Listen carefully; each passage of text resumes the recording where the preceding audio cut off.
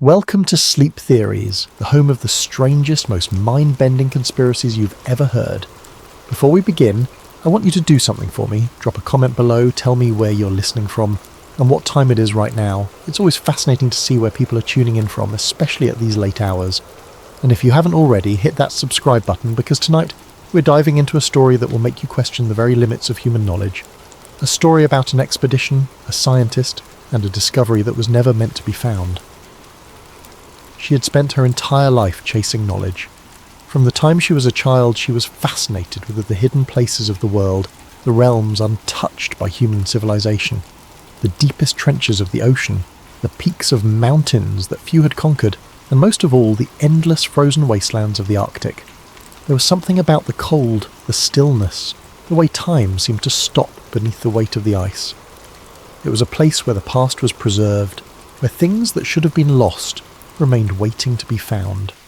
Unlike the restless, shifting world of forests and deserts, the Arctic remained unchanged, untamed, eternal. It was a land where history did not erode, but instead froze in place, waiting for someone to uncover it. Even as a child, she had devoured every book, every documentary, every scrap of information she could find on the frozen frontiers of the world. Stories of lost explorers trapped in an endless blizzard, ships swallowed whole by shifting ice floes, ancient creatures preserved for thousands of years, perfectly intact beneath layers of frost. Some saw it as a land of death, a place hostile to human life. But she saw something else, a mystery waiting to be solved. She spent hours staring at old maps, her fingers tracing over the vast blank spaces marked as unknown. There was something thrilling about the idea that in an age of satellites and technology, there were still places where the world simply ended, places so remote that no human footsteps had ever touched them. As she grew older, her fascination turned to determination. She dedicated herself to the study of glacial geology and climate research, fascinated by the way the ice held secrets of the Earth's history. Every layer was a time capsule, a frozen record of centuries gone by. With each expedition, each sample of ice she examined, she felt as though she was reading a story written by time itself. A story stretching back long before the first civilizations, long before the first written words. She spent years training, preparing for the harsh realities of fieldwork. Arctic research was not for the weak. It required endurance, discipline, and ability to survive in one of the most brutal environments on the planet. It wasn't just about the science. It was about pushing herself to the limits, stepping into the unknown and learning how to exist in a place where even the air seemed to resist human presence. Her mentors warned her that the Arctic was unforgiving, that people had disappeared out there, swallowed by the ice, their bodies never recovered, that the cold was a force of nature unlike anything else, one that could strip a person down to their most primal state, where survival became the only thought in the mind. But she wasn't afraid. If anything, it only deepened her resolve. She read about the failed expeditions, the lost men who had frozen where they stood, their bodies only rediscovered decades later, still locked in their final moments, their last expressions preserved in the ice. The stories fascinated her, not out of morbid curiosity, but because they proved something to her. The Arctic did not forget. It did not erase. It kept its secrets, and that was exactly why she had to go. But no expedition had ever intrigued her like this one, because this time she wasn't just looking for history. This time she was looking for something else. It had been planned for years, a specialized research mission backed by a private organization that claimed to have discovered an anomaly beneath the ice. The satellite imaging showed something massive, buried miles beneath the frozen landscape. It wasn't a cave, a rock formation, or a simple glacial anomaly. It was something else entirely, something too perfect in its design. She had spent years analyzing glacial shifts, geological formations, and ice core readings. Nothing in her career had prepared her for this. The Arctic was chaos frozen in time, fractured landscapes, towering ice ridges formed from the pressure of millennia. Yet this was structured, deliberate, unnatural.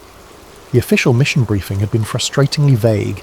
The research institute funding the expedition described the objective as a study of unusual subsurface structures, an explanation that left more questions than answers. What did they already know that they weren't telling her? She had been provided with satellite imagery, but no historical records, no mentions of past expeditions to this exact location, no explanation for the anomaly's origins. She pored over the images obsessively. The shape was almost symmetrical, its dimensions too precise for nature to have carved it on its own. The readings indicated a faint heat signature, despite being entombed in ice that had been untouched for thousands of years. Ice insulates, yes, but heat doesn't just persist for millennia without a source. Something was still generating it. Theories raced through her mind. Was it a lost city buried beneath the ice like Atlantis beneath the waves? A meteorite, its metallic core somehow still active? A crashed craft, its technology preserved beneath the thick Arctic ice? Or was it something even older? Something that predated human history itself? She had to find out. The journey to the Arctic was grueling. Their team, a small group of scientists, researchers and private contractors, travelled by cargo plane, then icebreaker, then snowmobile, each leg of the trip pushing them further into one of the most inhospitable places on Earth. The first leg of the journey was easy enough. The cargo plane, packed with scientific equipment, survival gear, and weeks' worth of supplies, landed at a remote Arctic base. It was the last outpost of civilization before the true emptiness began. From there they boarded the icebreaker, a massive ship designed to carve its way through the frozen sea. The further they travelled, the thicker the ice became, the air growing colder, drier, thinner. The ship rocked violently as it ploughed through the frozen barriers, metal groaning under the strain. They passed through uncharted waters, places where no ship had been before. It was a humbling reminder that even in the modern age, there were still parts of the world untouched by human hands. Then they reached the edge of where the ocean ended, and the ice began. From there, the real journey started. The team unloaded their gear, switching to snowmobiles and sleds to carry their equipment across the endless tundra. The Arctic air was like breathing in ice. Every breath stung. Every exposed inch of skin burned from the cold. The sun never truly set, but it cast a dim, eerie glow over the horizon, a perpetual twilight that made time feel meaningless. The landscape stretched in every direction, a world of white slants. There was no sound except for the distant howling of the wind and the soft, rhythmic crunch of their boots against the ice. The deeper they travelled, the more she felt it, a strange weight pressing down on the land, as if they were intruding upon a place that had been waiting undisturbed for too long, and beneath them, waiting beneath miles of frozen history, was the anomaly. They set up camp at the designated coordinates, a small outpost of heated tents, radar equipment, and drilling rigs. Their supplies were meticulously rationed. Fuel for generators, emergency rations, medical kits, and communication devices that kept them tethered to the world they had left behind. But out here, in the middle of the frozen abyss, civilization felt impossibly far away. Each day followed a strict routine. Temperatures plunged far below zero, and even with the most advanced thermal gear, the cold seeped into their bones. Breathing in the frigid air felt like inhaling ice shards, and any exposed skin could freeze in minutes. Their movements were slow, careful, not just to conserve energy, but because every step in this terrain could mean the difference between survival and disaster. The work was slow, methodical. They drilled into the ice in measured increments, using core sampling techniques to analyze the ancient layers. Every chunk of ice pulled from the depths told a story, trapped air bubbles holding echoes of an atmosphere long past, frozen sediments revealing environmental changes that had shaped the world. But the deeper they went, the less sense it made. Ice cores follow a predictable pattern, layers upon layers, each one compressing over millennia. And yet their samples weren't consistent with anything recorded before.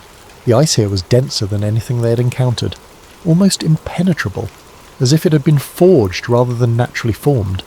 It wasn't just buried, it was sealed. A barrier of ice thicker than any known glacier surrounded it, encasing it completely. Natural processes couldn't explain this level of compression, this sheer force of entrapment. It was as if something had been deliberately locked away, hidden beneath the ice for thousands, maybe millions of years. Then came the breakthrough. At exactly 3:42 a.m, when most of the team was either asleep or huddled near the heaters, an alarm blared from the monitoring equipment. Their seismometers detected movement. Not shifting permafrost. Not a collapsing cavern. Something was moving. At first, they assumed an equipment malfunction, an error in the readings, interference from the cold, but the readings continued. A pulse, a slow rhythmic vibration deep beneath them. The structure wasn't just a mass beneath the ice. It was responding. Something was alive down there. The tension in the camp became palpable. Conversations turned into whispers, glances became wary. The expedition that had begun as an ordinary scientific venture was now something else entirely. Some of the team members hesitated. They spoke in hushed voices around the equipment, some suggesting that they shouldn't keep digging. Others refused to believe it was anything more than a natural phenomenon. She didn't hesitate.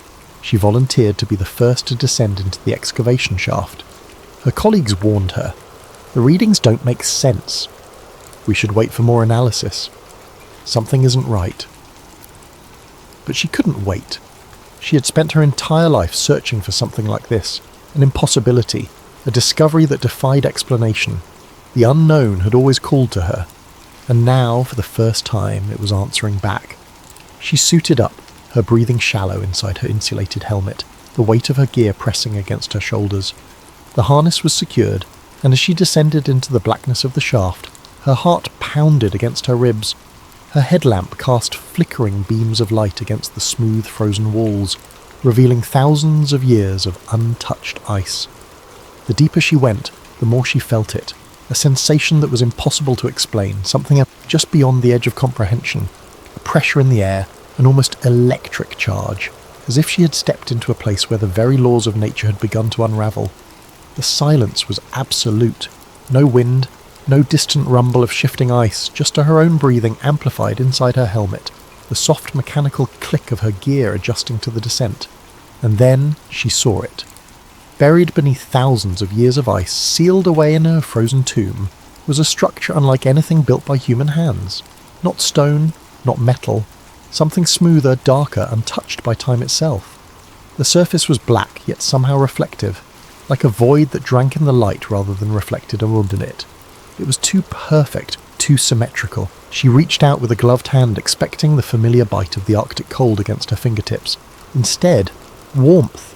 It didn't make sense. The ice around it was frozen solid, but the structure itself was warm, as if it had never truly been asleep. And then, the sound came, a low humming vibration, deep and resonant, filling the entire chamber. Her radio cut to static, her headlamp flickered. Then, movement. A shape shifted behind the impossibly smooth surface, something aware of her presence.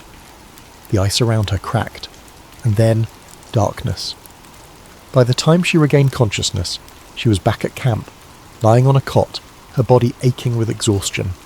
Her colleagues surrounded her, their expressions tight with worry.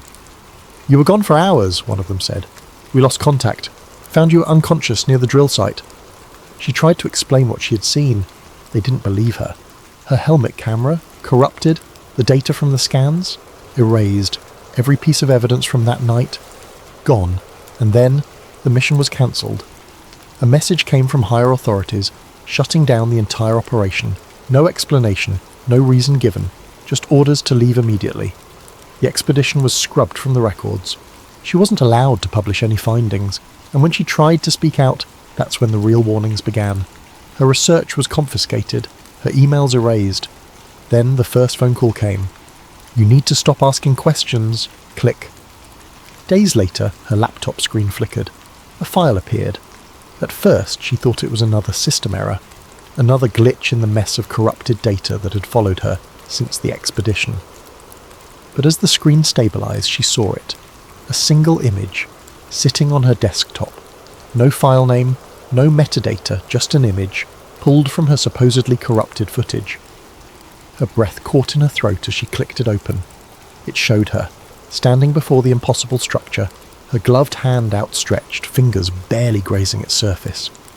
The dark mass loomed over her, smooth and alien, its presence unnerving even in a still frame. But it wasn't just her. In the corner of the image, just barely visible, a figure, not human, not anything from this world, so the air in her apartment suddenly felt thick, suffocating. She zoomed in. The resolution was damaged, distorted, but the shape was there. Long limbs, an unnatural silhouette, something standing just beyond the reach of the light. Watching her. Her heart pounded. She had been alone. The others hadn't followed her into the depths of the ice shaft. So why? How? Was there something else in the image? The room around her felt different now, as if the walls had pressed in closer. The soft hum of her laptop felt unnaturally loud, the dim glow of the screen the only light in the darkness. She tried to check the file's origins, but the deal was nothing. No creation date, no data logs, as if it had been placed there by someone or something else. And then, her laptop shut itself off. A sudden sharp static buzzed in her speakers, a sound like radio interference before the whole screen went completely black. She sat there in the dark, her fingers hovering over the keyboard, waiting, listening. The silence stretched too long. Then her phone buzzed. She jumped. The screen flickered randomly, notifications appearing and vanishing before she could register them. Messages erased themselves before she could read them. The timestamps didn't make sense. Calls and texts showing times that hadn't happened yet. Then the phone went dead. Her pulse thundered in her ears. Something was wrong. She reached for her external drive, the one where she had secretly saved copies of the expedition's data, backups of the audio files, raw footage from the ice shaft. The drive was empty. The files hadn't been corrupted. They had been removed, erased completely. The realization hit her like a physical force. They knew she had seen it. And now they were watching her. That night, she barely slept. Every sound outside her apartment felt deliberate. The creak of the floorboards, the distant murmur of a car engine idling too long. Then, the headlights appeared. Through the blinds, she saw it. A black car parked across the street. No movement. No one stepping out. Just sitting there, waiting. The first night, she convinced herself it was a coincidence. By the third night, she stopped pretending. It was always there, same time, same spot, not watching her house, watching her. She tried to reach her colleagues, some wouldn't talk to her, others had disappeared completely. Calls went straight to voicemail, emails bounced back, their online accounts wiped. It was as if the expedition had never existed, the research institute that had funded them. The website was gone, the official records vanished. She checked university archives, looking for any documentation that they had ever been commissioned for the project. Nothing remained. She tried reaching government agencies, thinking that maybe someone, somewhere would have a trace of the funding trail, but the response was always the same. There is no record of this mission. Perhaps you're mistaken. We don't have any knowledge of a research team deployed to that location. Lie after lie. And then the final warning came. A phone call, one she never answered. But somehow she heard the voice anyway. It wasn't angry. It wasn't threatening. It was calm, detached, certain. This isn't your discovery. Click. She didn't even breathe for several seconds. Her hands trembled as she put the phone down. She stared at the blank screen, at the reflection of herself in the darkened glass. It wasn't a warning, it was a statement. That night, she packed her bags. She deleted everything. She burned the remaining notes she had printed, wiped her devices, left behind anything that could be tracked. She knew the truth now, and she knew what happened to people who tried to share it. The Arctic wasn't empty. Something was buried there, and it wasn't human. They had sealed it away, locked it beneath the ice, and she had broken the seal. They weren't going to let her do it again. Her apartment suddenly felt like a cage, the walls closing in, the air thick with something unseen but present. She looked one last time through the blinds. The black car was gone, but she knew better. They hadn't left. They were just waiting for her to make the next move. She didn't. She vanished. No goodbye, no warning. Just gone. The last trace of her existence was a single encrypted message, sent to a contact who knew how to read between the lines. Don't follow me. Don't look for it. Some things are meant to stay buried. And after that, nothing. No further activity, no sightings. Her name, like the expedition, was erased, as if she had never existed at all. Stay curious, my friends. Keep questioning everything. And remember, sometimes the truth is just a little too dangerous.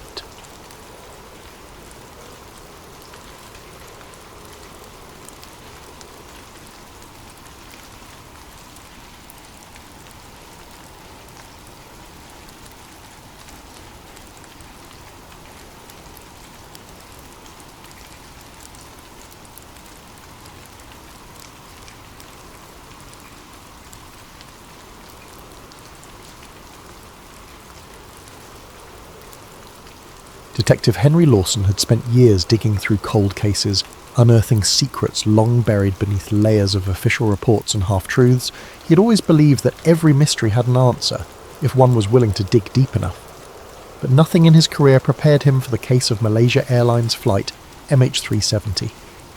It started with a simple request from a grieving wife. Her husband had been on that flight, and she never accepted the official explanation. She had replayed the news reports endlessly, memorizing every detail, every contradicting statement, every forced press conference where officials dodged questions instead of answering them. There was always something missing, something left unsaid. Her eyes, hollow from years of sleepless nights, fixed on Henry with a quiet desperation. "How does a Boeing 777 just disappear?" she had asked. "How does a plane with over 200 people on board vanish without a single piece of real evidence?" She wasn't the first to ask those questions, but Henry saw something different in the way she spoke. She wasn't just seeking closure. She wanted justice. At first, Henry thought it was an exercise in futility. Thousands of experts had scoured the oceans, analysed the data, debated theories on global news outlets. Investigators from multiple countries had spent years chasing ghost signals, calculating possible crash sites, sending deep-sea submersibles into the abyss, only to return empty-handed. Governments, aviation experts, and intelligence agencies had weighed in, each offering their own speculation.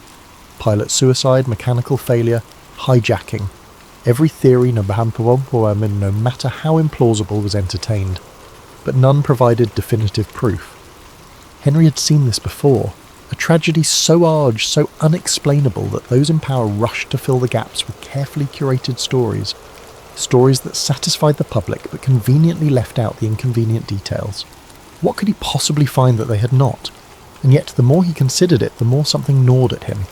A plane of that size, with modern tracking systems vanishing without a trace? Planes had disappeared before, but not like this. Not in an era of real-time satellite monitoring. Not in an age where every inch of the sky was tracked by military and civilian radar systems, and certainly not in one of the most heavily monitored air corridors in the world. So he did what he always did. He started at the beginning. He combed through flight logs, radar data, passenger manifests. He read the official reports, every paragraph, every footnote, every redacted line. It didn't take long for the inconsistencies to emerge. The timelines didn't align. The initial flight path, as recorded by Malaysian authorities, didn't match independent air traffic control records. The transponder, the device that allows air traffic control to monitor the plane's location, was manually turned off. Why? Pilots didn't do that unless they had a reason. And then there was the last transmission. The co-pilot's final words, "Good night, Malaysian 370. A normal sign-off. Too normal. Henry had heard thousands of recorded flight communications throughout his career, and something about this one felt off. There was no urgency, no distress, no sign of technical difficulties. It was the voice of someone following routine protocol. But minutes later, the plane veered sharply off course. Something happened in that cockpit. Something that no one was willing to talk about. The deeper Henry read, the more his gut twisted. The official narrative was too clean, too controlled, like someone had written the ending before the real story was even told. The official story said the flight lost contact with air traffic control on March 8th, 2011. And an hour after takeoff, the plane veered westward, flew for hours with no radio communication, and eventually disappeared somewhere over the Indian Ocean. But as Henry sifted through the documents, radar logs, satellite pings, pilot communications, he found discrepancies that gnawed at his instincts. For one, there was no distress signal. If there had been an emergency, the pilots would have had time to send out a mayday, but there was nothing. Then there were the radar anomalies. Reports indicated that the plane had taken a sudden left turn, flying low, almost as if it were trying to evade detection. That wasn't the behaviour of a plane suffering mechanical failure. That was deliberate. The final satellite ping placed the aircraft somewhere deep in the southern Indian Ocean, but even that didn't make sense. Why would a commercial pilot fly thousands of miles off course into one of the most remote regions on Earth? There were also whispers, classified reports, leaked transcripts, and anonymous sources claiming that multiple military radars had tracked the aircraft after it disappeared from civilian radar. Some sources claimed the plane had been intercepted by a foreign military presence. Henry needed more. He reached out to contacts he hadn't spoken to in years, former air traffic controllers, aviation analysts, even an old friend in the military. Each conversation was the same: hesitation, fear, warnings to let this one go, but then he found Mark Delaney. Delaney had been working at a radar facility in Diego Garcia, a highly secretive US military base in the Indian Ocean, a place few civilians even knew existed.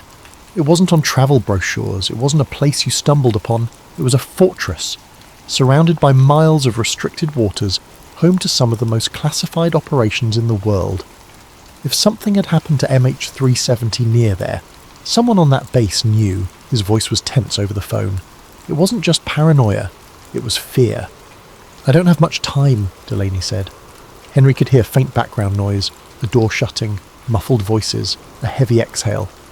"But you're asking the right questions." Henry leaned forward in his chair, gripping the phone tighter. Was the plane tracked after it disappeared? A long stint, then finally a quiet, "Yes." Henry's pulse quickened. He swallowed, forcing himself to keep his voice steady. "What happened to it?" Another silence. This one stretched longer. Henry could hear breathing on the other end, shallow and uneasy. Delaney wasn't just hesitating, he was deciding. Finally, his voice dropped to a whisper. "I can't say over the phone, but it didn't just crash. That's all I'll tell you." Then the line went dead. Henry's stomach turned. He tried to call back. Once, twice, 3 times, nothing, just an automated message. The number was disconnected. Delaney was gone, and that's when it hit Henry. Delaney knew he was being watched.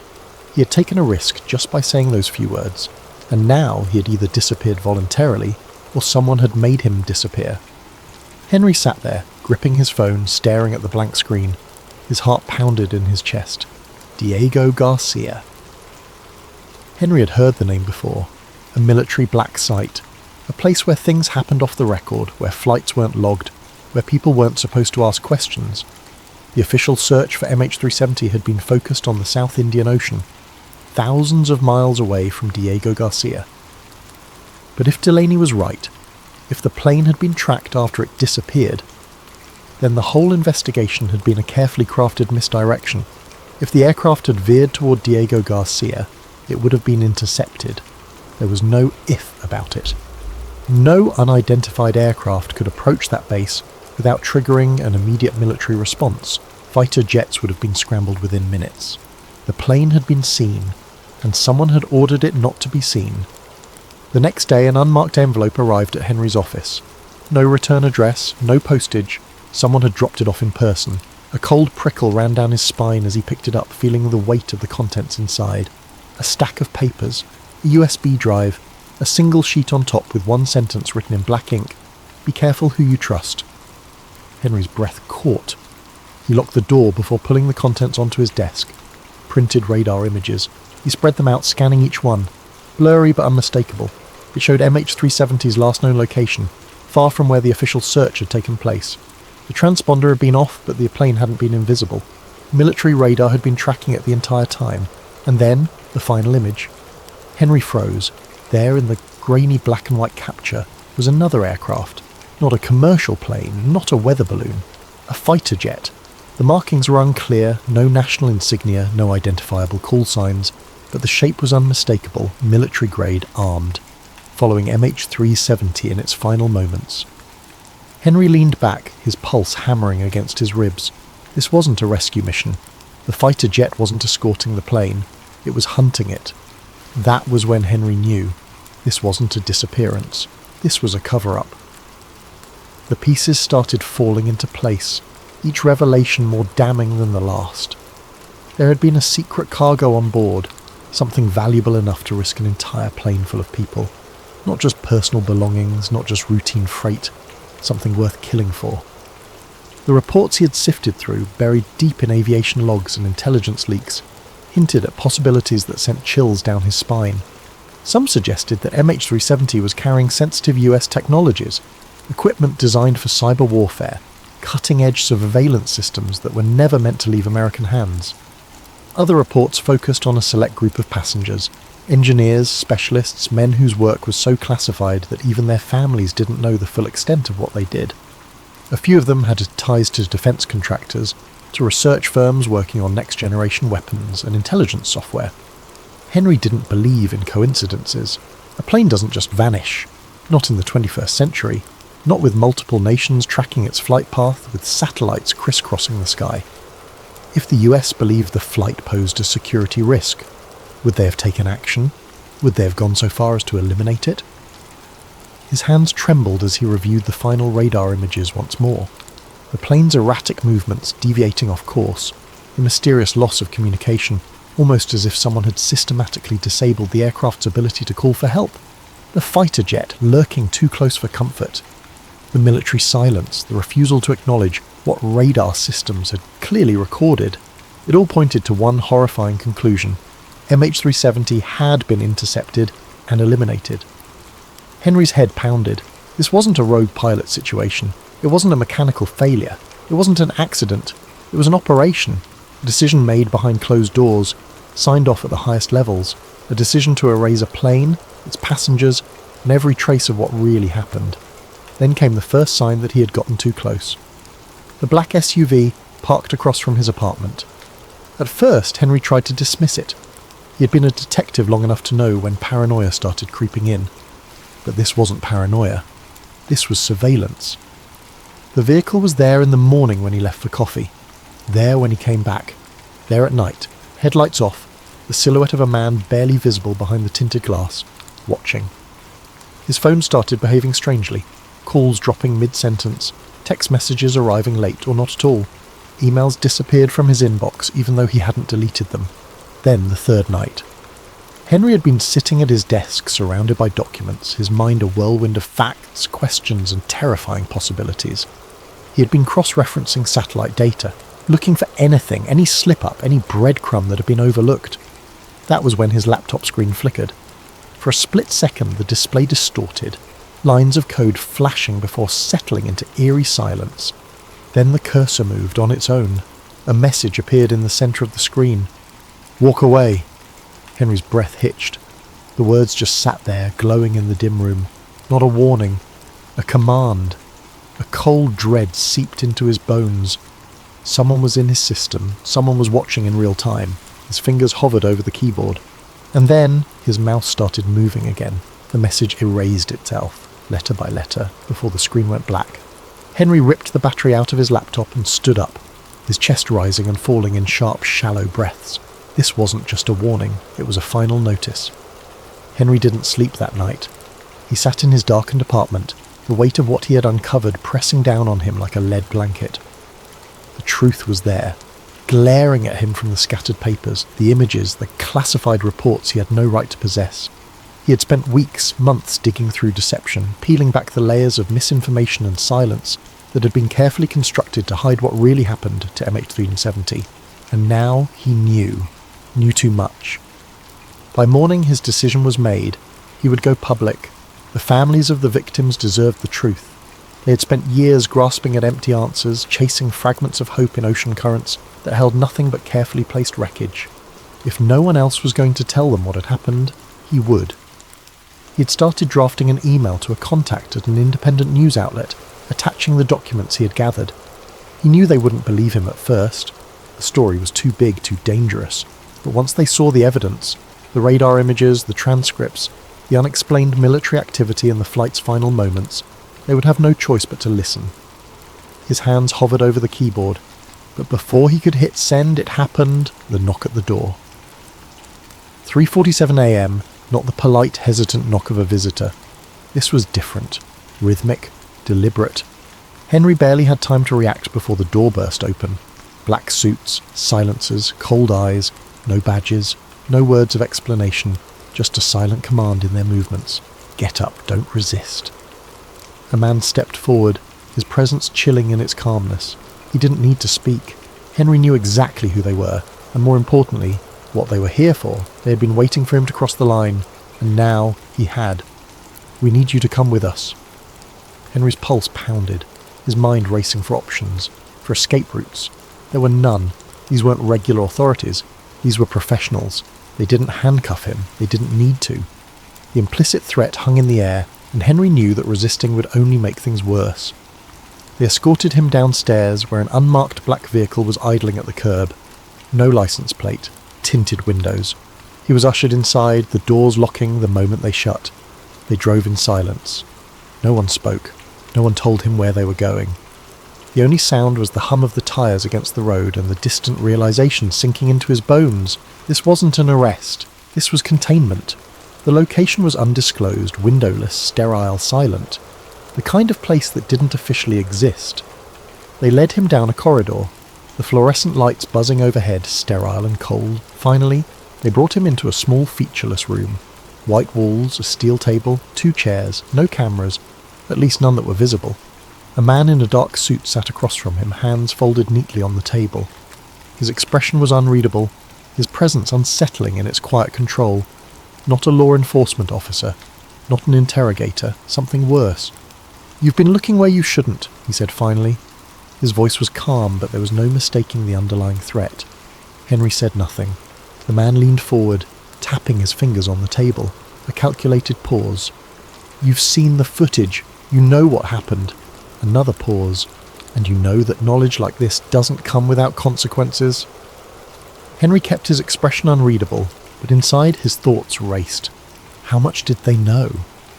The answer came before he could process it. The screen behind him flickered to life.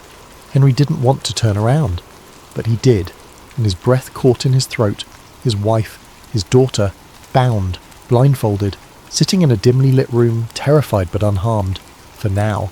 His pulse roared in his ears, his hands clenched into fists. He wanted to scream, wanted to lunge across the table, but the man in the suit just watched him, calm, controlled, in complete command.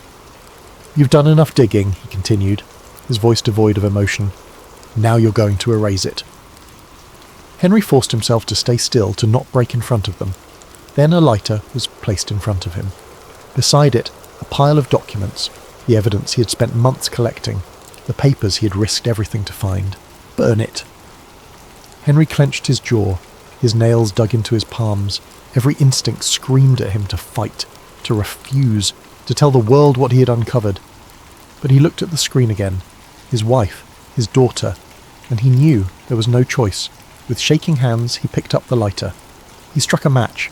The flame took hold instantly, devouring the pages, the images, the transcripts, everything he had worked for, everything he had found, gone. The fire crackled softly as the last of the paper curled into blackened ash. The man in the suit leaned back, satisfied. Smart choice. They let him go, but he wasn't free. 2 days later, the police arrived at his door. A raid. A warrant. Charges. Completely fabricated. Possession of illicit materials. Tampering with government property. Enough to bury him in the system indefinitely. A quick trial. A long sentence. Henry barely spoke during the proceedings. There was nothing to say. He had already lost. Locked away. Forgotten. The truth buried deeper than ever. And the mystery of MH370? Still unsolved.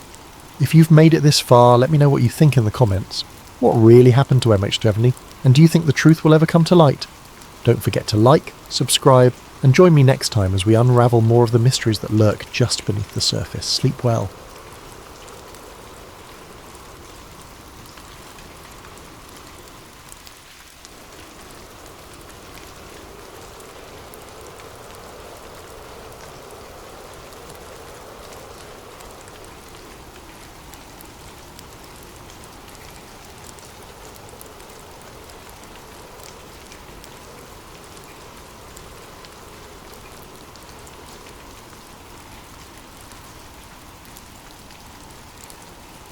The librarian adjusted his glasses, the weight of the book pressing against his palms as if it were alive, demanding his attention. The air around him seemed to grow heavier, the faint hum of the library's fluorescent lights fading into the background. He ran a finger along the edge of the page, feeling the brittle paper threaten to crumble under his touch. The text was dense, written in a dry academic tone, but every so often a sentence would leap out at him, sharp and insistent like a hand reaching out from the past. The book cited sources he had never encountered before. Obscure military reports, declassified documents from intelligence agencies, and testimonies from individuals whose names had been scrubbed from history. One passage detailed how Hitler's dental records, used to confirm his death, had been hastily assembled and later contradicted by a Soviet officer who claimed the body they found in the bunker didn't match the Führer's description. Another section referenced a coded message intercepted by Allied forces in the weeks following the war, suggesting a high-ranking Nazi official had been smuggled out of Berlin under the cover of night. The author didn't just speculate.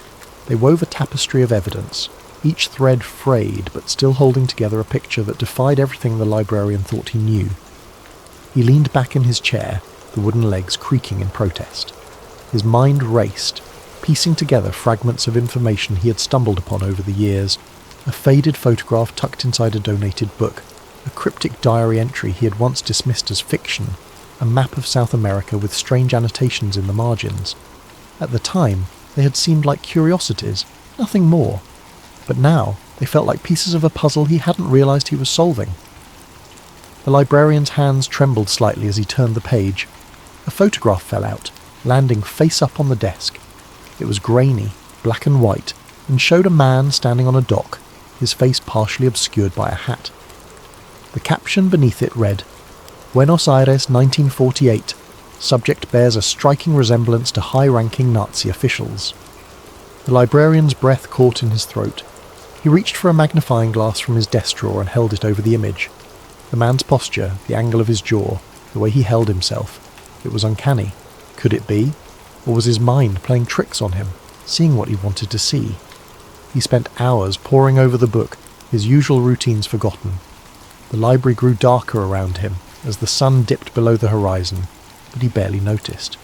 He was consumed by the narrative, by the possibility that history had been rewritten, that the truth had been buried beneath layers of denial and deception.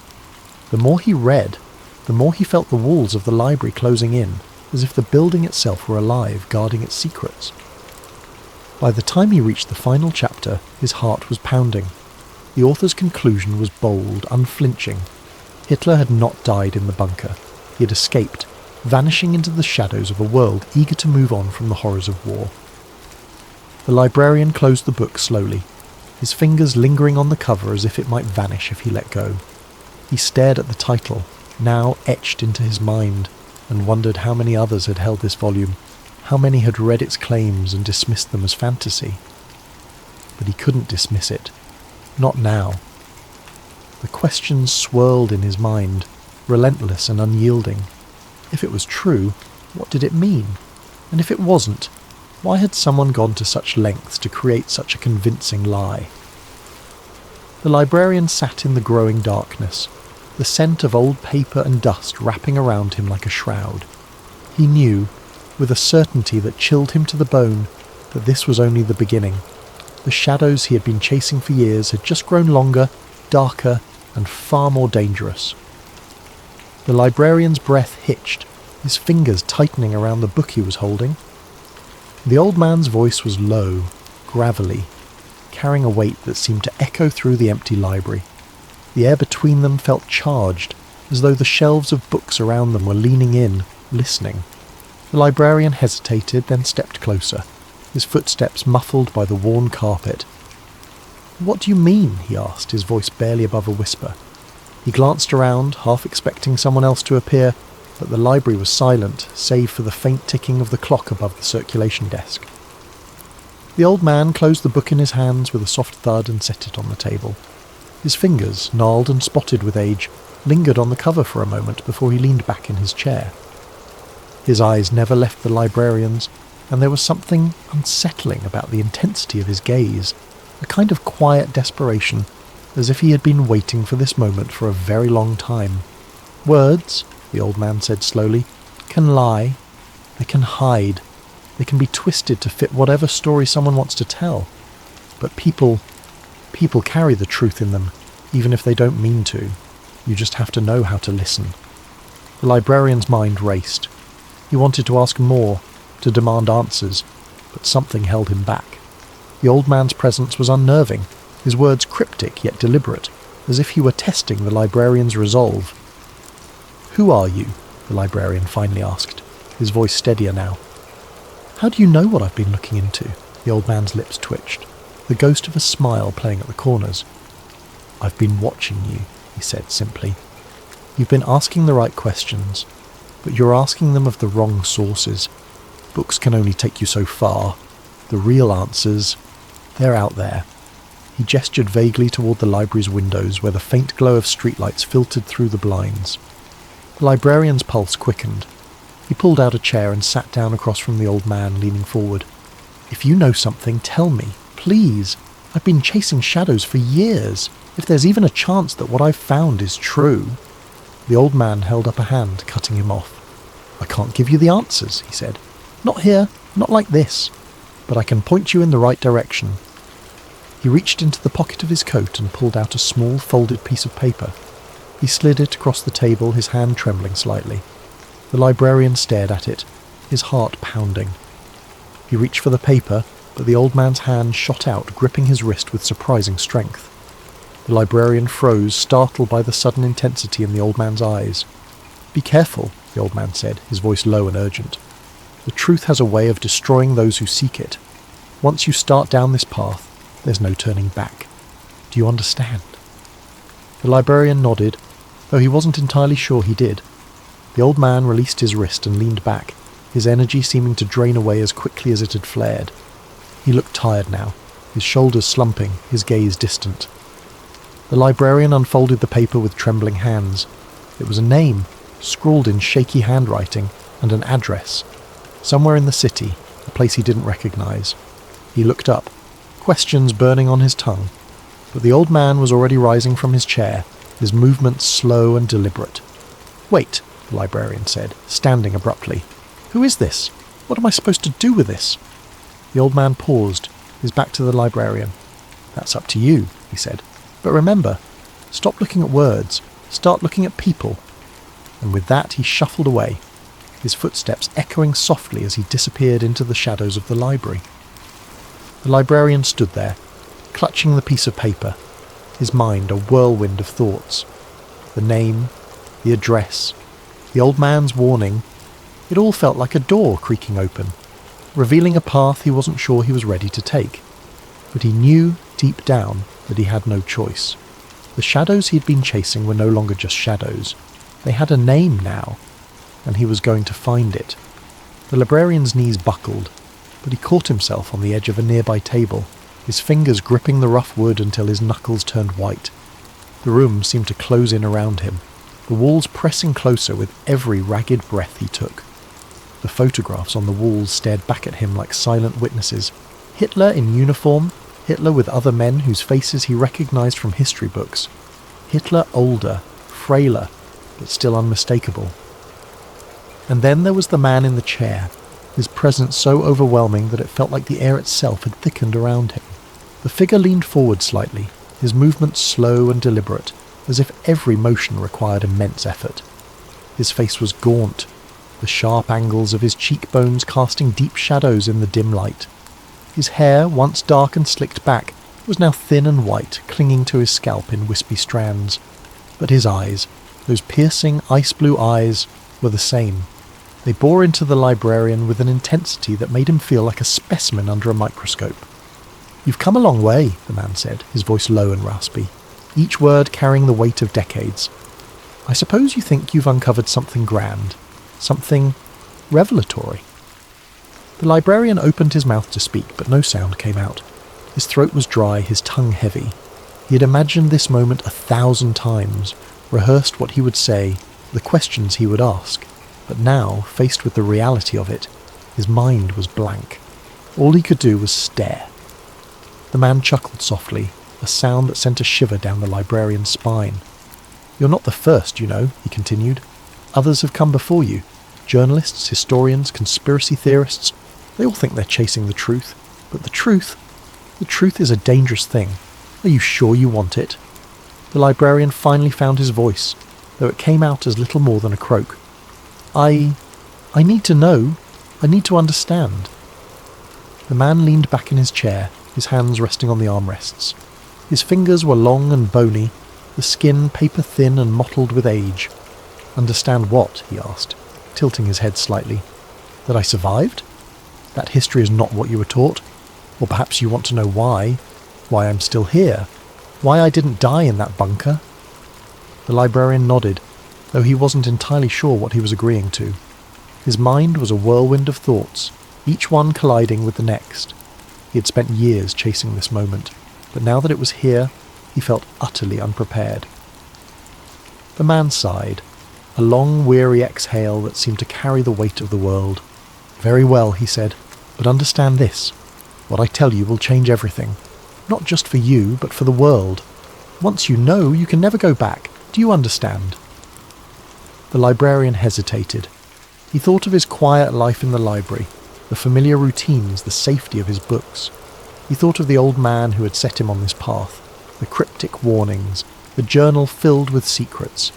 And he thought of the photographs on the walls, the faces staring back at him, demanding to be acknowledged. "I understand," he said, though his voice trembled. The man nodded, as if he had expected nothing less. "Sit," he said, gesturing to a chair across from him. "This will take some time." The librarian obeyed, his legs giving out as he sank into the chair. It was old and creaky, the cushion worn thin, but he barely noticed. His entire focus was on the man in front of him, the man who had haunted his thoughts for so long. "The bunker," the man began, his voice taking on a distant, almost dreamlike quality, was a farce, a stage play for the world to see. The body they found, dental records, the ashes, all of it was a carefully constructed lie. I had help, of course, people who were loyal to me, who understood that my death was necessary for the world to move on. But I was never meant to die. Not then. The librarian's mind raced, trying to process what he was hearing. It was one thing to suspect, to theorize, but to hear it confirmed so matter-of-factly was something else entirely. "Who helped you?" he asked, his voice barely above a whisper. The man smiled faintly, the ghost of the charismatic leader he had once been. "You would be surprised," he said. "There were many who believed in the cause, who were willing to risk everything to ensure its survival. Some were high-ranking officials, others were ordinary citizens, but they all shared one thing, a belief that the world was not ready for the truth. And the truth is," the librarian prompted, his heart pounding in his chest. The man's smile faded, replaced by a look of profound sadness. "The truth," he said slowly, "is that the world is not what you think it is. The war, the atrocities, the rise and fall of nations, it's all part of a larger game. A game played by those who pull the strings from the shadows. I was a pawn, just like everyone else, but I saw the board. I understood the game, and that is why I had to disappear." The librarian's head spun. He felt like he was teetering on the edge of a precipice, about to fall into a chasm of revelations he wasn't sure he could handle. "What are you saying?" he asked, his voice trembling. "That the war, that everything, was orchestrated?" The man leaned forward, his eyes locking onto the librarian's with an intensity that made it impossible to look away. "I'm saying," he said, his voice low and urgent, "that the world is not what you think it is. The powers that be, the ones who control the flow of history, they have their own agenda, and they will do whatever it takes to ensure that agenda is fulfilled. I was a tool, a means to an end, and when my usefulness ran out, I was discarded. But I refused to go quietly." The librarian's mind reeled. He had come here seeking answers, but now he was drowning in them. "What do you mean, discarded?" he asked, his voice barely audible. The man leaned back again, his expression darkening. "There are forces at work in this world, forces that most people cannot even begin to comprehend. They shape history, manipulate events, and control the lives of millions. And when someone becomes a threat to their plans, that person is eliminated. I was supposed to die in that bunker, but I was warned. I had allies, and I escaped." The librarian's hands were shaking now, his entire body trembling with a mixture of fear and disbelief. "Who are these forces?" he asked, his voice cracking. "Who controls the world?" The man's eyes narrowed, and for a moment he looked almost pitying.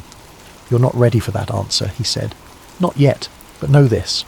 The world you think you live in is an illusion. The wars, the politics, the rise and fall of nations, it's all a carefully constructed narrative, and those who control the narrative control everything." The librarian felt like he was suffocating, the weight of the man's words pressing down on him like a physical force. "Why are you telling me this?" he asked, his voice barely above a whisper. "Why now?" The man's expression softened, and for the first time he looked almost human. "Because," he said, "you deserve to know.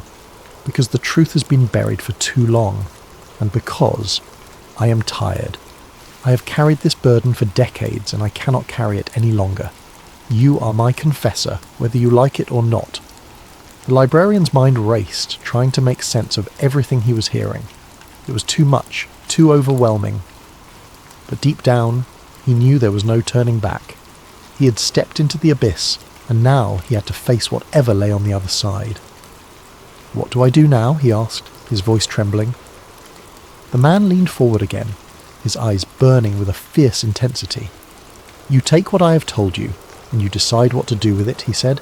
"You can walk away, pretend you never heard any of this, or you can take the truth and shine a light on it.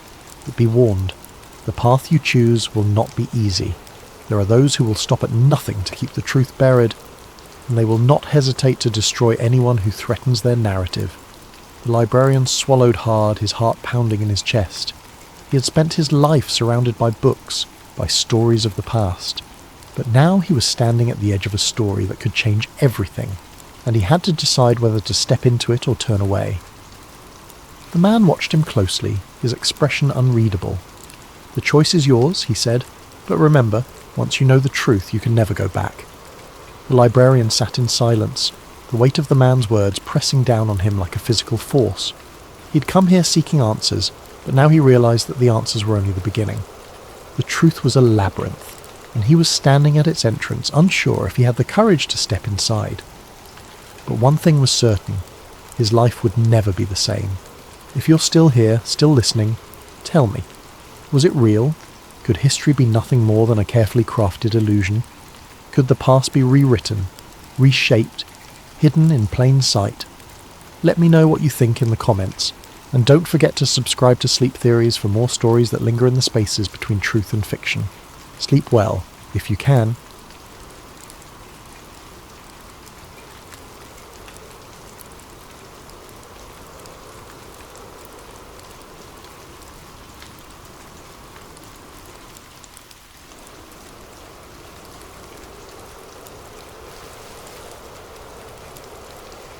The room was dimly lit, the kind of lighting that made shadows stretch and dance on the walls, creating an eerie atmosphere that seemed to hum with secrets. The air was thick with the scent of old paper and stale coffee, a testament to the long hours spent in this small, cluttered office. The woman sitting at the desk was young, perhaps too young for the weight of the world she was about to uncover. Her name was Agent Sarah Jensen, a low-level operative in the behavioral science unit of the FBI.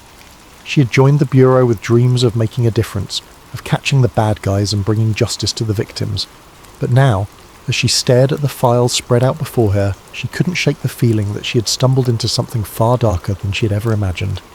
Before we dive into this twisted tale, I want to take a moment to ask you, yes, you watching this right now, where in the world are you tuning in from? What time is it where you are? Drop a comment below and let me know. And if you're new here, welcome to Sleep Theories, where we explore the shadows of history, the mysteries that lurk in the corners of our world, and the stories that keep you up at night. Don't forget to hit that subscribe button and ring the notification bell so you never miss a deep dive into the unknown.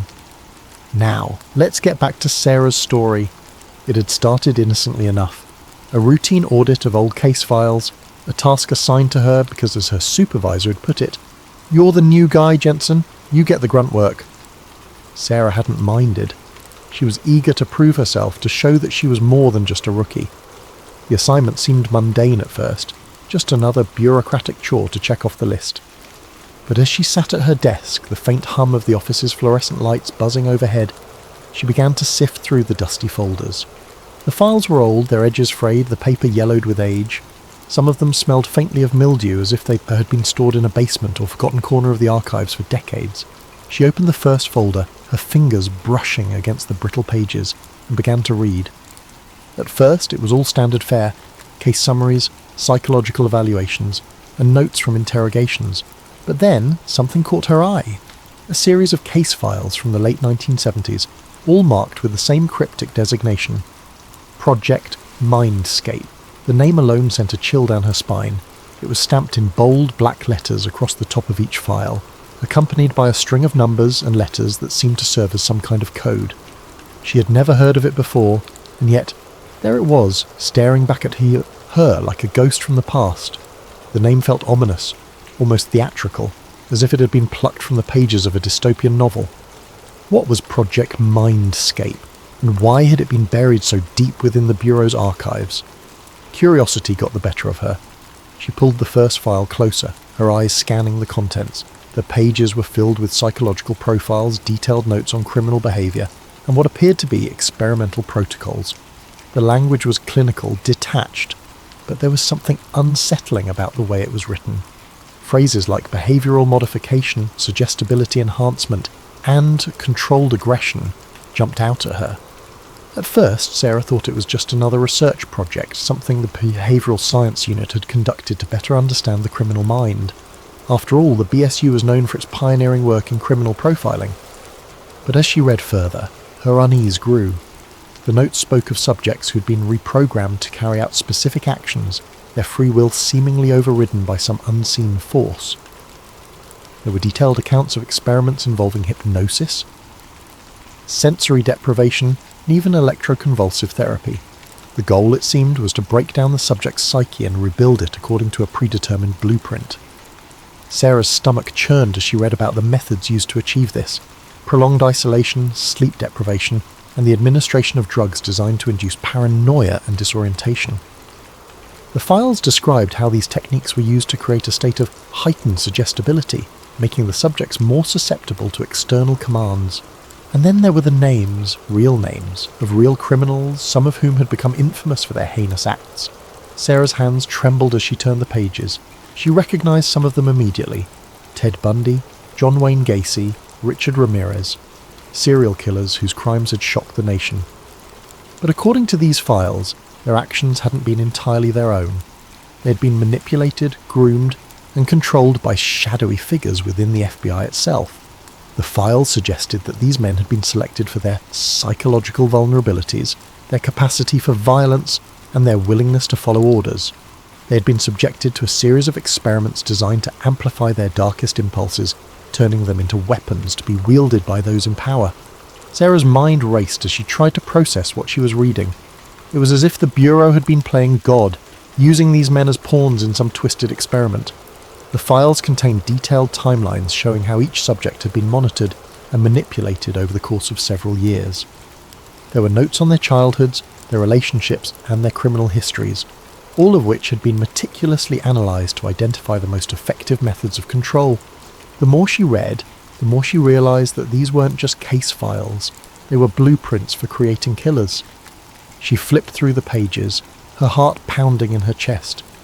There were photographs too, grainy black and white images of men strapped to chairs, their eyes vacant, their faces twisted in agony as electrodes were attached to their skulls. Other photos showed subjects being subjected to sensory deprivation tanks, their bodies floating in dark, soundproof chambers. The images were haunting, almost surreal, like something out of a nightmare. Sarah couldn't tear her eyes away. She felt as though she had stumbled into a hidden world, a world where the lines between good and evil, justice and tyranny, had been blurred beyond recognition. As she continued to read, she found herself drawn to a particular section of the file. It was a transcript of an interview with one of the subjects, a man whose name had been redacted. The interviewer's questions were cold and methodical, designed to elicit specific responses. The subject's answers, on the other hand, were fragmented, almost incoherent, as if he were struggling to piece together his own thoughts. At one point, the interviewer asked, "Do you know why you're here?" The subject paused for a long moment before responding, I don't know, I can't remember. It's like someone else is in control." Sarah's breath caught in her throat. She flipped to the next page, her eyes scanning the text. The interviewer continued to press the subject, asking him to describe his thoughts and feelings. The subject's responses grew increasingly erratic, his words laced with confusion and fear. "I can hear them," he said at one point.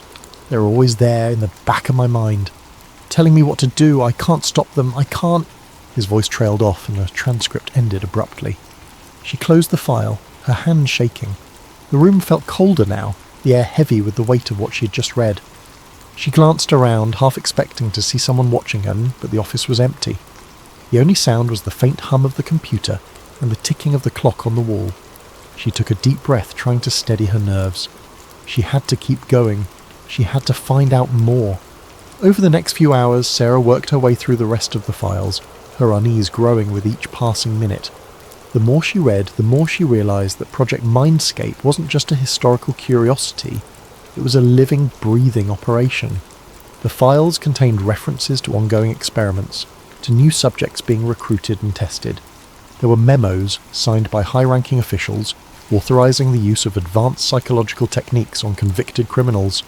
There were reports of secret facilities hidden away in remote locations where these experiments were carried out. And then there were the results, reports of criminals who had been released back into society, only to commit even more heinous acts that seemed almost orchestrated. Sarah's mind raced as she tried to make sense of it all. How deep did this go? How many people were involved, and who exactly was pulling the strings? She knew she had stumbled onto something massive, something that could shake the very foundations of the Bureau. But she also knew that she couldn't do this alone. She needed help. She needed to tell someone. But who could she trust? If what she was reading was true, then the very people she worked for were involved in this nightmare. She thought about going to the media, but she knew how that would end. She'd be discredited, labelled a conspiracy theorist, or worse. No, she had to be careful. She had to gather more evidence, build a case that couldn't be ignored. Little did she know, her discovery had already set something in motion. Something dark, something dangerous, and it was only a matter of time before it caught up with her. She couldn't believe what she was reading. It had to be a mistake, a hoax, something. The idea that the FBI, the very institution she had sworn to serve, could be involved in something so monstrous was almost too much to comprehend. But the evidence was there, staring her in the face, impossible to ignore. The more she dug, the more she found, and each new piece of the puzzle only deepened her sense of dread. There were memos, signed by high-ranking officials, authorising the use of advanced psychological techniques on convicted criminals. The language was cold and bureaucratic, but the implications were horrifying. Phrases like enhanced interrogation protocols and behavioural recalibration were used to describe what amounted to systematic psychological torture. The memos were stamped with classified markings, their distribution limited to a select few within the Bureau. Sarah's hands trembled as she held them, the weight of their contents pressing down on her. And then there were the reports of secret facilities, hidden away in remote locations where these experiments were carried out. The files described places that didn't officially exist, black sites tucked away in the wilderness far from prying eyes. One report mentioned a facility in the mountains of Montana, another in the deserts of Nevada. The descriptions were vague, but the details that did emerge were chilling. The facilities were equipped with state-of-the-art technology, including devices designed to monitor and manipulate brain activity. There were references to isolation chambers and sensory deprivation tanks, tools used to break down the subject's sense of self and make them more susceptible to external control. But it was the photographs that haunted her the most.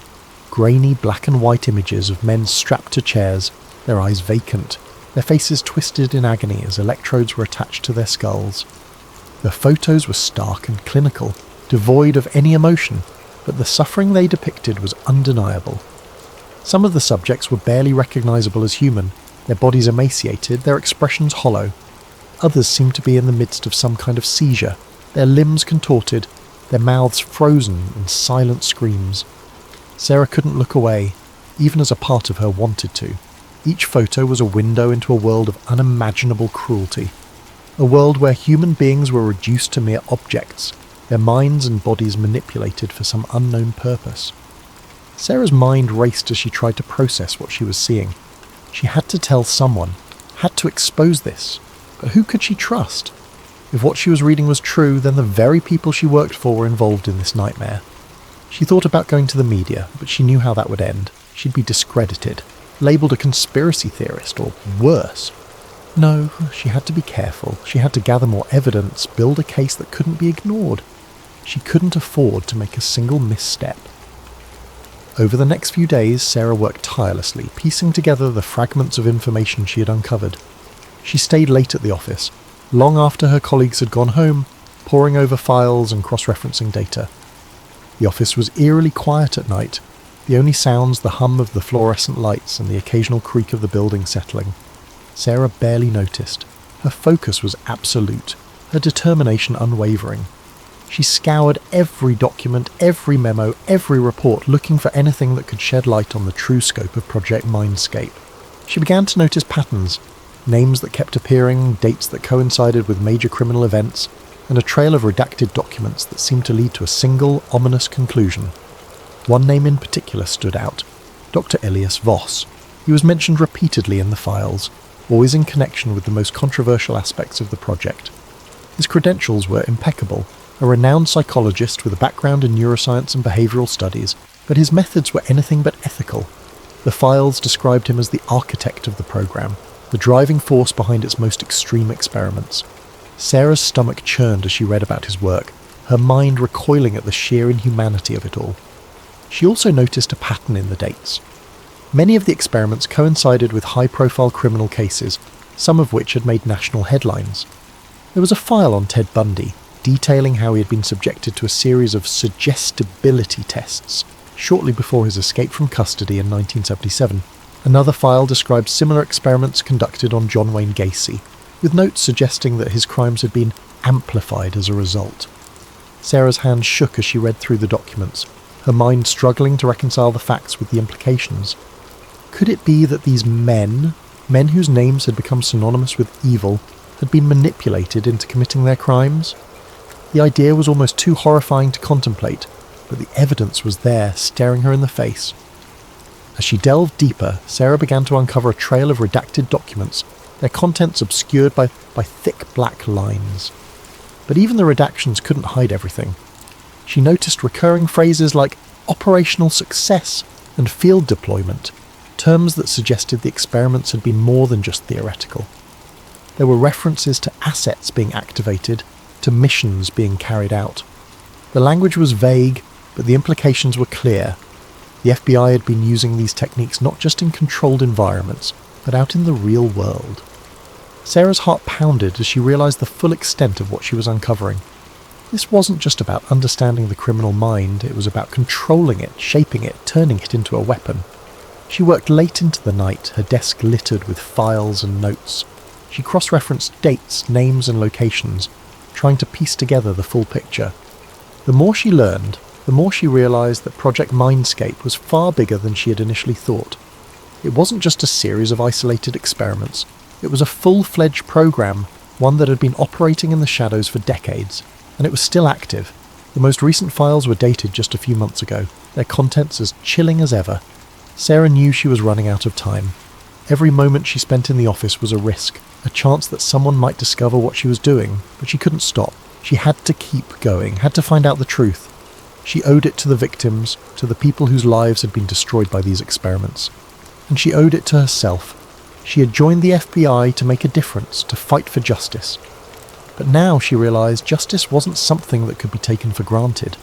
It was something that had to be fought for, even when the odds were stacked against you. As she sat at her desk, surrounded by the evidence of a conspiracy that went to the highest levels of power, Sarah felt a surge of determination. She didn't know how she was going to do it, but she was going to expose this. She was going to bring the truth to light no matter the cost, because if she didn't, who would? One night, as she was leaving the office, Sarah noticed a black SUV idling in the shadows of the parking garage. It was parked in a far corner, its engine running, its headlights off. She didn't think much of it at first. Maybe it was just another agent working late, or a security detail waiting for someone. But as she walked toward her car, keys in hand, she felt a prickling sensation at the back of her neck, a faint but unmistakable sense of unease. She glanced over her shoulder, her eyes scanning the dimly lit garage.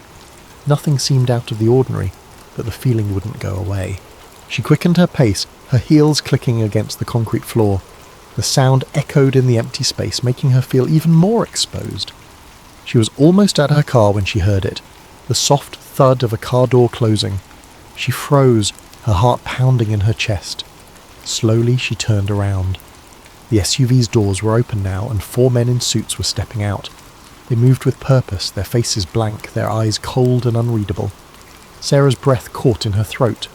She didn't know who they were, but she knew one thing. They weren't here to help her. Before she could react, they were on her. One of them grabbed her arm, his grip like iron. Sarah twisted, trying to break free, but it was no use. Another man moved in, blocking her path. She kicked out, her foot connecting with his shin, and he grunted in pain but didn't let go. The third man grabbed her other arm, and together they began dragging her toward the SUV. Sarah struggled with everything she had, her mind racing. She couldn't let them take her. She couldn't. "Help!" she screamed, her voice echoing through the garage. But there was no one around to hear her. The men didn't say a word, their faces expressionless as they forced her toward the vehicle. Sarah's mind raced. She had to do something. She couldn't let them take her. She couldn't. With a surge of adrenaline, she twisted her body, managing to free one arm. Gipaku swung her elbow, hitting one of the men in the face. He staggered back, his grip loosening, and Sarah took her chance. She broke free and bolted, running as fast as she could toward the exit. Behind her, she heard the sound of footsteps, heavy and fast, closing in. She didn't look back. She couldn't. She had to keep going. The garage seemed to stretch on forever, the rows of cars blurring together as she ran. Her lungs burned, her legs ached, but she didn't stop. She could hear the men behind her, their footsteps growing louder. She reached the stairwell and yanked the door open, practically throwing herself inside. She took the stairs 2 at a time, her breath coming in ragged gasps. She had to get out. She had to find help. She burst through the door at the top of the stairs and found herself in the lobby of the FBI building. It was empty, the reception desk unmanned, the lights dimmed. Sarah's heart sank. She had hoped there would be someone here, anyone, but the place was deserted. She glanced over her shoulder and saw the men emerging from the stairwell, their faces still blank, their movements methodical, they weren't even out of breath. Sarah ran toward the front doors, her mind racing. She had to get outside. Maybe she could flag down a passing car, find a security guard, anything. But as she reached the doors, she realized they were locked. She pulled on the handles, but they didn't budge. Panic surged through her. She was trapped. She turned around, her back pressed against the glass, and faced the men. They were closing in, their movements slow and deliberate, like predators stalking their prey. Sarah's mind raced. She had to think of something. She couldn't let them take her. She couldn't. One of the men reached into his jacket, and for a moment, Sarah thought he was going to pull out a gun. But instead, he pulled out a small device no bigger than a remote control. He pressed a button and a high-pitched whine filled the air. Sarah clapped her hands over her ears, but the sound seemed to penetrate her soul, making her vision blur and her legs give out beneath her. She collapsed to the floor, her body trembling, her mind spinning. The men were on her in an instant, their hands grabbing her, lifting her off the ground. Sarah tried to fight, but her limbs felt heavy, unresponsive. The world around her seemed to tilt and sway, the edges of her vision darkening. She felt herself being carried, the sound of the men's footsteps echoing in her ears. And then everything went black. When she woke up, she was in a room. A white, sterile room with no windows and a single door. The walls seemed to pulse with a faint, almost imperceptible hum, like the room itself was alive. She tried to sit up, but her body felt weak, her limbs like lead. Her head throbbed, her thoughts muddled and disjointed. She blinked, trying to clear her vision, but the room remained blurry, the edges of her consciousness frayed. And then she saw them, the same men from the garage standing over her, their faces now masked by some kind of device. The masks were sleek and featureless, with only a faint glow emanating from where their eyes should have been. One of them held a syringe filled with a clear liquid, the needle glinting in the harsh light of the room. Sarah tried to scream, to beg, to do anything, but no sound came out. Her throat felt dry, her voice trapped somewhere deep inside her. The man with the syringe stepped forward, his movements slow and deliberate. Sarah tried to move, to fight, but her body wouldn't obey. She could only watch as the needle pierced her skin, the cold liquid flooding her veins. The last thing she remembered was the sensation of something foreign spreading through her body, a cold, creeping numbness that seemed to seep into her very soul. And then, nothing. When she woke up again, she was different. She could feel it deep in her bones. Her thoughts were no longer her own. There was a voice in her head, whispering to her, guiding her. Well, it wasn't loud, not at first, but it was insistent.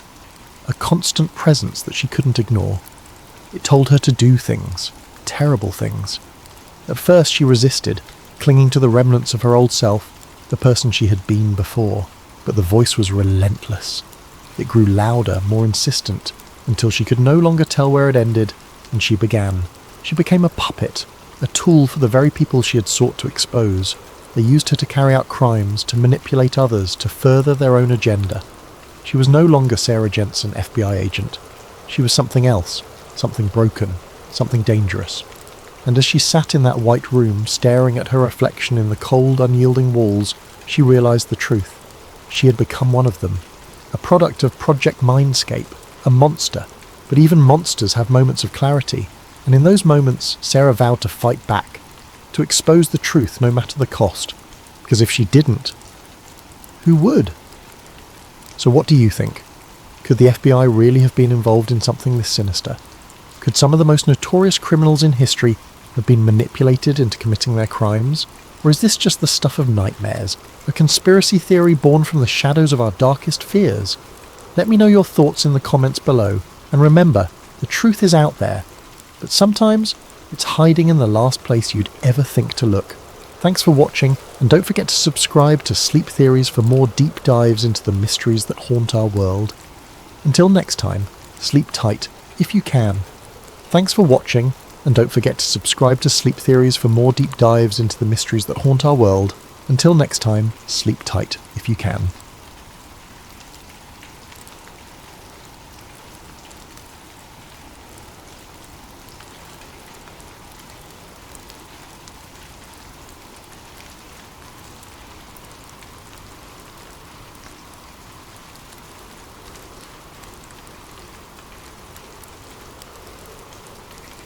Jason Hart never imagined his government job would lead him to fear for his life. At 37, Jason had spent nearly a decade as a data analyst for a classified branch of the Department of Justice. His work was straightforward, if not monotonous, reviewing old case files, compiling statistics, and ensuring information stayed where it was supposed to stay. Jason liked the stability, the quiet routine of his life. He wasn't the type to question authority or chase after hidden truths. But all of that changed one ordinary Wednesday afternoon. Jason's office was a nondescript cubicle in a secure building outside of Washington, D.C. The walls were grey, the lighting harsh, and the coffee perpetually stale. On this particular day, Jason was working through a backlog of old CIA and FBI case files marked for internal review. Most of them were mundane. Redacted memos about long-closed investigations, bureaucratic chatter, and the occasional bit of Cold War paranoia. It was mind-numbing work, and Jason often found himself zoning out, his fingers mechanically scrolling through page after page. He settled into his worn office chair, the cushion compressed to the point of discomfort from years of use, and adjusted the angle of his monitor. The screen emitted a faint hum, blending seamlessly with the quiet clatter of keyboards in the adjacent cubicles. Occasionally he could hear muffled snippets of conversations from colleagues, though no one spoke louder than necessary. In this line of work, discretion was not just encouraged, it was mandatory. Jason's desk was as unremarkable as the office itself.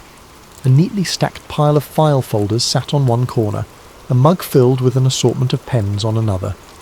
A faded photo of his younger self and his parents sat in a simple frame, a reminder of a life that felt worlds away from the tightly controlled environment he now operated in.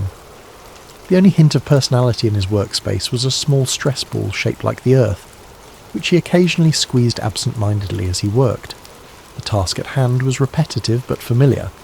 He was combing through archived documents to verify that sensitive information had been properly categorized and secured. Each file was a window into the past, though most were dull snapshots of bureaucracy, records of mundane investigations, outdated protocols, and procedural updates long since rendered irrelevant. Yet every so often, a document would catch his eye, something slightly out of place, an odd phrasing or a name that didn't seem to belong. That was part of what made Jason good at his job. He had a knack for spotting anomalies, the little details others might overlook. It wasn't that he was overly curious, he simply liked order, and inconsistencies were like splinters in his otherwise tidy mental framework. Today, however, the files seemed particularly unremarkable, and his mind began to wander. He glanced at the clock on the wall, its second hand ticking steadily toward lunchtime. Time always seemed to move slower in this building, as if the walls themselves conspired to stretch the hours.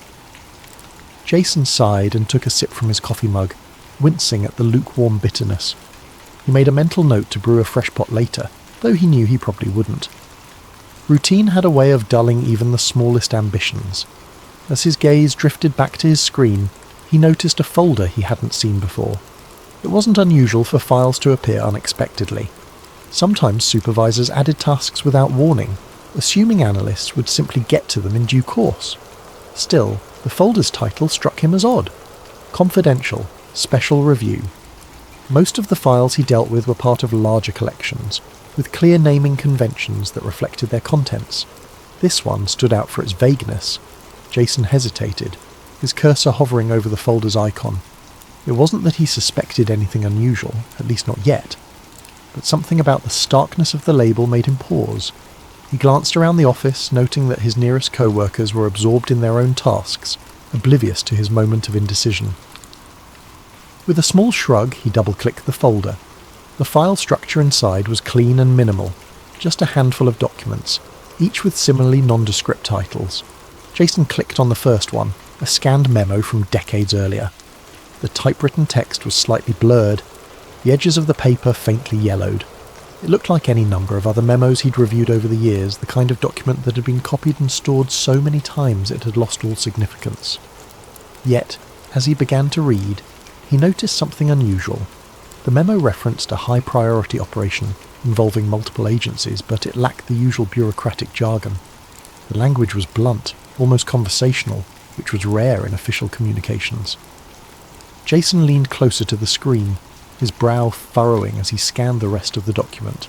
It was vague, but there were mentions of directives from the highest level, and sensitive outcomes requiring absolute discretion. Jason's instincts kicked in, a flicker of unease sparking in the back of his mind. He couldn't quite put his finger on it, but something about the tone felt wrong. He reached for his stress ball, squeezing it absent-mindedly as he reread the memo. A nagging thought formed in his mind. Maybe this was more than just an old, unimportant file. He moved on to the next document, his curiosity now fully engaged. As the page loaded, Jason adjusted his glasses and prepared for another round of bureaucratic monotony. But the more he read, the more a strange sensation began to creep over him, a sense that he was venturing into territory he wasn't meant to see. But one file caught his attention. The folder was marked Top Secret, Operation Patriot. The name meant nothing to him, but the subheading grabbed his curiosity. Dallas Contingency Planning, November 1963. Jason felt a chill creep up his spine as he opened the file. He'd always been fascinated by the JFK assassination, though he'd never believed the wilder conspiracy theories. But this file, buried deep in the system, seemed to suggest there was more to the story. The first few pages were innocuous. Logistics, travel plans, and memos about security protocols. But as he scrolled further, the tone shifted. Jason's eyes widened as he read a memo from a high-ranking official detailing the need for absolute control over the narrative in the event of a Dallas incident. The document referenced individuals with code names and included phrases like plausible deniability and coordinated disinformation efforts. Jason leaned closer to his screen, his heart pounding. The language was vague enough to avoid outright accusations, but the implications were clear. This wasn't about protecting the president. It was about preparing for the fallout from his death. He hesitated for a moment, his fingers hovering over the keyboard. He knew he shouldn't dig any deeper. His clearance allowed him access to these files, but reading them and understanding them was another matter entirely. But his curiosity burned too brightly to ignore. He opened the next document. This one was worse. It was a transcript of a conversation between two officials, one of whom was labelled Director. The dialogue was chilling in its frankness. Are the assets in place? Yes, Dallas is secured. The fall guy is ready. Good. This has to look clean. No loose ends. Jason's stomach churned. The fall guy? They were talking about Lee Harvey Oswald, weren't they?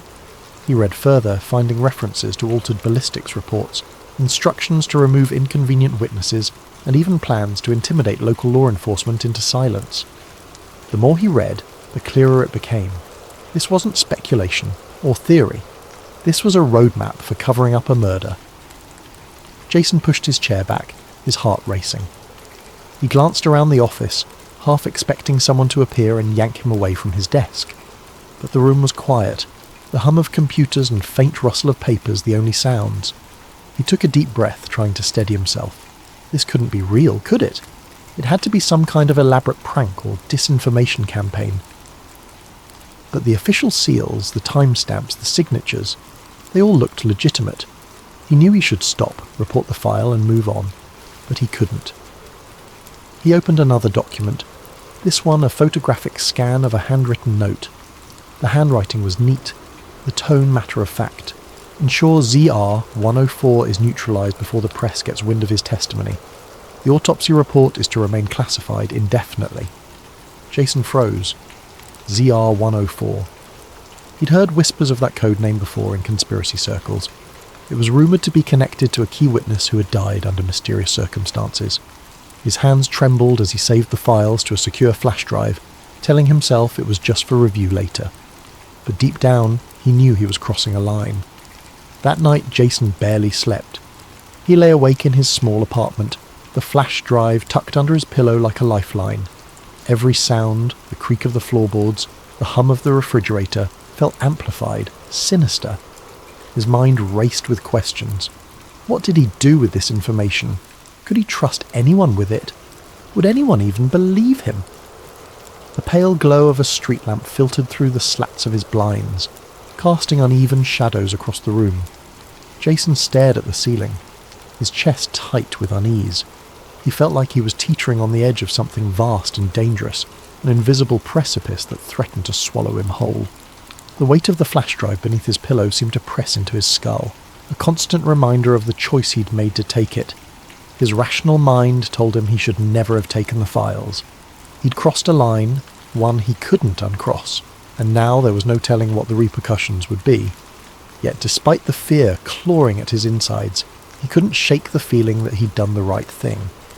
The documents he'd seen were too significant, too damning, to be left buried in some forgotten digital archive. People deserved to know the truth, didn't they? But the truth came with risks. Jason knew enough about the system he worked within to understand how deeply it could bury things and people when necessary. He'd heard stories over the years, whispered rumours of individuals who'd asked too many questions or dug too deeply into classified matters. They were reassigned, silenced, or simply disappeared from the bureaucratic machine without a trace. Jason had always dismissed those stories as paranoia, but now they didn't seem so far-fetched. His pulse quickened as a thought occurred to him. What if someone already knew what he'd done? His heart pounded in his chest as he sat up, throwing the blanket off. He walked to the window, parting the blinds just enough to peer outside. The street below was quiet, the occasional car passing by on its way to nowhere important. But there! A black sedan parked across the street, its engine off, the silhouette of someone inside barely visible against the faint interior glow. Jason's stomach dropped. He told himself it could be anyone, a neighbour, a passerby taking a break. But his instincts screamed otherwise. He released the blinds and backed away from the window, his breathing shallow. The apartment, once a sanctuary, now felt like a trap, its walls too thin, its spaces too exposed. He returned to the bed, sitting on the edge with his head in his hands. He couldn't keep living like this, jumping at every shadow and second-guessing every sound. But what were his options? Turning the flash drive over to the authorities seemed impossible now. If the documents he'd seen implicated people at the highest levels of government, who could he even trust? And if he went public, he'd be painting a target on his back. The minutes stretched into hours, the glow of dawn beginning to seep through the blinds. Jason's body ached with exhaustion, but his mind refused to let him rest. Every creak of the building felt like footsteps, every faint sound like a whisper of danger. He clutched the flash drive tightly in his hand, its cool surface grounding him in the present. He didn't have answers yet, but one thing was clear. He couldn't stay here. Not like this. Not anymore.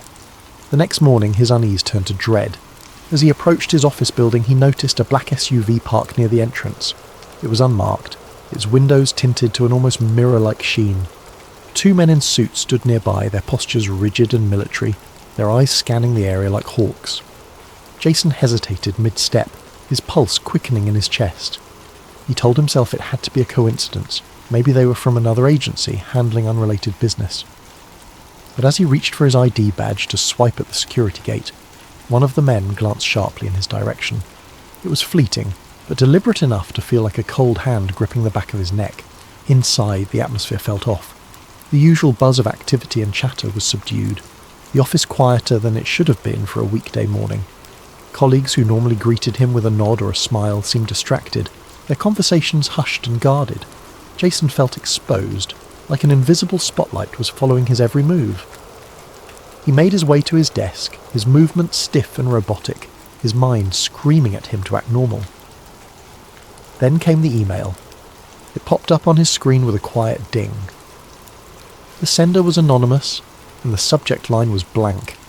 The message itself was chilling in its simplicity. "We know everything." Jason's blood ran cold. His hand hovered over the mouse, unsure whether to delete the message or leave it untouched. His eyes darted to his bag, where the flash drive lay hidden beneath a folder of innocuous paperwork. How could anyone know? He'd been so careful. His heart thudded in his chest as paranoia took root. Were there cameras in his apartment he hadn't noticed? Had someone been watching him even before he realized he was being followed? His instincts kicked in. He grabbed his belongings, standing so quickly his chair nearly toppled over. With a deep breath, he tried to compose himself, striding toward the exit as calmly as he could manage. Every step felt like it carried the weight of 1,000 eyes. The elevator ride down stretched into eternity. Each floor dinged. Each pause seemed to hold the threat of a confrontation. Jason clenched his fists, willing his expression to remain neutral. When the doors finally opened to the ground floor, he stepped out and walked briskly toward the main entrance, his mind rehearsing plausible excuses in case someone stopped him. But no one did, until he stepped outside. The black SUV was still there, idling now, as though waiting for him. One of the men in suits, tall, broad-shouldered and wearing dark sunglasses, turned toward him. Their eyes locked for a fraction of a second, and Jason saw the man speak into a device clipped to his lapel. Jason didn't wait to find out what he was saying. He bolted. He darted down the sidewalk, weaving through the morning crowd with practiced agility. The sound of his heartbeat roared in his ears, drowning out the ambient noise of the city. He risked a glance over his shoulder and saw the two men following him. Not running, but walking quickly, their expressions calm and determined. They didn't need to rush. They were hunters, and Jason was the prey. Turning sharply into an alley, Jason tried to think. He needed a plan, a way to shake them off his trail. He reached for his phone, fumbling with the screen as he dialed the only person he thought might help, an old college friend, Mark, who had become an investigative journalist. The line rang once, twice, 3 times before going to voicemail. Jason cursed under his breath, leaving a hurried message. "Mark, it's Jason. I can't explain everything right now, but I have something big. Huge.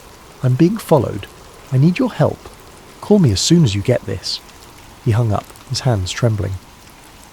The sound of footsteps at the mouth of the alley jolted him into motion. Jason ran again, ducking through side streets and slipping into crowded areas whenever he could. The chase stretched into hours, the men in suits always seeming to appear just when he thought he'd lost them. By nightfall, he found himself in a rundown motel on the edge of the city, the flash drive clutched tightly in his hand. The room was dark, illuminated only by the dim yellow glow of a single bedside lamp. Jason sat on the edge of the bed, his body trembling with exhaustion and fear. The flash drive felt heavier now, as if the weight of its secrets had become physical. He knew he couldn't keep running forever. He had to do something. Pulling his laptop from his bag, he connected to the motel's painfully slow Wi-Fi. He opened an encrypted email service and began typing furiously, attaching the files one by one. He sent them to every journalist, whistleblower organization, and trusted contact he could think of. Each email felt like a small victory, but also a step closer to an inevitable reckoning. As the last email sent, Jason leaned back, exhaling shakily. For the first time in days, he felt a flicker of relief, but it was short-lived. A faint hum reached his ears, growing louder with each passing second. Jason froze, his eyes darting to the window. He peeked through the curtains and saw it. The black SUV, parked under a flickering streetlight. The engine idled, its presence an ominous reminder that his time had run out. Jason's pulse quickened as he turned off his laptop, shoving it back into his bag along with the now empty flash drive. He couldn't stay here.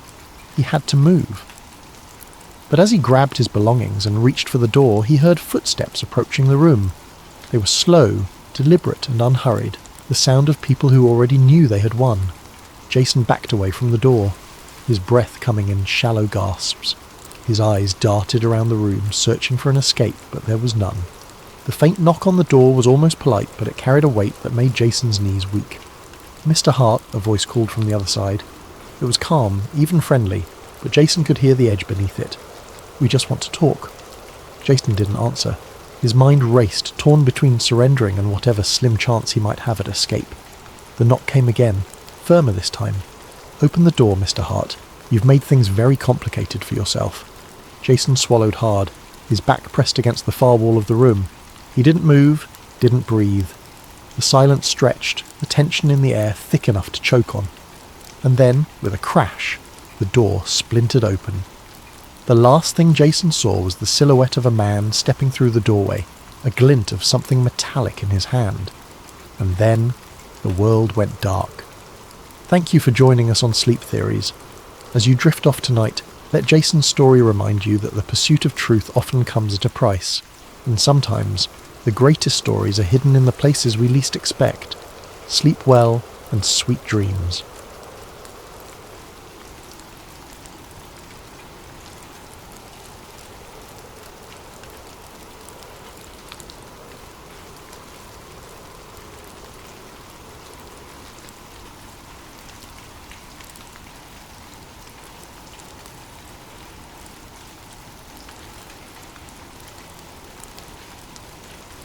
Ethan didn't remember a time in his life when he didn't feel out of place.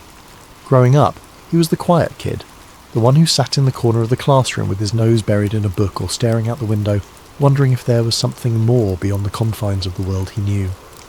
While his friends grew excited about parties, clubs and futures mapped out in clean, predictable lines, Ethan felt only a creeping dread, an unshakable feeling that something was missing.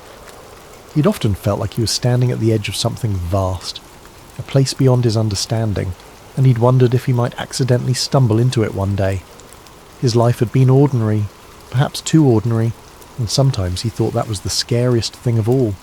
He spent most of his free time chasing stories and curiosities, unexplained mysteries, urban legends, and tales of things that couldn't be. The Backrooms was one of his favourites. He first read about it on a forum late one night, an innocuous post titled, "If you're not careful, you might slip between the cracks in the water into the back rooms." The premise was simple, terrifying. The back rooms were a hidden dimension, an endless maze of empty, yellowed rooms, a place you could fall into if you weren't careful, disappearing from the world as you knew it. The idea left him with a chill that lingered long after he'd closed his laptop. To some part of Ethan, the back rooms didn't just sound like a horror story. They sounded like something real, a hidden layer of reality lurking just beneath the surface, waiting for the right or wrong person to find it. He even dreamed about it sometimes. His curiosity deepened into a quiet obsession, and he'd spend hours researching theories, reading accounts from people who claimed to have seen glimpses of it or felt its strange pull in the periphery of their lives. This fascination made him feel alive, but it also made him reckless. He began to wonder what it would feel like to slip between the cracks himself, to see if a place like the back rooms could really exist. He'd explore abandoned buildings on weekends, walk the quiet, empty halls of his university late at night, always searching for something just out of reach. It became his ritual, a strange comfort that filled the gap he couldn't explain, that constant need to find something beyond the mundane. It was a normal Thursday afternoon, and Ethan was on his way home from a late night of studying in the library. He was tired, his head aching from hours of staring at his laptop screen. His thoughts were muddled as he waited for the elevator to take him down to the parking lot. When the doors finally slid open, he stepped inside, pressed the button for the ground floor and closed his eyes, leaning against the wall for a moment. That was when it happened. With a sharp jolt, the elevator stopped, sending a shock through Ethan's body and jolting him upright. He opened his eyes, blinking in confusion, but there were no lights, no numbers indicating what floor he was on. Only a dim, sickly yellow glow filtered through the tiny window in the elevator door. Confused, he pressed the door open button, hoping to see something familiar. The doors shuddered open with a creak, revealing a room, Not the parking lot, not even the dimly lit hallway of his university building.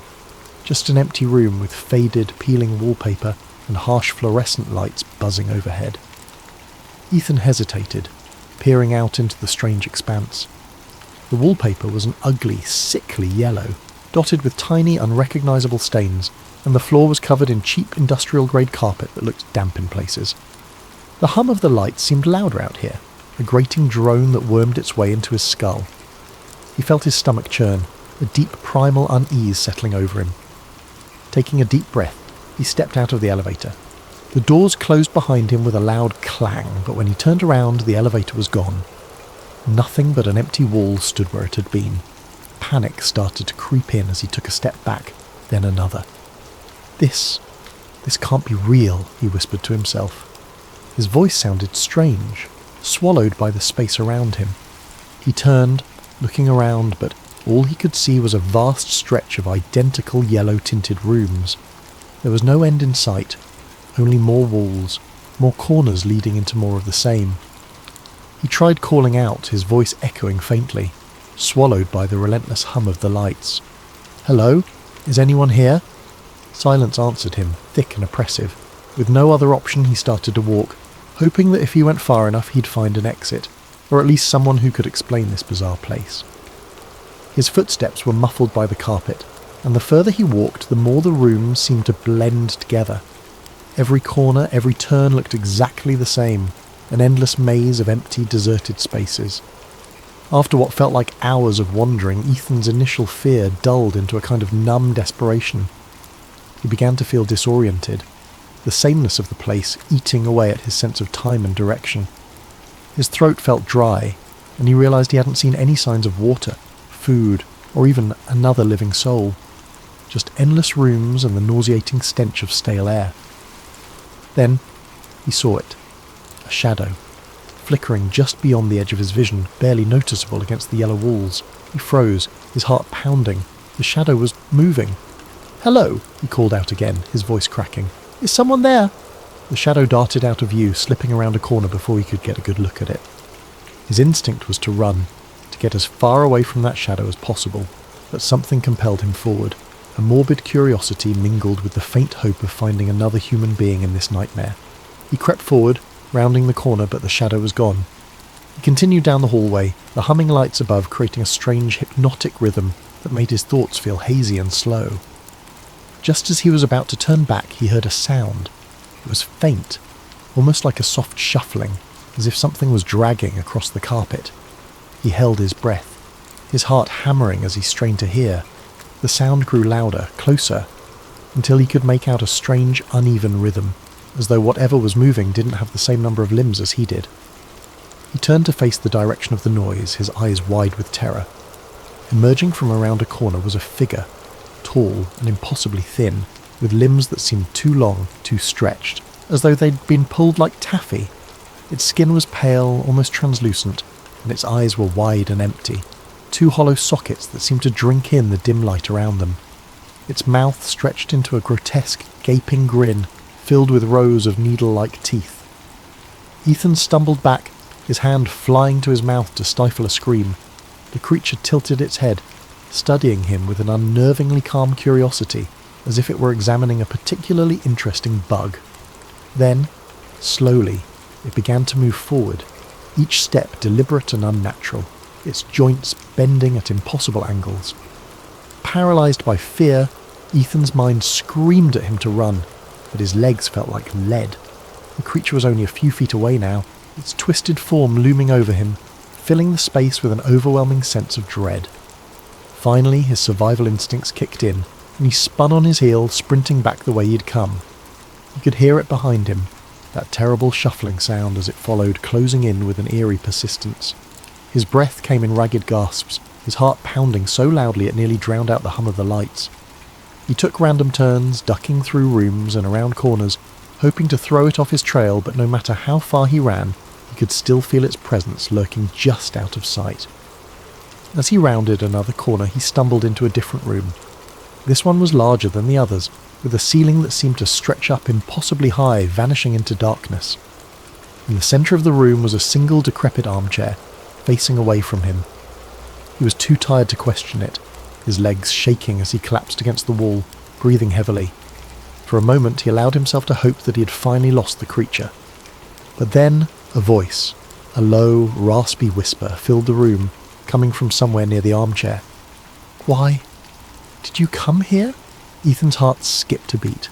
The voice was quiet, almost gentle, but there was something sinister lurking beneath it, a malevolent edge that made his skin crawl. I don't know how I got here," he managed to stammer, his voice barely a whisper. The armchair creaked, as if someone were shifting in it, though he still couldn't see who or what was sitting there. "No one comes here by accident," the voice replied, a hint of amusement in its tone. "You wanted to be here. You're one of us now." Ethan shook his head, panic rising in his throat. "I don't belong here. I didn't mean to come here." The chair creaked again, and Ethan could feel the thing in it watching him, though he couldn't see its face.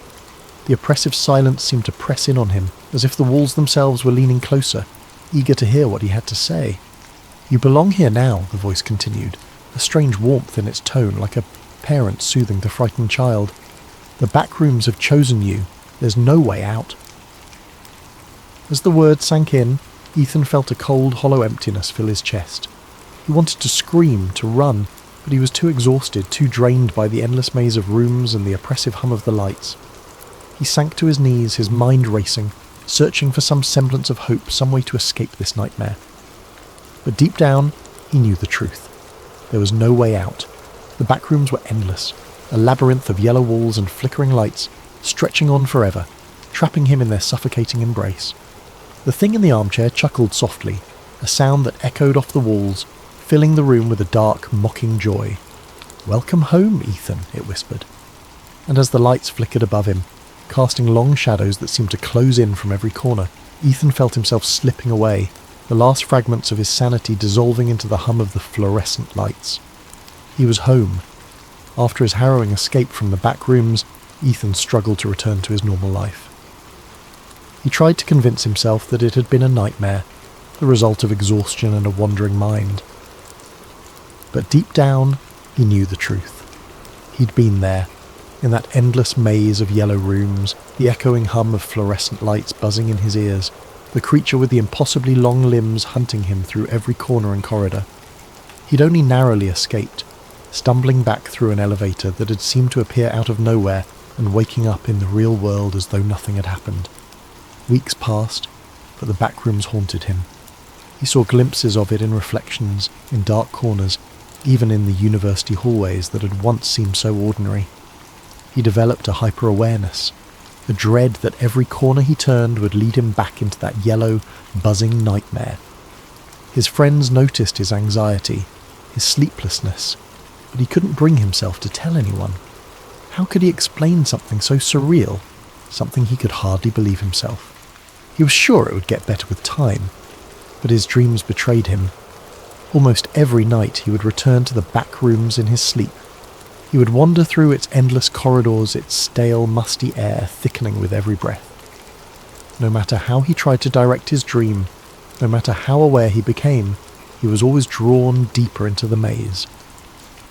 And in every dream the creature was there, lurking in the shadows, watching him with those empty eyes, that horrible grin. One night Ethan jolted awake, sweat pouring down his face, the hum of the fluorescent lights still ringing in his ears. His pulse pounded as he sat in the darkness of his room, clutching his bedsheets. It was a nightmare, just a nightmare, he told himself over and over. But the line between waking and sleeping was blurring, and he began to feel as though the back rooms were calling to him, beckoning him back. Despite his growing fear, something within him stirred, a curiosity, or perhaps a sick obsession. The fear of returning to the back rooms was tempered by an undeniable pull, a whisper that told him he hadn't yet seen everything there. He was certain it would swallow him whole if he went back, but some part of him felt he had to know the truth of what lay beyond those endless yellow rooms. The uncertainty gnawed at him, tugging at the back of his mind until he could think of little else. One Friday night, after another sleepless week, he gave in. It was as though he were possessed, acting on some deep unspoken impulse. He found himself back in the library, a little past midnight, with nothing but the quiet hum of the building to keep him company. He rode the same elevator he'd taken the last time, pressing the ground floor button, feeling the jolt as the elevator began its descent. But this time, there was no jolt to stop him. The elevator smoothly reached the ground floor, and the doors slid open to reveal the quiet university lobby. Disappointed and relieved in equal measure, he let out a shaky laugh. He'd been foolish, he thought, to believe the back rooms could be summoned by something so simple. As he stepped out of the elevator, he froze. The lobby looked different. The lights were dimmer, the walls slightly yellowed, and an odd damp smell hung in the air. Slowly, his heart sinking, he turned to look behind him. The elevator doors were still open, but there was no lobby beyond them. Only the familiar yellow-tinted wallpaper, the buzz of the fluorescent lights, and that endless carpeted expanse stretching into oblivion. Ethan felt a wave of nausea wash over him. He was back. Taking a deep breath, he steeled himself. This time, he wouldn't panic. He would stay calm, map out a path, and find his way out. He'd done it once, and he could do it again. But as he started to walk, he noticed subtle differences. The rooms felt darker, the smell stronger, almost like mildew mixed with something metallic. And the buzzing was louder, a harsh, grating sound that rattled in his skull. He wandered through the hallways, taking mental notes of every turn, every detail he could remember.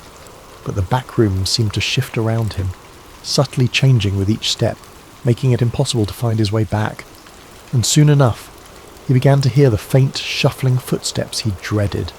The creature was here again. Ethan quickened his pace, his heart pounding. The footsteps followed him, echoing in sync with his own.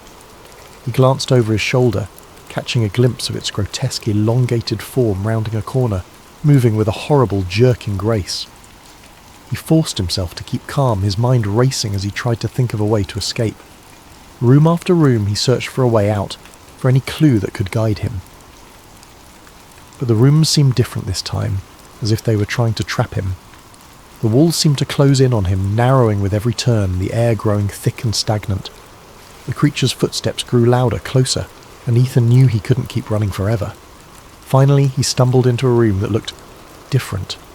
A wide, empty space with a single door at the far end, something he hadn't seen before. With no other choice, he sprinted for it, throwing himself through the door just as he heard the creature behind him, its horrible breathing echoing in his ears. He shut the door, his back pressed against it as he gasped for breath. The room he'd entered was dimly lit, quieter, the buzzing sound fading to a low hum. The wallpaper was still that sickly yellow, but the atmosphere felt different, almost like a forgotten place, untouched even by the back rooms. In the centre of the room was a large rusted metal door, unlike anything he'd seen in his previous visits. With a surge of hope, he moved towards it, gripping the cold handle. He pulled and the door swung open, revealing a dark, narrow passage. He didn't hesitate. He stepped inside, the door closing with a heavy thud behind him. The passage stretched on, the air growing colder, the walls narrowing until he could barely fit through. He squeezed his way down the hallway, his hands brushing against rough, uneven walls, and as he moved he noticed something strange. The buzzing of the fluorescent lights was gone, replaced by an eerie silence, broken only by the faint drip of water echoing somewhere in the distance. He kept moving forward, the passage twisting and turning in unpredictable ways. The deeper he went, the darker it became, until he was stumbling blindly, feeling his way along the walls. His sense of direction was gone. He was deep within the back rooms, deeper than he'd ever been before, in a place that felt hidden, even from the horrors he'd already encountered. Finally, he saw a faint glimmer of light ahead. Desperate, he hurried toward it, his heart racing with hope. As he reached the end of the passage, he found himself standing before another door, this one old and weathered, with strange symbols etched into the wood. With trembling hands he opened it, stepping through into his room, his own bedroom, dimly lit by the first light of dawn. Ethan stared in disbelief, feeling the familiar softness of his carpet beneath his feet, the quiet hum of the city outside his window. He was home, truly home. He took a deep breath, his heart finally beginning to slow. For a long moment, he simply stood there, letting the reality of his escape wash over him. The back rooms had let him go. Somehow, he'd finally escaped. But as he sank onto his bed, exhausted, he couldn't shake the feeling that the back rooms were still with him, lurking in the shadows of his mind.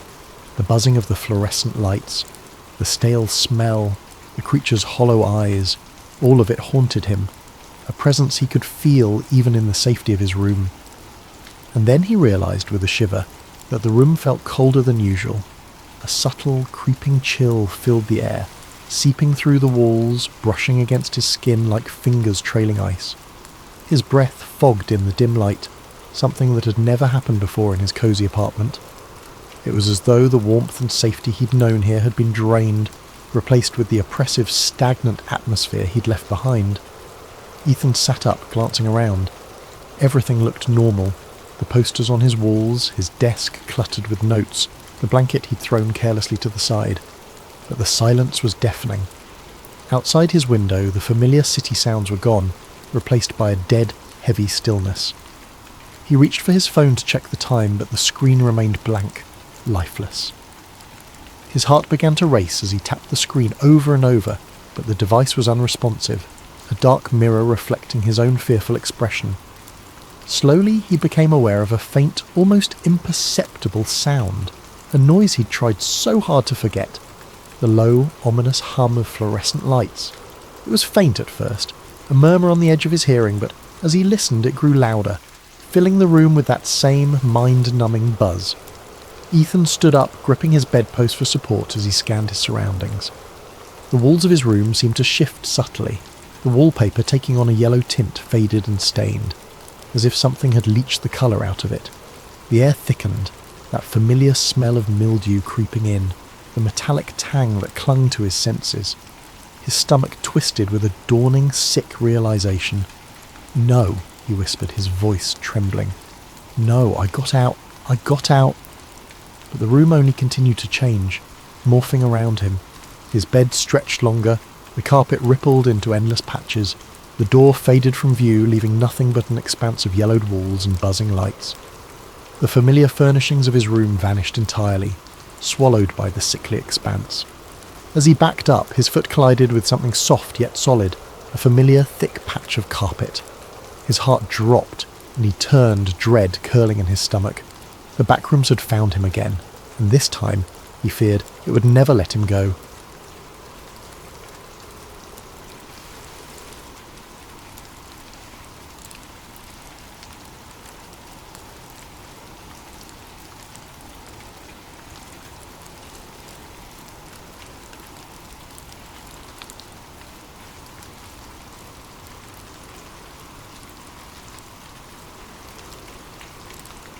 Jake Wilder wasn't a man you'd peg as the curious type.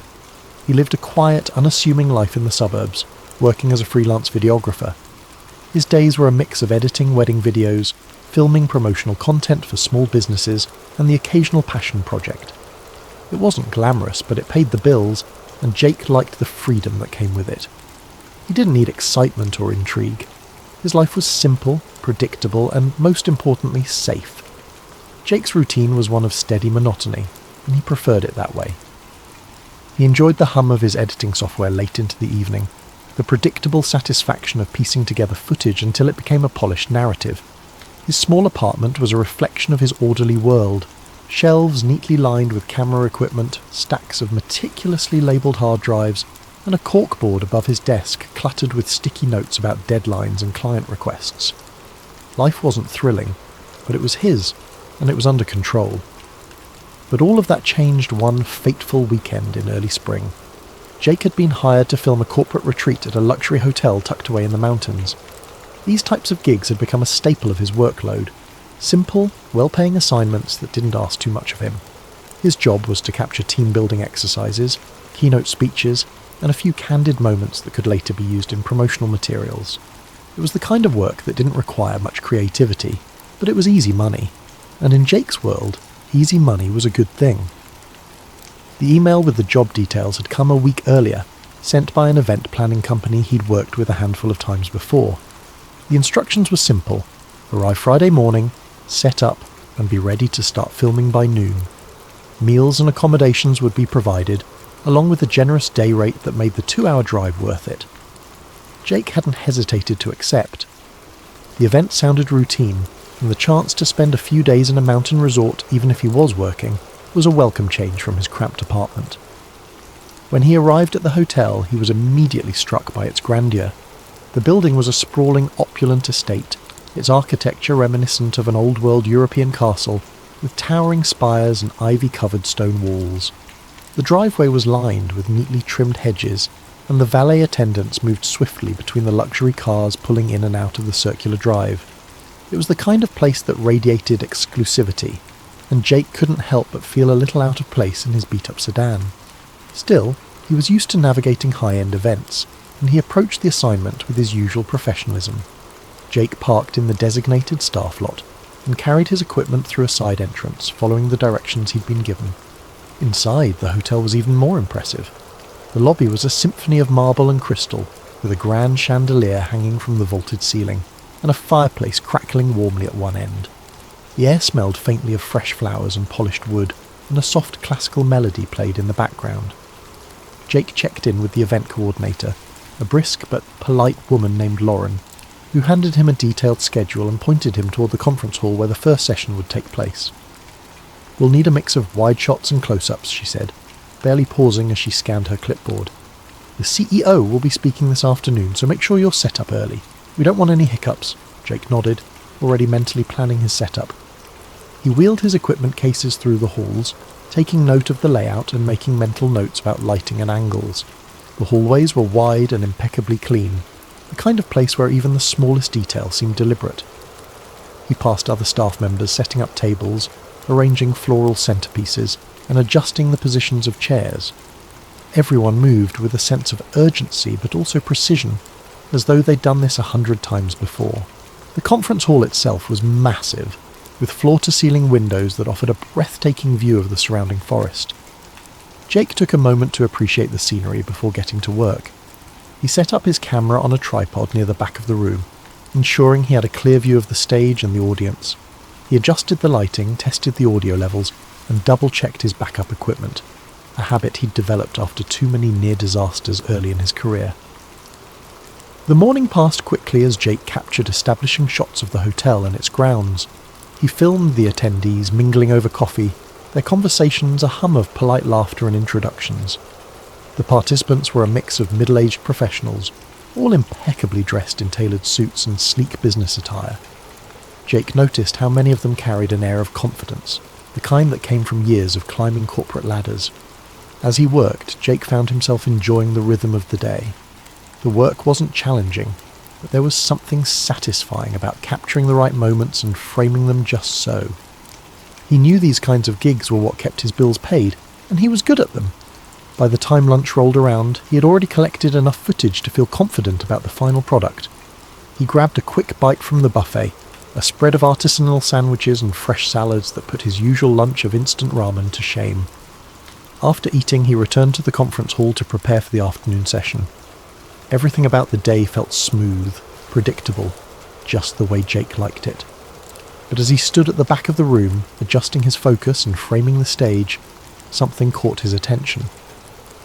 A group of men in dark suits entered the hall through a side door, moving with quiet purpose. They weren't part of the event staff or the attendees. Jake was sure of that. Their suits were sharper, their demeanour more formal. They moved like they belonged there, yet there was an air of secrecy about them. Jake watched as they exchanged brief words with Lauren, the event coordinator. She nodded curtly, her expression unreadable, and gestured toward the far end of the hall. The men walked in that direction, disappearing behind a set of heavy double doors. Jake's curiosity flickered, but he shook it off. It wasn't his business, and he had work to do. Still, the image of those men lingered in his mind as he went about his tasks. Something about the way they moved, the way Lauren had reacted to them, it was different. Not alarming exactly, but different.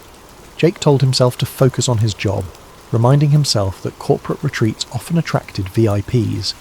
He'd seen his share of high-level executives and private security over the years. This was probably nothing out of the ordinary, or so he thought.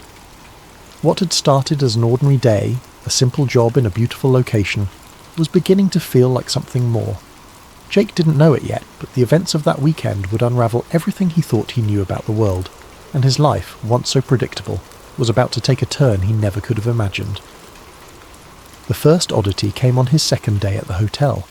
Jake was heading back to his room after a long day of shooting, his camera bag slung over one shoulder, and his mind already on the edits he planned to tackle later that night. As he passed through the lobby, he noticed a group of men in dark suits clustered near the side entrance. They weren't staff, Jake could tell immediately. They lacked the friendly demeanour and polished smiles of the hotel employees. Instead, these men moved with a quiet but unmistakable sense of authority, their presence commanding attention without a word. Their voices were low, their conversations clipped as they murmured into discreet earpieces. Jake couldn't make out what they were saying, but their body language told a story of urgency and precision. Each man stood straight, their eyes scanning the room with practiced subtlety. Jake slowed his steps, feigning a casual stretch as he observed them. His gaze drifted toward the side entrance, where several black SUVs were parked in a neat row. The vehicles were unmarked, their windows tinted so dark they reflected the towering pine trees outside like polished obsidian. Jake's curiosity flickered to life. He had seen his share of private security over the years, bodyguards for wealthy clients or high-ranking executives, but this felt different. There was a weight to the atmosphere, an intensity that he couldn't quite put his finger on. He lingered in the lobby for a moment longer, pretending to check his phone while he watched the group out of the corner of his eye. They were speaking too quietly for him to catch any words, but their clipped tones and the way they occasionally glanced toward the SUVs hinted at something serious. He told himself it wasn't his business, and continued toward the elevator, his footsteps echoing faintly against the marble floor. But even as the doors closed behind him, the scene in the lobby lingered in his mind. Who were those men? And what kind of event required such heavy-handed security? The following day, Jake's suspicions grew. It began subtly, with the arrival of a new group of guests in the late morning. He was setting up his equipment in one of the conference rooms when he noticed them entering through a side hallway. There were about a dozen of them, men and women alike, each impeccably dressed in tailored suits and designer shoes. They walked in pairs, their movements purposeful, their voices hushed. Jake couldn't hear what they were saying, but the tension in their interactions was palpable. They weren't laughing or making small talk like the other attendees. Instead, they exchanged glances that seemed loaded with unspoken meaning. Jake stepped behind his tripod, using it as a cover to watch them more closely. He noticed small details that made his pulse quicken. The way some of them carried slim, leather-bound portfolios, their hands clutching them tightly as though they contained something invaluable. Others had briefcases or messenger bags, their edges worn but meticulously clean. They moved as a unit, their pace synchronized, as if they had done this 100 times before. His gaze followed them as they disappeared through a set of heavy double doors near the back of the conference wing. The doors bore no signs or markings, just a keypad and a small circular camera mounted above. Jake hadn't noticed that section of the building before, and the sight of it sent a faint ripple of unease through him. What kind of meeting required such secrecy? And why weren't these people listed on the event schedule? As the day went on, more arrivals trickled in. Jake noticed the same patterns. Muted conversations, guarded expressions, and an almost palpable air of importance. He spotted a woman in her early 40s, her hair perfectly styled, wearing a navy suit that screamed custom tailoring. She clutched a small tablet to her chest as she spoke in low tones to a man who looked to be in his 60s, his silver hair combed neatly back. They exchanged only a few words before the man glanced around, his eyes darting across the room as if checking for eavesdroppers. Jake instinctively turned his head, pretending to focus on adjusting a lens. The same SUVs were still parked outside when he stepped out to grab a quick lunch. He lingered near the entrance, pretending to check his phone as he observed the drivers. They were all dressed in identical black suits, their faces expressionless as they stood near the vehicles. One of them leaned against the hood of an SUV, his earpiece glinting faintly in the sunlight. Jake couldn't shake the feeling that their presence was more than just precautionary. It was deliberate, calculated. By the evening, the hotel's atmosphere had shifted entirely. The once relaxed ambiance of a corporate retreat had been replaced by something more subdued, almost heavy. Jake noticed staff members moving with more urgency, their conversations shorter, their expressions tight. Even Lauren, the ever-composed event coordinator, seemed on edge. She barked orders at her team with an intensity Jake hadn't seen before, her eyes darting toward the double doors at the back of the wing as though she were anticipating something. Jake's curiosity was no longer a flicker. It was a flame. He had spent years honing his observational skills as a videographer, noticing the smallest details to capture the perfect shot. And what he was noticing now didn't add up. The guests, the security, the unmarked SUVs, it all pointed to something far bigger than a corporate retreat. But what? He didn't have an answer, and the lack of one only made him more determined to find out. As he headed back to his room that night, his thoughts raced. Jake wasn't the type to chase mysteries or seek out danger, but something about this felt too significant to ignore. He knew he should let it go, focus on his job and avoid stirring up trouble, but as he passed the silent, shadowed hallway leading to the unmarked doors, he couldn't shake the feeling that he was standing at the edge of something monumental, something that could change everything. Later that evening, as Jake reviewed his footage in his room, there was a knock on his door. It was one of the hotel staff, a nervous-looking man who handed Jake an envelope and said, "There's been a slight change in plans. The client requests that you avoid filming in certain areas tomorrow." The staff member pointed to a highlighted section on a map of the hotel, a part Jake hadn't yet explored. Jake frowned as the man hurried away. The restricted area wasn't near any of the planned events for the retreat, which only made the restriction more curious. That night, unable to sleep, Jake's curiosity got the better of him. He grabbed his camera and decided to take a walk. The hotel was quiet, its grand hallways illuminated by soft golden light. He wandered toward the restricted area, telling himself he just wanted to see what all the fuss was about. He wasn't planning to film, just a quick look and then back to bed. When he reached the cordoned-off wing, he noticed two security guards stationed at a set of double doors. They were chatting in low voices, their posture relaxed. Jake lingered in the shadows, debating whether to turn back, when one of the guards got a call on his radio. The other followed him down the hall, leaving the entrance momentarily unguarded. Jake's pulse quickened. This was his chance.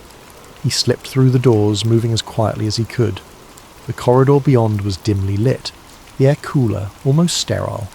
He passed several empty conference rooms before he heard it, a low hum of voices coming from a room at the end of the hall. He crept closer, pressing himself against the wall as he approached the partially open door. What he saw made his breath catch. Inside was a large conference room, its walls lined with ornate wood panelling.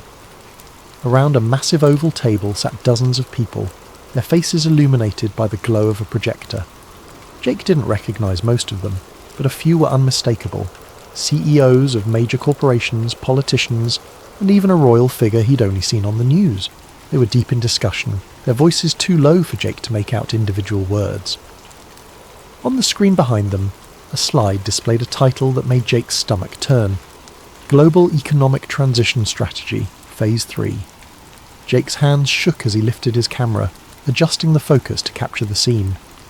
He panned across the room, zooming in on faces, documents spread across the table, and the titles of other slides: Media Consolidation Plan, Energy Resource Redistribution, and Population Control Measures. It felt surreal, like stepping into the plot of a dystopian novel, but this was no fiction. This was happening right in front of him. He was so engrossed in filming that he didn't hear the footsteps behind him. A hand clamped down on his shoulder, making him jump. He turned to see one of the security guards glaring at him, a walkie-talkie in hand. "What are you doing here?" the guard demanded. Jake stammered, trying to come up with an excuse, but it was no use. The guard yanked the camera from his hands, pulling him away from the doorway. Jake caught one last glimpse of the room, the projector screen now displaying a list of future meeting dates and locations, before the door was slammed shut. "Come with me," the guard said, his grip firm. Jake's mind raced. He was in trouble, serious trouble. But more than that, he was terrified of what he'd just uncovered. The guards took Jake to a small windowless room and left him there, alone, for what felt like hours. His thoughts spiraled as he sat in the hard plastic chair, staring at the blank walls. Would they call the police? Or worse, would they make him disappear? The men and women in that room weren't just powerful, they were untouchable. Finally the door opened, and a man in a tailored suit stepped inside. He closed the door quietly, his expression unreadable as he took a seat across from Jake. "Mr. Wilder," he said, his voice calm but firm, "you've stumbled into something you shouldn't have." Jake didn't respond, his throat dry. The man placed Jake's camera on the table between them. "This footage never leaves this room," he said. "Do you understand?" Jake hesitated, then nodded. He didn't have much choice. The man leaned forward, his tone softening just slightly. "You seem like a smart guy. Let me give you some advice. Walk away. Forget what you saw. This isn't your fight." Before Jake could reply, the door opened again, and 2 guards entered. They escorted him out of the room, down a series of hallways, and out of the hotel. They returned his camera, minus the memory card, and told him in no uncertain terms to leave and never come back. But Jake couldn't walk away. The memory of what he'd seen burned in his mind, the fragments of conversation he'd overheard replaying in his head. He knew he was in danger, but he also knew the world needed to know the truth. Over the following weeks, Jake began piecing together the breadcrumbs. He researched the Bilderberg Group, an annual meeting of elites shrouded in secrecy, and matched the faces he'd seen to public figures. He found mentions of other meetings, hidden in plain sight, and began documenting their locations and agendas. It became an obsession. Jake worked in secret, uploading encrypted videos and files to anonymous forums. He knew the risks, but the pull to expose the truth was stronger than his fear. Then, one night, as Jake sat hunched over his laptop in his darkened apartment, he heard a knock at the door. His blood ran cold. He hadn't told anyone where he lived, not since he'd started digging deeper. He closed his laptop, his heart pounding as the knock came again, louder this time. He never answered the door. Thank you for joining us tonight on Sleep Theories. Let this story remind us of the hidden forces at play in our world, and the courage it takes to seek the truth. May your dreams be filled with curiosity and wonder, and may you sleep soundly knowing that even the darkest mysteries can be brought to light. Sweet dreams, and good night.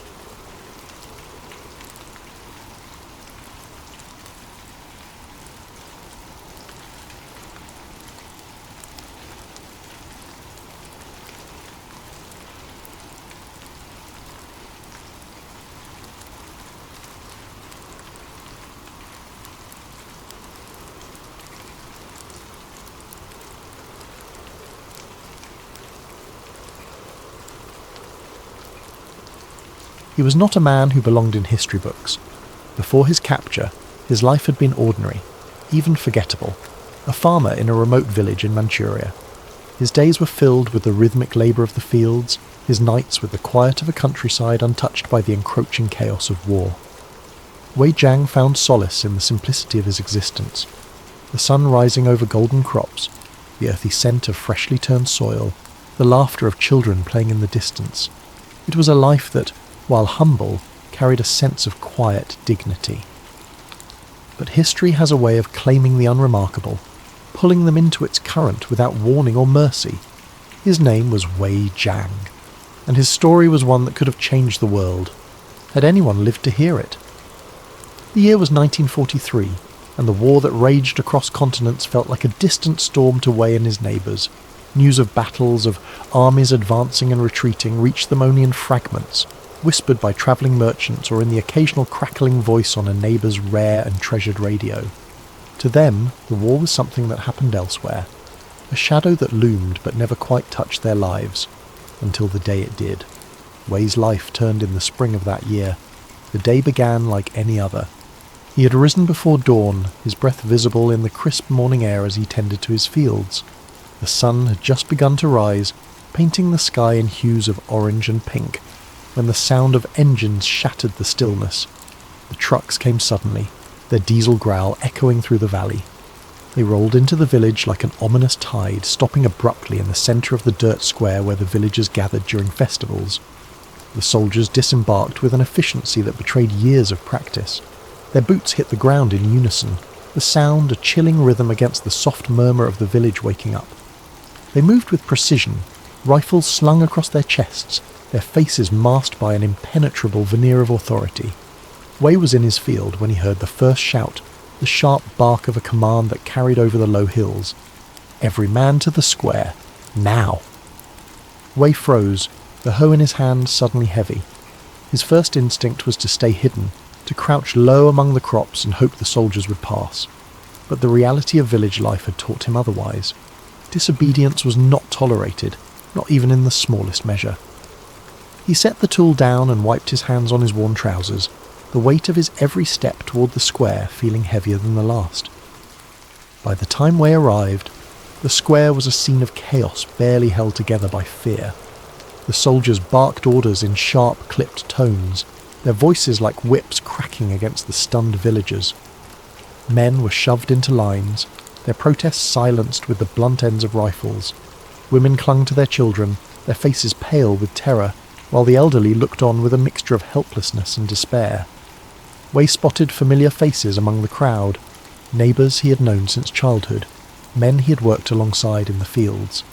Their expressions mirrored his own: confusion, fear, and a silent plea for understanding. But the soldiers offered no explanations. They moved methodically, like farmers sorting livestock, pulling men from the crowd and herding them toward the trucks.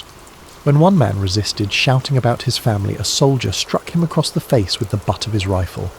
The man crumpled to the ground, blood streaming from his nose, and the crowd fell silent. Wei felt a hand on his shoulder, rough and unyielding. He was pushed forward, his feet stumbling over the uneven ground.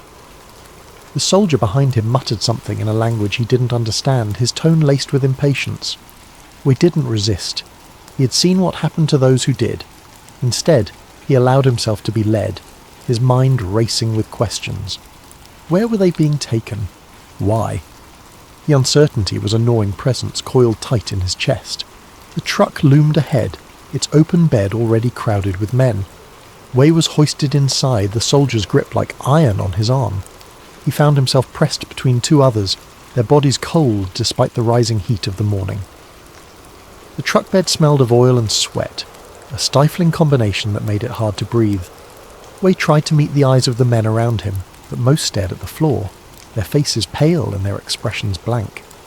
As the truck roared to life, Wei caught a final glimpse of the village. Women and children stood frozen in the square, their eyes wide with fear and disbelief. A few shouted the names of loved ones, their voices swallowed by the rumble of the engine. Wei's gaze lingered on one woman clutching a toddler to her chest. Her lips moved in a silent prayer, her eyes fixed on the truck as it pulled away.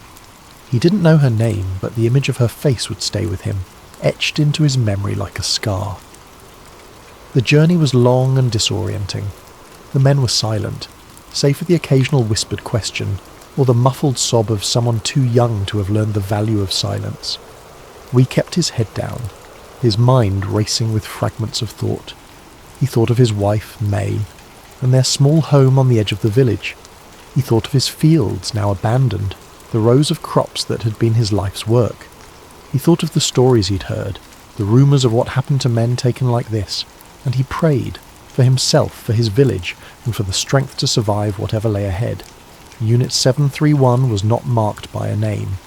To the world, it was a water purification plant, an innocuous facade that belied the horrors within. To Wei, it was hell. The moment the truck stopped, and the men were herded through the gates, their fates were sealed. The compound, surrounded by high fences topped with barbed wire, exuded a chilling efficiency.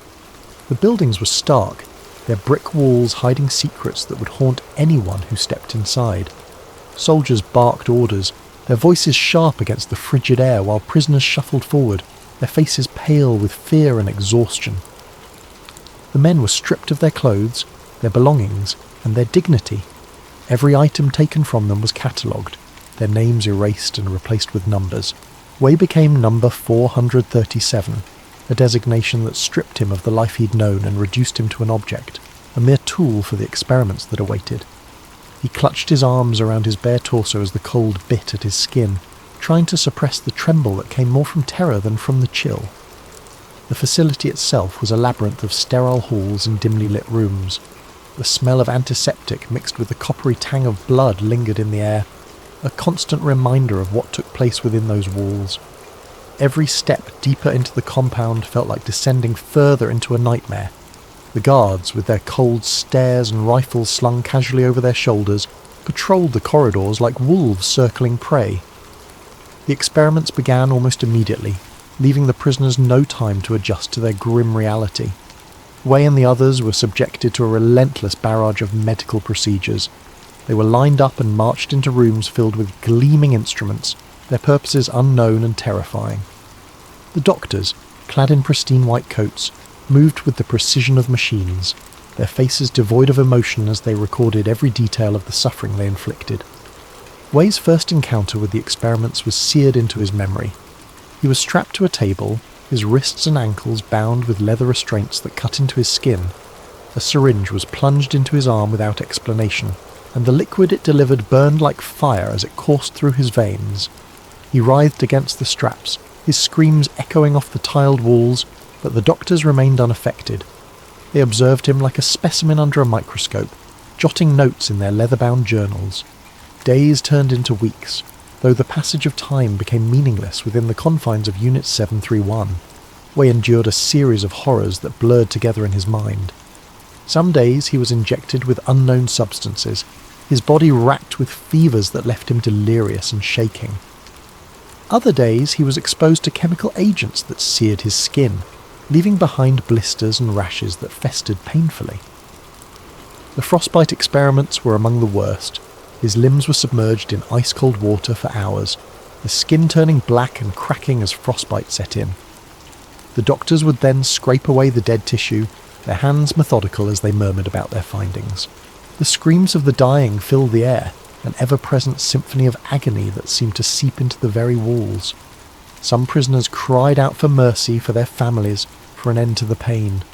Others fell silent, their voices stripped away by exhaustion and despair. Wei learned quickly that survival was not guaranteed. Those who succumbed to the experiments were unceremoniously dragged away by guards, their bodies discarded in mass graves or incinerated.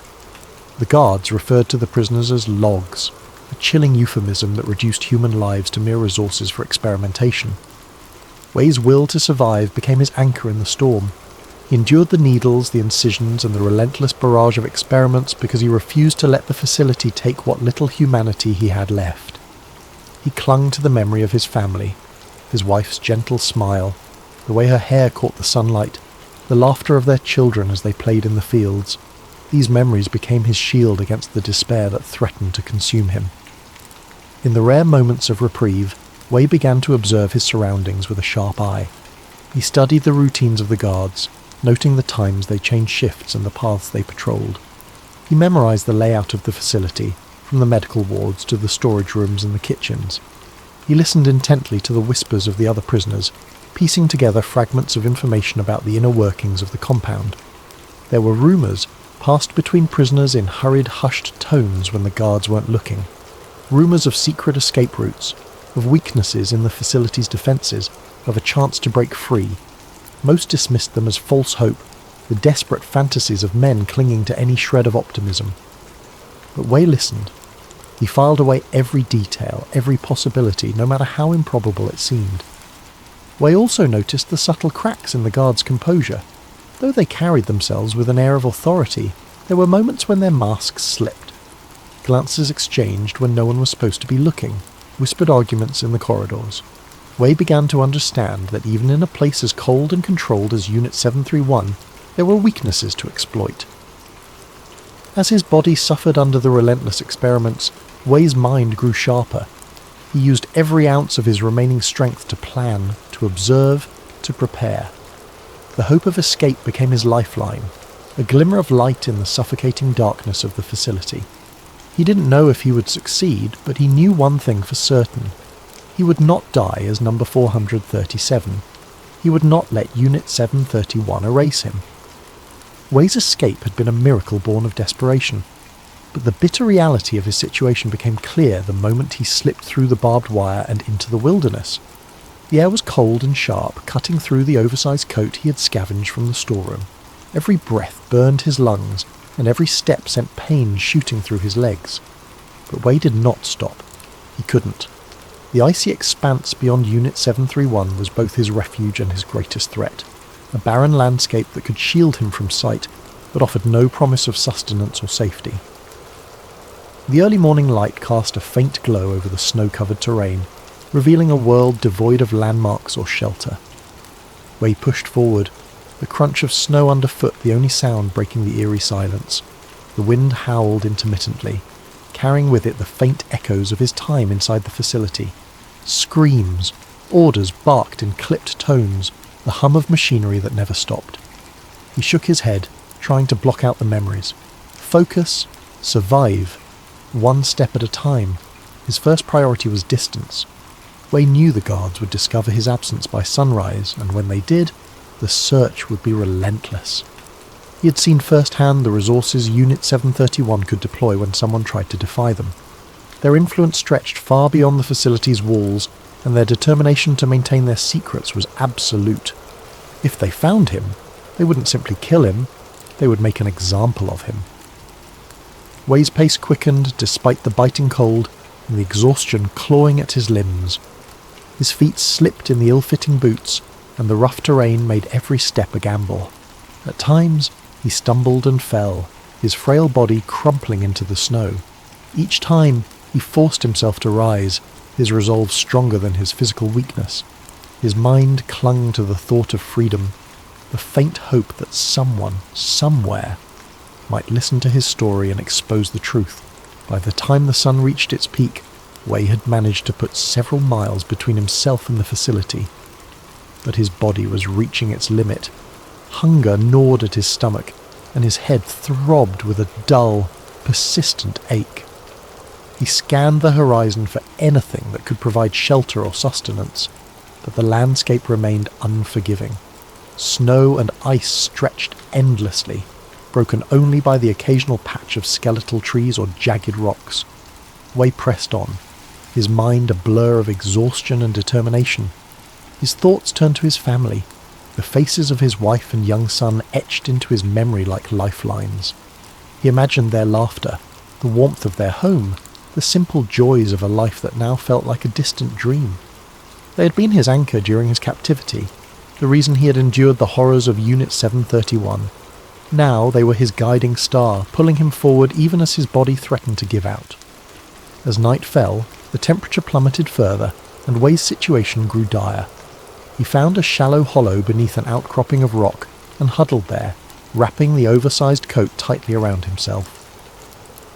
The wind whistled through the cracks in the stone, and he shivered uncontrollably, his teeth chattering as he fought to stay awake. Sleep was dangerous in this cold. He knew it could claim him silently, slipping over him like the snow that now began to fall. Wei allowed himself only brief moments of rest, his ears straining for any sound that might signal pursuit. Every crack of ice, every rustle of wind through the barren trees set his nerves on edge. He clutched the knife he had taken from the storeroom, its cold handle a small comfort in the vast emptiness. He was alone, vulnerable and hunted, but he refused to give in to despair. The following day brought a stroke of luck, or what passed for it in his desperate circumstances. Wei stumbled upon a small stream, its waters partially frozen but still flowing beneath a thin layer of ice. He fell to his knees and chipped at the ice with his knife until he could cup his hands and drink. The water was frigid, sending shocks through his teeth and throat, but it was life. He drank deeply, feeling the faintest flicker of strength return to his limbs. He followed the stream for hours, reasoning that it might lead him to civilization, or at least provide a natural path through the wilderness. The terrain grew slightly less hostile, with patches of forest offering brief respite from the wind. Wei scavenged what he could, bits of bark, frozen berries that were bitter and hard but edible. It wasn't enough to stave off his hunger, but it kept him moving. As the days stretched into a week, Wei's hope wavered. He had no way of knowing how far he had travelled or how close the guards might be. He imagined search parties combing the countryside, their dogs sniffing the air for his scent. The thought terrified him, but it also fueled his determination. He couldn't let them take him back. He couldn't let his story die with him. When he reached the outskirts of a small village, Wei felt a mixture of relief and dread. The sight of smoke rising from chimneys, the faint murmur of voices carried on the wind. It was proof that he had made it out of the wilderness, but it was also a risk. If the villagers were sympathetic to the Japanese authorities, they could turn him in. If the guards were already nearby, they might be watching. Wei hesitated at the edge of the tree line, his instincts at war with his desperation. Eventually, hunger and exhaustion won out. Wei approached the village cautiously, his movements slow and deliberate. He avoided the main road, instead circling around to the back of a small farmhouse on the village's outskirts. The smell of cooking food wafted through the air, and his stomach twisted painfully. He knocked lightly on the door, his heart pounding in his chest. The man who answered was middle-aged, his face weathered by years of hard labour. He regarded Wei with suspicion at first, his eyes narrowing as he took in the stranger's gaunt appearance and tattered clothes. But Wei spoke quickly, his voice trembling as he begged for help. He didn't reveal the full truth of his escape, only saying that he had fled from a prison camp and needed food and shelter. The farmer hesitated, his gaze darting to the empty road beyond his home. Then, with a weary sigh, he stepped aside and motioned for Wei to enter. The warmth of the house was overwhelming after days in the cold, and Wei nearly collapsed as he stepped inside. The farmer's wife brought him a bowl of soup, and he ate greedily, his hands shaking as he lifted the spoon to his mouth. The farmer asked few questions, sensing that Wei's story was one of pain and desperation. For the first time in weeks, Wei allowed himself to relax, if only slightly. But the reprieve was short-lived. The sound of trucks rumbling down the road shattered the fragile peace of the farmhouse. Wei's heart sank as he heard the sharp bark of orders and the clatter of boots on the ground. The farmer's face paled, and he looked at Wei with a mixture of fear and regret. "You need to hide," the farmer whispered urgently. He pointed to a trapdoor in the floor that led to a small cellar. Wei hesitated for only a moment before descending into the dark, cramped space. He crouched in the shadows, his breath shallow as he listened to the chaos above. The soldiers burst into the house, their voices cold and commanding. Wei couldn't make out their words, but he could hear the fear in the farmer's responses. Minutes stretched into an eternity as the soldiers searched the house, their boots thudding overhead. Wei gripped the knife in his hand, his knuckles white as he prepared for the worst. The trapdoor creaked open. Harsh light flooded the cellar, and Wei's eyes met the cold, unfeeling gaze of a soldier. The man barked an order, and Wei was dragged out into the open. The farmer and his wife looked on helplessly as the soldiers restrained Wei, their faces etched with sorrow and guilt. Wei met their gaze briefly, nodding in silent gratitude for their attempt to help. As Wei was loaded into the back of a truck, his mind raced. The truth he had fought so hard to carry was now at risk of being buried forever.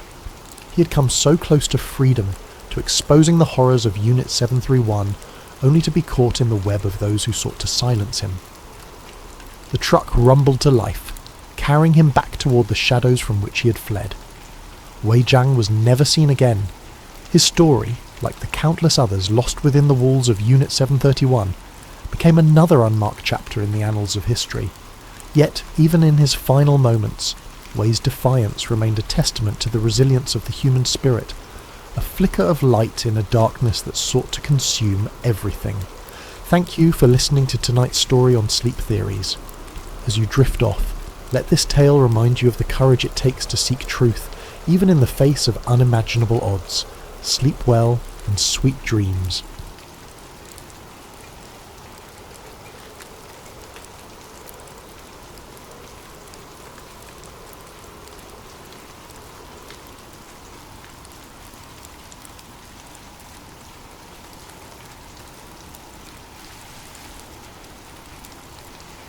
I sat back in my chair, the weight of the revelation pressing against my chest like a physical force. The folder's contents spilled out across my desk, a chaotic mess of paper and mystery, but my mind kept circling back to the photographs. They were haunting. The figures in the images wore expressions of guarded focus, their postures rigid, as if they knew their work was being watched, or worse, judged. I found myself drawn to the machinery in the background. It wasn't the clunky, rugged equipment I'd come to associate with early space exploration. No, this was sleek, sophisticated, almost futuristic, like something plucked from a science fiction novel. I picked up one of the photos and held it closer to the light. The scientist stood in front of a massive cylindrical object, its surface smooth and unmarked except for a faint emblem that looked like a fusion of the NASA logo and a Cyrillic design. My breath caught in my throat. If this was real, it meant something extraordinary, something the world had never been told. I set the photo down and turned to the memos. My fingers shook as I flipped through them, each one offering pieces of a puzzle I wasn't sure I wanted to solve. Phrases leapt off the pages, coordinated asset exchange, joint lunar initiative, narrative alignment essential for national security. These weren't just routine communications, they were agreements, contracts, written in the language of covert diplomacy. The words felt clinical, stripped of emotion, but the implications were anything but. What struck me most were the names. Many were redacted, replaced with black bars that ran across the memos like a visual silence, but a few escaped the censor's pen. One name in particular kept appearing: Dr. Anatoly Makarov. I didn't recognise it, but it was always accompanied by another, Dr. Robert Langston, a Soviet scientist and an American engineer, mentioned together in multiple documents. They were clearly key players in whatever this cooperative project had been. But why? And how had their collaboration escaped notice for so long? The cassette tape sat untouched on my desk, a silent witness to my mounting unease. I wasn't ready to listen to it yet, not until I'd exhausted the written records. I needed to anchor myself in what I could see and read before subjecting myself to whatever was waiting on that tape. I forced myself to examine the details in the memos more closely. One referenced a meeting in Geneva, labelled simply as Summit Directive 17. Another spoke of an unregistered launch site in Central Asia. But it was the final memo in the stack that truly unnerved me. It was dated July 1969, the same month as the Apollo 11 moon landing. The text was brief, written in cold, detached language. Ensure synchronized broadcast feed. Visual alignment parameters have been approved. No deviations permitted. Success contingent on absolute operational silence. My skin prickled as I read the last line again. Operational silence. What did that mean? And why was it tied to the moon landing, the very event that defined the space race? My mind raced with possibilities, none of them comforting. Had the moon landing been part of this synchronized effort? Had the entire world been duped by a carefully orchestrated performance? I pushed the papers aside and stared at the folder, my thoughts swirling. Everything about it felt wrong, impossible, and yet the evidence was undeniable. These weren't the ravings of a conspiracy theorist or the fabrications of a bored archivist. These were authentic documents, written by people who had been at the centre of the space race. People who had known the truth and worked to keep it hidden. The room felt smaller, the air heavier. I rubbed my temples trying to make sense of it all. If the space race had been a joint effort, if the United States and the Soviet Union had secretly collaborated, what did that say about everything we thought we knew about the Cold War? About history itself? And why now? Why had someone chosen to send this to me of all people? What was I supposed to do with it? These questions loomed larger with every passing second, their weight pressing down on me like the photographs, memos and cassette tape that now cluttered my desk. I wasn't ready to admit it to myself yet, but deep down I knew the truth. There was no going back. I'd opened Pandora's box and the only way out was forward. The cassette tape was the final piece. It had no label, no indication of what it contained. My hands trembled slightly as I placed it in an old tape recorder I kept in my office. The machine whirred to life, and then a voice crackled through the speakers. It was faint, distorted, but I could make out fragments of a conversation in Russian, followed by a reply in English. Progress on the propulsion system. Mutual benefits. Ensure neither side is exposed. The tape ended abruptly, leaving only static in its wake. I sat back in my chair, my mind racing. I knew I was holding something explosive, something that could shake the foundations of what people believed about one of the most celebrated eras in history. But what was I supposed to do with it? Who could I trust?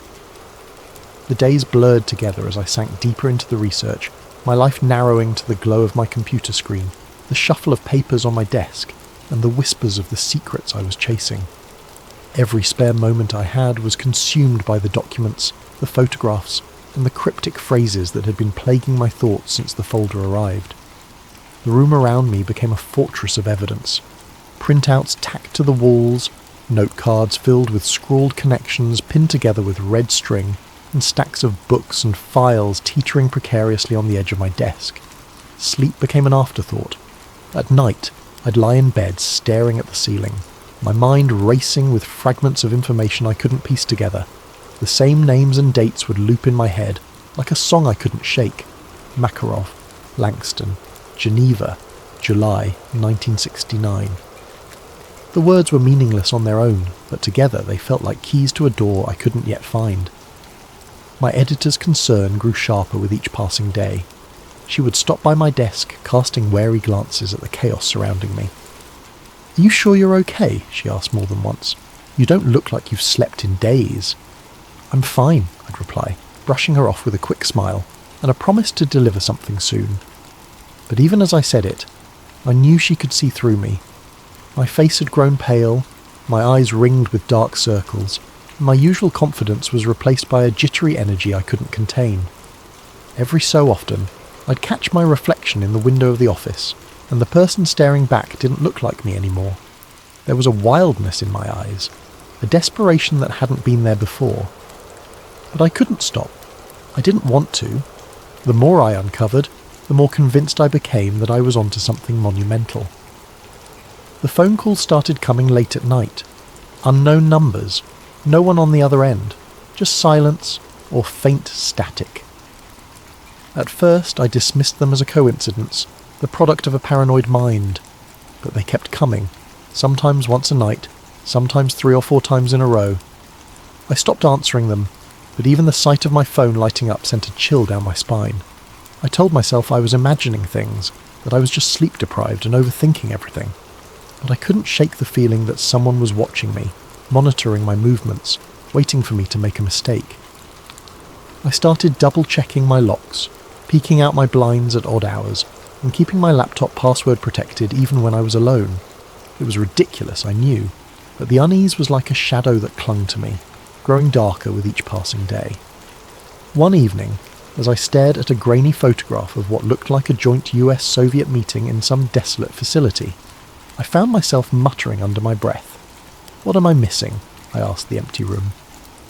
The silence felt heavier than usual, as if the walls themselves were listening.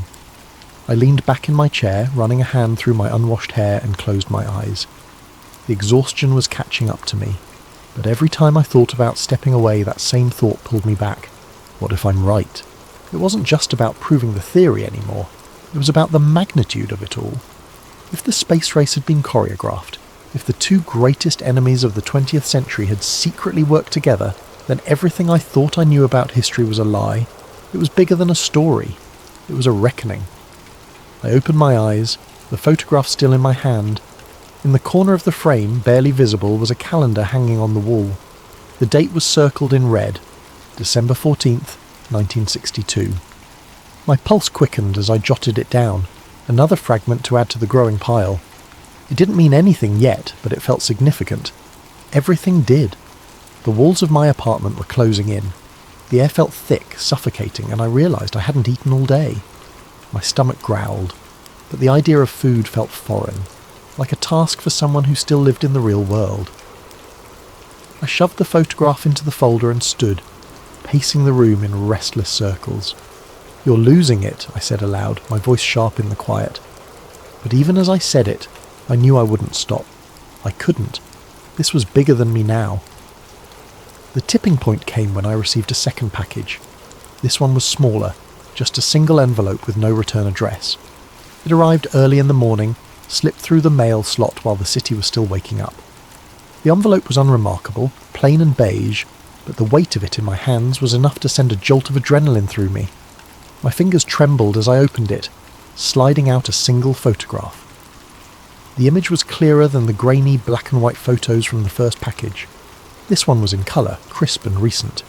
It showed a man in his 60s sitting at a small table outside a cafe.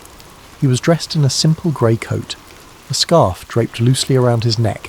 A newspaper lay folded in front of him, next to a cup of coffee. He looked ordinary, almost forgettable, just another face in the crowd. But his posture, the way his eyes seemed to dart slightly off camera, suggested he was anything but. I flipped the photo over and saw the caption scrawled on the back in uneven handwriting. "The architect. Meet him and you'll have your answers." My pulse quickened. The architect. The word felt loaded, heavy with meaning. Was this the person behind the alleged collaboration? The one who had orchestrated the carefully choreographed dance between the United States and the Soviet Union? My mind raced with possibilities. This man could be the key to unravelling the entire conspiracy, or he could be a wild goose chase. I stared at the photograph for what felt like hours, analysing every detail. The cobblestones under the table, the faint shadow of the cafe sign just visible in the upper corner, the blurred figures walking past in the background. A part of me wanted to dismiss it as a prank, some elaborate hoax to throw me off, but the other part, the part that had been consumed by this obsession, knew better. This was real. It had to be. The caption didn't include a name, but it was clear enough where the photograph had been taken, somewhere in Eastern Europe, likely Prague. The cafe's sign, though partially obscured, was written in Czech, and the architecture of the surrounding buildings matched the city's distinct style.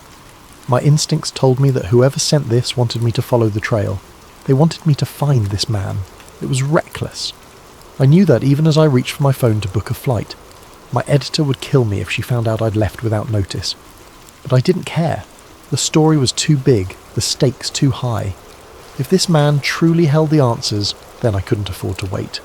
The next morning, I was on a plane, staring out at the endless expanse of clouds and questioning everything. What if this was a trap? What if the photograph was bait, meant to lure me into a situation I couldn't control? I tried to silence the doubts, focusing instead on the possibility of finally finding the answers I'd been chasing. The truth was out there, and I was closer than ever. When the plane landed in Prague, the reality of what I was doing hit me like a wave. The city greeted me with its timeless beauty, sprawling Gothic cathedrals, narrow cobblestone streets, and the unmistakable hum of history woven into every corner. But I wasn't here as a tourist. The photograph in my pocket felt heavier than ever, a constant reminder of my purpose.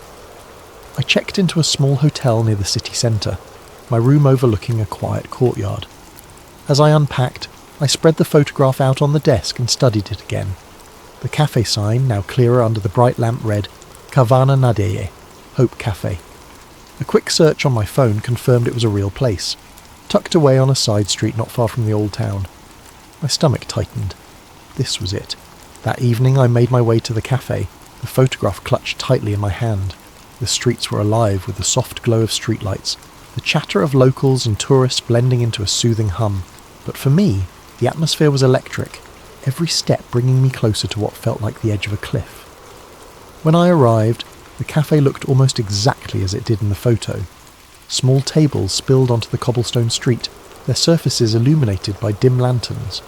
Inside, the warm glow of hanging lights reflected off the polished wooden walls. I hesitated at the entrance, scanning the tables for the man in the photograph. My heart raced as I saw him. Sitting at the same table, his posture identical to the image I'd studied 100 times. He didn't look up as I approached, his focus seemingly on the newspaper spread before him. My hands felt clammy as I cleared my throat. "Excuse me," I said, my voice shaking slightly. "Are you—" Before I could finish, he folded the newspaper neatly and looked up. His eyes met mine, sharp and assessing, and a faint smile tugged at the corner of his lips. "You've come a long way," he said, his voice calm and measured. "I was wondering when you'd find me." I froze, unsure of what to say. He gestured to the chair across from him, and I sat down, the photograph still clutched in my hand. For a moment neither of us spoke, the weight of the silence pressing down on me. Finally he broke it. "You have questions," he said simply, "and I have answers, but I need to know something first."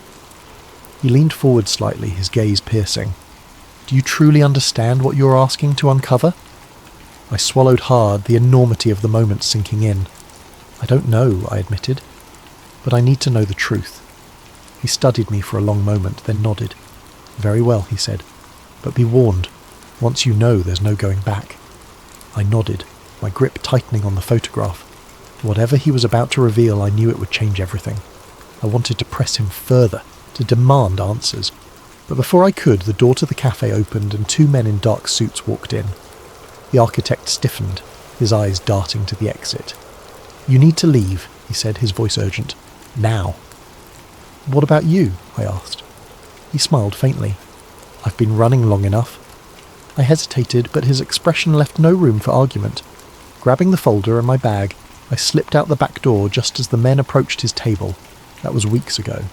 Since then, I've been on the move, staying one step ahead of the shadows that seem to follow me everywhere. The evidence I collected is hidden in places even I can barely remember, scattered like breadcrumbs across the globe.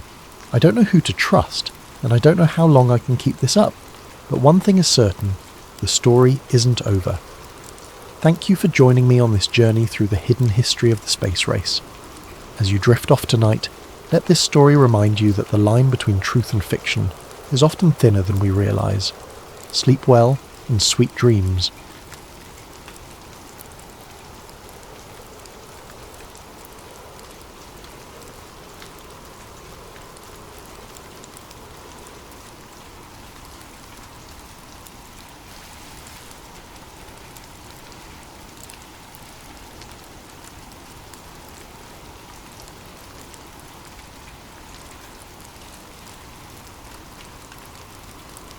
Edward Harker wasn't your average billionaire.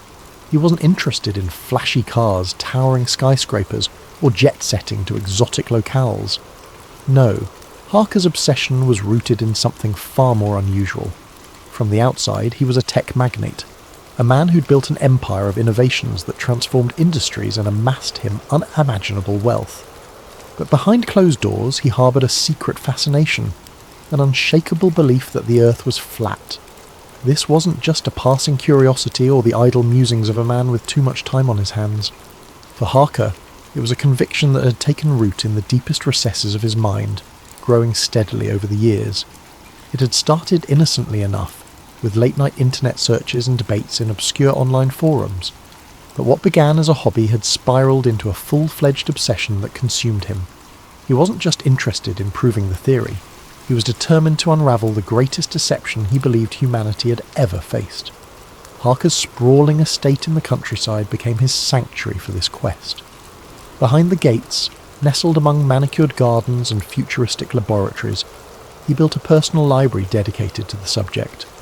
Shelves groaned under the weight of ancient atlases, declassified government documents, and obscure scientific treatises. Maps from centuries past covered his walls, their faded lines and inscriptions serving as a testament to the worldviews of a forgotten era, an era he believed held more truth than the polished narratives of modern times. He would sit for hours in his dimly lit study, his fingers tracing the lines of a 15th century map that depicted a flat Earth surrounded by an unbroken ring of ice. The details were striking. Depictions of mythical sea creatures in uncharted waters, warnings etched in Latin along the edges, and symbols that seemed to whisper secrets he was desperate to understand. These maps, he believed, held clues that had been ignored or dismissed for centuries. To him, they weren't just artifacts, they were evidence. As his obsession deepened, Harker began to notice patterns where others saw none. Satellite imagery, he claimed, bore signs of tampering. The curvature of the Earth seen from space was a product of fisheye lenses and digital manipulation. Weather balloons and high-altitude cameras launched by independent researchers, however, told a different story, one that aligned with his beliefs. Each piece of data he uncovered, no matter how small or anecdotal, was another brick in the towering edifice of his conviction. And then there was Antarctica. For Harker, it was the ultimate enigma. Official maps described it as a frozen continent at the bottom of the globe, but he was certain it was something else entirely. Historical accounts, from ancient sailors to early explorers, spoke of impassable ice walls and mysterious phenomena near the southern reaches of the world. These stories fed his imagination, painting a picture of a boundary so vast and formidable that no one dared cross it. To Harker, Antarctica wasn't just a frozen wasteland, it was the key to everything. The more he studied, the more Antarctica loomed in his mind as both a beacon and a barrier. It was a place shrouded in secrecy, with its remote research stations and tightly controlled access. The Antarctic Treaty, which prohibited unauthorized exploration and military activity, struck him as more than a cooperative agreement between nations. To Harker, it was evidence of a global conspiracy to keep the truth hidden. If the Earth was flat, as he believed, then Antarctica was the edge of that truth, a wall of ice stretching endlessly, shielding humanity from the terrifying reality beyond. But Harker wasn't content to theorize. For all his books, maps, and meticulously compiled research, he lacked the one thing he craved most: proof. He wanted to see the edge of the Earth with his own eyes, to document it, to expose the lie to the world, and he had the means to do it. His wealth and influence had granted him access to the brightest minds, the most advanced technology, and the resources to launch an expedition on a scale few could imagine. The more he thought about it, the more he realised he was uniquely positioned to pursue the truth. Governments were constrained by treaties, scientists by funding, and ordinary people by logistics. But Harker had no such limitations. He could fund his own expeditions, equip them with state-of-the-art tools, and push further into the icy unknown than anyone had before. He could uncover what others dared not even search for. The idea consumed him. It wasn't just about proving the flat Earth theory. It was about vindication, about being the one man bold enough to challenge centuries of dogma. The thought thrilled him, even as it filled him with an undercurrent of unease. Deep down, he knew the journey would be perilous, both physically and reputationally. But the stakes only made it more irresistible. In the quiet moments, late at night in his study, he would stand before a massive map of Antarctica pinned to the wall. Its stark, featureless expanse stared back at him, daring him to venture into its depths. And every time he looked at it, he felt the same electric pulse of determination. If the edge of the Earth truly existed, he would find it. And nothing, not the icy terrain, not the skepticism of the world, not even the possibility of failure, would stop him. It started small. He funded a series of private expeditions to Antarctica, hiring teams of seasoned explorers, scientists, and adventurers. Their mission was simple: document what lay beyond the ice, capture evidence of what the world had been told didn't exist, and bring back irrefutable proof. Each team was outfitted with cutting-edge technology, GPS systems, satellite communication devices, drones, and even experimental ice-penetrating radar. Money was no object. Harker spared no expense, convinced that if he gave these expeditions every possible advantage, success was inevitable. But none of the teams returned. The first group seemed to vanish into thin air. For weeks they sent regular transmissions filled with data and updates, their voices crackling with excitement as they described the surreal beauty of the icy landscape and their progress deeper into the frozen expanse. And then, without warning, the signal stopped. Search efforts were launched, but the desolation of Antarctica made the task nearly impossible. The rescue teams found no sign of the explorers, no abandoned camps, no wreckage, not even a single piece of discarded equipment. It was as if the ice had swallowed them whole. Harker was shaken but undeterred. He doubled down, convinced that the first team had fallen victim to the harsh, unpredictable conditions. This time he hired an even more experienced group, one that included former military personnel, climatologists, and survival experts. Their preparations were meticulous. They carried weeks' worth of supplies, redundancies for every piece of equipment, and specialised training in Antarctic navigation. For a time, it seemed like they were making progress. The transmissions came regularly, filled with reports of treacherous terrain and weather conditions. Then, just like before, silence. Another team gone, as though the icy continent itself had consumed them. The third expedition was the most ambitious yet. Harker personally oversaw every detail, from the selection of the team to the design of their equipment.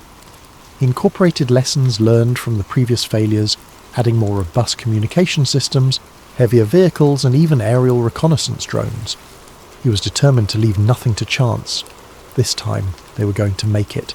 This time, they were going to succeed. But the third team also disappeared. Their last transmission was garbled, frantic, and cut short mid-sentence. The rescue operation that followed was exhaustive, involving some of the most advanced technologies available, but the result was the same. Nothing. No bodies, no wreckage, no answers. The losses were staggering. Dozens of lives, millions of dollars in equipment, and months of planning, all gone without explanation. The disappearances began to attract attention from the media, with sensational headlines speculating about the dangers of Antarctica and questioning Harker's obsession. But it wasn't just the public that started to doubt him. His board of advisors grew increasingly concerned. They called emergency meetings, their voices filled with frustration and fear as they begged him to stop. "It's madness, Edward," one of them said during a tense gathering in his estate's conference room. 3 expeditions, 3 failures. How many more lives are you willing to risk? "You're throwing money into a void," another added, shaking his head. "Whatever you think is out there isn't worth this. It's time to let it go." But Harker couldn't let it go. He wouldn't. To him, the disappearances weren't just tragedies, they were proof.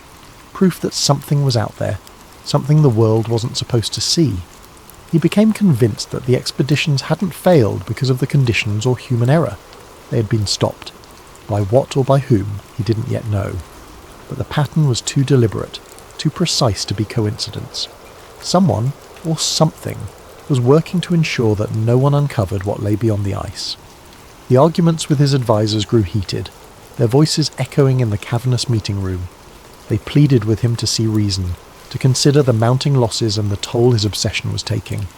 But Harker had long since crossed the line from determination to fixation. The evidence was all around him, he argued. The disappearances, the sudden silences, the complete lack of wreckage. "You don't understand," he told them, his voice steely. "This isn't failure, it's interference, and it's all the more reason to press on." His advisors exchanged uneasy glances. They had seen Harker driven before. His ambition was what had built his empire. But this was different. This was a man consumed by something he couldn't let go, no matter the cost. They warned him, some even threatening to resign if he continued. But Harker's resolve was unshaken. He was too close, too certain that the answers he sought were within reach. And so he made a decision that shocked even those who knew him best. If no one else could succeed, then he would lead the next expedition himself. "I'm going," he announced one evening, his voice calm but resolute. "If I want answers, I need to find them myself." The preparations for Harker's journey were exhaustive. He assembled a team of the best and brightest, glaciologists, cartographers, survival experts, and a handful of trusted security personnel.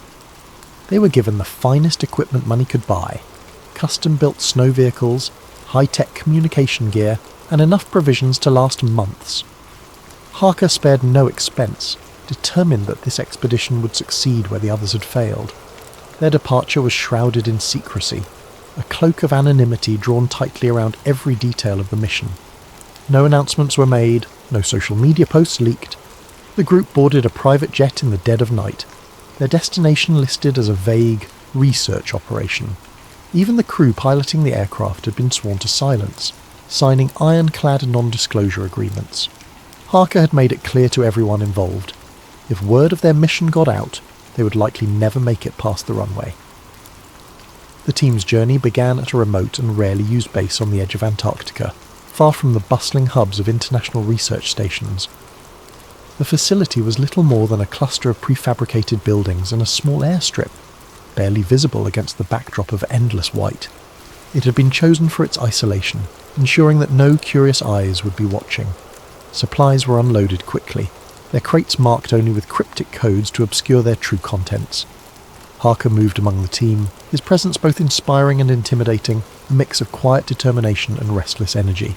He didn't trust anyone outside their circle, not the media, not the international coalitions that regulated Antarctic expeditions, not even the scientists who claimed to champion transparency and discovery. To Harker, they were all potential agents of the conspiracy, complicit in maintaining the illusion of a spherical Earth. His paranoia, once a quiet undercurrent, had become an undeniable force driving every aspect of the operation. The team's morale was an uneasy blend of excitement and trepidation. Many of them were drawn to the mission for reasons beyond Harker's flat Earth obsession.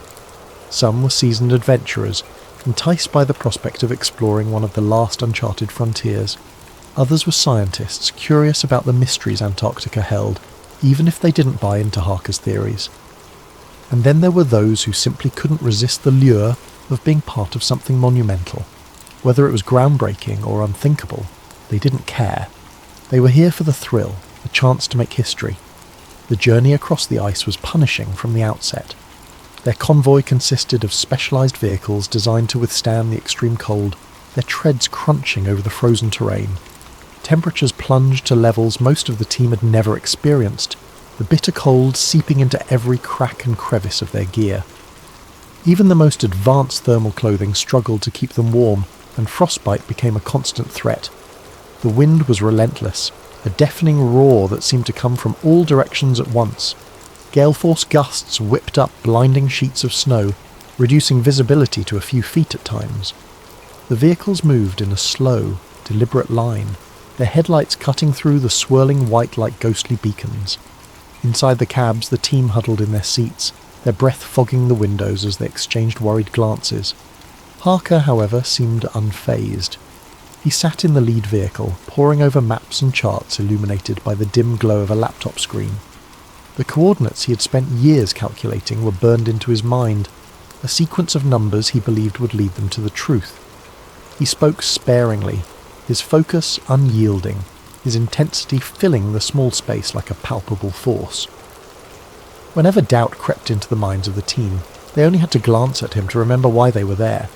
His belief was a fire that refused to be extinguished, no matter how harsh the conditions. The landscape was both breathtaking and oppressive. Vast fields of snow stretched endlessly in every direction, broken only by jagged ridges of ice and the occasional towering glacier. The sky above was a pale grey expanse, blending almost seamlessly with the ground below, creating a disorienting sense of endlessness. It was beautiful in a way that defied description, but it was also utterly inhospitable, a reminder of the unforgiving nature of the continent they had dared to challenge. Days blurred into nights, though the sun never truly set this far south. It hovered low on the horizon, casting long, eerie shadows that danced across the ice. The team worked in shifts, battling exhaustion, as they set up and dismantled camps with mechanical efficiency. Sleep came in fits and starts, interrupted by the howling wind or the groaning of the ice beneath them. Meals were quick and utilitarian, eaten in silence as each member wrestled with their thoughts. The weight of the journey began to take its toll. Equipment froze and failed in the extreme cold, forcing the team to make constant repairs. The isolation pressed heavily on their minds, the endless white stretching out like a void that threatened to swallow them whole. Conversations grew sparse, replaced by the hum of engines and the crunch of snow underfoot. The only constant was Harker, his unwavering conviction pushing them forward, even as doubts festered in the back of their minds. But for all the hardships, there was a growing sense of anticipation. As the team pressed deeper into the icy expanse, following Harker's carefully plotted course, they began to notice subtle changes in the terrain. The ice seemed to grow denser, its surface more reflective, almost like glass. The air grew colder still, the wind sharper, as though they were nearing some invisible threshold. Harker was convinced they were close. He spent hours staring at the horizon, his breath fogging in the frigid air, his eyes scanning for the faintest sign of what he believed lay beyond. Each day brought them closer to the coordinates he had marked, and with every mile his excitement grew. For the rest of the team, the journey was grueling, but for Harker, it was exhilarating. He was on the brink of discovering what he had devoted his life to proving, or so he believed. The initial shock of the encounter was paralysing. The team, hardened by weeks of grueling travel and adversity, now sat in stunned silence within the confines of the armoured transport. The vehicle's interior was dark, lit only by the faint glow of control panels near the front. The hum of the engine and the rhythmic crunch of snow beneath the tyres were the only sounds, amplifying the oppressive tension that hung over them like a suffocating shroud. Harker sat closest to the door, his fists clenched tightly in his lap. His eyes were locked on the metal walls, his mind replaying the moment they'd been surrounded. He could still hear the commanding tone of the soldier, the cold finality in his voice. Harker's vision blurred with frustration and fury. How could they have been so close, only to be intercepted like this? Every step of the journey had led to that moment, to the edge of the earth, and now that truth had been yanked away from him like a cruel joke. The rest of the team exchanged nervous glances, their faces pale and drawn. Some of them whispered in hushed tones, their words too faint to catch. Others stared at the floor, their expressions a mix of fear and disbelief. The moments of strange sightings, the malfunctions, and the eerie silence of the ice, everything now seemed to point to an orchestrated effort to keep them away. But why? The questions loomed larger than ever, filling the cramped space of the transport like a tangible weight. "Do you think they're taking us to a base?" one of the team members finally whispered, breaking the silence. "Maybe," another replied, his voice shaky. "Or worse." Harker turned toward them sharply, his voice cutting through the tension. "They won't stop us," he said, his tone resolute. "Whatever they're trying to hide, they know we're close. That's why they're doing this." A scientist on the team, a woman who had been sceptical of Harker's theories from the start, shook her head. "You don't get it, do you?" she said, her voice trembling with a mix of fear and anger. "We're not close to anything. We're prisoners now. They'll make sure we never see the light of day again. Enough, Harker snapped, his eyes blazing. They're trying to scare us, to make us doubt what we've seen. But we've seen it. That wall, whatever it is, they can't erase that from our minds. The scientist fell silent, but her expression didn't soften.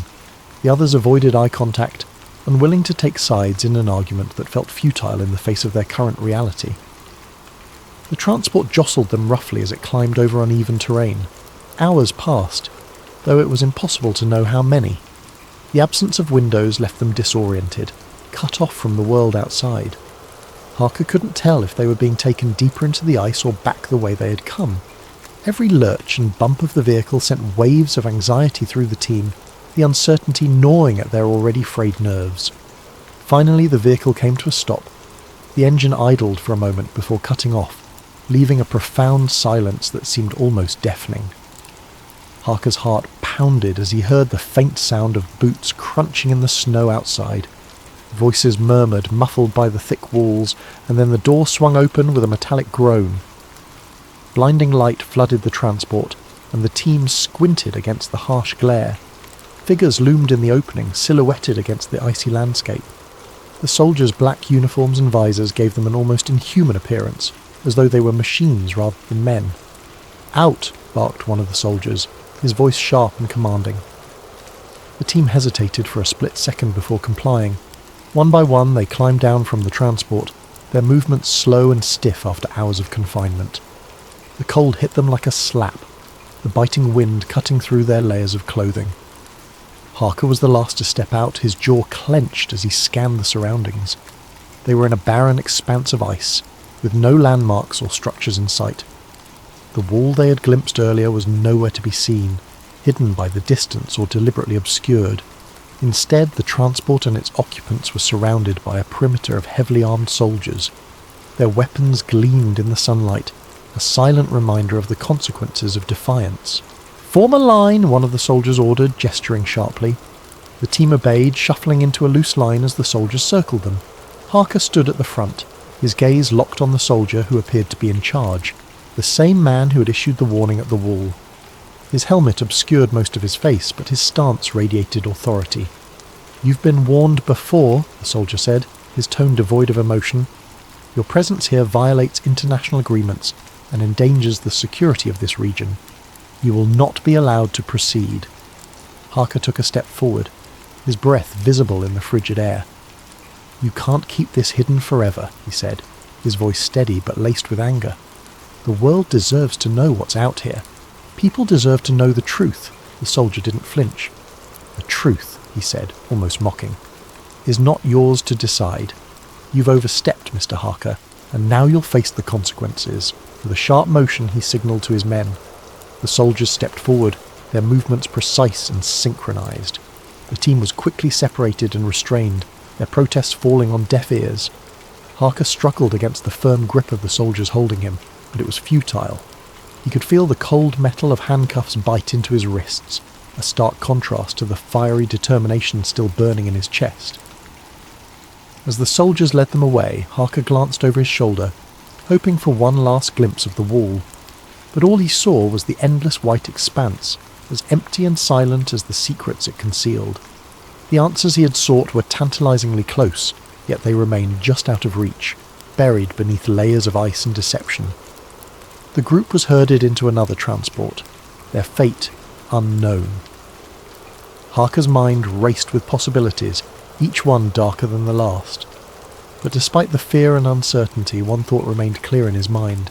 He had seen the wall, and no matter what happened next, he would never stop believing in what lay beyond. Thank you for joining us on Sleep Theories. As you drift off tonight, let this story remind you of the lengths we'll go to in pursuit of the truth, and the mysteries that remain just beyond our reach. Sleep well, and sweet dreams.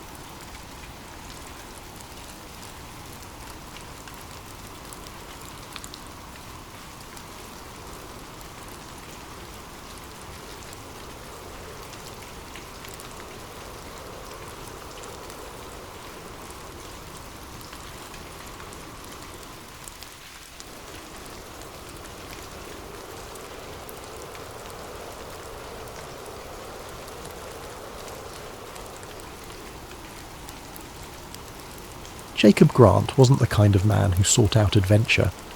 His life was one of quiet rhythms and unassuming contentment, a routine that offered him a sense of control in an otherwise unpredictable world. As the librarian of a quaint New England town, his days were steeped in the smell of old books and the soft hum of fluorescent lights. He loved the orderly comfort of his job, organising card catalogues, helping a young reader find their next favourite story, and watching the sunbeam patterns shift across the reading tables as the hours passed. Every morning began the same way. Jacob would wake at precisely 6:30 a.m, brew a pot of coffee, and retrieve the local paper from the front porch of his small weathered home. He found a certain solace in the rustling of the pages, the way the ink stained his fingers, and the familiar cadence of small-town headlines, a local charity drive, the annual Fall Festival, a feature on Mrs. Patterson's award-winning garden. He read every article, not because he was particularly invested, but because it was part of the ritual, a tether to the predictable. Afternoons were spent among the towering shelves of the library, a building as old and storied as the books it housed. Jacob knew every corner of the place, the creak in the third step of the back staircase, the spot where the afternoon sun hit the stained glass window just right, the faint scent of mildew in the history section. He had worked there for over a decade and felt a sense of quiet pride in his role as the town's unofficial gatekeeper of knowledge. The library was more than his workplace, it was his sanctuary. The soft murmur of patrons, the rhythmic clatter of the card catalogue drawers, and the occasional distant thud of a book being reshelved created a symphony of sounds that Jacob found deeply comforting. It was a place where time seemed to slow, where the chaos of the outside world could be left at the door. Jacob took great pleasure in guiding patrons through the labyrinth of stories, often recommending books he himself had loved. His eyes would light up as he described a plot twist or a particularly poetic passage, and for those brief moments his quiet demeanour would bloom into enthusiasm. Evenings were his time to unwind. After the library closed, Jacob would return to his modest home, a cosy bungalow adorned with ivy climbing its weathered brick facade. He'd prepare a simple dinner, usually something like soup or a grilled cheese sandwich, and settle into his favourite armchair with a novel. On warmer nights he might take a leisurely stroll through the quiet streets, nodding politely to neighbours who sat on their porches or walked their dogs. He loved the way the town transformed under the glow of the streetlights, the way the stillness of the night amplified the sound of his footsteps on the pavement. Jacob's weekends were equally unremarkable, filled with small pleasures that he had come to cherish. A Saturday morning visit to the farmer's market for fresh produce, an afternoon spent tinkering with the old clock in his living room, a hobby he had picked up from his late grandfather. Sundays were for church, not out of deep religious conviction, but because he enjoyed the sense of community and the familiar rhythm of the service. He wasn't lonely, not exactly. Jacob had friends, though his relationships were more cordial than close. He preferred to keep people at arm's length, finding comfort in the solitude that allowed him to retreat into his thoughts and his books. He was the kind of man who blended into the background, who was known but not truly known, a reliable fixture in the town but never the centre of its stories. And yet there was a part of Jacob that yearned for something more, though he rarely acknowledged it. Sometimes as he walked through the quiet town or shelved books in the library, he felt a faint tug of curiosity, a whisper of longing for something beyond the predictable. It wasn't dissatisfaction exactly, but an itch he couldn't quite scratch, a sense that there might be more to the world than the comfortable bubble he'd built for himself. Jacob didn't think of himself as the adventurous type. He didn't chase after excitement or seek out the unknown. But life has a way of finding you when you least expect it, of pulling you into the extraordinary when you're content to remain in the ordinary. Jacob Grant's quiet, predictable life was about to be turned upside down, and he had no idea how much everything was about to change. It began on a chilly autumn afternoon. The air was crisp, the kind that made the leaves crunch underfoot as Jacob walked to work. He had always loved the quiet charm of his town, with its cobblestone streets and ivy-covered buildings. It was the kind of place where everyone knew everyone else, where secrets were few and far between, or so he thought. That day, as he arrived at the library, he found a small, unmarked package sitting on the steps. It was plain, wrapped in brown paper with no return address, and his name was scrawled across it in uneven handwriting. Frowning, Jacob picked it up, his fingers brushing against the coarse paper. He assumed it was a donation. People often dropped off books for the library, but something about this package felt different. Curiosity burned brighter than caution as Jacob carefully carried the package to the library's back office, a dimly lit room cluttered with forgotten tomes and dusty archives. The quiet hum of the building seemed to amplify his unease as he set the package on the desk, the weight of it sending an unexplainable chill through him.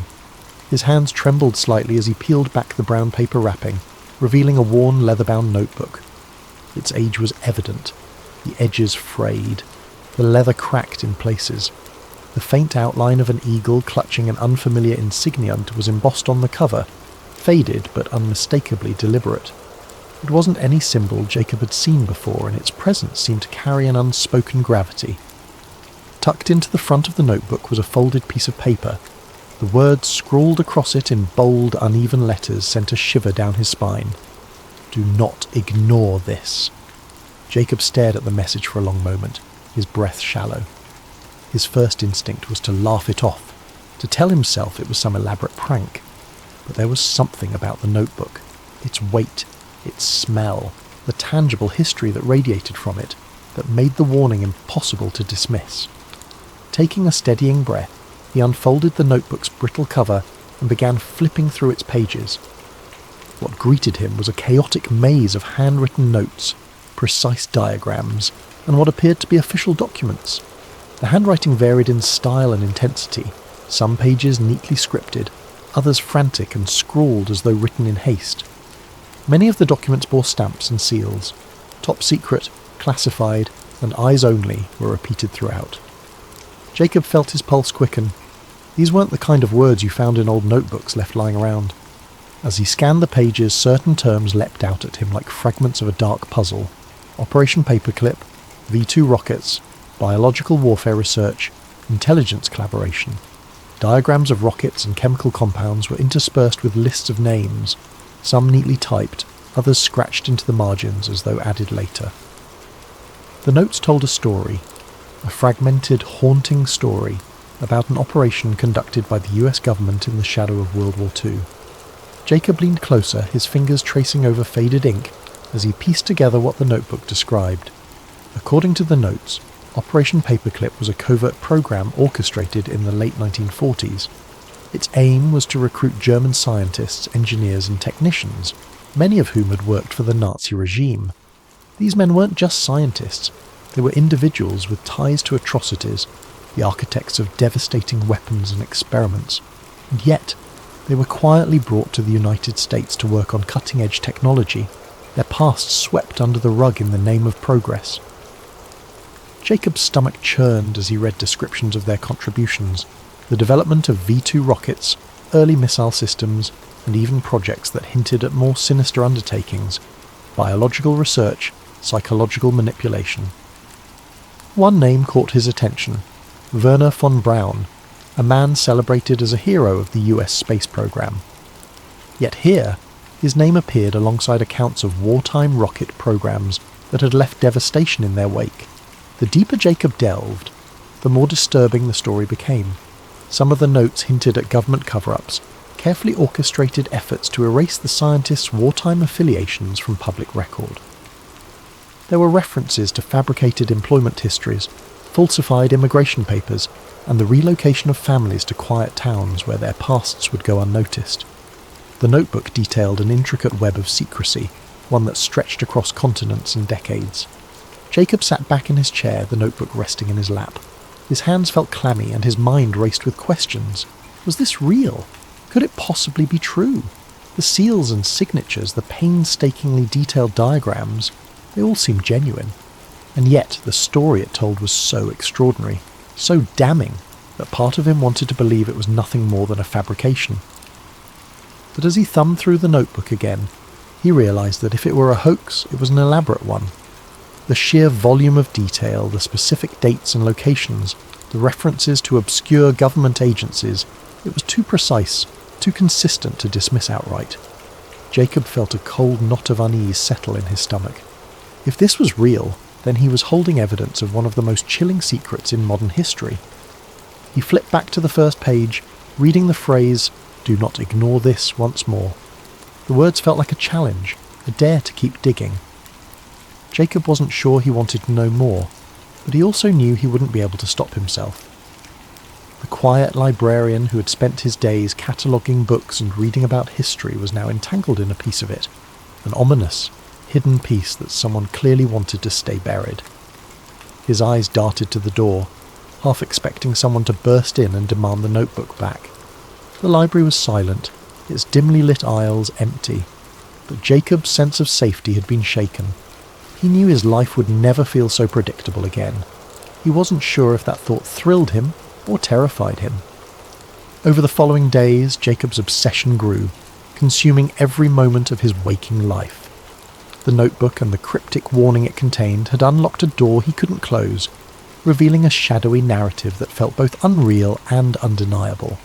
His once quiet evenings were now spent hunched over his desk, surrounded by a fortress of documents, declassified files, and hastily scribbled notes. The more he uncovered, the more sinister the story became. Operation Paperclip wasn't just a footnote in history. It was a sprawling operation, intricately linked to the Cold War arms race, the dawn of space exploration, and the rise of clandestine government power. Jacob felt a mix of awe and horror as he pieced together the connections. The very men whose names were etched in history as pioneers of rocketry and aviation had also been architects of wartime atrocities. The realization left a sour taste in his mouth. Werner von Braun, the charismatic face of NASA's Apollo program, had overseen the development of the V-2 rockets used to devastate London during the war. Arthur Rudolph, a celebrated figure in American aerospace engineering, had managed the construction of those rockets in underground factories manned by slave labour. Kurt de Bus, another name that appeared repeatedly in Jacob's research, had been a member of the SS, directly complicit in Nazi operations. These men weren't just brought to the US, they were celebrated, their pasts carefully sanitised, their contributions woven into the fabric of America's technological triumphs. Each discovery made Jacob's chest tighten. It wasn't just the moral compromises that disturbed him, it was the realisation of how deeply this deception had been buried. He uncovered declassified memos outlining the lengths to which government agencies had gone to obscure the scientists' Nazi affiliations. Employment records were falsified, public statements choreographed, and media narratives shaped to portray these men as heroes rather than war criminals. Jacob's research began to spiral into darker territory. The deeper he dug, the more tangled the web became. He found references to other classified projects connected to Paperclip, projects with vague, ominous names like Operation Bluebird and MK Ultra. These weren't just scientific endeavours, they were experiments in psychological manipulation, mind control and chemical warfare. The implications were staggering. How much of what he thought he knew about post-war America had been carefully constructed lies? And then there was the black sedan. At first, Jacob had dismissed it as coincidence, a neighbour's visitor perhaps, or a passing delivery driver. But as the days went on, the car's presence became harder to ignore. It appeared at odd hours, parked across the street or a few houses down, its dark windows impenetrable. Sometimes he thought he saw movement inside, a faint flicker of a shadow shifting in the driver's seat, but every time he tried to approach, the car would start up and drive away. Jacob's unease turned to paranoia. He began checking his locks twice, then 3 times before going to bed. He closed the curtains earlier each evening, afraid of what, or who, might be watching from the street. His nights became restless, haunted by the voice on the phone and the suffocating sense that he was being monitored. Despite his growing fear, Jacob couldn't stop. If anything, the warning only fueled his determination. Someone wanted him to stop digging, which meant he was onto something important. He dove deeper into government archives, poring over obscure academic papers and forgotten journalistic exposés. He even began visiting the homes of retired academics and journalists, trying to piece together the fragments of suppressed stories. During one such visit, he met an elderly man named Howard, a former investigative journalist who had spent decades trying to uncover the truth about Operation Paperclip. Howard's frail hands trembled as he sifted through a box of old notes and clippings. "I tried," he said, his voice barely a whisper.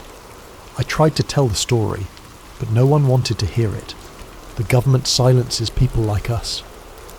Jacob's heart sank as Howard described the intimidation tactics he had faced.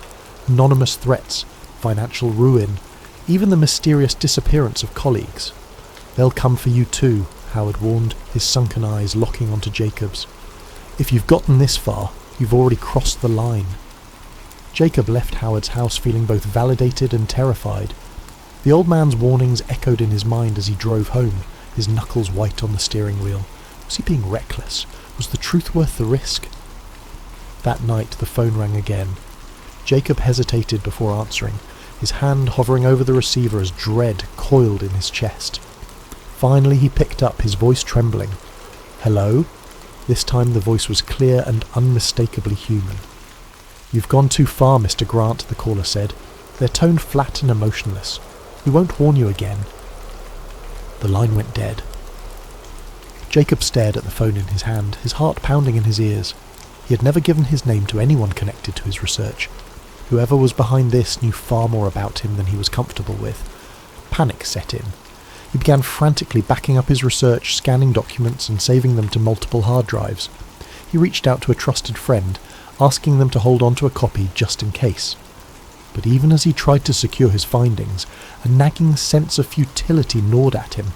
He was up against forces far more powerful than he could comprehend, let alone fight. The next morning, the black sedan was gone. For a brief moment, Jacob felt a flicker of relief, until he noticed the small envelope slipped under his front door. His hands shook as he opened it, revealing a single sheet of paper. Typed in bold letters were the words, "This is your last chance." Jacob sat down, the weight of the message crushing him. He realized he had two choices: stop everything, destroy his research, and return to his quiet life, or push forward, knowing full well the danger that awaited. He stared at the notebook on his desk, its pages a silent challenge. In the end, Jacob chose truth over safety. 2 nights later, Jacob vanished. His home was left undisturbed, the lights still on, a mug of tea cooling on the kitchen counter. The notebook was gone, as were the files he had collected. The only clue to his fate was a faint tyre track in the gravel outside his home, leading into the dark. Jacob's disappearance would never be investigated.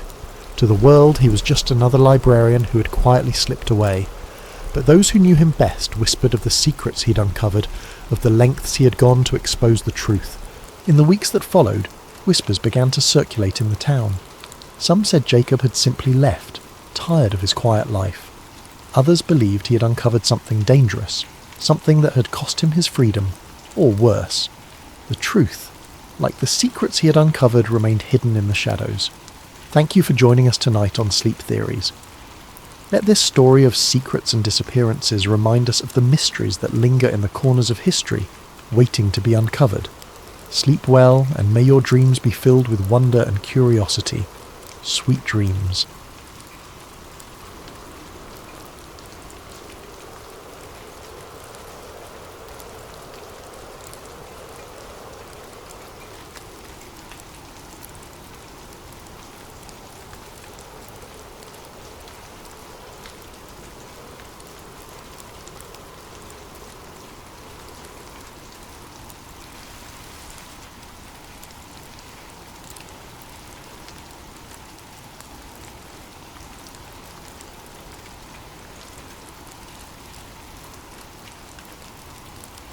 James Hart stood there, his breath hanging in the cool morning air as he stared at the sign. The words, "US Government Property, Restricted Area." No trespassing glared back at him, each letter bold and unyielding against the worn metal. It was the kind of warning you didn't take lightly, the kind that usually sent law-abiding citizens like James turning back the way they came. And yet, he couldn't move. His boots stayed planted in the damp earth, his curiosity outweighing the rational part of his brain that screamed for him to leave.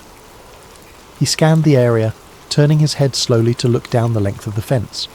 It was taller than he had realized, with rows of rusting barbed wire curling menacingly at the top. The trees around it were dense, their branches clawing at the metal like nature itself was trying to reclaim the land. What struck him most was the silence. The usual forest sounds, chirping birds, rustling leaves, were gone. replaced by an almost oppressive stillness that seemed to press down on him the longer he lingered. James felt a pang of guilt for even thinking about crossing the fence. He was a man who followed the rules, who had lived his life avoiding unnecessary risks. But something about the place gnawed at him. It wasn't just the fence or the sign. It was the feeling that he had stumbled onto something significant, something he wasn't supposed to see. He told himself it was probably nothing. Maybe an old military outpost long abandoned. Maybe a weather station. Maybe... But his gut told him otherwise. That's when he noticed the gap. It was small, almost hidden by a cluster of shrubs growing at the base of the fence. James wouldn't have seen it if the sunlight hadn't caught the glint of metal where the barbed wire had been cut.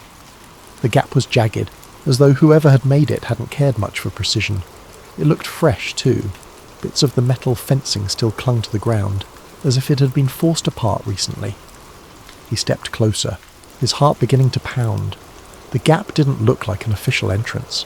It looked unauthorized, like someone else had been here, someone who wasn't supposed to be. The thought made James hesitate, a chill running down his spine. If someone had cut their way in, they'd done so for a reason, and if they'd gone to that much trouble, whatever lay beyond the fence was likely worth hiding, or discovering. James knelt down, brushing a hand over the torn edges of the wire. His fingers trembled slightly as he touched the cold, sharp metal. He glanced around, half expecting to see a patrol or hear the bark of a guard dog. But the forest remained silent. He couldn't shake the feeling that he was being watched, though he knew it was probably just his nerves. The rational side of his brain begged him to turn back. "This isn't your business," it whispered. "You don't need to know what's in there. Just go home." But something deeper, something instinctual urged him forward. It wasn't just curiosity, it was a sense of unease, a need to understand what was hidden behind the fence. It was as though the gap had been placed there for him, daring him to cross the line. Before he could talk himself out of it, James took a deep breath and stepped through. The world seemed to change the moment he crossed the threshold. The air felt heavier, cooler, as though he had entered a different realm. The trees on this side of the fence were darker, their branches tangled like skeletal fingers reaching for the sky. The ground was soft and uneven, the moss beneath his boots muffling his steps. James moved cautiously, keeping low as he navigated the unfamiliar terrain. Every sound felt magnified. The crunch of leaves underfoot, the faint rustle of his jacket. His pulse thundered in his ears, but he kept moving, drawn forward by an invisible force. He didn't know what he was looking for, but he felt certain he would know it when he found it. The forest seemed to close in around him as he pressed deeper. The light filtering through the canopy grew dimmer, casting long shadows that danced with every movement of the trees. James felt a growing sense of unease, like he was being funneled towards something he couldn't yet see. He paused to catch his breath, leaning against a tree and glancing back the way he had come. The fence was no longer in sight, obscured by the dense undergrowth. For a moment he considered turning back, but the thought of leaving without answers felt unbearable. He pressed on, his senses on high alert. Then, through the thick curtain of trees, he saw it. A clearing. The sight made him stop in his tracks, his breath catching in his throat. It was unlike anything he had expected. He crouched low, creeping toward the edge of the clearing to get a better look. As he drew closer, details began to emerge. It wasn't just the clearing that was unusual. It was what stood in its centre. James squinted, his pulse quickening as he realised what he was looking at. A cluster of buildings, squat and nondescript, stood in the middle of the forest. Their concrete walls were stained with moss and streaked with rust, their windows covered with wire mesh. The dirt road wound through the clearing, leading to a set of large steel gates. Nearby, a handful of vehicles sat parked in a neat row, trucks with government plates, their sides marked with stenciled letters he couldn't quite make out. James ducked behind a tree, his mind racing. What was this place? It didn't look abandoned. Lights flickered in the windows and faint voices carried on the wind. He spotted figures moving between the buildings, some in lab coats, others in military uniforms. They moved with purpose, as though part of a carefully choreographed routine. Whatever this place was, it was active, and it was hidden for a reason. James's heart pounded as he crouched in the shadows, watching the scene unfold. Every instinct told him he shouldn't be here, that he was stepping into something far bigger than he could understand, but he couldn't look away. Something about the place drew him in, a nagging sense that he had stumbled onto something important, something he wasn't supposed to see.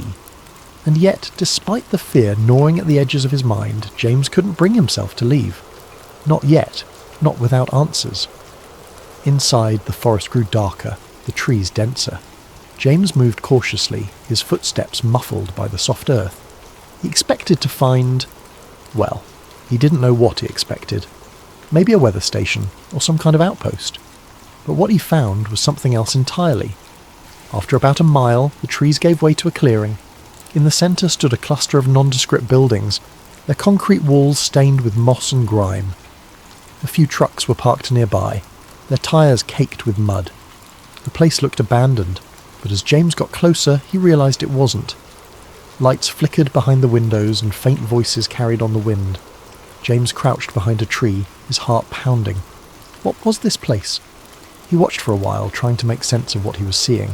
People in lab coats walked between the buildings, carrying files and equipment. Soldiers patrolled the perimeter, their rifles slung casually over their shoulders. It looked like something out of a spy movie, and James couldn't shake the feeling that he had stumbled onto something he wasn't supposed to see. That night, James couldn't sleep. The events of the day replayed endlessly in his mind, the scene at the facility refusing to fade into the background. Every time he closed his eyes, he saw the soldiers again, their movements precise, their presence unnervingly authoritative. Research facilities didn't have armed guards, especially not in the middle of nowhere, and certainly not guards who seemed so vigilant, so ready for trouble. He tossed and turned, trying to rationalise what he'd seen. Maybe it was a military outpost, some kind of training site or a storage depot for sensitive equipment. But that didn't explain the secrecy, the barbed wire fence, or the sense of isolation. It was as if the place was deliberately hidden from the world, tucked away where no one would think to look. He told himself he was overthinking it, that his imagination was running wild.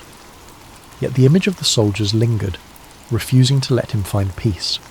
By morning, his curiosity had turned into something stronger, a need to know. He couldn't just leave it alone, not after what he'd seen. His rational mind warned him against going back, but a deeper part of him, the part that craved answers, overruled the hesitation. He decided to return, this time more prepared. James gathered his old pair of binoculars and a camera he hadn't used in years, stuffing them into a worn backpack. He threw on his hiking boots and jacket, telling himself it was just another day exploring the woods. If anyone asked, he was just a curious hiker with a camera, documenting the beauty of the forest. But in his gut, he knew this wasn't a casual outing. He was crossing a line, stepping further into something he didn't fully understand. When he reached the gap in the fence, the forest was eerily quiet. The usual hum of birdsong and rustling leaves seemed muted, as though the woods themselves were holding their breath. James crouched low as he slipped through the gap, his senses on high alert. Every sound, every shadow felt amplified, his heartbeat thudding in his chest like a drum. He followed the same path as before, weaving through the dense undergrowth until the clearing came into view. The facility was just as he had left it, its squat buildings clustered together like silent sentinels. The guards were there too, patrolling the perimeter with methodical precision. James found a spot where the trees provided cover, settling in with his binoculars. At first it was uneventful. Trucks came and went, their drivers unloading crates and disappearing into one of the larger buildings. James adjusted the focus on his binoculars, trying to make out the stenciled letters on the side of the crates, but the angle was wrong. He snapped a few photos anyway, hoping they might reveal more later. Hours passed, and James was beginning to think this trip might have been a mistake. He was cold, his legs were cramped from crouching, and his nerves were fraying from the constant vigilance. He was about to pack up and leave when something caught his eye. A small group of people emerging from one of the buildings. He froze, lifting the binoculars to his eyes. At first it looked like more workers or guards, but then he saw the man. Unlike the others, he wasn't wearing a uniform or a lab coat. He looked like an ordinary civilian, his clothes rumpled and his posture defeated. He was flanked by two guards, their hands gripping his arms as they marched him across the clearing. James's breath hitched as he adjusted the focus. The man's hands were bound behind his back, and his face was pale, almost ghostly. There was a hollow look in his eyes, a mixture of fear and resignation that sent a chill down James's spine. He watched as the man turned his head, glancing over his shoulder as if searching for a way out, or perhaps for someone who might come to his aid. The guards didn't give him a chance to hesitate. One of them shoved him roughly, forcing him to quicken his pace.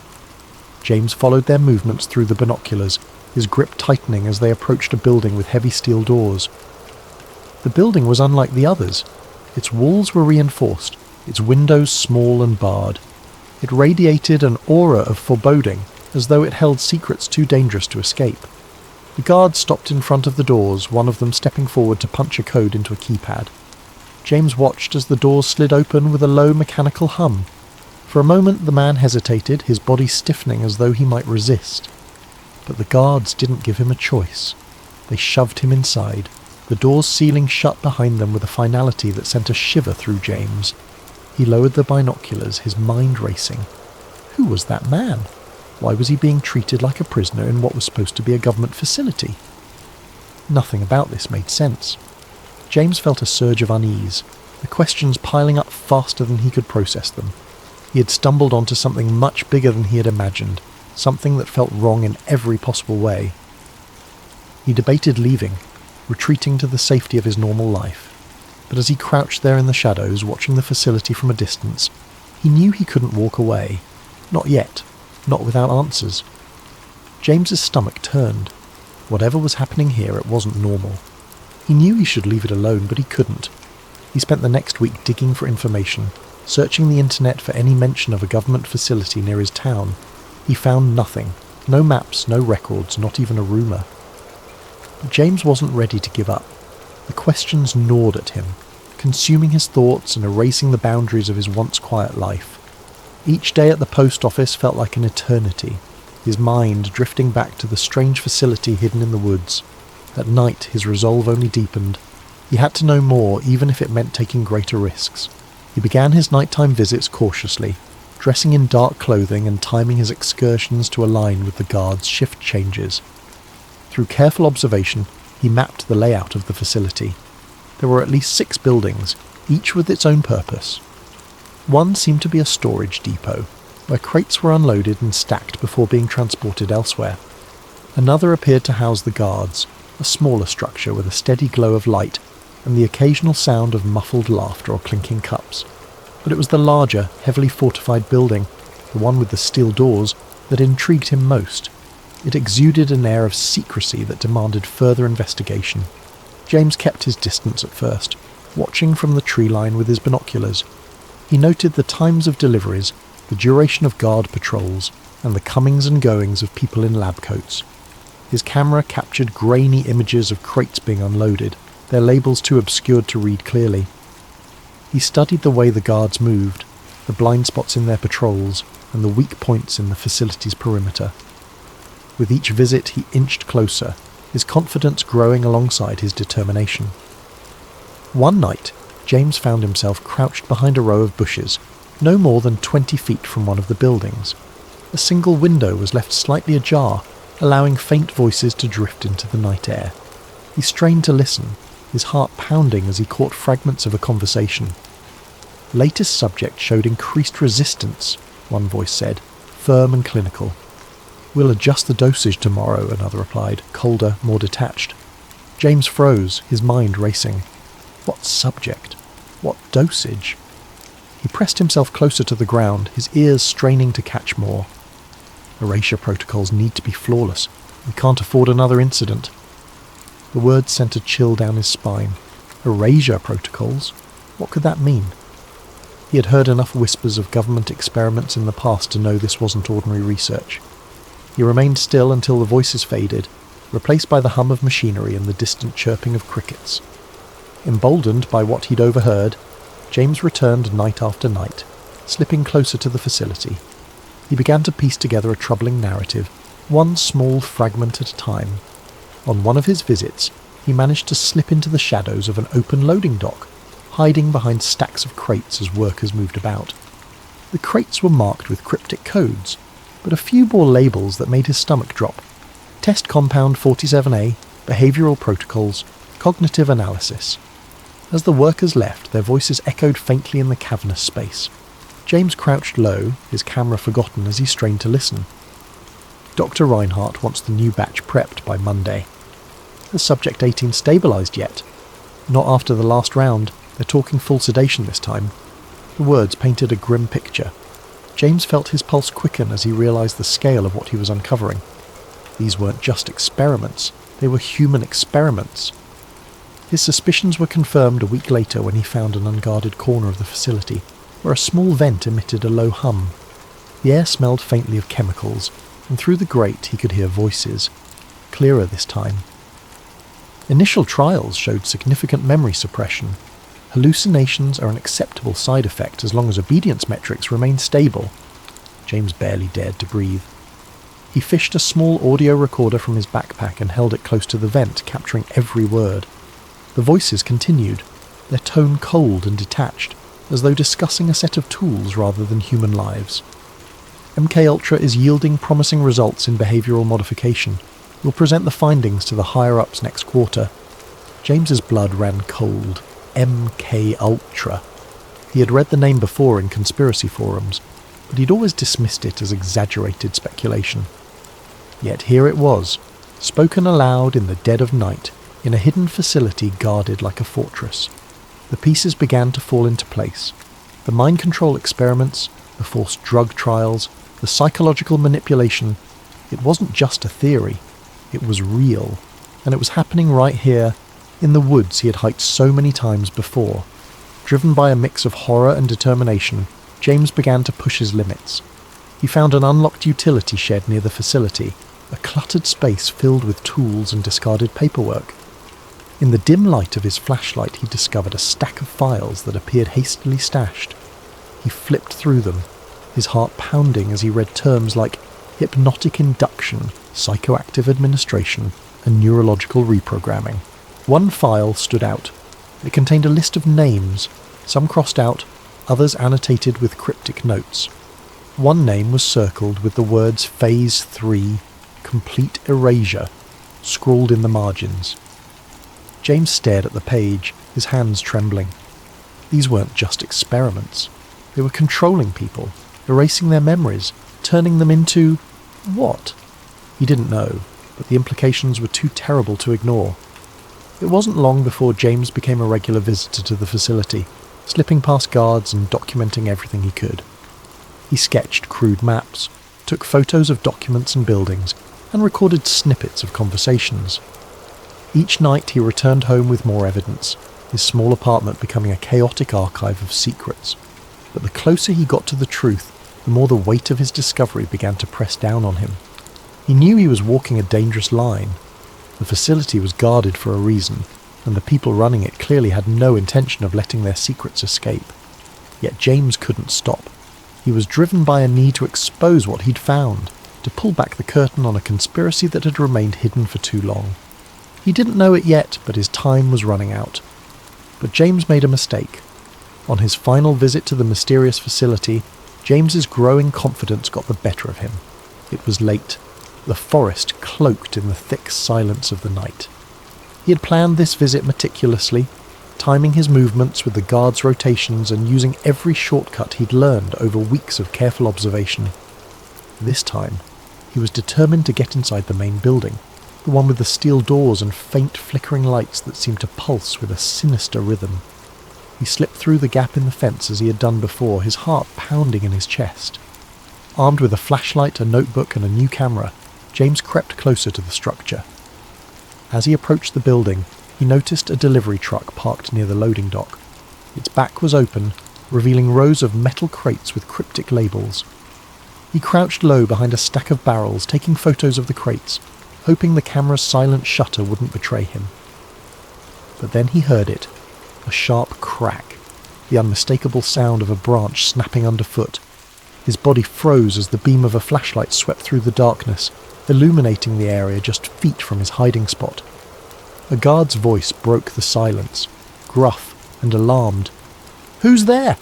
Panic surged through James. He bolted, his boots pounding against the forest floor as he darted back toward the fence. The shouts of the guards followed him, along with the heavy thud of their boots as they pursued him. His breath came in ragged gasps, his chest burning as he pushed himself harder, faster. But the guards were trained, and they were gaining on him. He felt the impact before he saw it, a crushing weight against his side as one of the guards tackled him to the ground. His camera skittered across the dirt, landing out of reach. A second guard grabbed his arms, pinning him as he struggled. "Don't move!" one of them barked, his voice cold and commanding. James's mind raced, scrambling for an explanation, an excuse, anything that might save him. But no words came. He was yanked to his feet, his wrists bound tightly with a rough rope, and dragged toward the facility. The camera, his notebook, and any shred of evidence he'd gathered were confiscated, leaving him defenseless. Inside the compound, James was shoved into a small, dimly lit room. The walls were concrete, the air stale and suffocating. A single overhead light buzzed faintly, casting harsh shadows that seemed to dance menacingly on the walls. He sat in a metal chair, his wrists still bound, as a man in a dark suit entered the room. The man's face was expressionless, his eyes cold and calculating. "Who are you?" the man demanded, his voice sharp and clipped. James swallowed hard, his mouth dry. I'm no one. I was just hiking. I got lost." "Don't lie to me," the man interrupted, slamming a file onto the table. Papers spilled out, some of them familiar to James. Copies of photos he'd taken, sketches of the facility's layout, and notes he'd written about what he'd overheard. The sight of them made his stomach drop. "How did you find this place?" the man continued. "Who else knows about it?" James stammered, trying to come up with a plausible explanation, but his mind was blank. He could feel the intensity of the man's gaze, like a spotlight boring into his very soul. "I swear I didn't tell anyone," James said, his voice trembling. "I don't even know what this place is." The man leaned in closer, his face mere inches from James's. "And you never will." Before James could respond, a guard entered the room carrying a syringe. James's eyes widened, his pulse spiking as he realized what was about to happen. "No, wait," he shouted, struggling against the restraints, but it was no use. The needle pierced his arm, and within moments the world around him began to blur and fade. The last thing he saw was the man in the suit, his expression unreadable as darkness consumed him. When James woke up, he was lying in his own bed. At first, he thought it had all been a dream. The sunlight streaming through the window, the familiar hum of his apartment, all of it felt so ordinary, so normal. But as he sat up, his head spinning, a wave of unease washed over him. His camera was gone. So were his notes, his photos, his sketches, every piece of evidence he had painstakingly collected. Even his phone, which he had kept locked and secure, had been wiped clean. There were no messages, no photos, no browser history. It was as if the last few weeks had been erased entirely. James stumbled to the bathroom, splashing cold water on his face. But when he looked at himself in the mirror, he noticed something strange. A faint bruise on his arm, right where the needle had gone in. The sight of it sent a chill down his spine, confirming that what had happened wasn't just a bad dream. Over the following days, James tried to piece together what had happened, but his memories felt fragmented, like a puzzle with missing pieces. He could recall the facility, the guards, the files marked MK Ultra, but there was a strange emptiness in his mind, as though something had been taken from him. Every time he tried to focus on the details, his thoughts slipped away, replaced by a dull, throbbing headache. He tried to tell his story, to his friends, to anyone who would listen, but no one believed him. His friends chalked it up to stress, suggesting he take a break and get some rest. Even James began to doubt himself, wondering if the memories were real or if they had been planted there, part of some twisted experiment. When he returned to the trail where it had all begun, the facility was gone. The clearing was empty, the chain-link fence and buildings erased as if they had never existed. The only sign that anything had been there was a patch of disturbed earth, overgrown with weeds. James searched desperately for any trace, but there was nothing. As he stood in the clearing, staring at the emptiness, a sense of futility washed over him. Whatever had happened, whoever had taken him, they had erased their tracks, and part of him, with surgical precision. James knew what he had seen, what he had heard, but without evidence, without proof, the truth was as elusive as a shadow. James returned to his life, but it was no longer the same. The quiet predictability he had once cherished was gone, replaced by a gnawing paranoia. Every shadow, every flicker of movement in the corner of his eye felt like a threat. He avoided the woods, avoided conversations about conspiracy theories, and avoided questioning what had happened. But deep down, he knew the truth. Some secrets were never meant to be uncovered, and some questions once asked could never be unasked. Thank you for joining us tonight on Sleep Theories. May this story of secrets and shadows inspire you to reflect, to wonder, and to dream. Sleep well, and let your imagination carry you to places where the mysteries of the world unfold. Sweet dreams.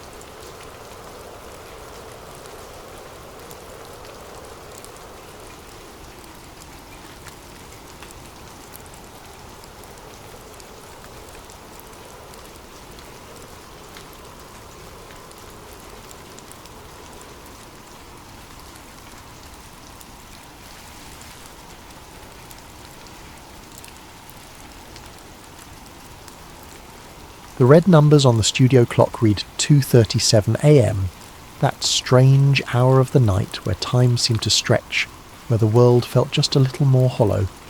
The host of the Signal Line, an underground conspiracy radio show, leaned forward in his chair, the dim glow of the soundboard casting long shadows across the desk. The studio was small, barely more than a booth lined with fading soundproof foam, but to the outside world it was a beacon, a place where the people who knew too much, or thought they did, could speak freely. The radio waves carried secrets. The callers? They were the keepers of those secrets. And the host? He was just the man crazy enough to listen. For the past few months he had been chasing something big. Something bigger than JFK, bigger than MK Ultra, even bigger than the moon landing theories. It started with the storms, weather patterns that didn't make sense. It was subtle at first. A few odd cases here and there, nothing to set off alarms. A storm system that defied forecasts, seemingly gaining and losing strength at will. Then another, forming out of nowhere, with no clear atmospheric trigger. Meteorologists struggled to explain it, fumbling for terms like anomalous wind patterns and unexpected pressure shifts. But the host knew better.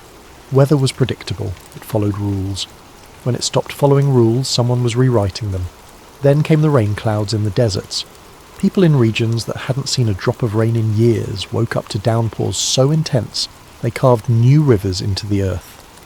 In Arizona, a sudden storm flooded entire stretches of highway in a matter of hours, leaving cars abandoned like shipwrecks in the mud. In the Middle East, an area known for its bone-dry relentless heat, was suddenly battered by a torrential storm that appeared from nothing. It wasn't just rain, it was an event.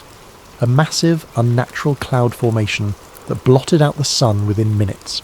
Satellite imagery from the day before showed clear skies, no storm cells forming, no moisture build-up. Then, within the span of 2 hours, a fully formed thunderstorm erupted. The rainfall was too heavy, the winds too powerful, like a switch had been flipped. And then there was the lightning. Something was different about it. The storms carried unusual electrical charges, more violent than any natural pattern. The bolts were striking too frequently, too precisely, as if they weren't just the result of chance, but something controlled. Pilots reported seeing strange flashes in clear skies long before the first raindrop hit. Some swore their navigation instruments had glitched out entirely when flying near these storm systems, compasses spinning wildly, GPS signals vanishing for minutes at a time. Then, just as suddenly as it came, the storm would vanish. It wasn't normal. A hurricane in the Gulf of Mexico was supposed to hit the coast, following every prediction and simulation model. It was moving steadily in the direction that physics dictated, and then it turned. Not a gentle curve, not a natural shift in pressure, a 90-degree turn. Every meteorologist scrambled for an explanation, but the numbers didn't add up. Something external had moved it. People dismissed it as a freak event.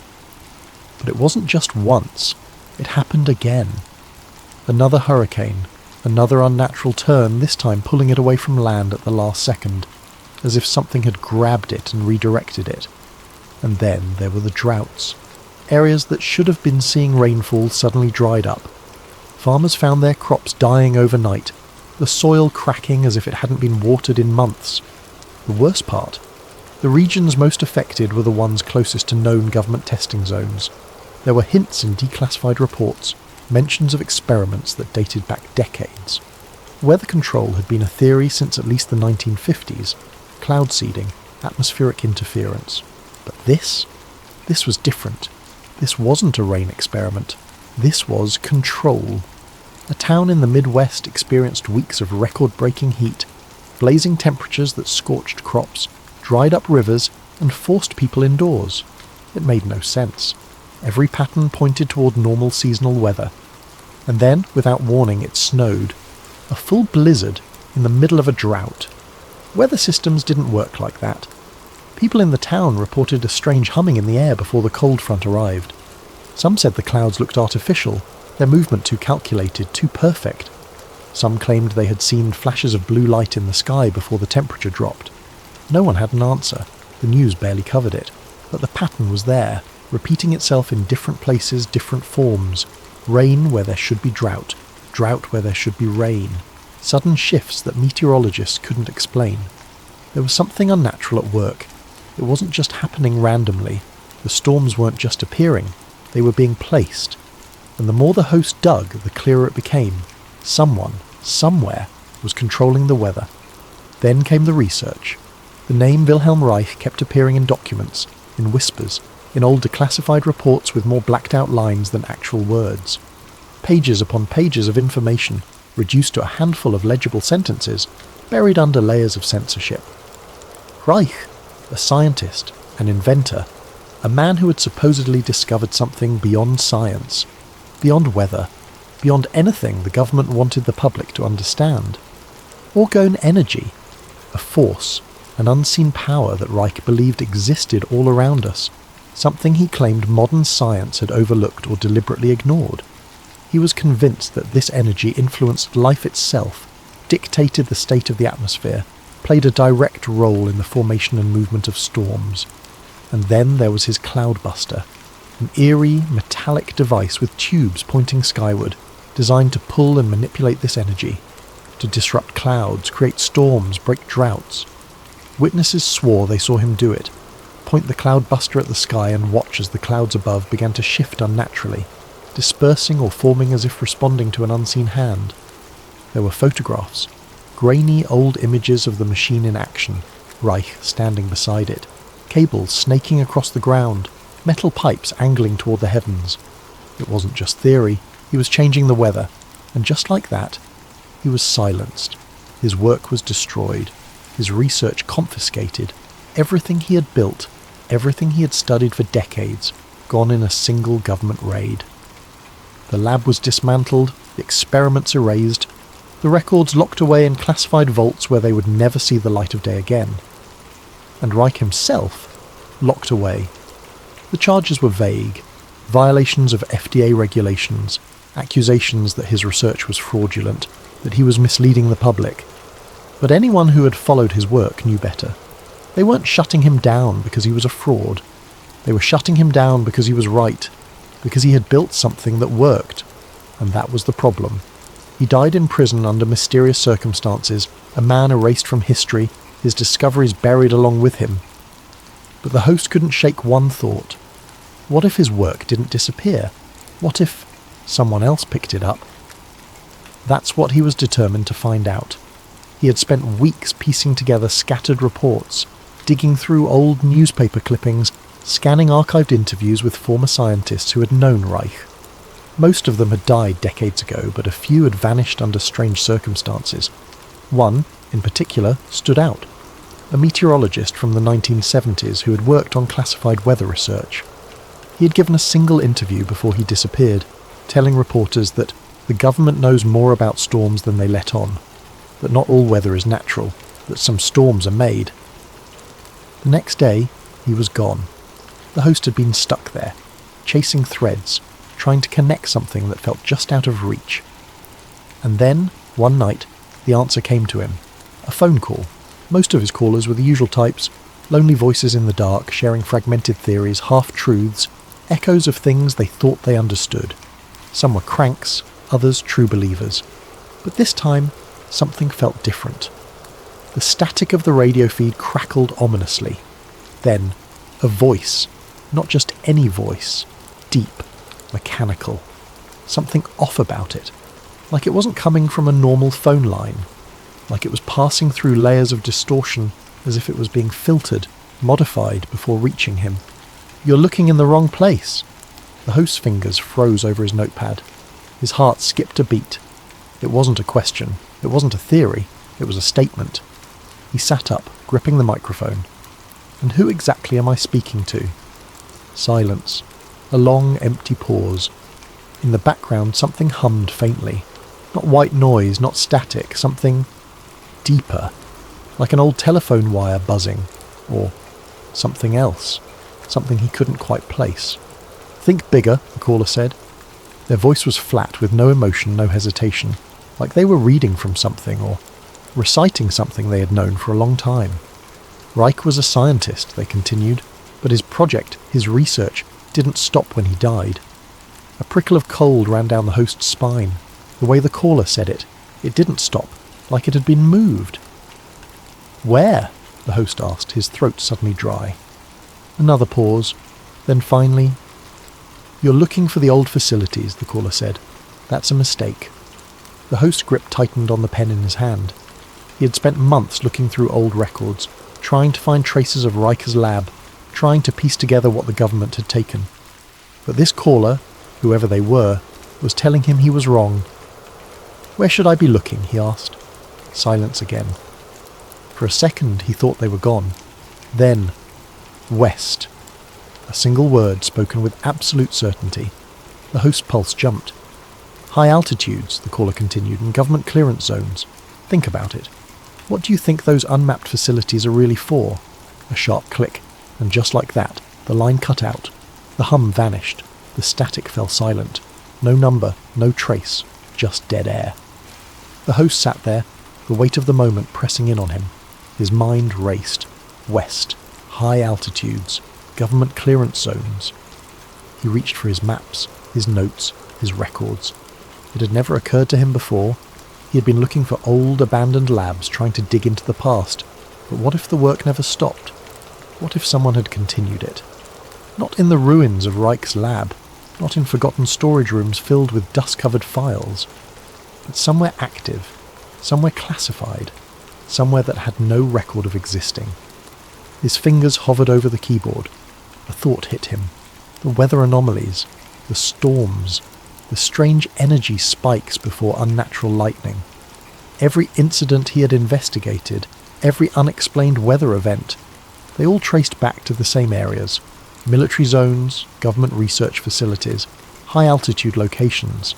It wasn't Reich's work that had disappeared. It had been absorbed, repurposed, weaponized. His breath caught in his throat. He had been looking in the wrong place all along. The host barely slept that night. His mind was racing, thoughts overlapping in a blur of research, fear and determination. He sat hunched over his desk, surrounded by maps, declassified reports, satellite images, the glow of his screen casting flickering shadows against the wall. His fingers hovered over the keyboard, rapidly pulling up records, documents, anything that could confirm what he already suspected. Hours passed. He barely noticed. The air in his small studio felt heavy, as if the walls were pressing in on him. The world outside was quiet. Too quiet. He traced storm patterns, mapped unusual shifts in pressure, cross-referenced military movements and funding allocations that shouldn't have existed. That's when he found it. A remote facility in the Rocky Mountains, buried so deep in restricted airspace that even satellites had limited imaging of it. No records of ownership. No public knowledge of its existence. The surrounding area was marked as Federal Research Site, but no official name, no listed purpose. But then he saw the towers, massive cylindrical structures, cold and metallic, eerily resembling the sketches of Wilhelm Reich's Cloudbuster, only amplified to an unimaginable scale. His breath hitched. It wasn't a theory anymore. Someone was controlling the weather, and he had to see it for himself. The roads leading into the mountains were desolate. As he drove, the air felt wrong, like the atmosphere itself was charged with something unseen. The trees stood eerily still, no wind, no movement, only an unnatural, suffocating silence. Then, the storm began. It didn't roll in gradually like most storms did. It was instant. The sky darkened unnaturally fast, clouds boiling above him, the first raindrops striking his windshield like bullets. The deeper into the mountains he drove, the worse it became, as if something, or someone, was trying to push him away. He had the sinking feeling that they knew he was coming. Then, in the distance, he saw it. A massive structure, towering toward the storm-filled sky. Metallic tubes stretched high above the facility, angled toward the clouds, pulsing with an invisible energy that he could feel in his bones. His breath caught in his throat. It was exactly what Reich had built in the 1950s. But this wasn't just an experiment. This was an operation. A functioning machine, running at full capacity, pulling at the very fabric of the sky itself. The storm above him churned violently, but as he squinted he noticed something unnatural. The wind wasn't random, it was controlled. The rain didn't fall erratically. It moved in perfect synchronization with the facility below it. They weren't predicting the weather, they were making it. He grabbed his camera, snapping photos. His hands were shaking, but he pressed record, zooming in on the facility, on the towers, on the way the clouds above seemed to respond to something unseen. Then, movement. A black SUV, its headlights cutting through the storm, tearing up the dirt road toward him. They had seen him. His heart pounded. He barely had time to react before his instincts kicked in. Run. He turned, stumbling over loose gravel, rushing back to his car. The wind howled around him, pushing against him, making every step feel like wading through water. The engine roared to life. Tires skidded as he sped down the mountain, rain hammering against the windshield. Headlights grew closer in his rearview mirror. He took sharp turns at reckless speeds, his mind racing just as fast. They knew he had seen too much. By the time he reached his studio, his hands were still shaking. His face was pale, his clothes soaked through. He slammed the door shut behind him, locking it. He had it. The photos, the videos, proof, and tomorrow night he would show the world. The studio felt colder than usual. He sat in his chair, fingers hovering over the keyboard. The images of the facility flashed across his screen, the machines at work shifting the weather above them, the pulsing energy coursing through the metallic tubes. This was it. He hit the broadcast button. Tonight, I have something that will change everything, he said. His voice was steady, but his hands trembled. The footage was queued up. He took a deep breath, and then the power cut out. The entire studio went black. The hum of the equipment stopped instantly. The signal went dead. For a moment there was nothing but silence. Then, footsteps. Heavy boots on concrete. His pulse spiked. In the darkness, he reached for his phone. His fingers fumbled, shaking as he tried to dial. Before he could hit the call button, the door burst open. A blinding flashlight beam cut through the blackness, illuminating the studio in harsh white light. Silhouettes filled the doorway. Government officials, their faces unreadable, emotionless, mere shadows against the brightness. The last thing he saw was the flicker of red and blue lights through the window before they grabbed him. A sharp pain shot through his skull as his body was forced forward, hands wrenched behind his back. Darkness. A car door slamming shut, the hum of an engine revving. Then, nothing. The next day, the signal line didn't air. His website, gone. His channel, deleted. No explanation, no warning. The only thing left behind was static, as if he had never existed. And the storm clouds overhead, they still moved. Not naturally, not randomly, as if pulled by an invisible hand. Because the machine, it never stopped running. Somewhere, out in the mountains, they were still controlling the sky. And the man who tried to expose it, he vanished. Stay curious, my friends. Keep questioning everything. And remember, sometimes the truth is just a little too dangerous.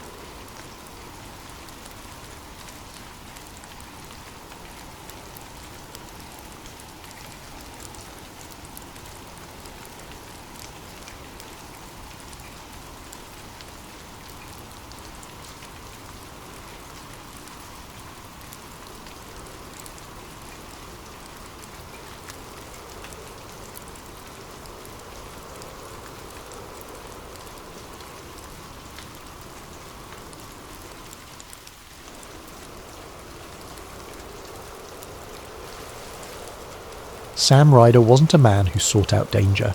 He lived a quiet life in Albuquerque, New Mexico, repairing antique radios and running a small electronics shop tucked away on a quiet corner of Main Street. The shop was a modest space, the kind of place you might miss if you weren't looking for it. Its sign, hand-painted years ago, hung slightly askew above the door, proudly declaring, "Ryder's Radios, restoring the past, one dial at a time." Inside, the air carried the scent of aged wood, solder, and the faint tang of old electronics, a combination that felt as comforting as it did nostalgic. Sam's world revolved around the small, intimate hum of his daily routines. His morning started with a fresh cup of black coffee from the cafe across the street, where the barista always had his order ready before he walked in. He'd unlock the shop just as the sun began to filter through the large front windows, its light catching on the shelves lined with radios of every make and model.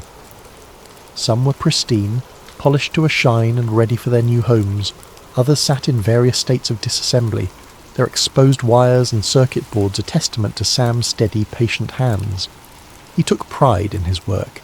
Each radio brought into his shop carried a story, family heirlooms passed down through generations, wartime relics crackling with static-laden memories, and rare finds that collectors had unearthed from forgotten corners of attics or barns.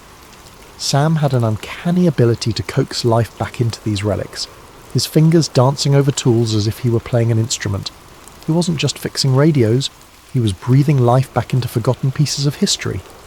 The process was slow, meticulous, and deeply satisfying. Sam often lost himself in the rhythm of soldering connections, replacing tubes, and meticulously cleaning dials that had been coated with decades of dust. It was in these quiet, focused moments that he felt most at peace, the noise of the outside world fading into a distant hum. To Sam, the radios weren't just machines. They were windows into another time, echoes of lives lived and stories told.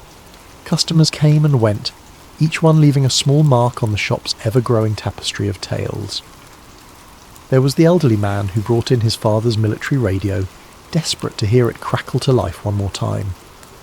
The young couple who stumbled upon an Art Deco model at a flea market, dreaming of filling their first apartment with its warm sound, and the local historian who occasionally brought in pieces for restoration, always eager to share a story about the significance of each artifact. Sam listened to these stories with genuine interest, his quiet demeanour putting people at ease. He wasn't much of a talker, but when he spoke, his words carried weight. He'd learned long ago that sometimes people just wanted to be heard, to know that their memories mattered to someone else, and in his own small way, Sam was helping preserve those memories, ensuring they wouldn't be lost to the static of time. The world outside might have been speeding up with new technologies and distractions, but Sam had always preferred the simplicity of things with knobs, dials, and wires. He didn't own a smartphone, didn't bother with social media, and had never been one to chase the latest trends. His evenings were spent reading books from the second-hand shop down the street, or listening to the soothing crackle of an old jazz station on one of his favourite restored radios. His life wasn't exciting by most people's standards, but it was his, and he wouldn't have had it any other way. It was a life built on routine, on the comfort of the familiar. And for years, that was enough. He liked to say his job wasn't just fixing radios, it was restoring voices from the past. Each crackle, each tune that burst from an old speaker was a bridge between now and then, a reminder that even in a world that never seemed to stop moving, some things could remain timeless. But the past had a way of finding you, even when you weren't looking. And for Sam Ryder, that quiet life he'd built was about to be upended in a way he could never have imagined.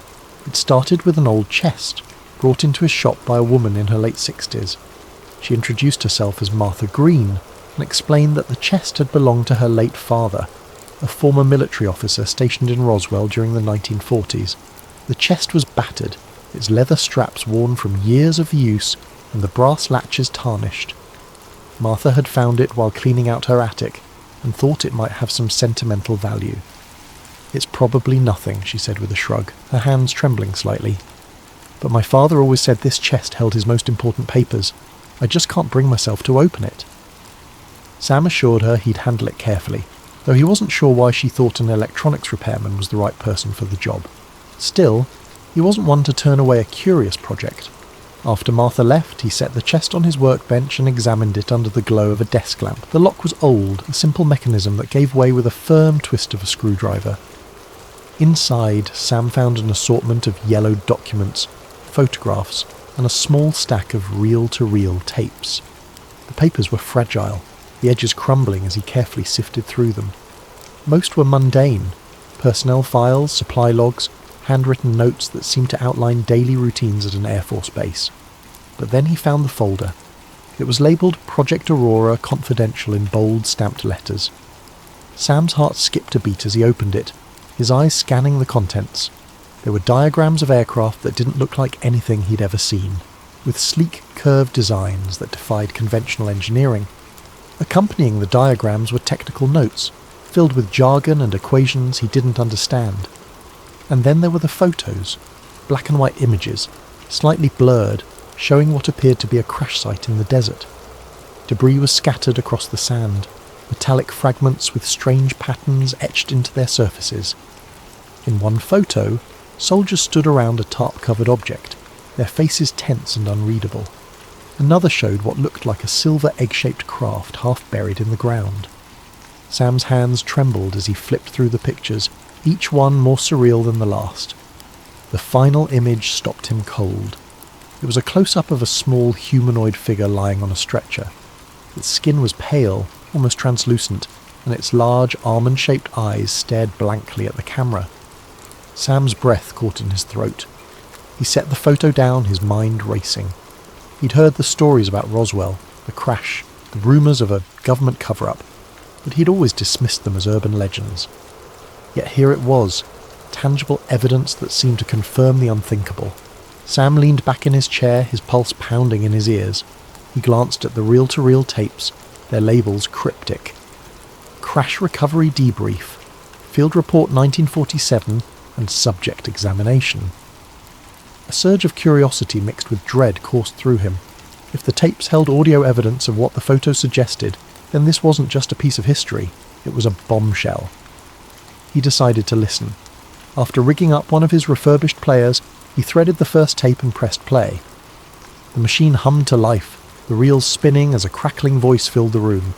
It was a man speaking in measured, clipped tones, clearly reading from a report. July 8th, 1947. Recovery operations have been completed. Debris secured and transported to Hangar 18. Biological specimen recovered from the site is currently undergoing examination. Preliminary findings indicate non-terrestrial origin. The voice trailed off into static and Sam sat frozen, the weight of the words sinking in. Non-terrestrial origin. He rewound the tape and listened again, his mind struggling to process the implications.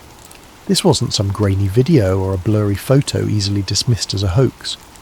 It was a first-hand account from someone who had been there, someone who had seen things no one was ever supposed to know about. Sam knew he couldn't keep this to himself. But the moment he made that decision, a sense of dread settled over him. If this chest had been hidden for decades, there had to be a reason. And if he exposed its contents, there was no telling what might happen. The first sign of trouble came the next morning. Sam arrived at his shop, coffee in hand, to find the front door slightly ajar, the lock broken. His heart sank instantly, the unease hitting him like a punch to the gut. The door creaked as he pushed it open, revealing the interior of his once cosy sanctuary in shambles. The air felt thick, the kind of oppressive stillness that lingers after an uninvited presence has violated a space.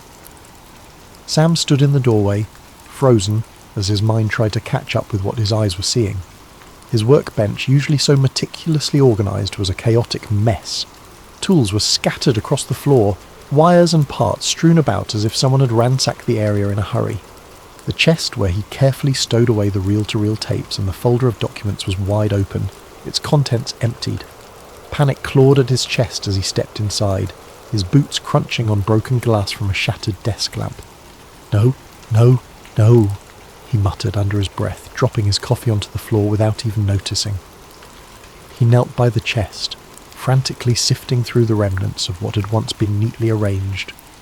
The reel-to-reel tapes, the ones that had unearthed the long-buried whispers of the Roswell incident, were gone. His fingers dug through the scattered papers, desperate for some shred of the hope but it was useless.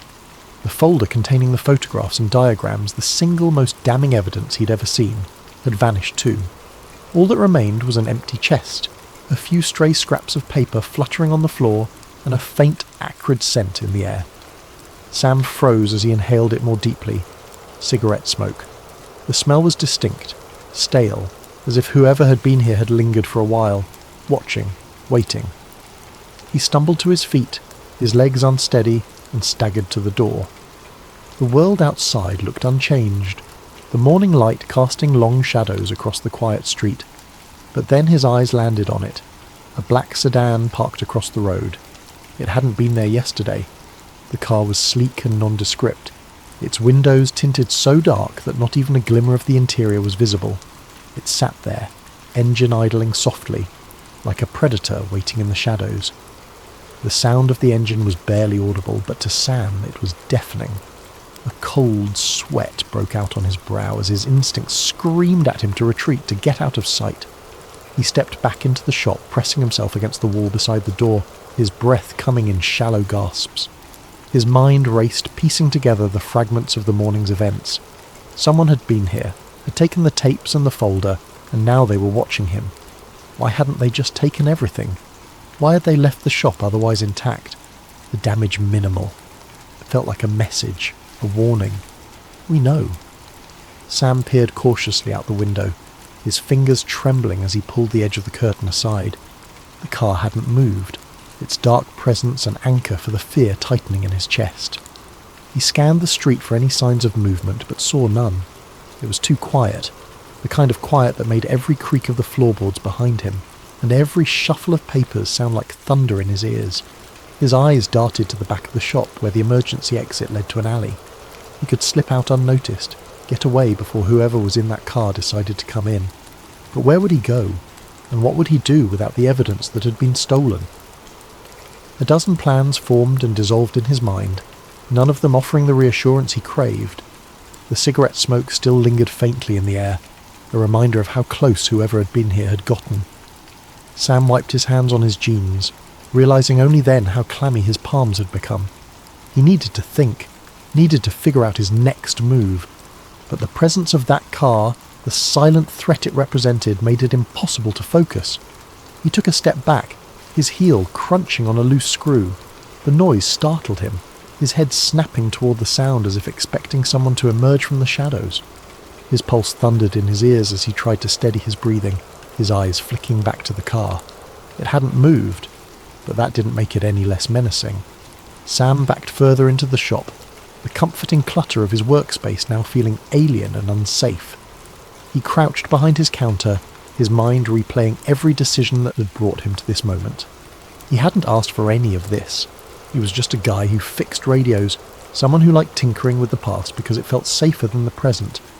But now the past had reached out with a chilling grip, pulling him into something far larger and far more dangerous than he could have ever anticipated. For a brief moment he considered calling the police. But what would he say?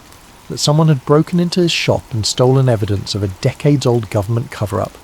He imagined their faces, the disbelief, the dismissive tones as they filed his report and went on with their day. And even if they did believe him, who was to say they wouldn't be part of whatever shadowy force was now watching him? Sam's gaze drifted back to the black sedan, his fingers tightening into fists. He wasn't sure what his next move would be, but one thing was certain. He was no longer just a man repairing radios. He was now a man in the crosshairs of something far bigger and far more dangerous than he had ever imagined. Over the next few days, the paranoia set in. The sedan followed him everywhere, when he went to the grocery store, when he walked to the post office, even when he drove out to the desert to clear his head. It never got too close, but it was always there, a shadow he couldn't shake. The phone calls came next. At first, they were just clicks and static. Then came the voice, a low, measured tone that never identified itself. "You've seen too much," it said one night, the words sending a chill down Sam's spine. "Leave it alone." Sam tried to tell himself it was just a coincidence, a prank, but deep down, he knew better. Someone knew what he had found, and they wanted to make sure it stayed buried. He considered going to the police, but what would he say?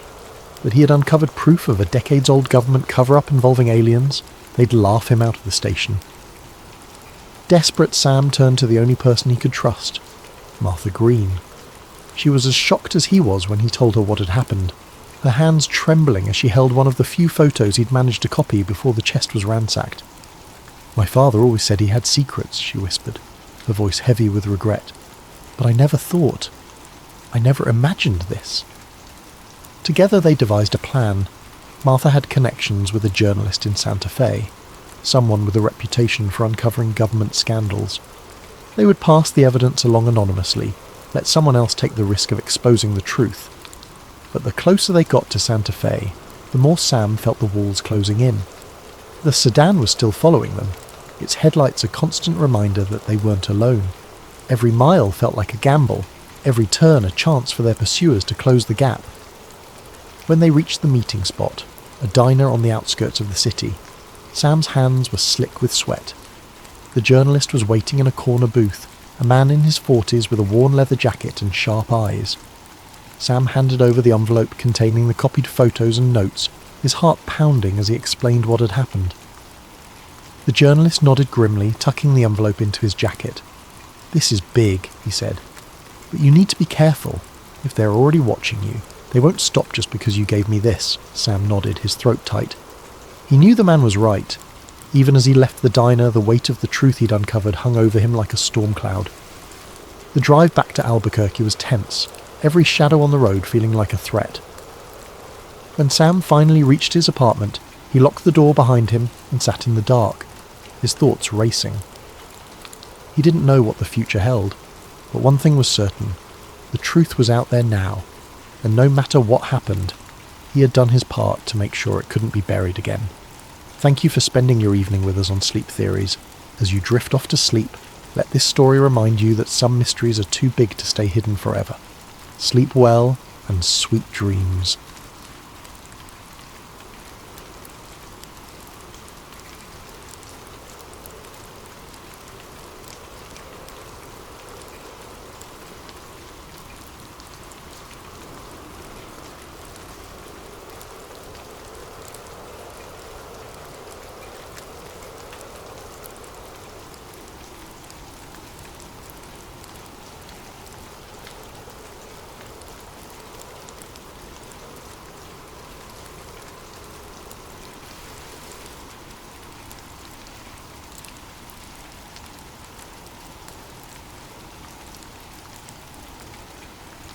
Charlie Grayson was an ordinary guy with an ordinary job. At 42, he'd spent the better part of 2 decades driving trucks, hauling everything from frozen vegetables to industrial equipment. He didn't mind the solitude of the open road. In fact, he preferred it. Life behind the wheel was simple. Just him, his rig, and the endless stretch of highway. But sometimes, the road led to places he never expected. Driving was Charlie's refuge. The hum of the engine beneath him, the rhythmic roll of tyres on pavement, and the vast, open skies above. It was his version of freedom. There were no office politics to navigate, no meetings to attend, and no deadlines beyond the ones set by his dispatcher. It was a job that required focus and patience, qualities Charlie had in abundance. He liked the routine of it, the way each delivery started and ended with a clear purpose. Most days the miles blurred together. The roads were familiar, even comforting.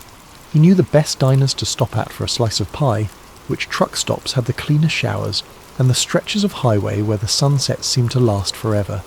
He loved the quiet moments when the world felt like it belonged to him alone, the only sound the low rumble of his truck and the occasional whisper of wind through the windows. Charlie didn't consider himself the adventurous type. He wasn't the kind of guy who went looking for excitement or mystery. In fact, he avoided it whenever possible. His life was a steady rhythm of pickups and drop-offs, punctuated by the occasional call to his sister, or a quick stop to visit a friend on the way through town. It was predictable, and he liked it that way.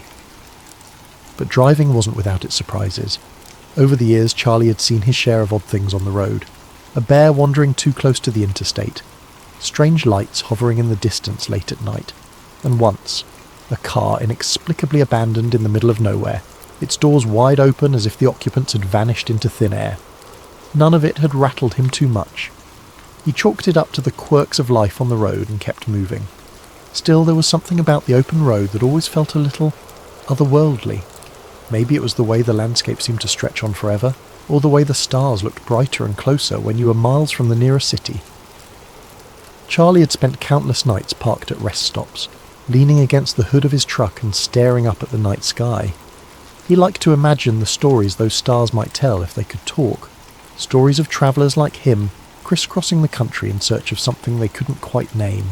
Charlie wasn't a dreamer by nature, but he did have a quiet appreciation for the unknown. He liked the idea that there were still mysteries in the world, things waiting to be discovered just beyond the horizon. But those thoughts were fleeting, passing through his mind like the tumbleweeds that sometimes skittered across the highway. For the most part, Charlie kept his focus on the road ahead, content with the life he'd built and the steady rhythm of his days. He never imagined that one of those roads, the same roads he'd travelled countless times, could lead him somewhere he wasn't meant to go, somewhere that would shatter his carefully constructed world of routine and simplicity, somewhere that would make him question everything he thought he knew about the job he'd always thought was so ordinary. It started with a routine delivery. His dispatcher called it a special route, which wasn't unusual. These jobs usually meant more pay and tighter deadlines. Charlie didn't ask questions. He wasn't the type to pry. He picked up the sealed cargo from a nondescript warehouse outside of Las Vegas, a heavy reinforced crate with no markings. The manifest simply read, "High-value equipment." That wasn't uncommon either. Truck drivers carried plenty of things they weren't meant to ask about.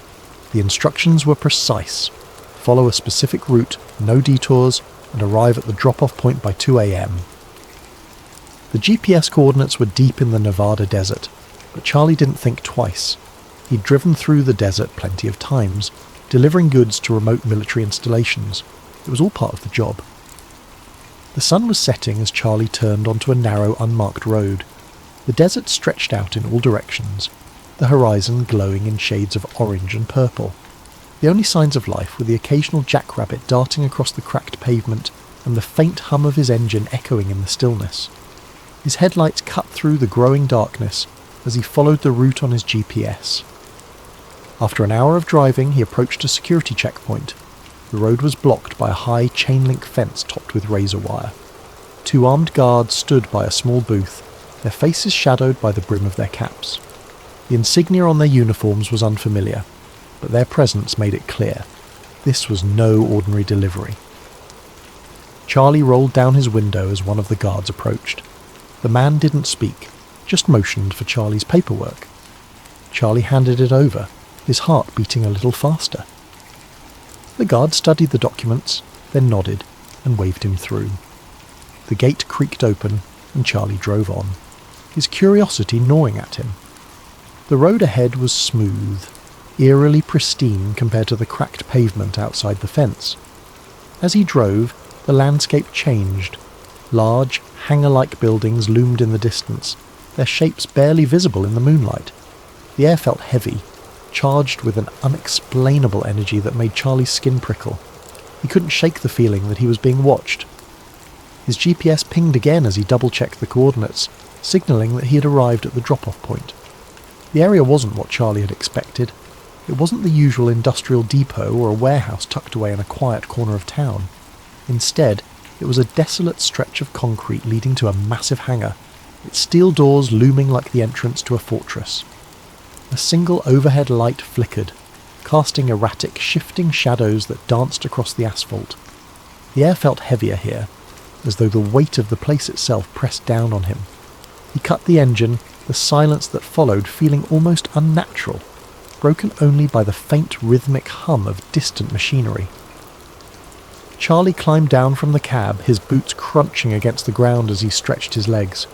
He glanced around, half expecting someone to appear immediately, but the area was eerily empty. The light above buzzed faintly, adding to the tension. For a moment he considered honking the horn to announce his presence, but something about the atmosphere made him think better of it. After a few minutes, a figure emerged from the shadows. It was a man in a crisp white lab coat, his expression blank and his gait purposeful. Behind him were 2 guards, each wearing dark uniforms and carrying weapons holstered at their hips. Their presence wasn't casual. They moved with precision, their eyes scanning the area as if they expected trouble. The man in the lab coat stopped in front of Charlie, his gaze sharp but devoid of any warmth or friendliness. He held out a clipboard without introducing himself, his movements mechanical. Charlie hesitated, then took the clipboard, scanning the document briefly. It was the standard delivery confirmation, but the strange location and the armed guards made him feel like he was signing away more than just a shipment. "You'll unload the crate and bring it inside," the man said, his tone clipped and efficient. He didn't offer a name, an explanation, or even a hint of small talk. Charlie simply nodded, sensing this wasn't the kind of place where questions were welcomed. As he moved to the back of his truck, the guards followed closely, their boots echoing against the concrete. He could feel their eyes on him, scrutinizing every move he made. The crate was large, heavy, and reinforced with thick steel edges. It was unmarked, save for a series of stenciled numbers on its side, nothing that gave away its contents. Charlie had hauled plenty of odd cargo over the years, but something about this crate set his nerves on edge. Using the pallet jack, he carefully wheeled the crate down the truck's ramp, the metal clanking softly as it touched the ground. He manoeuvred it toward the hangar doors, where the man in the lab coat was waiting. The guards stayed close, their presence more oppressive than helpful. The hangar's interior was unlike anything Charlie had ever seen. The air was cooler, carrying a faint metallic tang, and the overhead lights bathed everything in a harsh, sterile glow. Rows of equipment lined the walls, machines with sleek, futuristic designs that looked more at home in a science fiction movie than a government facility. Some hummed faintly, their lights blinking in patterns Charlie couldn't decipher. Others were silent but ominous, their purposes entirely alien to him. As he wheeled the crate into place, Charlie's eyes darted around the room. He couldn't help but notice the way the lab coat man and the guards avoided looking directly at certain pieces of equipment, as though even they weren't entirely comfortable with what surrounded them. A strange tension hung in the air, an unspoken understanding that this was no ordinary workspace. The man in the lab coat gestured to a designated spot near the back wall.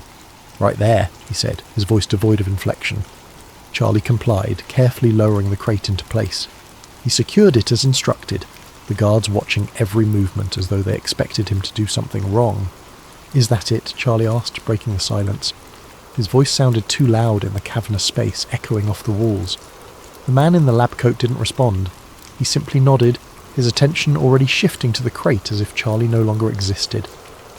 As Charlie turned to leave, something caught his eye. A large translucent panel mounted on the far wall.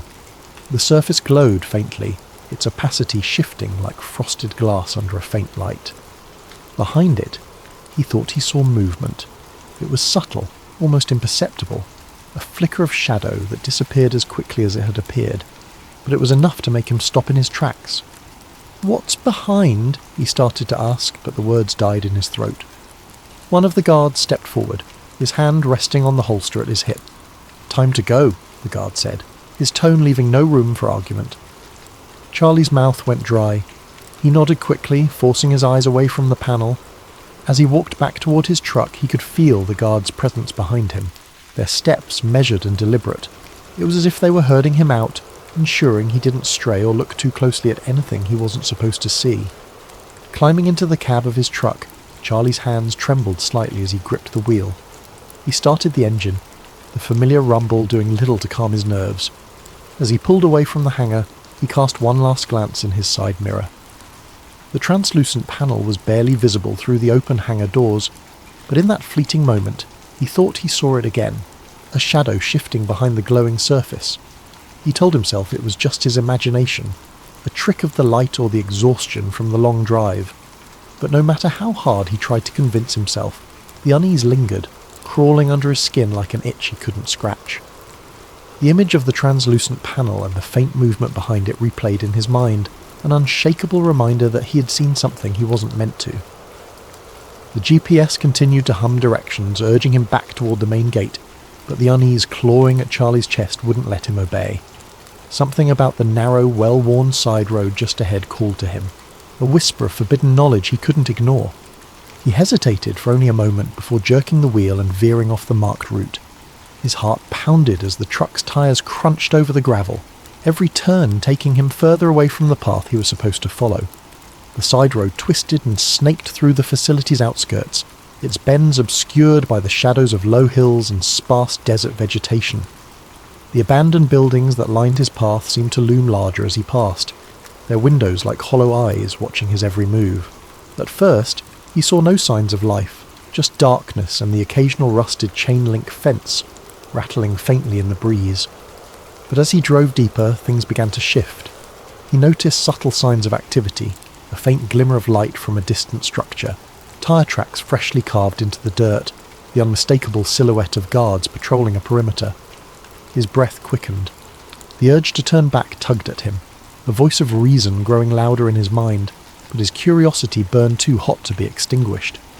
He pressed forward, gripping the wheel tighter as the road widened and led him into what felt like the heart of the facility. At last, he pulled his truck into the shadow of a massive hangar, its dark metal walls blending into the night. He killed the engine, the abrupt silence amplifying the sound of his own rapid breathing. For a moment he just sat there, the weight of what he was doing pressing down on him. Then, as though compelled by an unseen force, he climbed out of the cab. The air here was different, thick, charged, as if it hummed with an invisible current. Every step Charlie took felt deliberate, his boots crunching softly on the gravel as he crept closer to the hangar. A faint glow seeped through a crack in the enormous doors, and he found himself drawn to it like a moth to a flame. He crouched low, the cool metal of the hangar's sidewall brushing against his hand as he leaned in to peer through the gap. The interior of the hangar was breathtakingly vast, stretching farther than his eyes could follow. The air inside was cold, a stark contrast to the desert night beyond. Rows of futuristic workstations lined the walls, each manned by technicians clad in pristine white lab coats. They moved with quiet precision, their faces illuminated by the pale blue light of glowing monitors. Charlie's eyes scanned the room, drinking in details that felt like something out of a dream or a nightmare. And then he saw it. At the centre of the hangar, suspended impossibly above the ground, was a craft like nothing he'd ever imagined. Its shape was sleek, almost organic, with smooth metallic curves that shimmered like liquid under the harsh overhead lights. The hull was etched with strange, glowing symbols that pulsed faintly, as though alive. The air around the craft seemed to ripple subtly, distorting the light in a way that made it difficult to focus on its form for too long.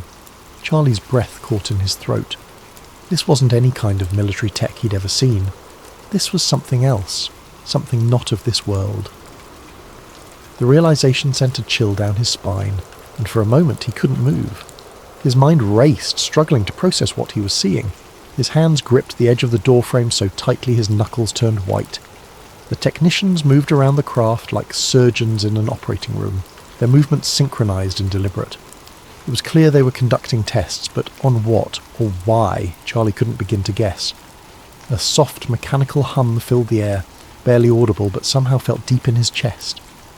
It was coming from the craft, a rhythmic vibration that seemed to resonate with the very walls of the hangar. He stared at it, transfixed, until a faint sound behind him shattered the spell. "Step away from the door," a voice commanded, sharp and unyielding. Charlie whipped around, his heart lurching into his throat.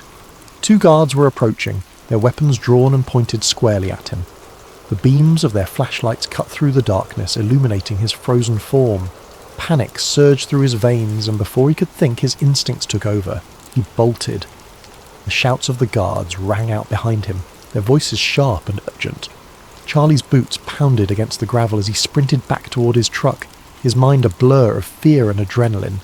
He could hear their heavy footsteps gaining on him, the clatter of their gear echoing in the night. Every breath burned in his lungs, but he didn't dare slow down. He reached the truck and yanked open the door, his hands trembling as he fumbled with the keys. The guards were closing in, their shouts growing louder, but finally the engine roared to life. He slammed the door shut and threw the truck into gear, his foot pressing hard on the gas pedal. The tyres spun for a moment before gripping the gravel, sending up a cloud of dust as he sped down the road. In his rearview mirror he could see the guards giving chase, their figures silhouetted against the distant lights of the hangar. But as he rounded a bend, the facility began to fade into the background. For a fleeting moment, relief washed over him. He thought he might have escaped, but his hope was short-lived. As he neared the main gate, A blinding spotlight erupted ahead of him, flooding the road with harsh white light. He squinted against the glare, his truck screeching to a halt. The tyres left deep grooves in the dirt as the vehicle came to an abrupt stop. Ahead, a line of vehicles blocked the road, their engines idling ominously. Armed guards stepped out, their weapons raised and trained on him. Charlie's breath came in ragged gasps as he realised he was surrounded. There was no way out. Slowly he raised his hands, his heart pounding so hard it felt like it might burst from his chest. The guards approached, their faces impassive as they barked orders. They pulled him from the truck, cuffing his wrists with practised efficiency. The cold metal bit into his skin, a stark reminder of his mistake. As they led him toward one of the waiting vehicles, Charlie cast one last glance over his shoulder. In the distance, the hangar loomed dark and silent, its secrets once again hidden from view. The faint glow of the translucent panel burned in his memory, a haunting image he knew he'd never forget. The guards shoved him into the back of a black van, its interior as cold and unyielding as the cuffs around his wrists. The doors slammed shut, sealing him in darkness. As the vehicle pulled away, Charlie's mind raced with unanswered questions and a growing sense of dread. He didn't know where they were taking him, or what would happen next. All he knew was that he'd seen something he was never meant to see, and that knowledge would cost him more than he'd ever imagined. Thank you for joining us tonight on Sleep Theories. As you drift off, let this story remind you of the mysteries that might lie just out of sight, hidden in the most secretive corners of the world. Sleep well and sweet dreams.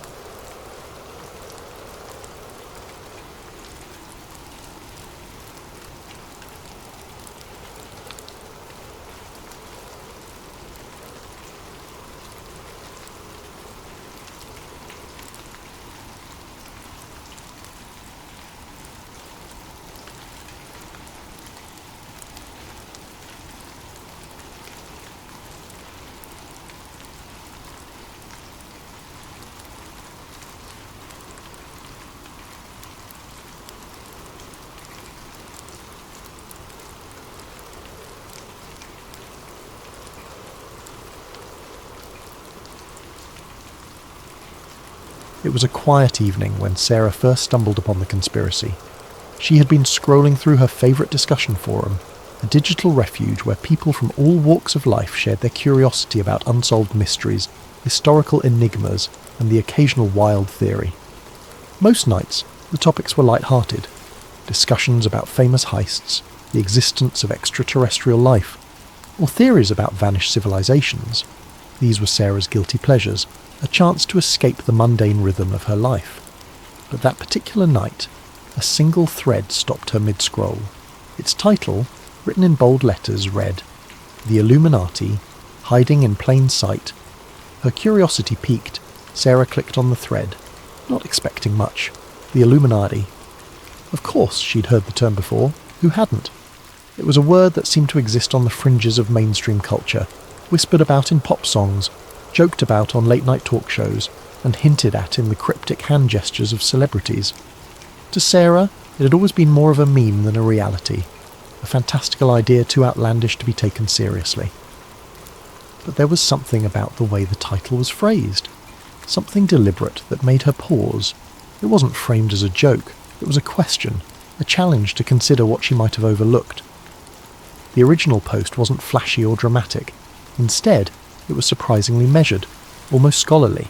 Written by a user who called themselves Truth Seeker, it described years of research into the Illuminati, a name that conjured images of shadowy figures in darkened rooms, plotting the course of the world. Truth Seeker's narrative wasn't about outlandish claims of alien overlords or fantastical rituals. Instead, it painted the Illuminati as a highly organised group, subtle in its influence but pervasive in its reach. According to Truth Seeker, the Illuminati wasn't just a relic of history, a secret society born in 18th century Bavaria. It was alive and well, wielding immense influence over politics, entertainment, finance, and global events.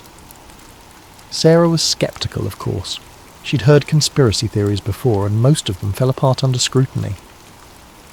But something about Truthseeker's approach caught her attention. The post was meticulously detailed, filled with links to obscure documents, photographs of architectural symbols, and a web of connections between powerful figures that seemed almost too intricate to dismiss. This wasn't a haphazard collection of wild accusations. It was a narrative woven with care, each piece of evidence presented as an invitation to dig deeper. Truthseeker began with history, grounding their argument in facts that Sarah could verify.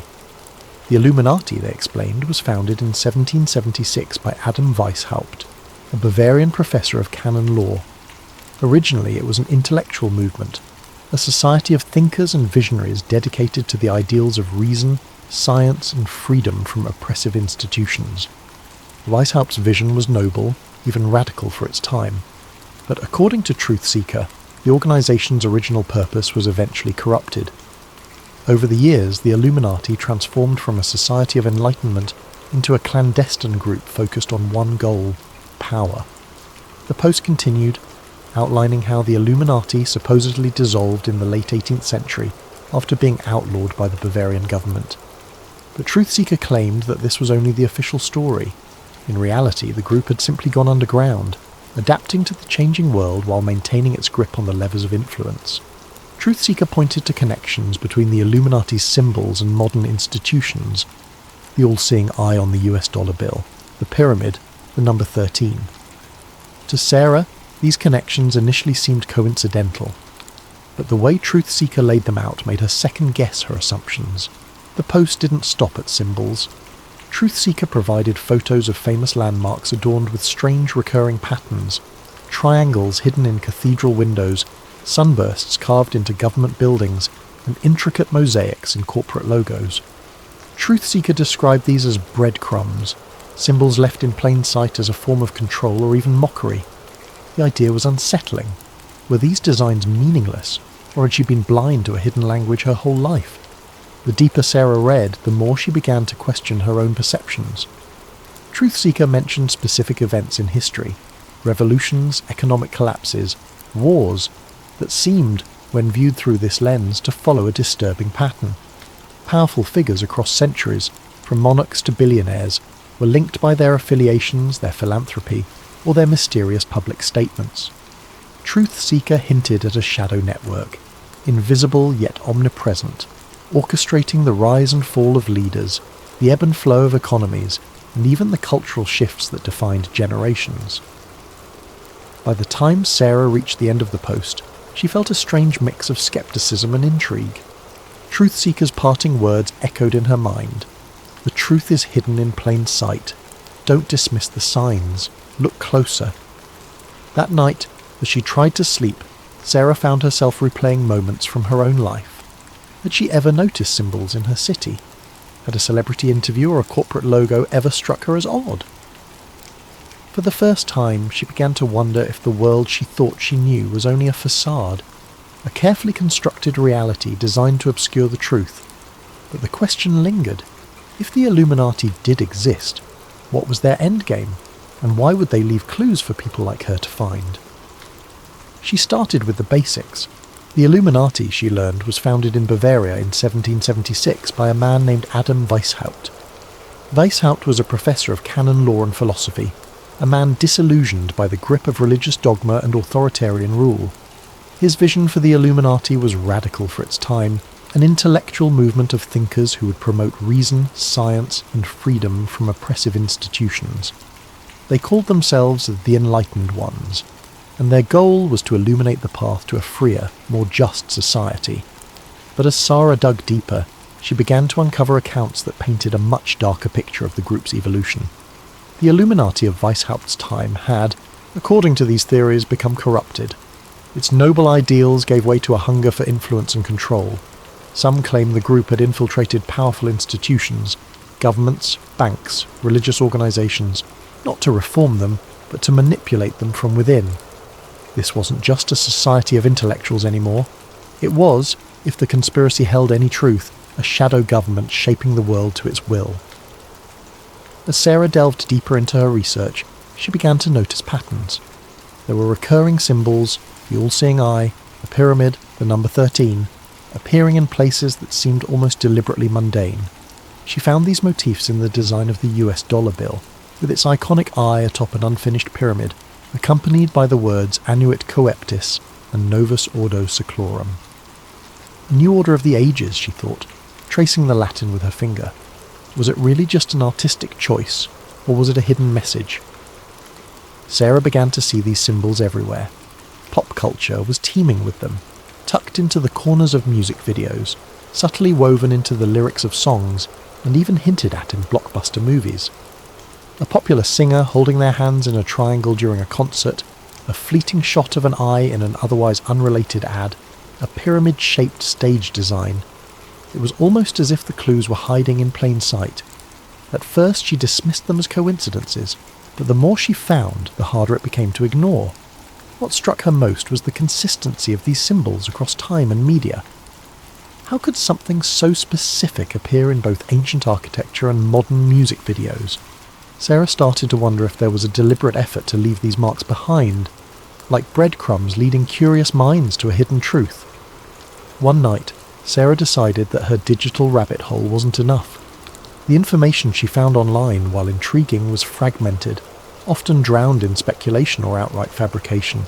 She needed something more tangible, something rooted in history. So she took her research offline, visiting her local library in search of answers. The library was a quiet refuge, its walls lined with books that seemed to carry the weight of centuries.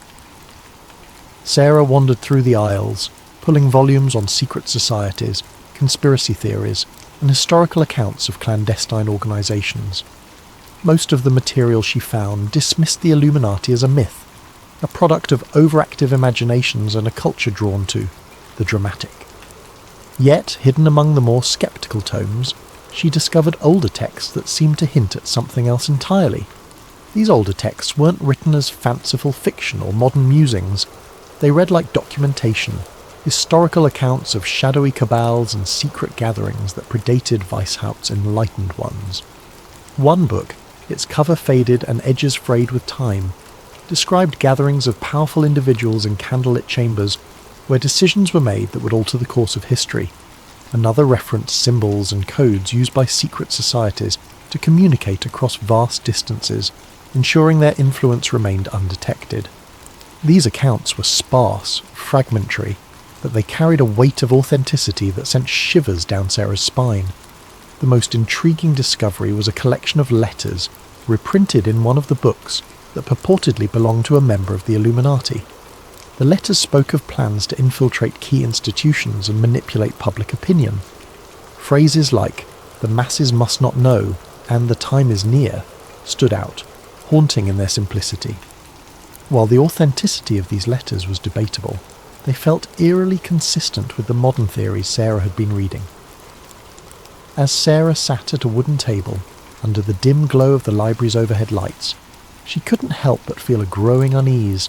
The idea of the Illuminati as a puppet master pulling the strings of society seemed far-fetched, but the patterns, the symbols, the connections, could they really all be coincidence? She thought about the monuments and buildings she passed every day, wondering how many of them bore marks she'd never noticed. She thought about the news, the music, the movies that filled her life. Were they subtly guiding her thoughts and perceptions without her even realising it? For the first time, Sarah began to wonder if she had already been a part of the narrative all along, an unwitting participant in a grand hidden design. And if that were true, who was writing the script? As the weeks passed, Sarah's obsession deepened, weaving itself into the fabric of her everyday life. She couldn't drive to work without scrutinising the logos on billboards or storefronts, searching for hidden meanings in their designs. The triangle on one ad, she convinced herself, bore an uncanny resemblance to the pyramid on the dollar bill. Another featured an abstract logo that seemed to form an eye if tilted just right. She couldn't decide if these were deliberate choices by designers, or if her mind was playing tricks on her. Either way, they made her heart race with equal parts fear and exhilaration. Music videos, too, seemed riddled with clues.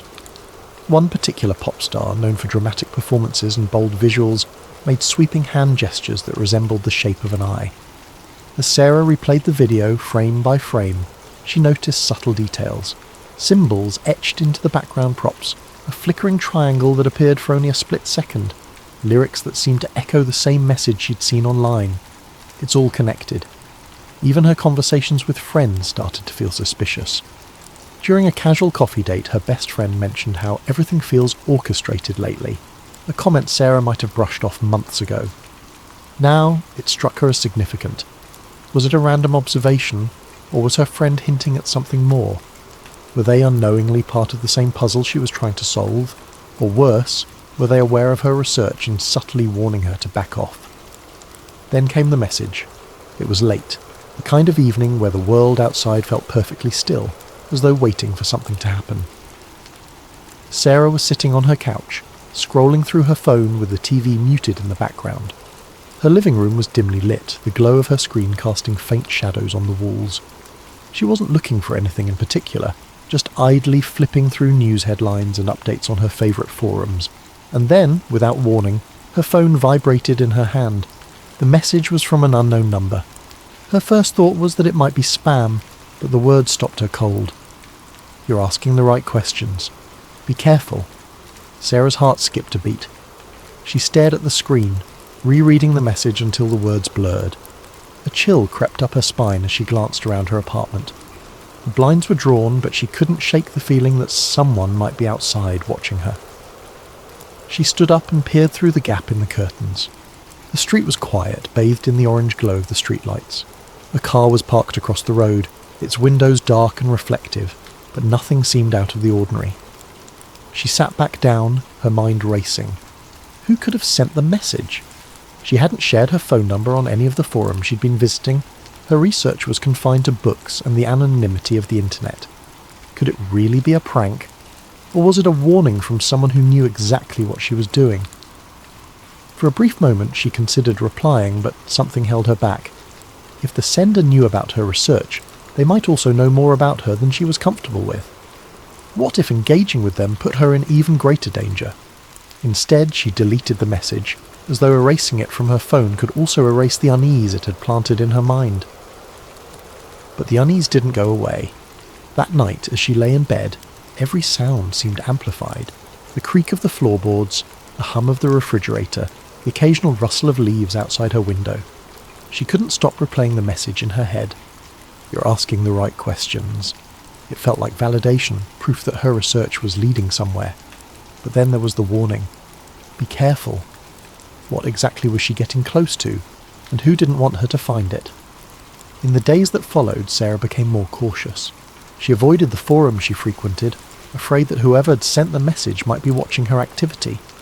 She left her phone on airplane mode whenever she wasn't using it, and started unplugging her laptop at night. Even her usual walks around the neighbourhood felt different. She couldn't shake the feeling of being followed, though every time she turned around the streets were as empty as they'd always been. Yet despite her fear, Sarah's curiosity only grew.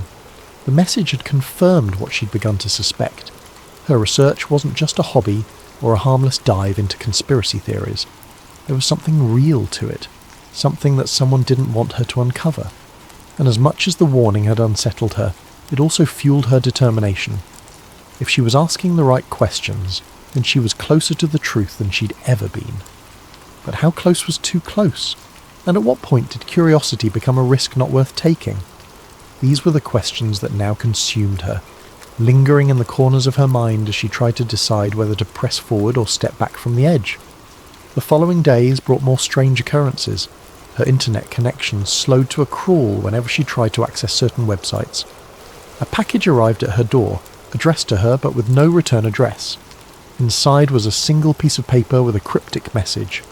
The truth is hidden in the light. Sarah began to feel like she was being watched. Cars seemed to linger outside her apartment longer than they should. Strangers on the street made prolonged eye contact before looking away. At night she could swear she heard faint clicking sounds on her phone line, as if someone was listening in. Despite the fear, she couldn't stop. If anything, the strange events only fueled her determination. She spent hours poring over old documents, looking for connections, for anything that could explain what was happening. And slowly, she began to piece together a narrative. The Illuminati, she learned, wasn't just a group of intellectuals or an idea from the past. It was, according to the theory, an intricate web of influence that spanned centuries. It wasn't about controlling governments or manipulating markets. It was about shaping reality itself. The symbols, the patterns, the coincidences. They weren't mistakes. They were messages, breadcrumbs left for those who were willing to see. One night, Sarah stumbled upon a forum thread that claimed to reveal the structure of the Illuminati. It described a hierarchy, with powerful figures at the top and layers of secrecy below. The thread linked to an encrypted document, supposedly a leaked manifesto. Sarah hesitated. Downloading the file felt like crossing a line, like stepping into territory she couldn't return from. But her curiosity won out. As she read the document, her screen filled with phrases that sent chills down her spine. It spoke of the Great Plan, a vision of a unified world where chaos was eliminated, but at the cost of individual freedom.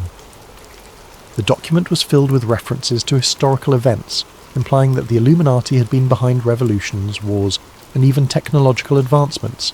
It was too detailed, too specific to be easily dismissed. Sarah leaned back in her chair, the weight of what she'd read settling over her. She didn't know what to believe anymore. Was the Illuminati real, or was she simply connecting dots that weren't meant to be connected? As she stared at the glowing screen, she couldn't shake the feeling that she was standing on the edge of something vast and incomprehensible. Thank you for joining us tonight on Sleep Theories. This is just the beginning of Sarah's journey into the unknown, and we'll continue to explore her story in future episodes. May this tale of secrets and shadows inspire you to reflect, to wonder, and to dream. Sleep well, and let your imagination carry you to places where the mysteries of the world unfold. Sweet dreams.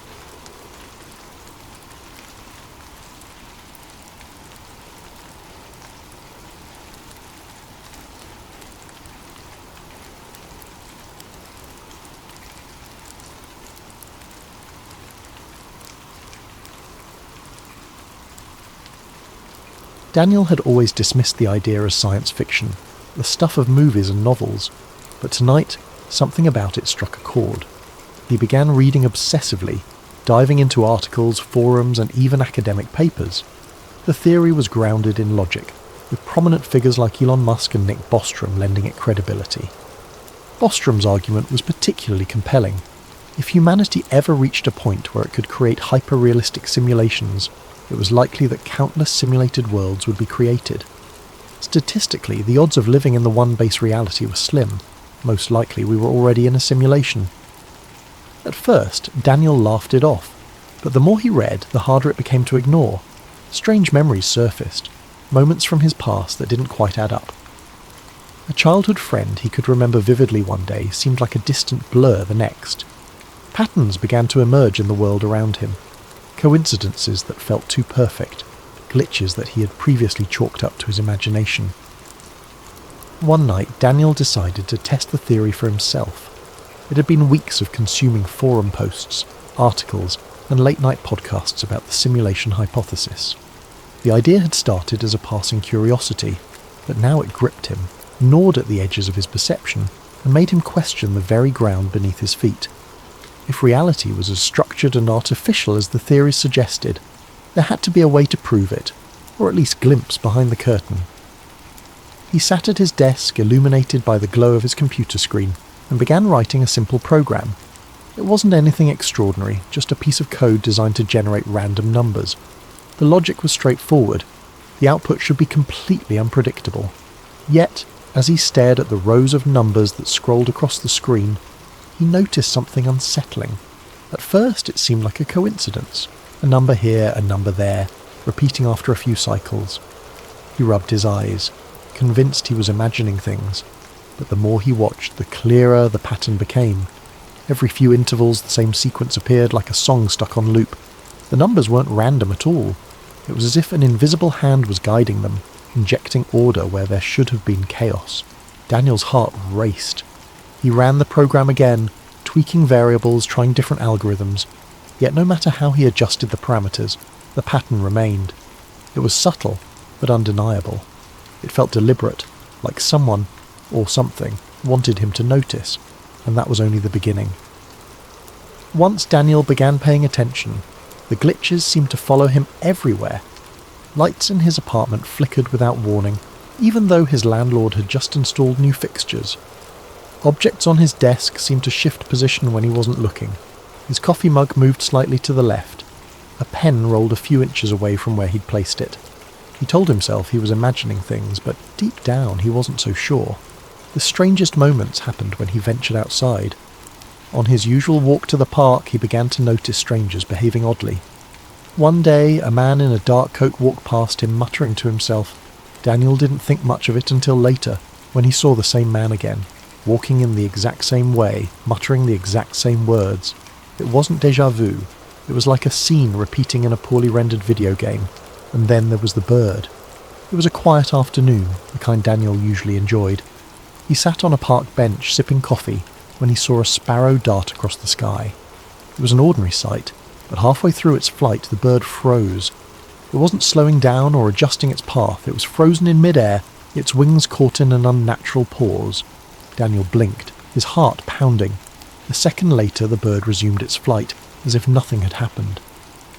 He stood up, his coffee forgotten, and scanned the park. No one else seemed to notice.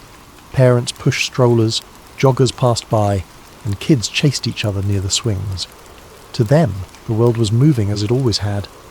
But to Daniel, something was wrong. The bird's pause had lasted only a fraction of a second, but it was enough to shatter his sense of normalcy. He began to see these glitches everywhere. A car parked on the street blinked out of existence for a moment, only to reappear in the same spot as if nothing had happened.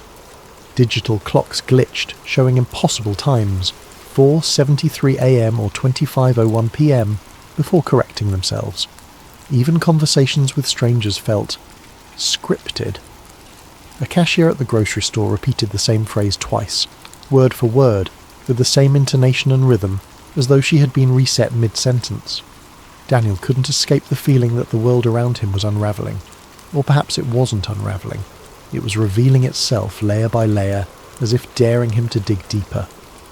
As weeks passed, Daniel's obsession consumed him, like a fire spreading through dry wood. What had started as a casual curiosity about simulation theory had evolved into an all-encompassing fixation. His once tidy apartment now resembled a war room.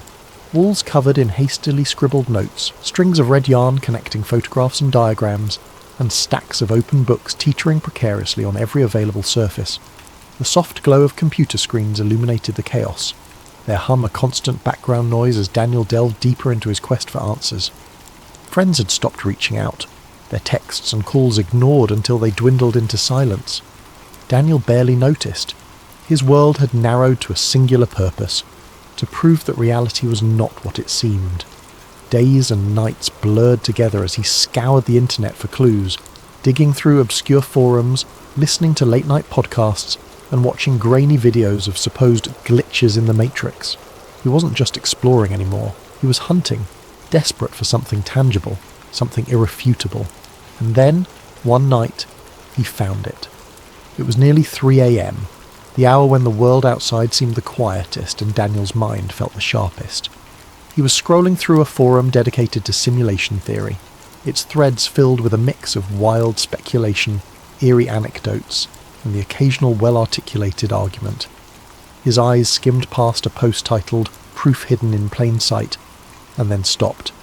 The author of the post, a user known only as Observer, had a reputation in the community for their cryptic but compelling insights. The post was unlike anything Daniel had seen before.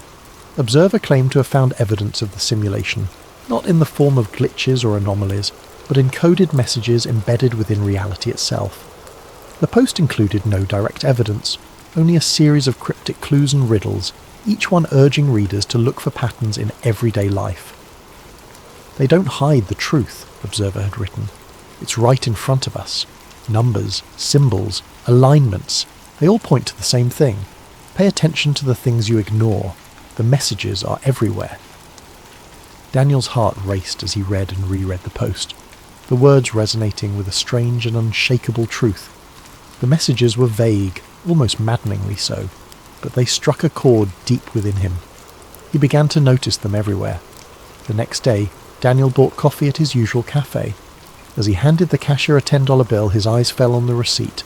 The total was $4.42, an unremarkable amount until he noticed the timestamp printed at the bottom, 4:42 p.m. It was the same sequence of numbers he had seen on his phone battery days earlier, and it sent a shiver down his spine. Later that evening, as he walked through his neighbourhood, he passed a billboard advertising a clothing brand. The slogan, written in bold, sleek font, read, "It's all connected." It wasn't the kind of phrase that would normally catch his attention, but tonight it stopped him in his tracks.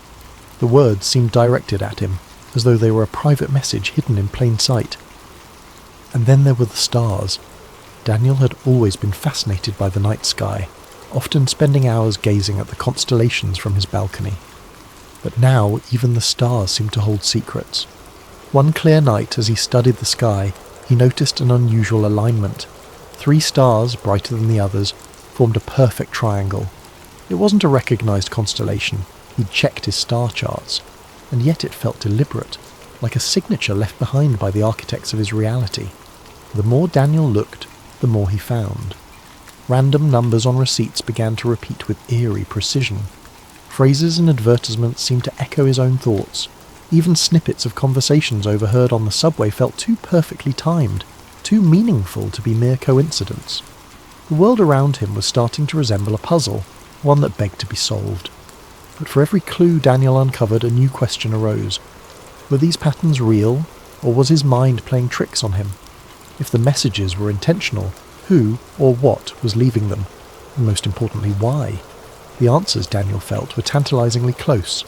Yet the more he searched, the more the lines between reality and illusion began to blur. His once firm grasp on the world around him was slipping, replaced by a growing sense of unease. Somewhere, buried within the fabric of existence, he was certain the truth awaited him. All he had to do was find it. Daniel couldn't shake the feeling that someone, or something, was watching him. At first it was subtle, a twinge of unease when he sat in front of his computer for too long, or the sense that shadows shifted slightly in his peripheral vision. But as days passed, the signs became impossible to ignore.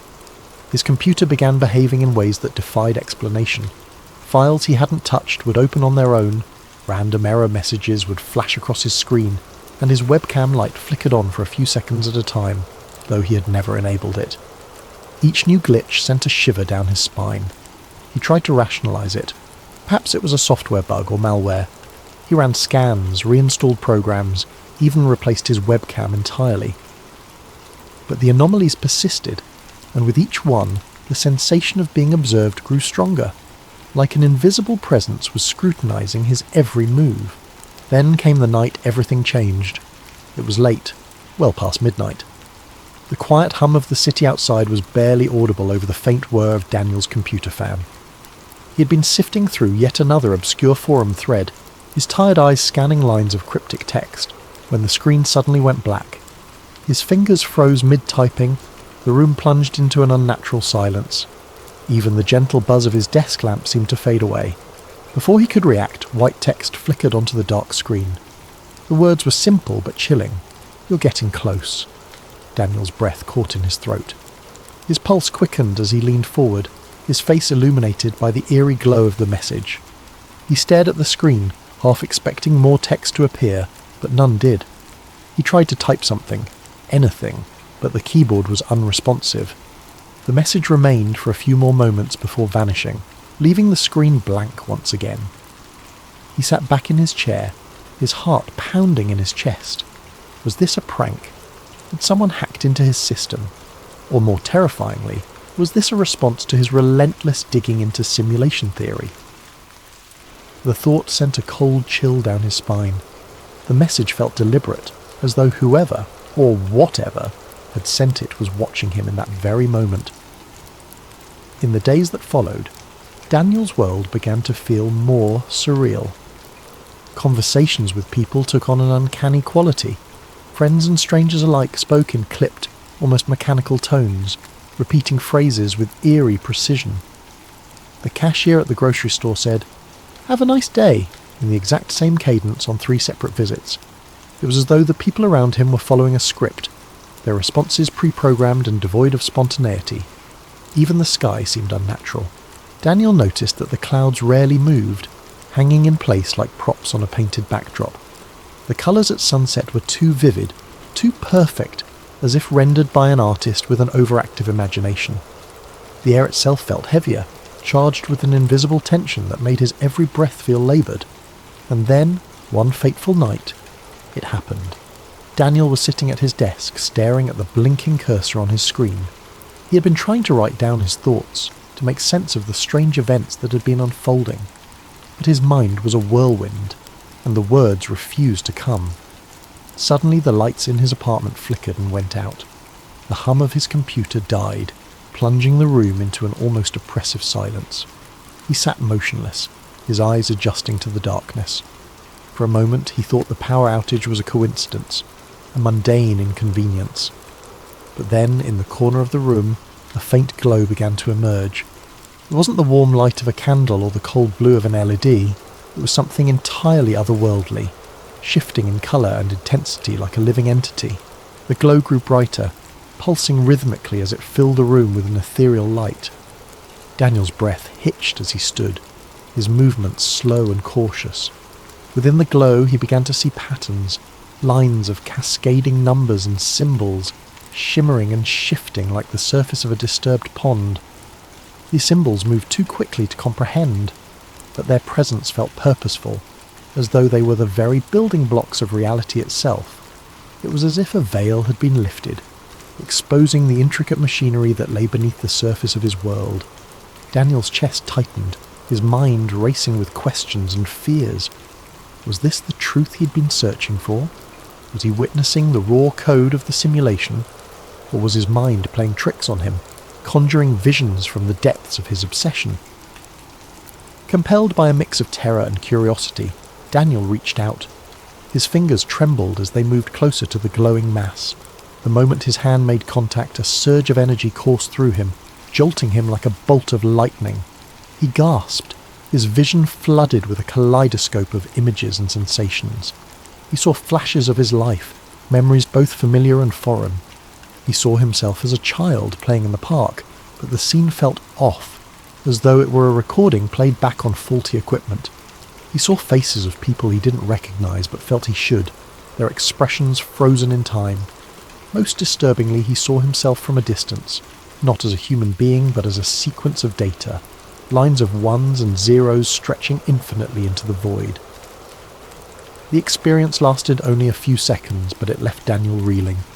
As the glow faded and the room plunged back into darkness, he collapsed into his chair, his body trembling with exhaustion and fear. His mind raced to make sense of what he had seen. Was it a glimpse of the truth, or had his obsession driven him to the brink of madness?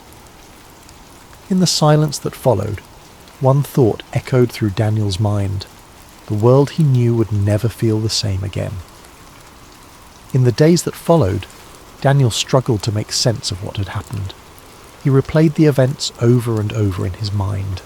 The glowing code, the surge of energy, the kaleidoscope of images that had flashed before his eyes. Was it possible that he had truly glimpsed the underlying fabric of reality, or had his mind, pushed to the brink by his obsession, simply conjured it in a moment of exhaustion? No matter how many times he turned the question over, the answer remained elusive. He began to move through life with a strange sense of detachment. Every moment, every interaction, every sensation carried with it the faint echo of artificiality. The world around him, once vibrant and full of life, now felt like a carefully constructed facade. Conversations felt scripted, as though the people around him were reading from lines they didn't fully understand. The sound of traffic outside his apartment seemed monotonous, like a looped recording playing on repeat. Even the city lights that twinkled in the distance felt calculated, their brightness too perfect, their arrangement too deliberate. Daniel spent hours staring out the window of his apartment, watching the world unfold below. He noticed details he had never paid attention to before. The way pedestrians seemed to walk in synchronized patterns, the way the wind rustled the trees as though following an unseen rhythm. It was as if the simulation, if that's what it was trying harder than ever to convince him of its authenticity. But the harder it tried, the more artificial it felt. One evening, as he watched the sun set behind the city skyline, a strange calm settled over him. The colours of the sky, vivid oranges and purples fading into deep blue, felt impossibly beautiful, almost as if they had been painted just for him. And in that moment, Daniel realised something profound. Whether the world was real or simulated didn't matter. His experience of it was all he had, and it was no less meaningful for being uncertain. The laughter of a child playing in the park, the warmth of the sun on his skin, the taste of his favourite coffee, these things felt real. They brought him joy, comfort and connection, and perhaps that was enough. Daniel didn't stop wondering about the nature of reality. His curiosity was too deeply ingrained to simply vanish, but he no longer let it consume him. Instead, he began to focus on the things that grounded him, the friends he had neglected, the hobbies he once loved, the simple pleasures that made life worth living. If the world was a simulation, then it was a beautiful one, and he would cherish it for what it was. As he sat by his window that evening, the city lights twinkling in the distance, Daniel felt a sense of peace he hadn't known in months. The question of whether his world was real or fabricated faded into the background, replaced by a quiet acceptance of the mystery. Some truths, he realised, didn't need answers. Sometimes the beauty of the question was enough. Thank you for joining us tonight on Sleep Theories. May this story of reality and illusion inspire you to reflect, to wonder, and to find comfort in the unknown. Sleep well, and let your dreams carry you to a place of endless possibility. Sweet dreams.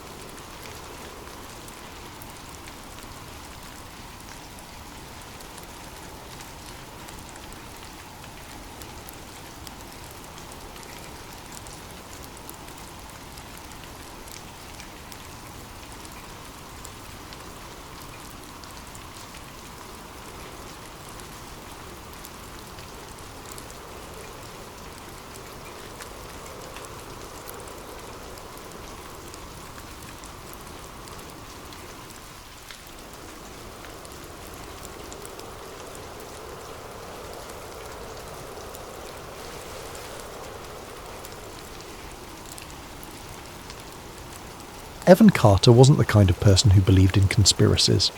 He'd heard all the talk, people in break rooms, late-night TV shows, even podcasts his friends swore by, but he dismissed most of it as overactive imaginations looking for patterns where there weren't any. Life was messy, random. That's what he believed. So when his flight was unexpectedly rerouted through Denver International Airport, he wasn't expecting anything other than a mundane layover. The airport had always been a source of fascination for conspiracy theorists, but Evan had never paid much attention to the stories. Murals with hidden messages, strange architecture, underground tunnels leading who knows where, it all sounded like something out of a movie. Yet, as his cab pulled up to the massive structure, something about the place gave him pause. The blue Mustang statue outside the airport was the first thing he noticed. Towering over the entrance, its glowing red eyes pierced through the dusk like a warning. The locals had nicknamed it Blucifer, a fitting moniker considering its menacing appearance. Evan had seen pictures of it before, but standing in its shadow was something else entirely. There was an unsettling energy about it, a heaviness in the air that made him grip his suitcase a little tighter. He shook it off, telling himself he was just tired. After all, it had been a long day of delayed flights and last-minute changes. The airport loomed ahead, its peaked white roof resembling a series of snow-covered mountains, or perhaps the tents of an otherworldly encampment. The design was striking, sure, but also oddly surreal. He couldn't quite put his finger on it, but something about the place felt deliberate. Inside, the airport buzzed with activity. Travellers hurried from gate to gate, their footsteps echoing off the vast walls of the terminal. Evan checked his watch. 2 hours until his next flight. Plenty of time to grab a coffee and stretch his legs. But as he wandered through the expansive halls, his curiosity began to get the better of him. The murals were the first to catch his eye. Bright, sprawling works of art covered entire walls, their vivid colours and chaotic imagery stopping him in his tracks. One depicted scenes of destruction, fires raging, soldiers in gas masks, children crying beneath a dark sky. Yet, just a few feet away, another mural seemed to offer hope. A rainbow arching over smiling faces, hands reaching out in unity. The juxtaposition was jarring. What kind of message was the airport trying to send? Evan approached one of the murals, tilting his head as he studied the details. Amid the chaos of the scene, there were symbols tucked away in the background, patterns in the clouds, shapes carved into the mountains, even the way the figures' shadows fell on the ground. They seemed too precise to be random. It was as if the artist had hidden a code in plain sight, daring someone to unravel its meaning. "Strange, isn't it?" a voice said from behind him. Evan turned to see an older man in a janitor's uniform. The man's face was weathered, his eyes sharp despite the smile he wore. He held a mop in one hand, the other resting casually on the handle of his cart. "What's that?" Evan asked. "The murals," the man said, nodding toward the wall. "People think they're just art, but they're more than that. Messages, some say. Warnings, even." Evan chuckled nervously. "Warnings? About what?" The janitor shrugged, but his gaze didn't waver. "Depends on who you ask. Some say they're about the end of the world. Others think they're clues to something bigger, something hidden beneath the surface." "Hidden beneath the surface?" Evan repeated, raising an eyebrow. The janitor leaned in slightly, lowering his voice. "This place has secrets, kid. You ever hear about the underground tunnels? They go on for miles, deeper than you'd think. Some say they're for storage, others say they're bunkers. And some think, well, let's just say there's more to this airport than meets the eye."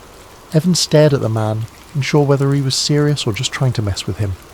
But there was something in the janitor's tone, something in his eyes, that made him hesitate. Before he could respond, the man straightened up and pushed his cart down the hallway, whistling a tune that echoed in the cavernous space.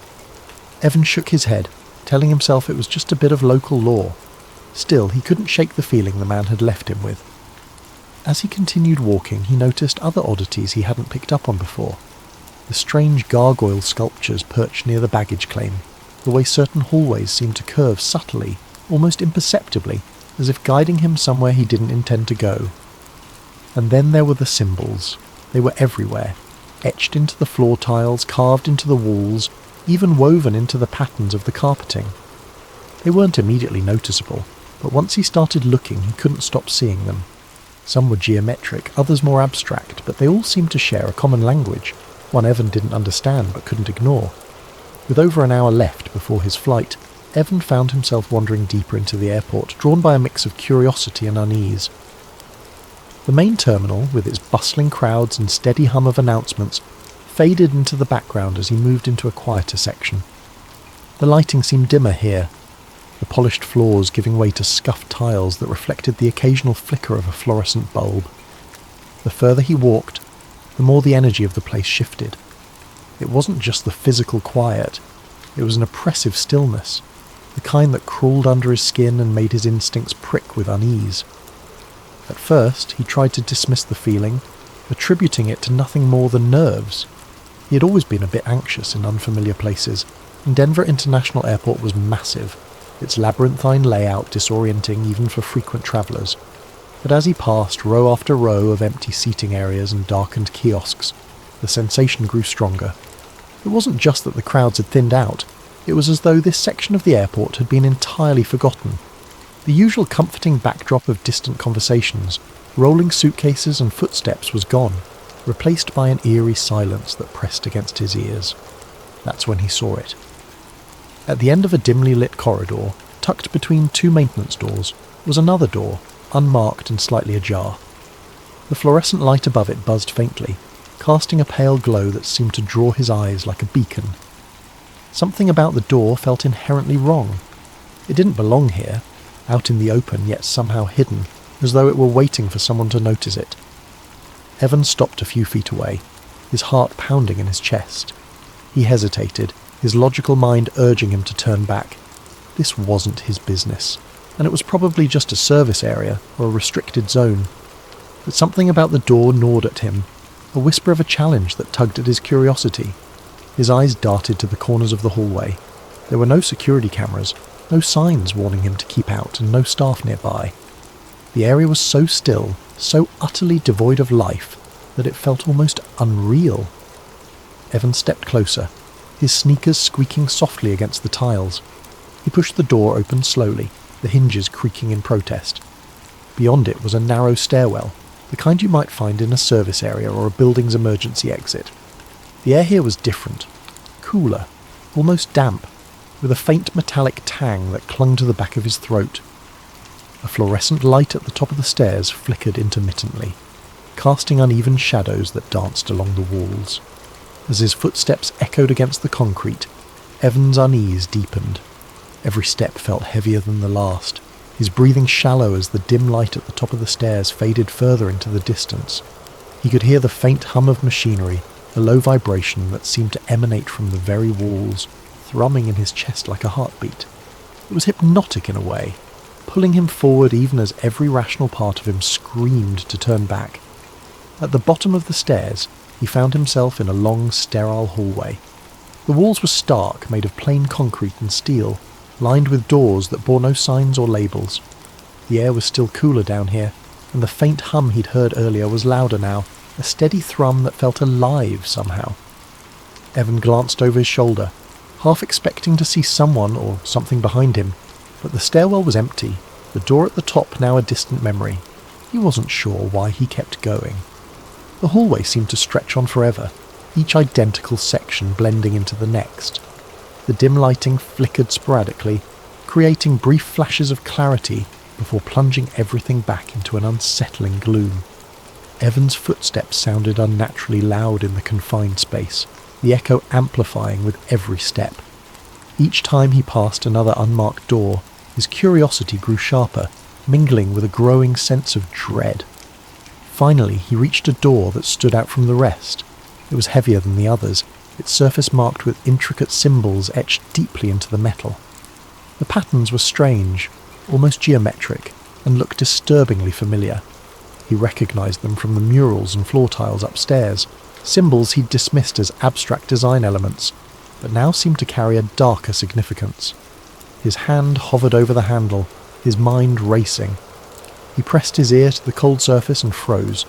There were voices on the other side.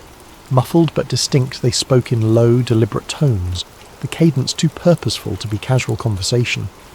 He couldn't make out the words, but there was an undeniable intensity in their tone, a weight that made him hesitate.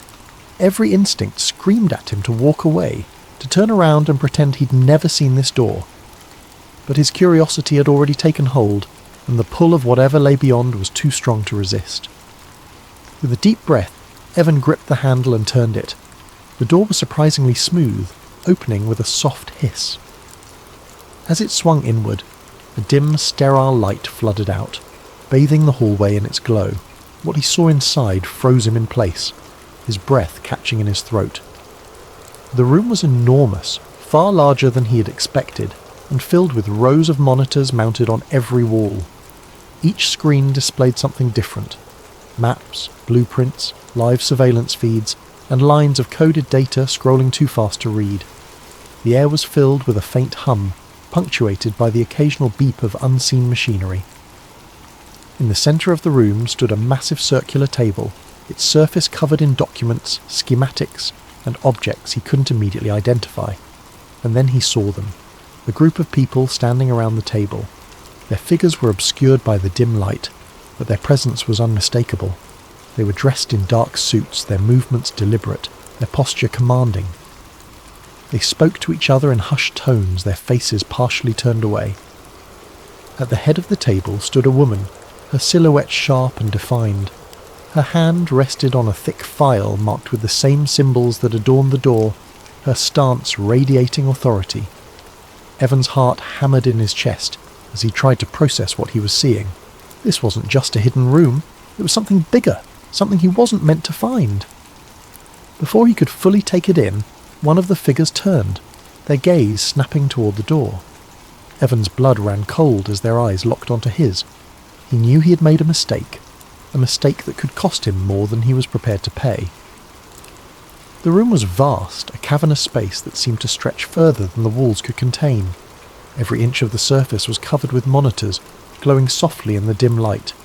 They displayed a dizzying array of information, maps marked with pulsing red dots, documents covered in densely packed text, and live surveillance feeds that shifted between locations Evan couldn't recognise.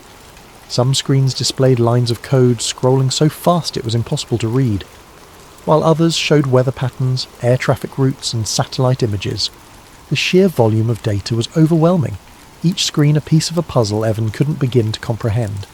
In the centre of the room stood a circular table, its surface illuminated by built-in lights that cast an eerie glow onto the faces of those gathered around it. The people there, at least a dozen of them, spoke in low, urgent tones, their words blending into a murmur that carried a weight of authority.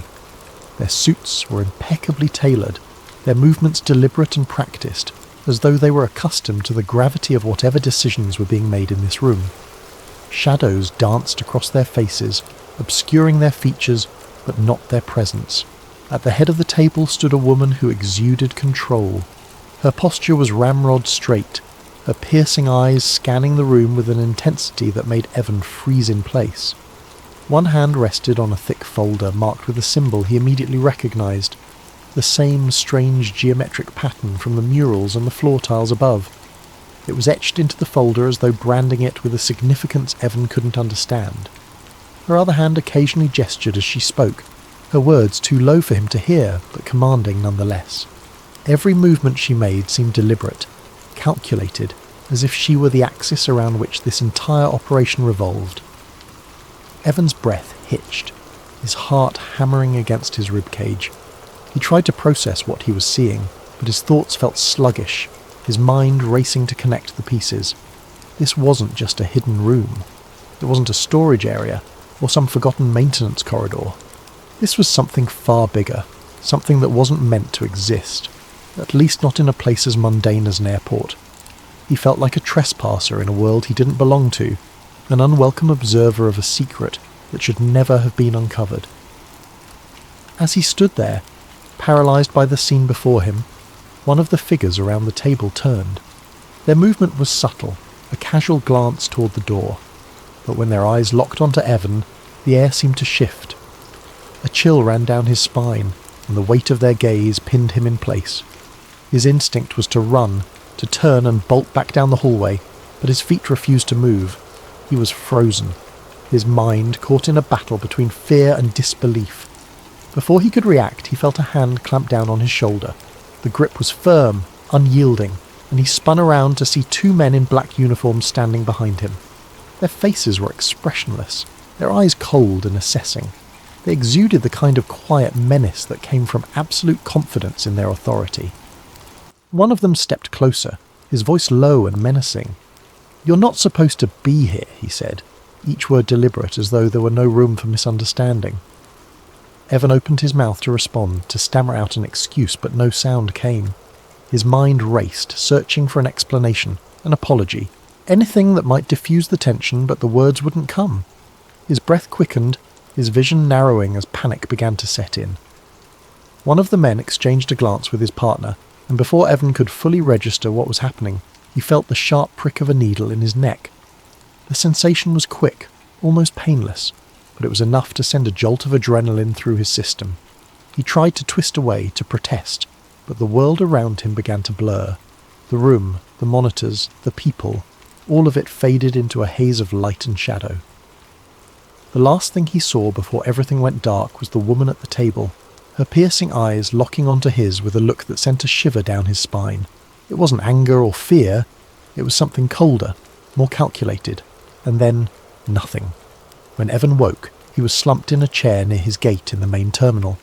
The bustling noise of the airport washed over him like a wave, jarring and disorienting after the suffocating silence of the room below. His head throbbed, a dull ache spreading from the base of his neck. For a moment he sat there, trying to piece together what had happened, but his thoughts were fragmented, hazy. He reached up to rub the spot where the needle had pricked his skin, but there was no mark, no evidence that anything had occurred. His flight was boarding. The announcement crackled over the loudspeakers, jolting him back to reality. He stumbled to his feet, his legs unsteady, and grabbed his bag. But as he lifted it, a strange realization hit him. His bag felt lighter. He unzipped it hastily, his hands trembling and his stomach dropped. His camera, the one he always carried with him, was gone. So were the spare memory cards he kept in the side pocket. Any evidence he might have captured of what he'd seen had been taken. As he boarded the plane, the unease in his chest deepened. He couldn't shake the feeling that something was missing. Not just the camera, but pieces of his memory, fragments of the time he'd spent in the hidden room. It was as though his mind had been deliberately fogged, the details slipping through his grasp like sand through his fingers. The symbols, the monitors, the woman with the piercing eyes, they lingered on the edges of his consciousness, just out of reach. Evan left Denver that night, but the airport never left him. The strange events he had witnessed became like a splinter in his mind, impossible to ignore but equally impossible to fully grasp. He tried to tell friends about it, to explain the unsettling feeling that had taken root in his chest, but the words sounded absurd even to him. Every time he brought it up, he saw the skepticism in their eyes, the subtle shift in their demeanour as they tried to humour him without outright dismissing his story. Eventually he stopped talking about it. He buried the memories, convincing himself it was easier to let them fade. But every so often, when he saw a news story about Denver International Airport, or caught a glimpse of its distinctive roofline in a photograph, that old unease would creep back in. The symbols, the murals, the strange room beneath the surface, they haunted him like a half-remembered dream, a puzzle he could never quite solve. In the years that followed, Evan avoided flying through Denver whenever he could. But no matter how far he stayed from the airport, he couldn't shake the feeling that he had stumbled onto something vast and hidden, a secret he was never meant to uncover. And though he tried to push it from his mind, one question lingered, gnawing at the edges of his thoughts. What had he seen beneath the airport that night? And how far would someone go to ensure he never found out? Thank you for spending this time with us at Sleep Theories. May this story of intrigue and mystery lull you into a peaceful slumber. As you drift off, remember that the line between the known and the unknown is often thinner than we think. Sleep well and sweet dreams.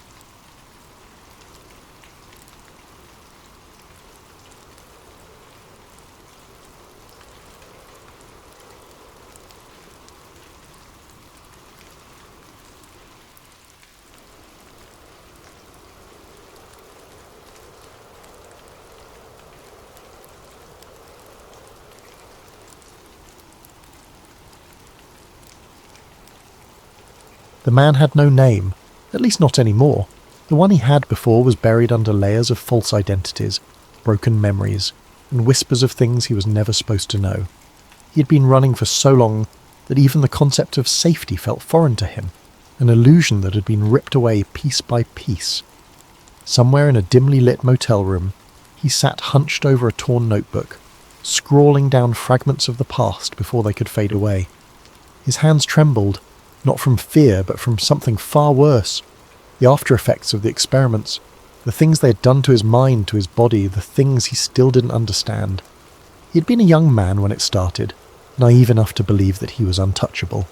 The government had taken him, he was sure of that much. Whether it was through coercion, deception, or outright force, he couldn't remember. His past had been shredded, rewritten, manipulated in ways he could barely comprehend. But he knew what had happened to him. He remembered the cold rooms, the sterile walls, the doctors who spoke in monotones as they'd injected things into his veins, strapped devices to his skull. He remembered the lights, flashing too fast for his mind to process, the voices, some real, some manufactured, drilling into his subconscious. They were trying to break him, to rebuild him. He remembered the first time they took him into the chair, the cold metal pressing against his arms as they strapped him down. The restraints weren't meant just to hold him. They were designed to make him feel powerless, to remind him that he was nothing but a subject. Wires were attached to his temples, to his chest, even to his fingers. The air smelled of antiseptic and something metallic, something he could taste at the back of his throat. The first dose had made everything slow, as if he was drifting underwater. Voices became distorted, stretching out unnaturally. His vision blurred and the lights above flickered in rhythm with his heartbeat. Then the voices began, whispering phrases in monotone repetition. Some were familiar, words he thought he had once believed in. Others were foreign, ideas planted into his mind like seeds forced into barren soil. The room was always the same, cold, sterile and suffocating. The walls were a dull grey, the kind of colour that seemed to absorb light rather than reflect it. The air smelled faintly of antiseptic, a sharp clinical odour that clung to the back of his throat. He sat in the chair, his wrists and ankles bound by thick leather straps, his head held in place by a metal brace. The electrodes attached to his temples hummed faintly, a low, constant vibration that made his teeth ache. He had stopped struggling weeks ago, or maybe it was months. Time had lost all meaning. The lights came first. They were blinding, flashing in erratic patterns that seemed to bypass his eyes and drill directly into his brain. The pulses were timed to his heartbeat, each flash syncing with the thud of blood in his ears. At first he had tried to close his eyes, to turn his head away, but the brace held him firm. The lights were relentless, strobing in colours that didn't exist in nature. Vivid greens, deep purples, and a sickly yellow that made his stomach churn. The pain wasn't physical, not in the traditional sense. It was deeper, more insidious. It felt like his thoughts were being scraped away, layer by layer, until there was nothing left but raw, exposed nerves. And then the voices began. They came from everywhere and nowhere, a cacophony of whispers that filled the room and his mind. Some were soft, almost soothing, like a mother comforting a child. Others were harsh, guttural, the kind of voices that made his skin crawl. They spoke in fragments, disjointed phrases that looped endlessly. You're weak. You belong to us. Nothing you remember is real. At first, he had tried to fight back. He repeated his own thoughts, his own beliefs, like a mantra. My name is... But before he could finish, the voices would drown him out, their words overlapping and merging until his own voice was lost in the noise. He tried to focus on memories, his childhood, his family, anything that felt real, but the lights would shift, the patterns becoming more chaotic, and the memories would slip through his fingers like sand. The dreams came next, though he wasn't sure if they were dreams at all. They felt too vivid, too real. He would wake up in different rooms, each one more surreal than the last. Sometimes he was in a forest, the trees towering above him, their branches twisted into grotesque shapes. Other times he was in a city, but it was unlike any city he had ever seen. The buildings were impossibly tall, their surfaces covered in shifting kaleidoscopic patterns. The sky was a deep, unnatural red, and the air was thick with the smell of burning metal. He would wake up in these places with no memory of how he got there. His body would ache, his muscles stiff and sore, as if he had been running for hours. His hands were often numb, the skin tingling as if he had been gripping something tightly for too long. Sometimes he had bruises, dark mottled patches on his arms and legs that he couldn't explain. Other times he would find marks on his skin, thin, precise lines that looked like they had been made by a scalpel. The voices followed him into these dreams, or whatever they were. They whispered to him, their words echoing in his mind long after he woke up. They told him things, secrets, lies, truths he didn't want to hear. They told him that he had always been theirs, that his life before the experiments was just an illusion, a construct designed to keep him compliant. They told him that he would never escape, that he belonged to them now, and the worst part was, he was starting to believe them. There were moments, brief and fleeting, when he could still remember who he was, but those moments were becoming rarer, harder to hold on to. The more they broke him down, the more he felt himself slipping away. It was like watching a reflection in a cracked mirror. The image was still there, but it was fragmented, distorted, unrecognizable. He could feel it working, the conditioning. It wasn't just the lights, or the voices, or the dreams. It was everything, the isolation, the pain, the constant, unrelenting pressure. They were reshaping him, moulding him into something new, and the terrifying truth was, it was starting to feel normal. The fear, the confusion, the doubt, it was all becoming part of him, like a second skin. He didn't know how much longer he could hold on. He didn't even know if he wanted to, because deep down, in some hidden corner of his mind, he was starting to wonder if they were right. Maybe he had always been theirs. Maybe there was no escape. And maybe, just maybe, that was okay. The program had been called MK Ultra, though the name barely scratched the surface of what it truly was. The official records, what little the public knew, spoke of experiments in mind control, of psychological warfare, of tests that had supposedly been shut down decades ago. But he knew better. It had never stopped. They had just gotten better at hiding it. They had taken him apart piece by piece, stripping away the layers of his personality with a precision that was almost surgical.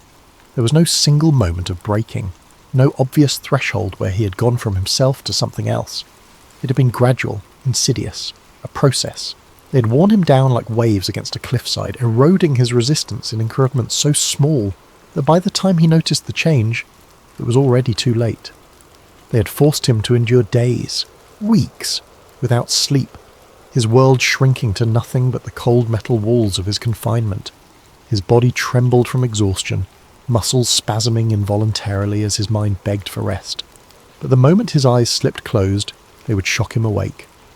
The room was a prison of noise, filled with an unrelenting assault of static, piercing frequencies, and garbled voices that never quite formed words, yet somehow embedded themselves in his thoughts like splinters. And then there were the chemicals. They had forced them into his system, each dose carefully measured, carefully designed to peel away his defences. Some dulled his senses until he could barely remember his own name, his thoughts dissolving into a thick, syrupy haze. Others sent his mind into overdrive, racing so fast that he could hear his own heartbeat echoing in his skull, each second stretching into eternity. The whispers came then, soft at first, almost comforting, reassurances, promises of peace if he would only listen, only obey, but they grew harsher, more insistent, until they clawed at his sanity, burrowing into the deepest parts of his subconscious. Was it his own voice thinking these thoughts, or was it theirs? It became impossible to tell. They repeated phrases endlessly, planting them like seeds in the soil of his mind, watering them with repetition, nurturing them with pain. You belong to us. You have no past, no future. You are what we make you. He had tried to fight it at first, tried to hold on to his identity, but resistance had only brought more suffering, more darkness, more pain. And yet he had survived. He didn't know how. Maybe there had been something buried deep inside him that refused to be erased. Some ember of selfhood that refused to be smothered beneath their control. Maybe it had been luck, some unforeseen variable they hadn't accounted for, some minute flaw in their conditioning process that allowed him to slip through their grasp. Whatever the reason, he had managed to escape. That was when the real nightmare had begun. The night was cold, the kind of cold that seeped into your bones and made you feel like you'd never be warm again. He stood in the alleyway, his breath visible in the air, his hands shoved deep into the pockets of his coat. The note he'd found earlier was crumpled in his fist, the words "meet at midnight" burning in his mind like a brand. He didn't know who had left it there, or how they'd managed to slip it into the lining of his coat without him noticing. But he knew better than to ignore it. Every instinct told him this was important, that it might be the only chance he had to understand what was happening to him.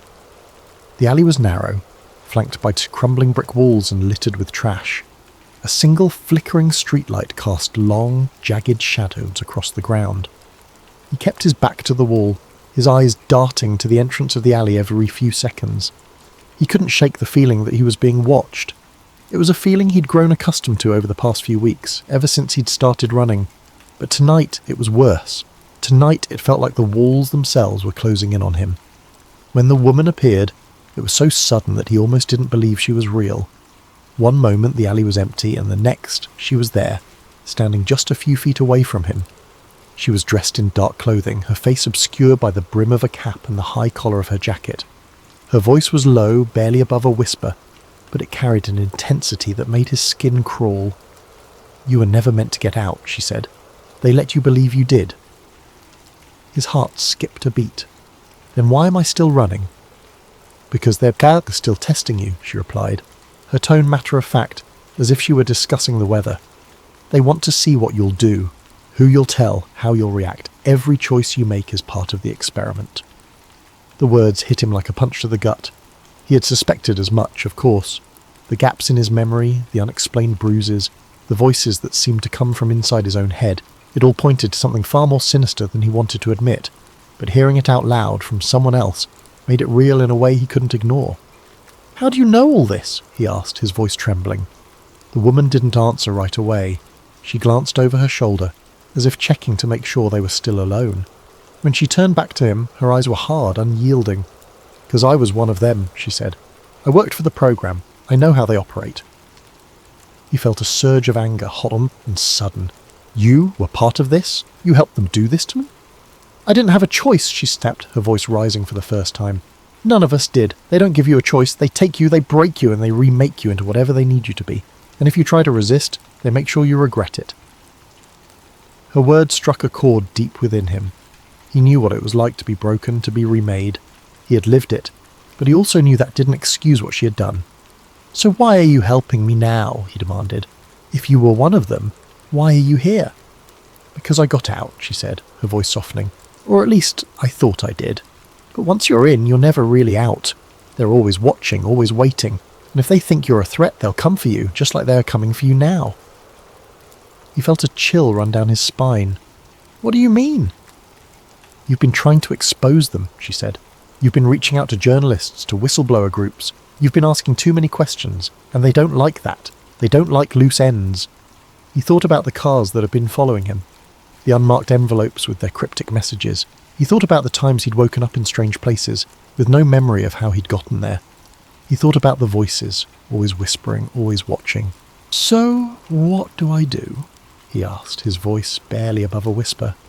The woman hesitated, as if weighing her words carefully. You have two options, she said. You can go deeper, try to uncover the truth and expose them, but that's dangerous. They'll do everything in their power to stop you, or you can disappear, change your name, your face, your life, start over somewhere they'll never find you. He stared at her, his mind racing. Both options felt impossible. Going deeper meant risking everything, including his life. But disappearing, that meant giving up, letting them win, and he wasn't sure he could do that. The woman reached into her pocket and pulled out a small key. She held it out to him, her expression unreadable. This is your only chance, she said. If you stay on this path, they'll catch you. They always do. He took the key, his fingers brushing against hers. It was cold, like it had been sitting in ice. What does it open? He asked. A safe house, she replied. It's not much, but it's off the grid. They won't find you there, at least not right away.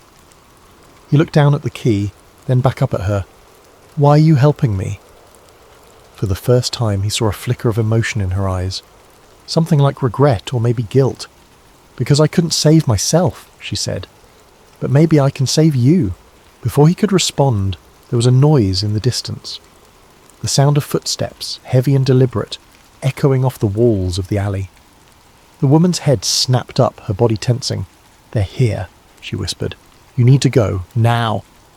He hesitated, torn between the need to run and the need to know more. What about you? I'll be fine, she said, though he wasn't sure he believed her. Just go, and whatever you do, don't look back. He nodded, clutching the key tightly in his hand. He turned and started to run, his feet pounding against the pavement. The alley seemed to stretch on forever, the shadows closing in around him. He could hear the footsteps behind him, growing louder, closer. He didn't dare look back. When he finally reached the end of the alley, he burst out onto the street, his chest heaving. He glanced around, trying to get his bearings. The city was quiet, the streets empty. He didn't know where he was, but he knew he couldn't stay here. He started walking, his mind racing. The key felt heavy in his pocket, a constant reminder of the choice he had to make. Go deeper or disappear. Neither option felt right, but he knew he couldn't keep running forever. As he walked, he thought about the woman. Who was she really?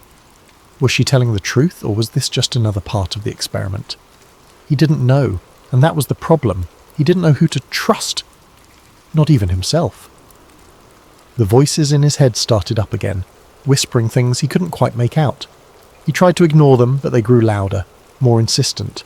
He felt a sharp pain in his temple, like a needle being driven into his skull. He stumbled, catching himself against a lamppost. Not now, he muttered, squeezing his eyes shut. Not now. But the pain didn't go away. If anything, it got worse. He could feel his thoughts slipping away, like sand through his fingers. He didn't know how long he stood there, clinging to the lamppost, trying to hold on to some semblance of reality. When the pain finally subsided, he opened his eyes and found himself in a different part of the city. He didn't remember walking here. He didn't remember anything.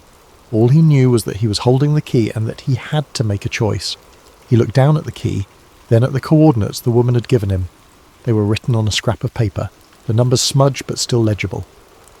He didn't know where they would lead him, but he knew he had to find out.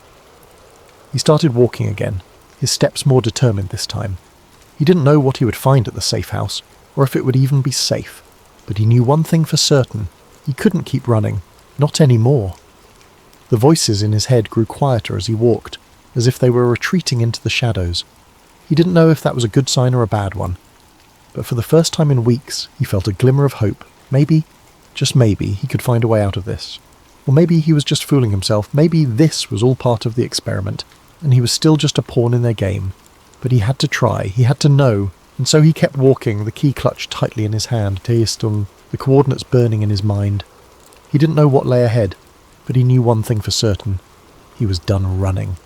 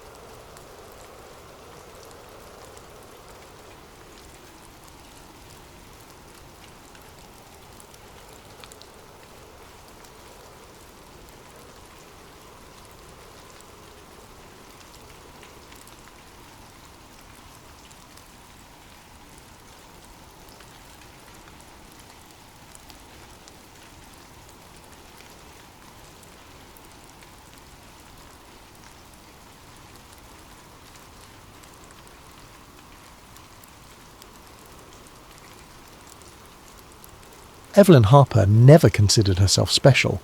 She lived in a small, quiet town on the edge of the Midwest, where the stars felt closer than the ground beneath her feet. A schoolteacher by day, Evelyn spent her nights in solitude, enjoying the tranquility her life offered.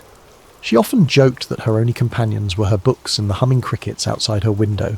She liked it that way. It was simple, predictable. Evelyn's days were measured by the comforting rhythms of small-town life. She woke at dawn to the sound of birds chirping outside her modest farmhouse, their melodies blending with the faint rustle of wind through the trees. Her mornings were always the same: coffee in her favourite mug, the one with a chip on the rim from years of use, and the daily crossword puzzle from the town's only newspaper. By the time she'd finished her second cup, the sun would have risen fully, casting its golden light over the rolling fields that stretched out to meet the horizon. She loved her job, even though it wasn't always easy. Her third-grade classroom was a mix of chatter and laughter, with moments of quiet focus as her students worked through spelling tests or art projects. Evelyn had a way of making the lessons come alive, weaving stories and songs into her teaching that left her students eager to learn. She found joy in their curiosity, their boundless energy, and the way they reminded her to see the world through fresh eyes. After school, Evelyn would linger in her classroom, tidying up the day's messes and preparing for the next. She liked the quiet moments when the hallways were empty, and the only sound was the creak of the old wooden floors beneath her footsteps. It was a chance to reflect, to breathe, and to remind herself why she loved what she did. Her evenings were her own, a sanctuary of peace and stillness.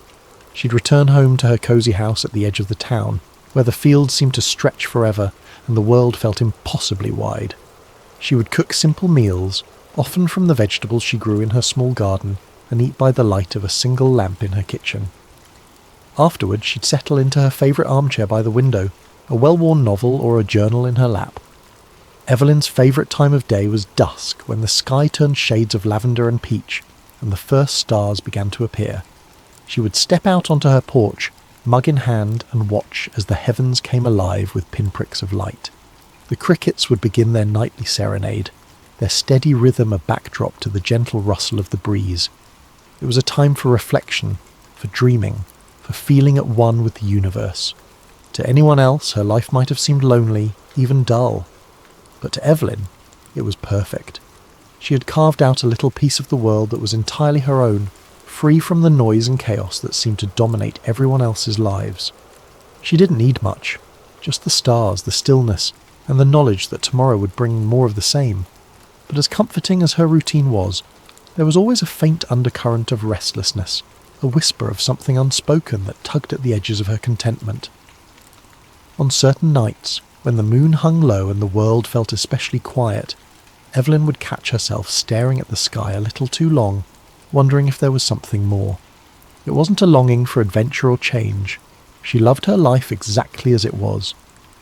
But there was a sense of curiosity, a quiet yearning to understand the vastness above her. She never imagined that her life would change, not in any dramatic way at least. Evelyn Harper was a woman who believed in the beauty of small things, the laughter of her students, the warmth of the sun on her face, the way the stars seemed to wink at her from the dark expanse of the night sky.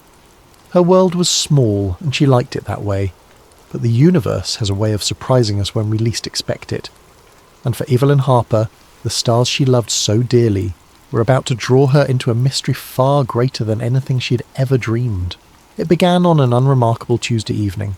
The air was warm, thick with the scent of blooming wildflowers, and Evelyn had just settled onto her porch with a cup of tea. Her home sat at the edge of a sprawling field, with nothing but open land and endless sky stretching toward the horizon. She found peace in the stillness, in the way the wind whispered through the grass, its gentle rustling a lullaby for her thoughts. But that night, the quiet felt different. There was an unease in the air, a stillness too deep, like the world was holding its breath, waiting for something to happen. Evelyn shifted in her chair, her gaze lifting to the sky as she tried to brush off the odd sensation creeping over her. The stars were unusually bright that night, scattered across the velvety darkness like shards of diamond. The moon hung low, casting a pale glow over the fields, and for a moment Evelyn allowed herself to relax, letting the familiar beauty of the night wash over her. She sipped her tea, savouring the warmth as it spread through her chest, and listened to the crickets' steady song, their chirping a constant companion in her otherwise solitary evenings. But then the crickets stopped. It wasn't gradual. One moment, their symphony filled the air, and the next, there was nothing but silence. A deep, unnerving silence that seemed to press down on her, wrapping around her like a heavy blanket. Evelyn froze, her cup poised halfway to her lips. Her heart quickened as her eyes darted to the edge of the field, searching for the source of the disruption.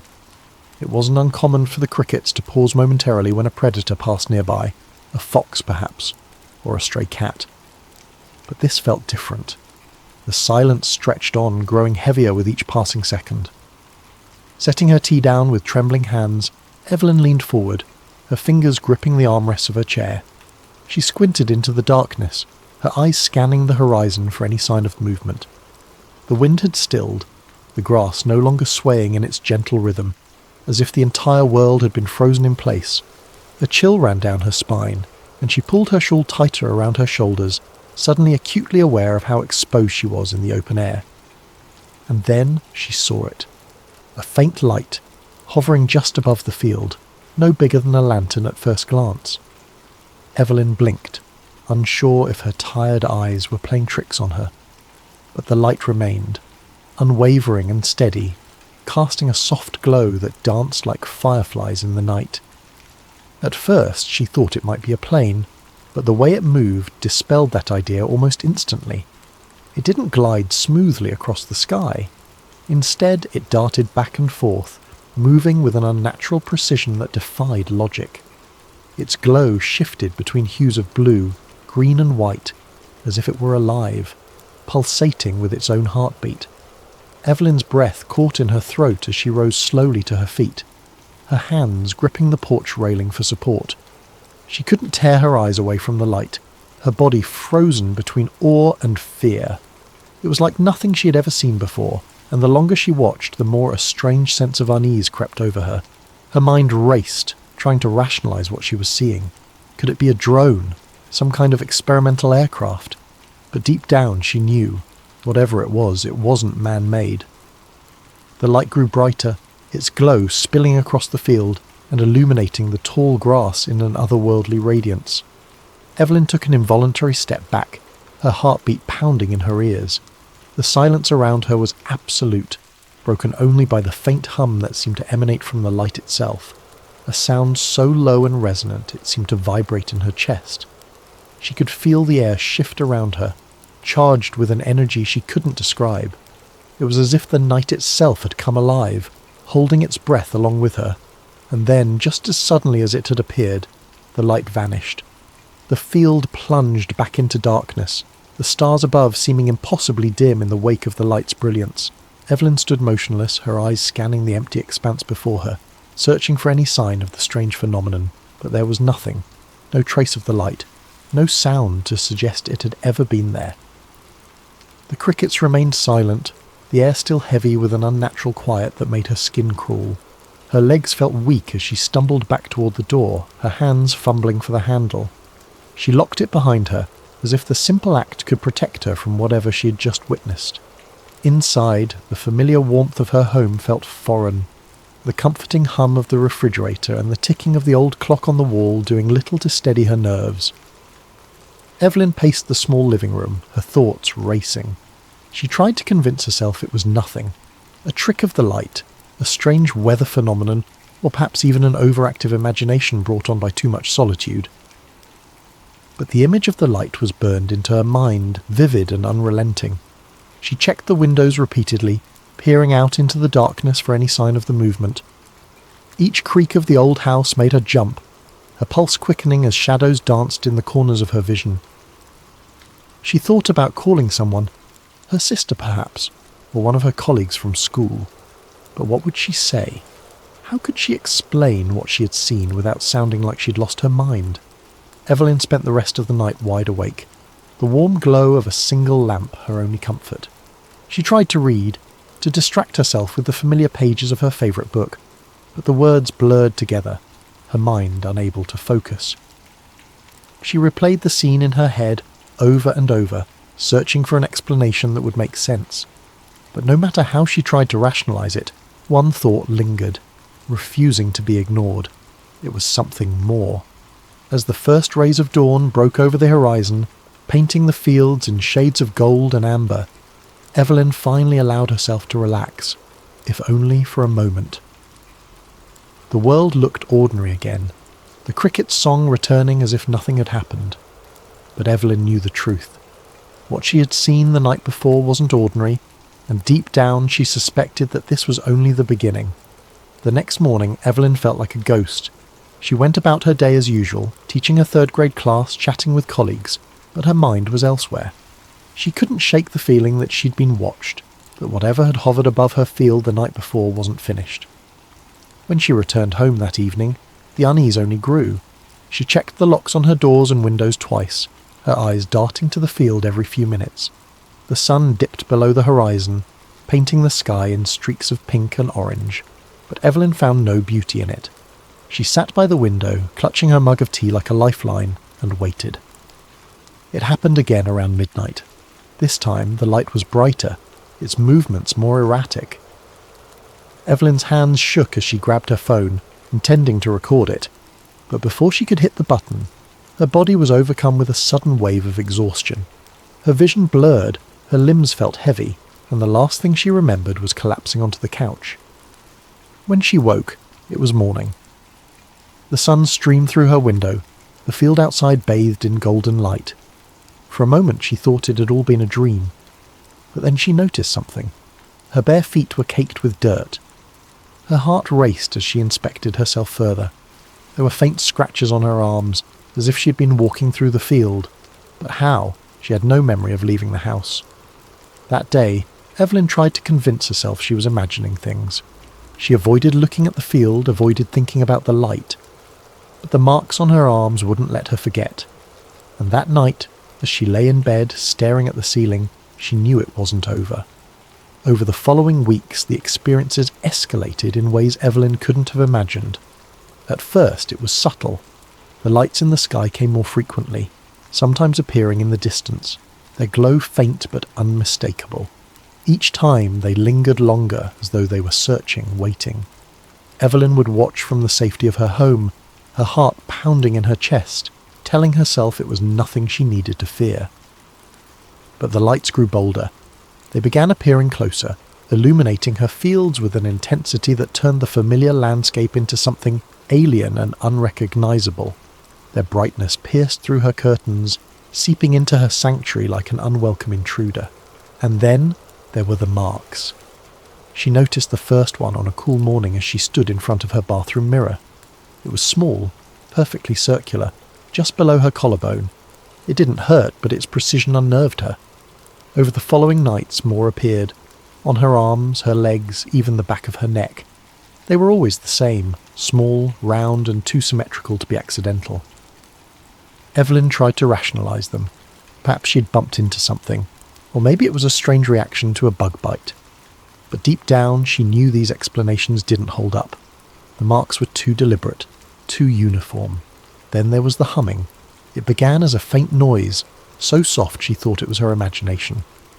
But as the nights went on, it grew louder, more insistent. It wasn't coming from outside, nor was it a sound her house should make. It seemed to emanate from nowhere and everywhere all at once, resonating through the walls, the floor, and even her own body. It wasn't just a noise, it was a feeling, a vibration that settled deep in her chest and made her stomach churn. She tried to ignore it, burying her head under her pillow, but the sound seemed to follow her, pressing against her senses until it was impossible to pretend it wasn't there. Her once tranquil home, the place she had cherished for its solitude and peace, had become a source of dread. Every shadow felt menacing, every sound suspicious. The cricket's song, once comforting, now seemed eerie when it returned, as though mocking her.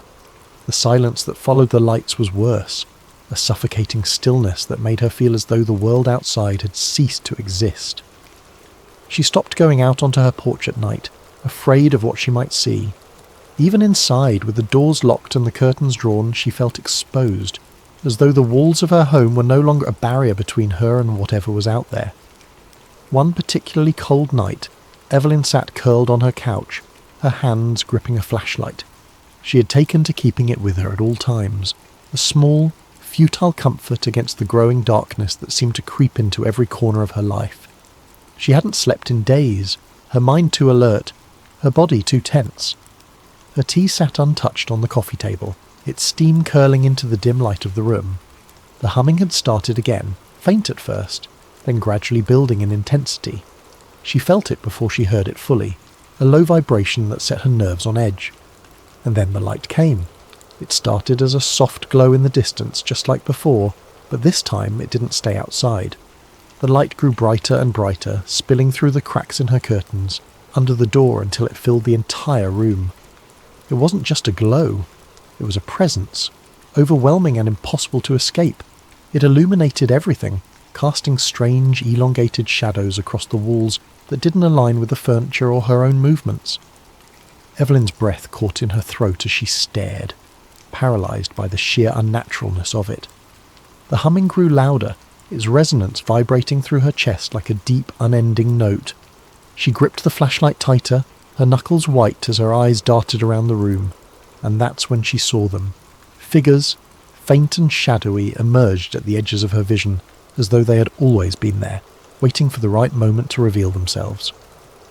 They were tall, unnervingly slender, their limbs elongated in ways that seemed both graceful and otherworldly. Their movements were slow but deliberate, each step fluid and calculated. Evelyn tried to focus on their faces, but they were indistinct, shrouded in the glow that surrounded them. She couldn't tell if they were looking at her, but she felt their gaze, a heavy, suffocating pressure that made her heart race. Her instinct was to run, to scream, to do anything to break free of the terror that held her in place, but her body wouldn't obey. It was as if the air around her had thickened, rooting her to the spot. Her flashlight slipped from her hand, clattering to the floor with a dull thud, but she barely noticed. Her breath came in shallow gasps as she watched the figures move closer, their forms becoming sharper, more defined. Evelyn tried to scream, but no sound came out. Her throat constricted, her voice trapped by the overwhelming force of their presence. The humming reached a crescendo, so loud and so deep it felt like her very bones were vibrating. The light pulsed, brighter and brighter, until it was impossible to see anything but white.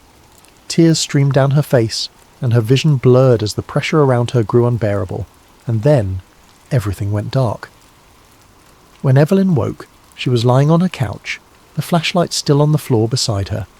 The light was gone, the humming a distant memory. The room was eerily still. The only sound, the faint ticking of the clock on the wall.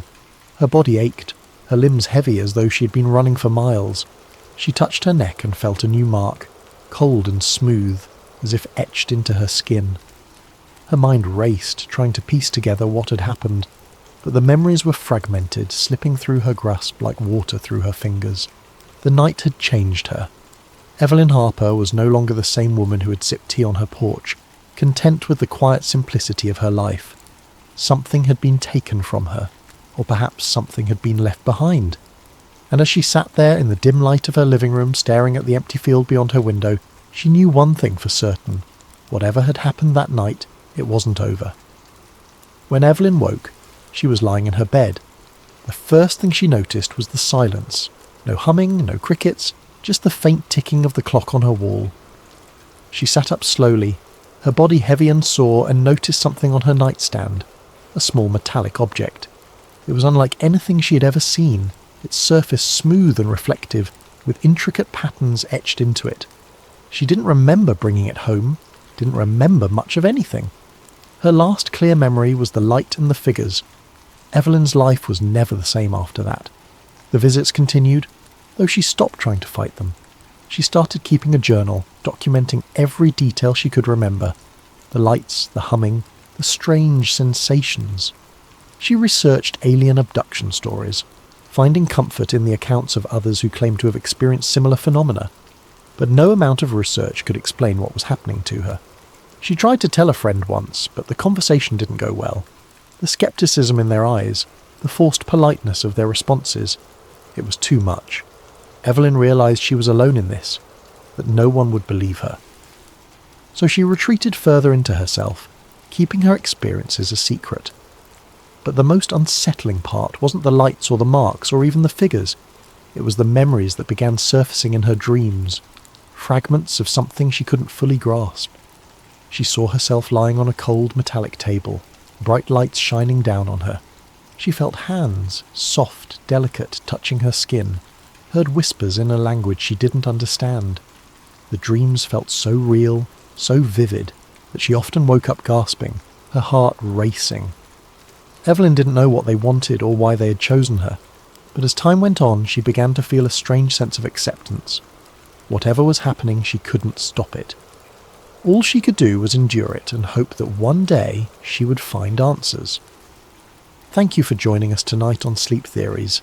Evelyn's story is just one of many that remind us how little we truly understand about the world and perhaps the universe around us.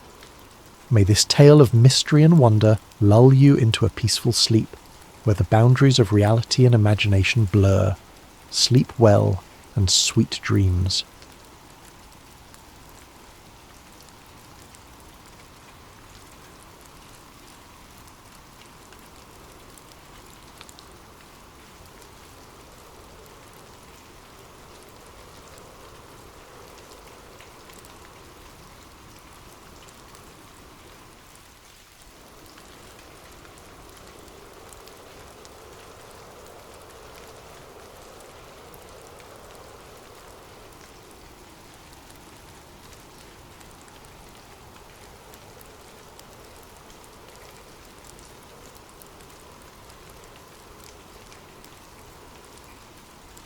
Welcome to Sleep Theories, the home of the strangest, most mind-bending conspiracies you've ever heard.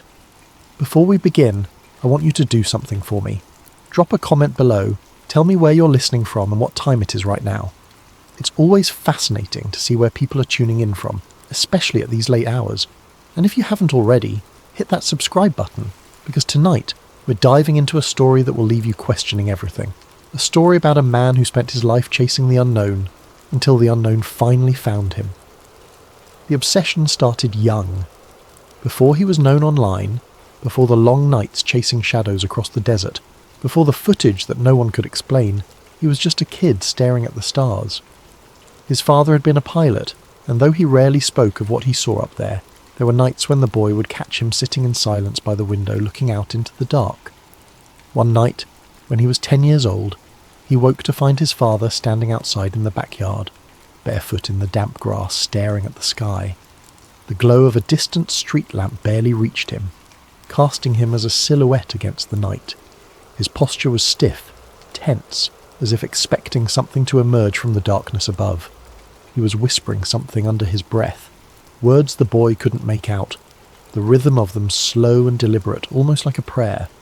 For a long moment the boy stood frozen in the doorway, unsure whether to speak or to retreat. The air felt strange, charged in a way he didn't have the words for yet. Then curiosity won out, and he stepped outside, the grass cool beneath his feet. "Dad?" he called softly. His father didn't react at first, as if he hadn't heard, but then, after a moment, he turned slowly, his face unreadable, his eyes reflecting the faint glow of the stars. "Sometimes the things we see aren't meant for us to understand," he said. His voice was quiet, measured, but there was something in it, something unsettled. The boy looked up, following his father's gaze. He saw nothing, just the vast, empty sky. But the way his father stared at it, the way his body was rigid, almost bracing for something, it stayed with him. Years later, he would wonder if his father had seen them. He grew up watching old alien documentaries, dissecting grainy UFO footage, collecting books filled with eyewitness accounts that were laughed off and buried. He pored over declassified military reports, highlighting inconsistencies, looking for the patterns no one else seemed to notice.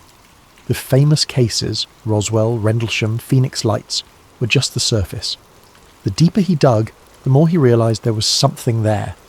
Too many stories lined up across too many years, across too many continents. The official explanations, weather balloons, swamp gas, mass hysteria, felt insulting. It wasn't enough to just read about them. He wanted proof, and when the internet arrived, it gave him a way to search for it himself. He started in online forums, lurking in long-forgotten message boards, where government whistleblowers and so-called experiencers traded stories. He followed anonymous leaks, blurry images posted in the dead of night, threads that would vanish hours after being created. The more he learned, the more he believed. By the time he turned 22, he had dropped out of college, pouring what little money he had into camera equipment, night vision gear, radio scanners. He sold his car and bought a beat-up van, outfitting it with a sleeping bag, a laptop, and a wall of maps dotted with pins and scribbled notes. His mission? To capture what the government didn't want people to see, to prove that something was out there. At first, his findings were small, a distant light in the sky, shifting direction in a way no known aircraft should. A low-frequency hum in the desert, felt in his bones more than heard. A shadow in the treetops moving against the wind. Things that could be explained away. Things that could be dismissed. He knew what people would say. Drones. Planes. Your mind playing tricks on you. He posted them anyway. His audience was small at first. Just a handful of die-hard UFO believers and late-night wanderers. But slowly it grew. His videos were raw, unpolished. But there was something different about them. He wasn't just reading old reports. He was out there, searching, hunting, capturing something, even if he didn't fully understand what. Then the encounters became more frequent. At first he thought it was just luck, that he had gotten better at tracking them, better at finding the right places at the right times. But then it started happening when he wasn't looking. He would be driving through the desert when his radio would suddenly cut out, replaced by static and strange rhythmic beeping. His cameras would glitch, their footage turning into unreadable fragments, except for a single frame, one that didn't match anything before or after. Lights in the sky that had always been distant began appearing closer. He told himself it was progress. He told himself it meant he was getting close to the truth. But in the back of his mind, a question began to form. Was he the one chasing them, or were they leading him somewhere? Case number 1, the Texas incident. It was just outside of Marfa, Texas. A barren stretch of road. Nothing for miles except the occasional gas station long past closing hours. The land stretched endlessly in every direction, flat and open. The kind of place where you could see headlights coming from miles away, where the sky pressed down like a vast empty canvas. He had heard about the Marfa lights, strange glowing orbs that appeared in the desert, sometimes floating, sometimes zipping across the sky at impossible speeds, He had been sceptical, a local legend, one that had been dismissed as reflections of headlights or atmospheric conditions, but the reports went back decades, before cars, before highways, before explanations. Something about this place made people see things. He arrived just before midnight, the desert air cool and silent, the wind barely a whisper against the dry earth. He set up his cameras, adjusting the focus, double-checking his battery levels. He had spent years doing this, setting up in the middle of nowhere, waiting for something that most people would call impossible. Most nights, he got nothing. Just endless sky, the occasional plane blinking lazily across the blackness. But this night was different. He didn't see them at first. He felt them. A strange pressure in the air like a storm was about to break, but there were no clouds, no wind. His skin prickled, a crawling sensation along his arms, the back of his neck. Then, just past midnight, the lights appeared. At first they were distant, flickering along the horizon like distant stars that had come loose from the sky. Small, shifting points of light, moving too smoothly, too deliberately to be mistaken for anything natural. He steadied his camera, zooming in, his pulse quickening. But then, they moved closer, not drifting, not flickering, moving, directly toward him. One moment they were in the distance, hanging low over the desert. The next they shot toward him, cutting across the sky with impossible speed, their movements too precise, too intelligent. His breath caught. He stumbled backward, gripping his camera tightly, his fingers fumbling to adjust the focus. A mistake, because then his van died, not gradually, not sputtering, instantly. The headlights flickered out. The dashboard went dark. The low hum of the engine vanished as if the vehicle had simply ceased to exist. His phone screen glitched, the pixels stretching, distorting into symbols he had never seen before, rows of shifting, unreadable characters, flickering and pulsing in patterns that felt intentional. His camera feed froze, caught on a single frame.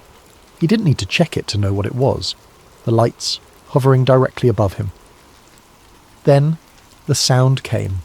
Not a sound, a feeling. A low, humming vibration filled the air. It wasn't just around him, it was inside him, rattling his ribs, shaking his teeth, pressing against his skull in a way that made his vision blur. His knees buckled, his breath shallow and quick, the weight of it pressing down on his chest like an unseen hand. And just when he thought he couldn't take it anymore, the lights vanished. Not faded, vanished. One blink and they were gone, leaving nothing but an aching silence behind. Then, his van started back up like nothing had happened. The dashboard lights flickered back to life. The engine rumbled, steady and normal. His phone screen returned to its home page, as if it had never glitched at all. He stood there for a long moment, his hands shaking, his mind scrambling to process what had just happened.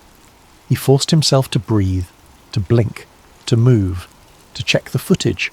The moment the lights had approached, the entire file was corrupted, static glitches, black frames where there should have been proof. His stomach twisted. This had happened before. Strange interference, missing footage, unexplained malfunctions, but never like this.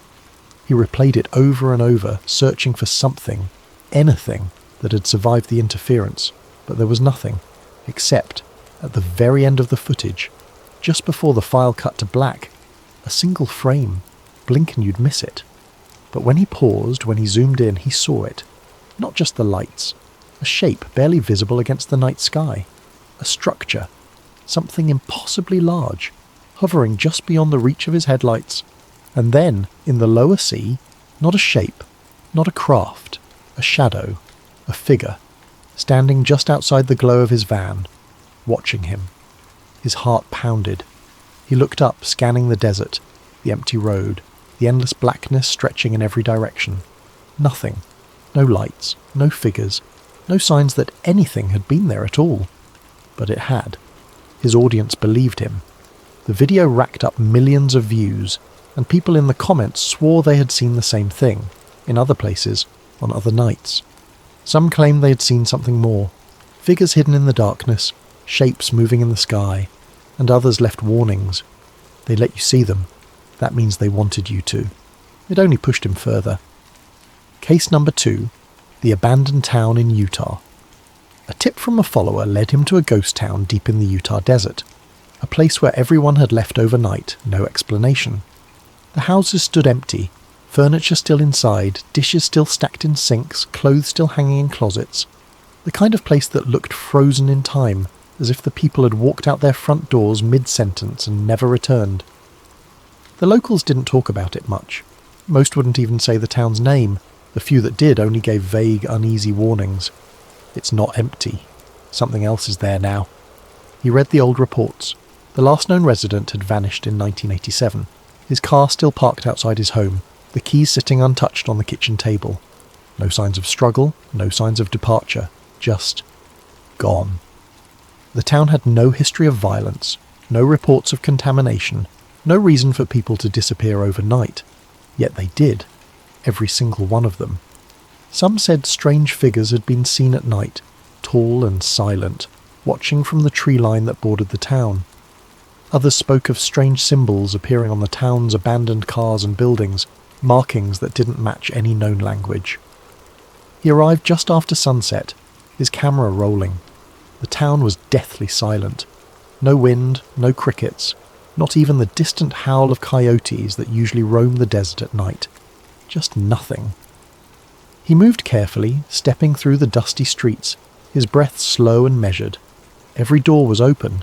Every house felt recently abandoned, despite being empty for decades. A layer of dust coated everything, but there were no signs of decay, no broken windows, no collapsing roofs, just stillness. Then the sky changed. A strange green glow flickered across the horizon, like the northern lights, but lower, closer, rippling in an unnatural rhythmic pulse. His camera picked it up immediately, the lens struggling to adjust, the sensor flickering as if trying to process something it wasn't meant to capture. Then a shadow moved between the buildings. Not a person, something taller. His breath caught in his throat. The air grew thick, heavy, wrong, as if the atmosphere itself had changed. He felt it pressing against his skin, a static-like charge crawling up his arms, the back of his neck. His ears rang. Then his camera's audio feed changed. At first, it was just static, white noise cutting in and out, but then the clicking started. At first, he barely noticed it, just a faint sound beneath the interference. But the longer he listened, the more deliberate it became. It wasn't random. It was a pattern, a language. He stood frozen, his breath shallow, his fingers gripping his camera too tightly. Something was there, watching, listening. Then, just beyond the last row of houses, movement. He turned quickly, his camera jerking toward the motion. The screen flickered, and there, on the far side of the frame, barely visible, something peered from behind an abandoned house. Two large black eyes, not human, not animal, something else. The footage cut out. His camera shut off completely, the battery instantly drained to zero despite being fully charged minutes before. He fumbled to restart it, his hands shaking. When it finally powered back on, the figure was gone. The town was empty again, but the feeling never left. The moment he got back to civilization, he uploaded the video. He didn't even edit it, just raw, unfiltered proof of what he had seen. Within an hour, the video was taken down. His account was flagged. The footage never reappeared. He tried to re-upload it, tried again and again. Each time, deleted. Someone didn't want it seen. His followers flooded him with messages demanding to know what had happened. Some had seen the video before it was removed. Some claimed they had captured it, downloaded it before it was erased. But their copies, they were corrupted. Every file turned to black static. Case number 3, the night. He vanished by now. His channel had become one of the biggest conspiracy pages on the internet. What had started as a fringe curiosity, a niche corner of the web dedicated to blurry lights and shaky footage, had grown into something else entirely. His videos were no longer just about speculation. They were evidence. Millions followed him. Some were believers, others skeptics, but all of them watched. They saw the way the encounters became more frequent, the way the phenomena seemed to respond to him specifically, as if something was paying attention, and then something changed. At first it was subtle, a shadow on the edge of a frame where there shouldn't have been one, a single frame of distortion in the middle of a clear video, almost like an interruption. He dismissed it. Corrupt files, equipment failure, normal. Then it became undeniable. His posts became paranoid. He spoke about being followed. At first it was just a feeling, that nagging prickle on the back of his neck, the sensation that he was never alone. Then he started noticing things. A black sedan parked outside his motel room 3 nights in a row. The same figure in a dark hoodie appearing in the background of his live streams, just standing in the distance watching. It escalated. He woke up one night to find his cameras moved, not stolen, not broken, just repositioned, their angles slightly altered, as if someone had been watching through them instead of him. His laptop contained files he hadn't downloaded, cryptic text documents filled with random letters and numbers, some resembling coordinates, others structured like coded messages. And then came the calls. At first, silence. Then, one night, a voice. You need to stop. It wasn't a threat. It wasn't anger. It was a warning. Something in the tone chilled him to his core. Not the words themselves, but the way they were spoken. Calm, measured, emotionless. Not human. He had spent years chasing the unknown, convincing himself he was the one in control. That night, for the first time, he realized he wasn't. That night, he went live. If something happens to me, he told his viewers, his face pale, his eyes hollow, it's because I got too close. It would be his last broadcast. Hours later, he packed up his gear and drove out to a remote Nevada highway, one of his usual stakeout spots. He knew these roads better than anyone. The places no tourists went. The places where the sky stretched for miles in every direction, unbroken by city lights or civilization.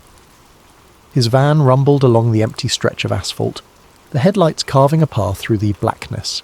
He didn't play music, didn't check his phone, he just drove. At exactly 3:12 a.m, he pulled off the road onto a patch of hard-packed dirt and killed the engine. For a moment, nothing. The silence of the desert pressed in around him, thick and suffocating. No wind, no insects, just the distant hum of his van cooling down. He set up his camera, mounting it onto the hood of his van, pointed straight at the sky. He checked the lens, the focus. Everything was ready. And then, the lights came. Not one, not two, a fleet. They hovered above the desert, their glow unnatural, pulsing in synchrony, a pattern that felt too deliberate to be random. Unlike anything he had seen before. His hands trembled as he zoomed in, heart pounding against his ribs. "This is it," he whispered. Then they descended. Faster than anything he had ever witnessed. Not falling, not drifting, moving with purpose. The air pressure shifted, his ears popping painfully. His van shuddered, the metal groaning as if caught in an unseen force. His camera feed glitched violently, distorting into streaks of neon green and black static. The lights were close now, too close.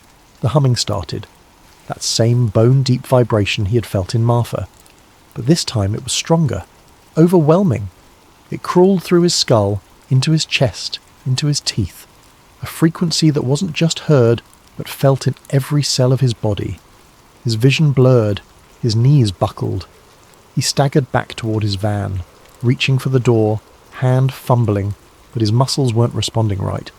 His limbs felt heavy, his movements delayed, like time itself was shifting around him. Then the lights shifted. For a brief moment the glow illuminated the ground around him, stretching long shadows across the dirt, and that's when he saw it. Just beyond the edge of his headlights, at the very edge of the light's reach.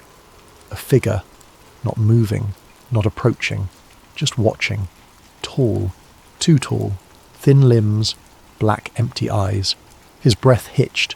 His mind screamed at him to run, to move, to do something, but the frequency had him pinned, his body locked in place, his lungs struggling for air. Then his camera failed. The stream cut into a mess of pixelated static. For a moment the screen went black. Then one final frame, the inside of his truck, the driver's seat empty, his door hanging open, the desert beyond it stretching into the dark, and in the distance, just barely visible, a figure standing at the edge of the light. Then the stream cut off. His account was deleted the next day. Every trace of his work, gone. His videos, his backups, even mentions of him in forums and news articles. It was as if he had never existed. His truck was found that morning, engine still running, keys in the ignition. His camera was in the passenger seat, but the memory card had been wiped clean. No sign of him, no footprints leading away. Just gone. People searched. His followers combed the area, retraced his steps, but they found nothing. Some say he was taken, that he got too close and they made sure he never spoke again. Others believe he was warned and went into hiding, erasing himself before they could erase him. But those who watched his videos from the beginning, the ones who knew the pattern, they say he was never supposed to come back, and maybe, just maybe, he didn't. Stay curious, my friends. Keep questioning everything, and remember, sometimes the truth is just a little too dangerous.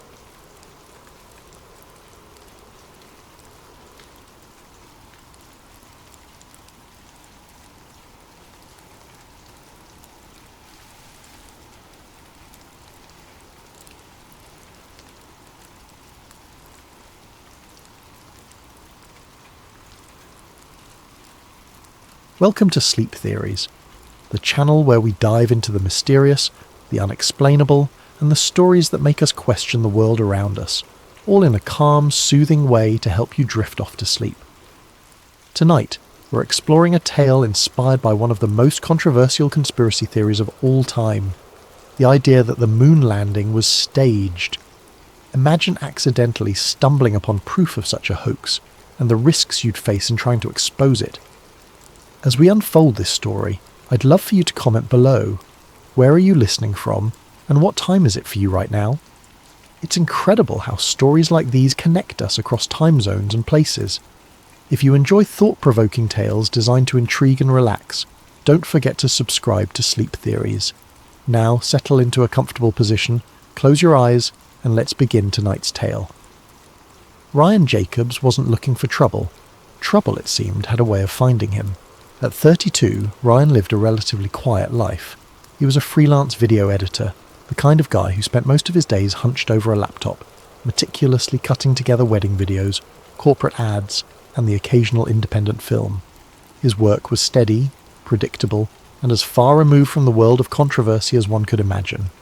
And that was exactly how Ryan liked it. But everything changed on a rainy afternoon in early November. Ryan sat frozen in his chair, the faint whir of the projector the only sound in the otherwise silent room.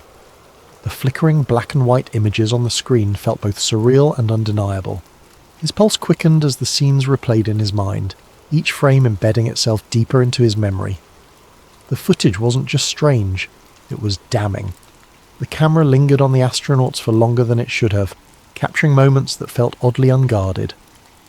One of them adjusted his helmet, not with the slow, deliberate movements one might expect in a low-gravity environment, but casually, as though he were preparing for a costume party rather than stepping onto an alien world. Another tapped his foot impatiently as a crew member hurried over to adjust the angle of a prop rock. Ryan's gaze darted to the edges of the screen, where cables and sandbags were just barely visible, betraying the illusion. Then there were the voices. They drifted through the crackling audio, clear but dispassionate, issuing commands like a director orchestrating a scene. Hold the flag higher. It's got to look heroic. Cut the glare on the visor. We need the reflection clearer. Ryan's chest tightened as he heard a voice say, almost jokingly, "Don't forget to kick up the dust. This isn't supposed to look like Earth." Each instruction chipped away at his sense of reality. the layers of disbelief peeling back to reveal something darker. He found himself staring at the details in the background, the crisscrossing beams of the soundstage's metal scaffolding, the faint glimmer of an exit sign reflected in the glossy surface of a prop panel. A crew member, oblivious to the camera, walked through the set holding a clipboard, his shadow long and distorted under the bright studio lights. When the shot cut to a wide angle of the entire set, Ryan instinctively leaned forward. The clarity of the image left no room for doubt.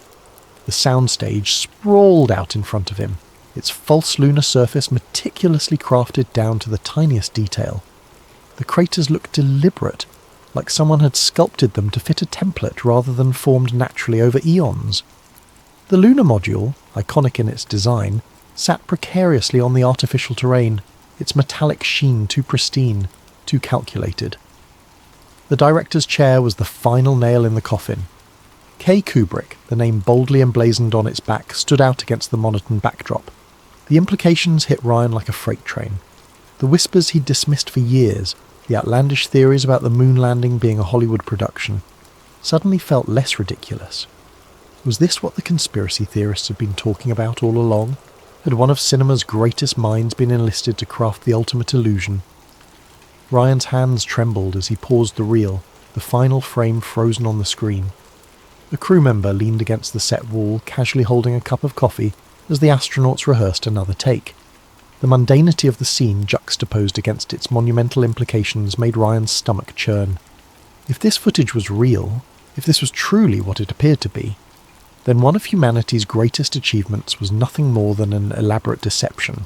He rewound the reel, watching certain segments again, searching for any sign that it was fake or a clever hoax.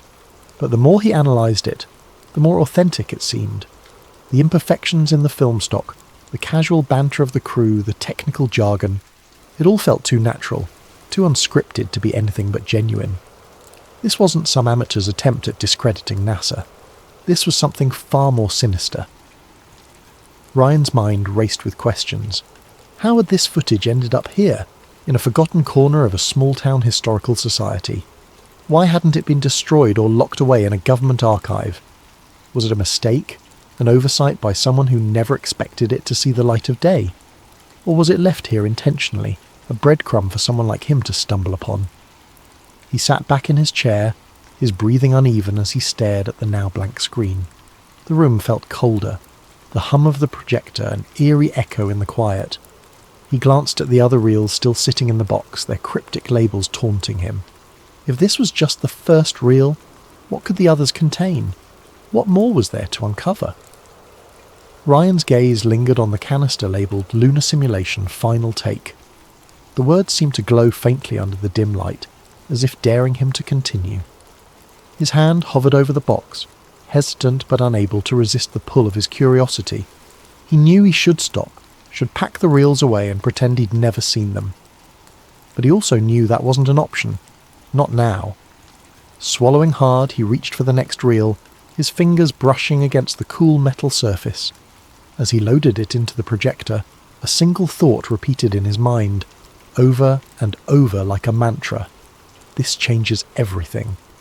Ryan leaned back in his chair, the hum of the projector fading into the background as his mind struggled to make sense of what he had just witnessed.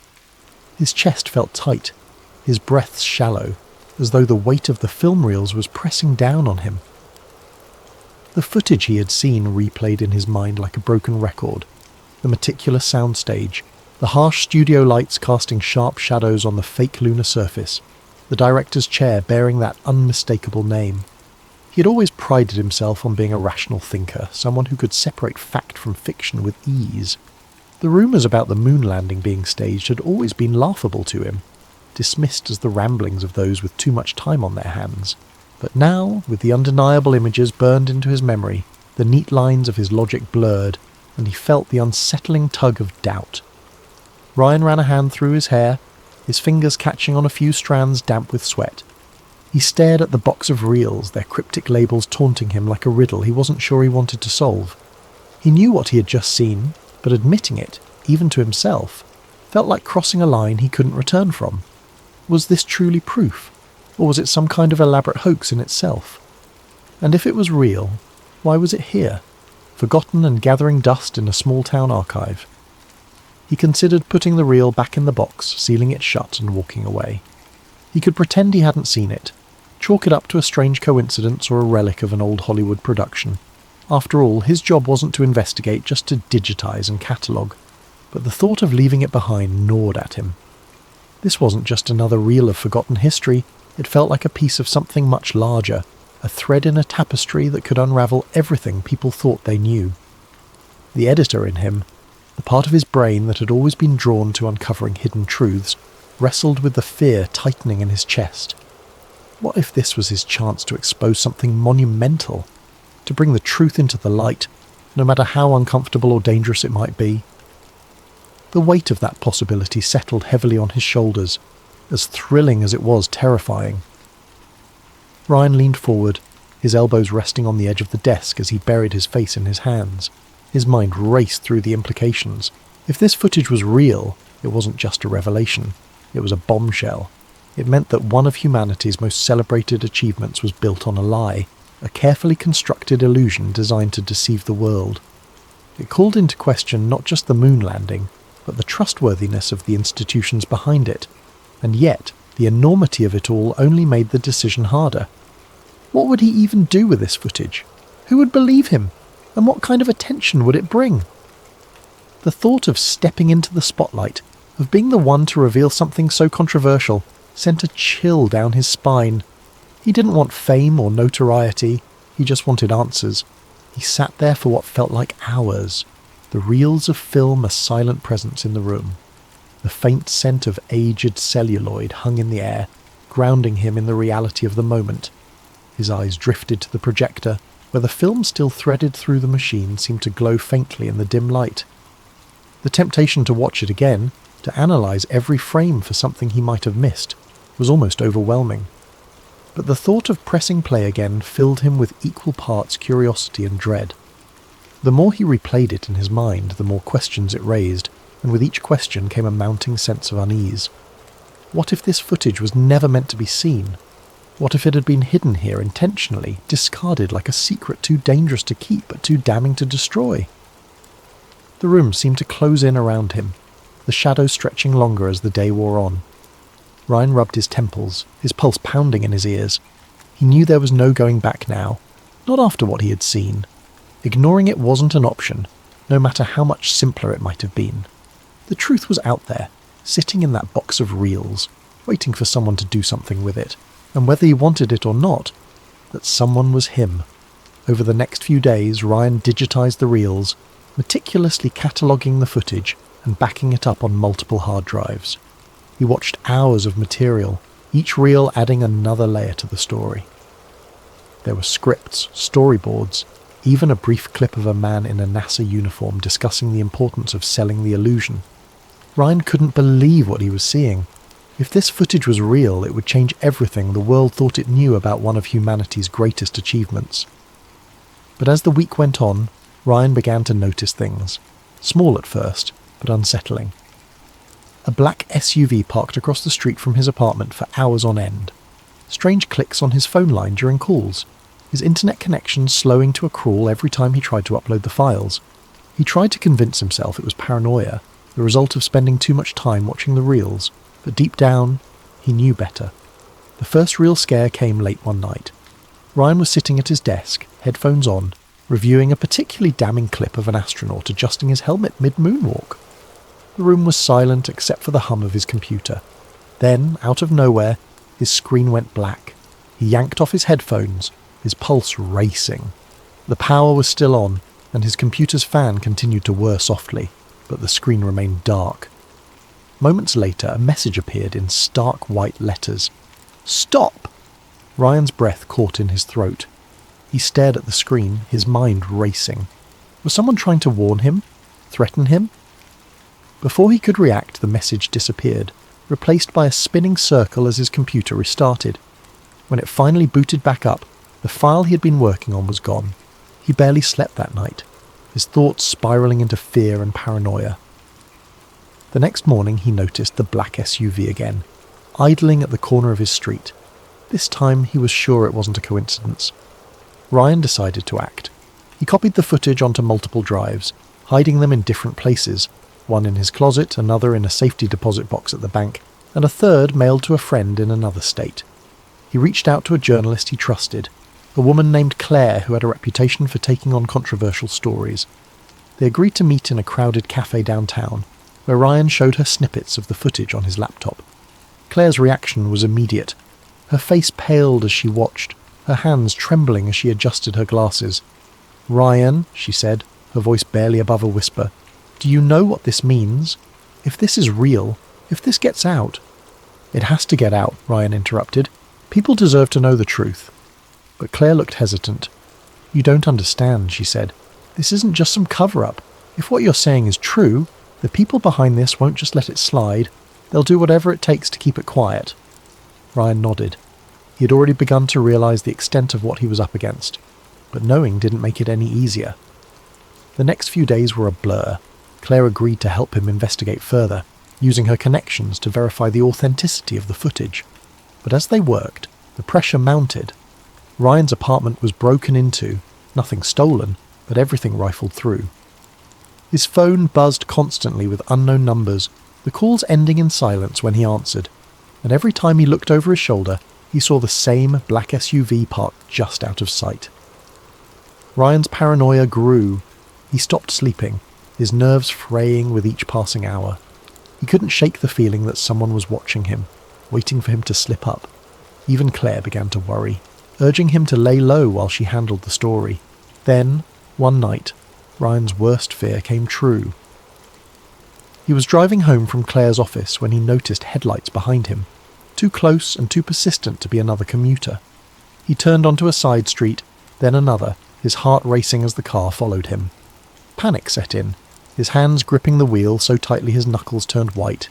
He didn't go home that night. Instead, he checked into a cheap motel on the outskirts of town, paying in cash and parking his car out of sight. He spent the night staring at the door, half expecting it to burst open at any moment.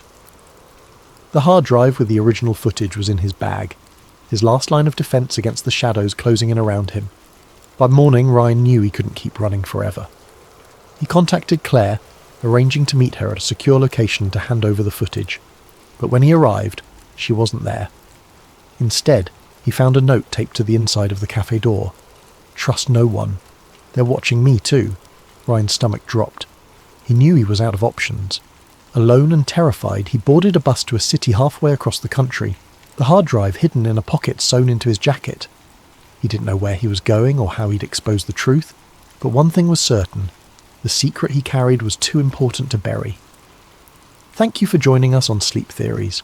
As you drift off tonight, let this story remind you of the fine line between truth and deception, and the courage it takes to uncover what lies beneath. Sleep well, and sweet dreams.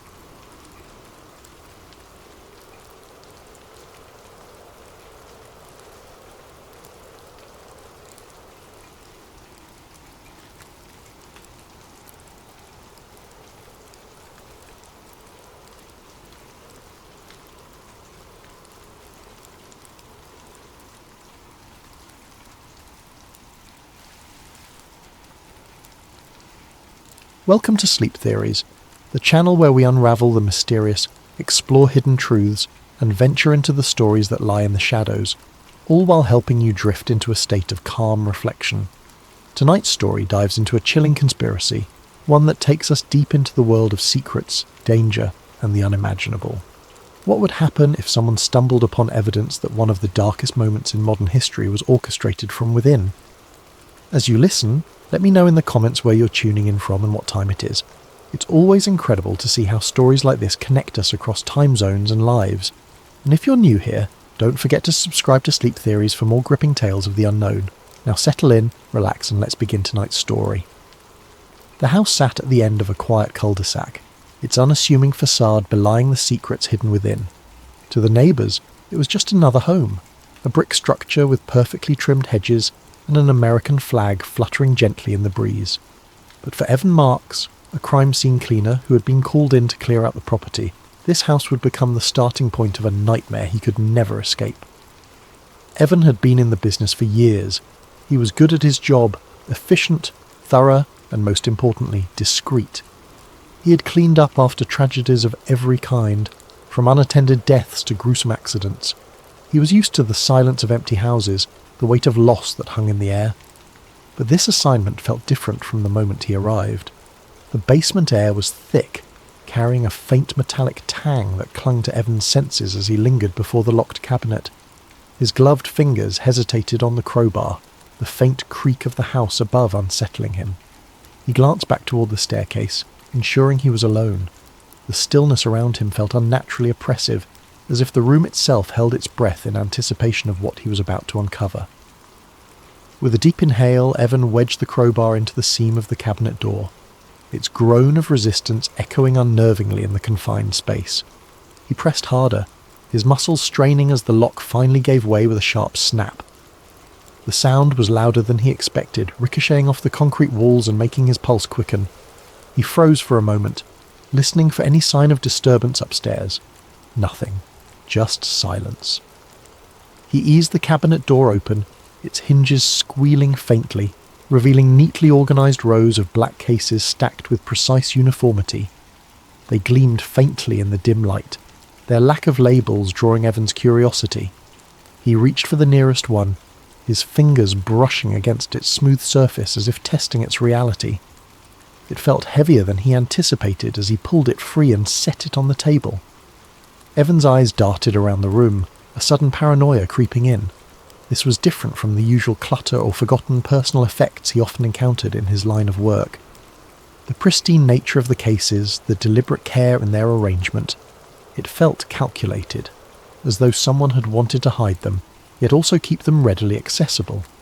His gaze lingered on the other rows of cases still nestled in the cabinet, an unsettling thought forming at the back of his mind. Why lock these up so securely? His breathing was shallow as he flipped open the first case. Inside was a single tape, its black housing flawless, unmarked except for a small strip of faded adhesive on one side. No writing, no indication of what it might contain. The tape exuded an eerie anonymity, as if its mere existence defied scrutiny. Evan's hand trembled slightly as he removed the tape and turned it over, scrutinizing every inch for clues. Finding none, he set it down carefully on the table, the sound of its casing clicking against the wood unnervingly loud in the stillness. He returned to the cabinet and pulled out another case, his curiosity now edging into unease. It too contained an unmarked tape. The pattern repeated with the third, the fourth, the fifth. Each was identical in its stark simplicity, their presence an enigma that only deepened as his discoveries multiplied.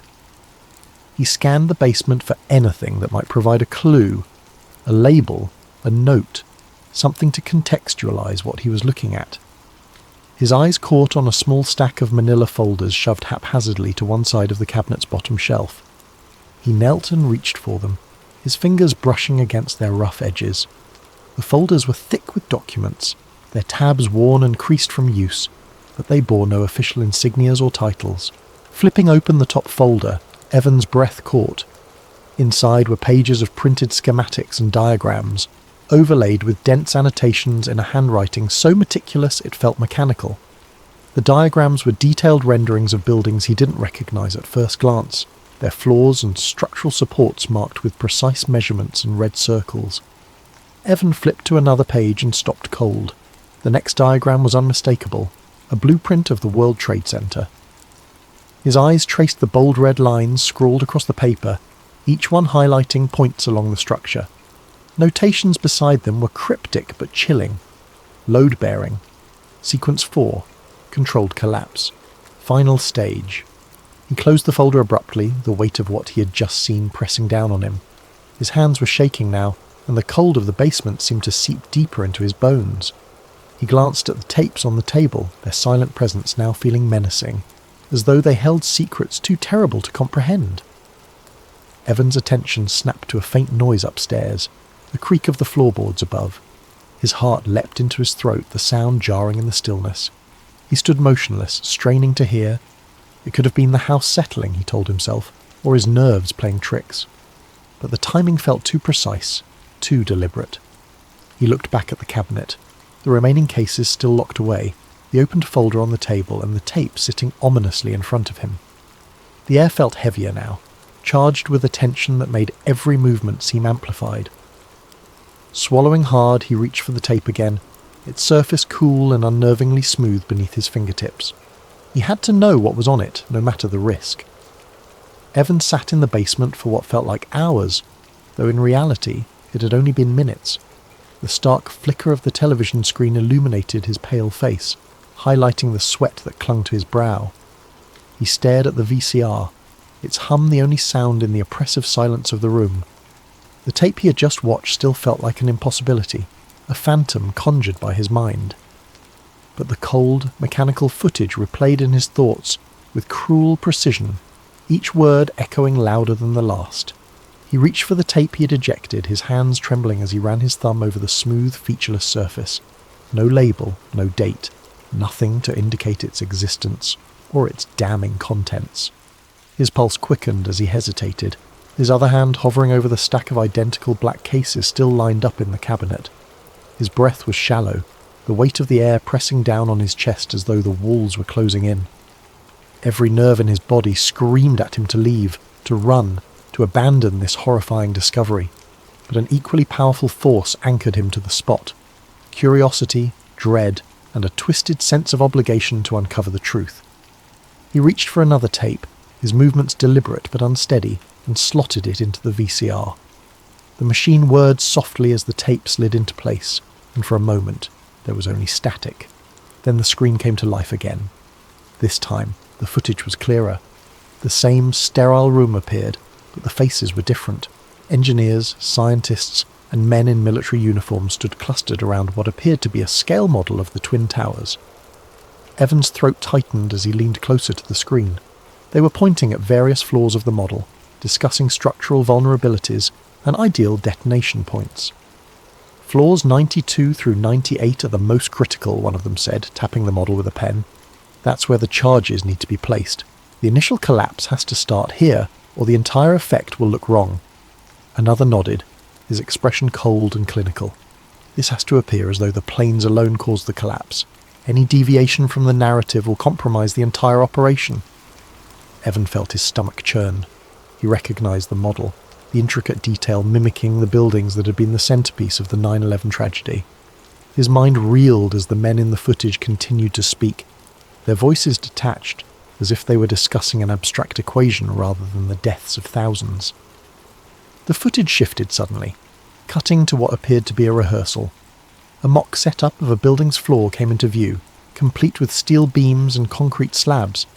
The camera panned over workers in hard hats, their faces obscured as they wired explosives to the beams. One of them held up a blueprint, its edges curling slightly as he adjusted it for the camera.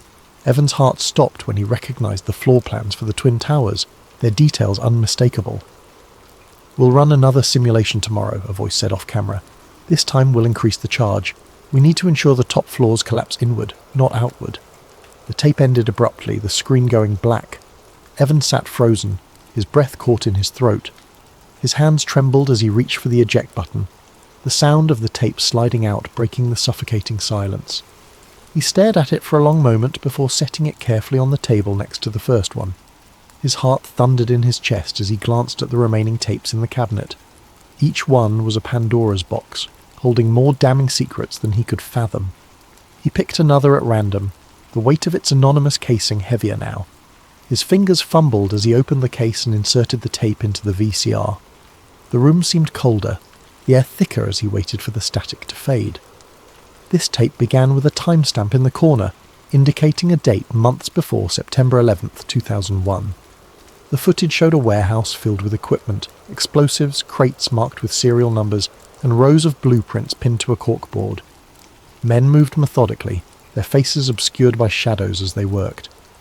One of them walked toward the camera, his voice audible as he spoke to someone off-screen. "Once we finalize the sequence, we'll distribute the plans to the teams on site," he said. "There's no margin for error. If this fails, the entire operation is compromised."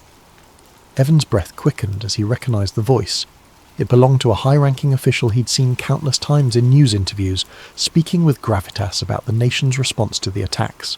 The footage was damning, undeniable in its implications. It wasn't just a theory, it was a plan, executed with chilling precision and cold indifference. The tape ended, leaving Evan in stunned silence. He didn't move for a long time, the weight of what he'd seen pressing down on him like a physical force. His mind raced with questions, but one thought stood above the rest. This couldn't be ignored. He couldn't walk away from what he'd discovered. With shaking hands, he ejected the tape and placed it in a duffel bag he'd brought for the cleanup. He hesitated, staring at the remaining tapes in the cabinet. Taking all of them felt impossible. There were too many, and each one added weight to both the bag and the decision he was making. But leaving them behind was unthinkable. He worked quickly, carefully placing the tapes into the bag. Each one felt heavier than the last, their blank cases carrying the unbearable weight of truth. By the time the bag was full, Evan's chest felt tight, his breath shallow as he glanced around the basement one last time. The cabinets now stood empty, their secrets stripped away, but the room felt no less oppressive. As he slung the duffel bag over his shoulder and ascended the basement stairs, the house seemed to shift around him. Every creak of the floorboards felt like a warning, every shadow like a pair of eyes watching his every move. He moved as quickly and quietly as he could, his ears straining for any sound beyond the rhythmic pounding of his own heart.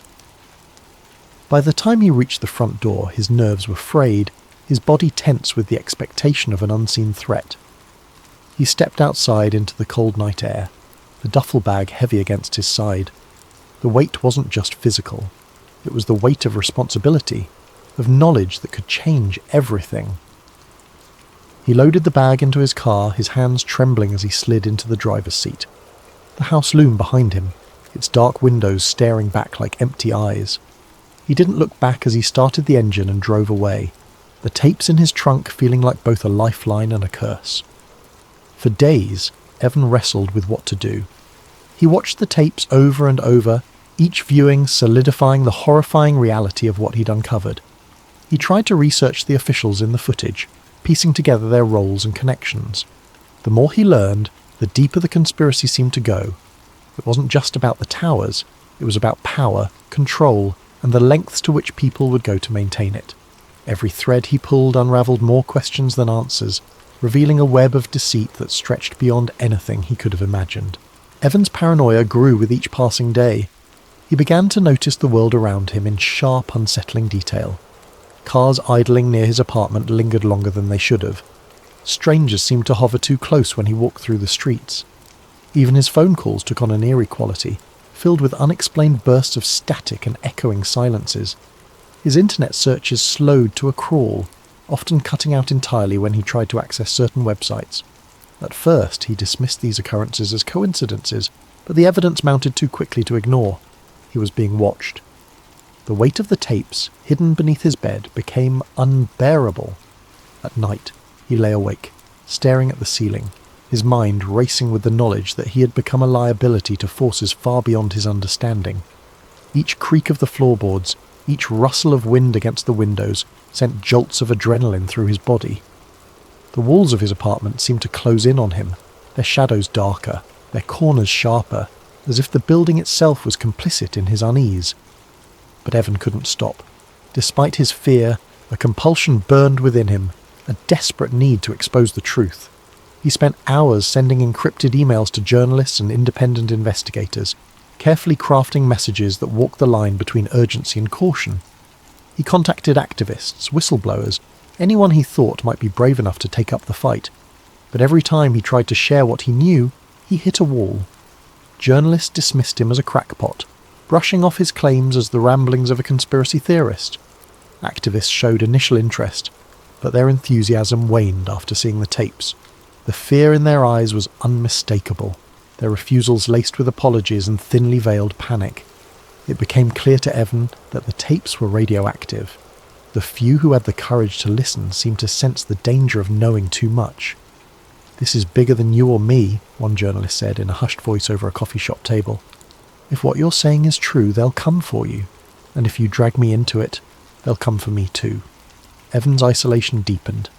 He avoided his usual haunts, stayed away from friends and family, and rarely ventured outside during daylight hours. His life became a cycle of paranoia and determination, his every move calculated to avoid detection. But no matter how careful he was, he couldn't shake the feeling that the net was tightening around him. The first undeniable sign came late one night. Evan had been sitting at his desk reviewing a list of names he'd found in the tapes when the room was flooded with an intense blinding light. His heart leaped into his throat as he scrambled to the window. A black SUV idled on the street below, its headlights glaring up at him like unblinking eyes. Two men in dark suits stood nearby, their silhouettes sharp against the glow.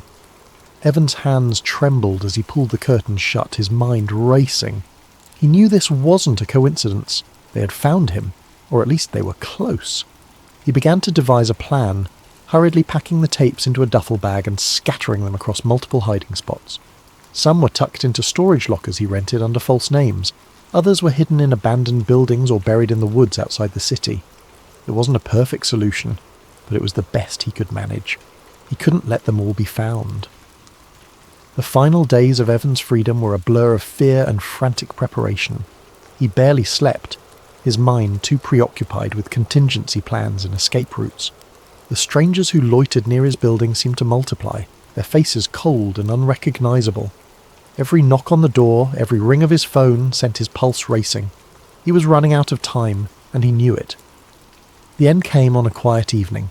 Evan had been sitting in his darkened apartment, the duffel bag packed and ready by his side. He had been contemplating his next move, weighing the risks of fleeing the city against the necessity of staying to ensure the tapes reached someone who could expose them. The knock on the door was soft, almost polite. For a brief moment he thought it might be a neighbour or a delivery, but the moment passed, and dread took its place. Evan froze, his body tense as he stared at the door. The knock came again, louder this time, followed by a voice that sent a chill down his spine. "Evan Marks, we know you're in there. Open the door." Panic surged through him. He grabbed the duffel bag and darted toward the fire escape, his mind screaming for him to run. But before he could reach the window, the door burst open with a deafening crash. Figures in black stormed inside, their movements precise and practiced. Evan barely had time to process what was happening before he was tackled to the ground, his face pressed against the rough carpet. They moved quickly, binding his wrists and dragging him to his feet. He struggled, shouting for them to stop, but their grips were unyielding. As they hauled him toward the door, his eyes darted to the duffel bag lying open on the floor, its contents spilling out.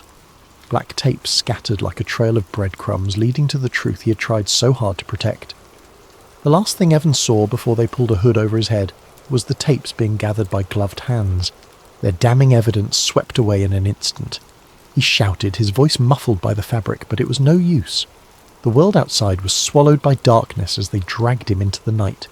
Evan Marks disappeared that evening. The official story was predictable and clean. A fugitive on the run, wanted for a series of white-collar crimes, his whereabouts unknown. News outlets reported his case briefly before moving on, their attention drawn to more palatable headlines. Those who knew him, those who had seen the fear in his eyes and heard the urgency in his voice, knew better. Evan had found something he wasn't meant to find, and he had paid the ultimate price for it. The tapes scattered across the city were never recovered, or so it was claimed. The house he had cleaned, the sterile facade of its secrets, was sold to a new family, its past erased like the man who had uncovered it.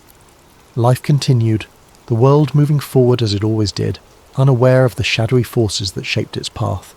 And in the quiet corners of the world, whispers of Evan's story lingered. To some, he was a martyr for truth. To others, a cautionary tale. But to the powers that be, he was simply another loose end tied off and forgotten. Thank you for joining us tonight on Sleep Theories. Let this story remind you of the complexities and mysteries that surround us, and the courage it takes to seek the truth. As you drift off, may your dreams be filled with questions, wonder, and the resilience to face the unknown. Sleep well, and sweet dreams.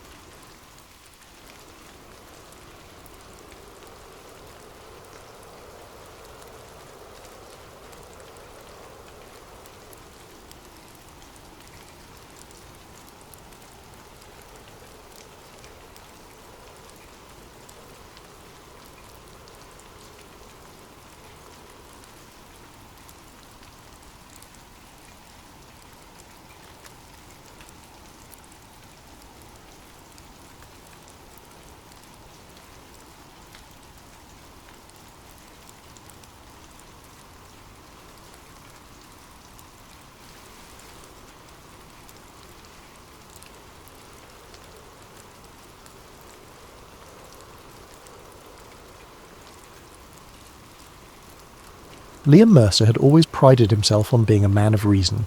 In a world teeming with chaos and half-truths, he found comfort in the certainty of logic. He lived by it, letting it guide his every decision. His colleagues joked that he was the go-to guy for answers, the one who could debug a computer and a bad day with the same steady, pragmatic approach. To Liam, every problem was a puzzle. Every puzzle had a solution, and no solution required jumping to far-fetched conclusions. His mornings were as structured as his mindset. Liam woke at 7 a.m. sharp to the buzz of an alarm that never once needed snoozing. He brewed a single cup of dark roast coffee, black with no sugar, just the way he liked it, and scanned the news on his tablet. World events, tech updates, local weather, everything was absorbed with the detached interest of someone who preferred facts over opinions. No drama, no conspiracies, just data. His apartment was an extension of this philosophy. Neat, efficient, and minimal. Every piece of furniture served a purpose, and every cable was neatly tucked away. The walls were painted a cool grey, the shelves lined with books on coding, system architecture, and the occasional sci-fi novel he'd begrudgingly admit to enjoying. Even his closet was a study in simplicity, a palette of blues, greys and blacks that made getting dressed in the morning an effortless decision. Work was much the same. Liam arrived at the office 10 minutes early every day, greeted the receptionist with a polite nod, and slipped into his cubicle like clockwork. His desk was as organised as the rest of his life, a perfectly centred monitor, a keyboard free of fingerprints, and a small potted plant that added just the right touch of humanity to an otherwise sterile setup. He liked his job, though he wouldn't call it a passion. It was reliable, steady, and predictable. Everything Liam valued. What set Liam apart wasn't his skill with technology, though he was undeniably good at what he did. It was his unshakable practicality. While others speculated about the why behind a glitch or a crash, Liam focused on the how. Why did it happen? He didn't care much. How do you fix it? That was his concern. When his colleagues spun theories about potential causes, Liam simply rolled up his sleeves and got to work, his fingers flying over the keyboard with the kind of precision that only came from years of practice. Outside of work, Liam's life was equally unremarkable, though not unpleasant. He frequented the same coffee shop every Saturday, ordered the same latte, and sat in the same corner booth. He enjoyed hiking the nearby trails, though he always stuck to the marked paths.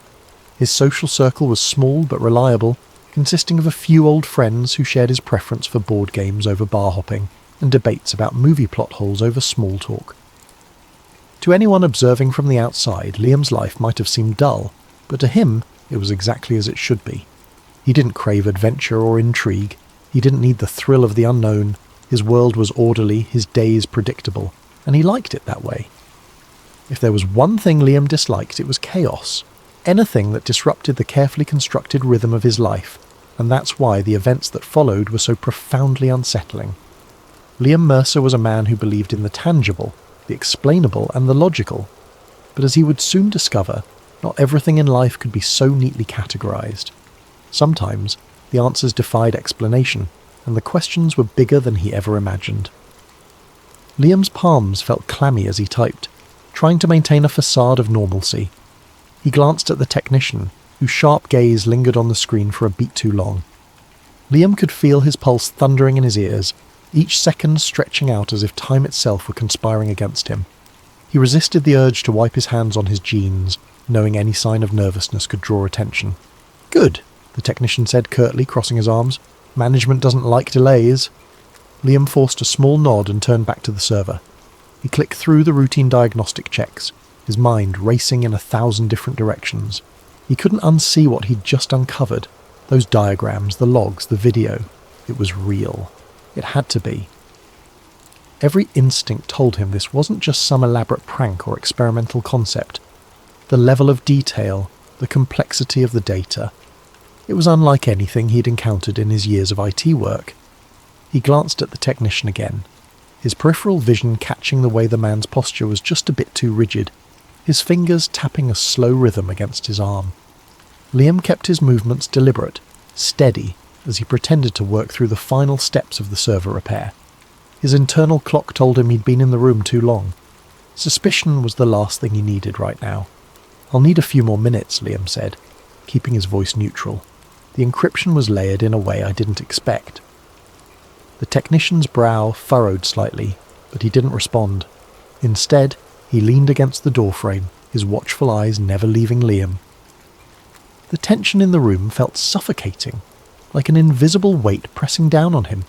Liam couldn't help but wonder if the technician knew, or at least suspected, what he'd seen. As Liam finished the diagnostics, his thoughts churned.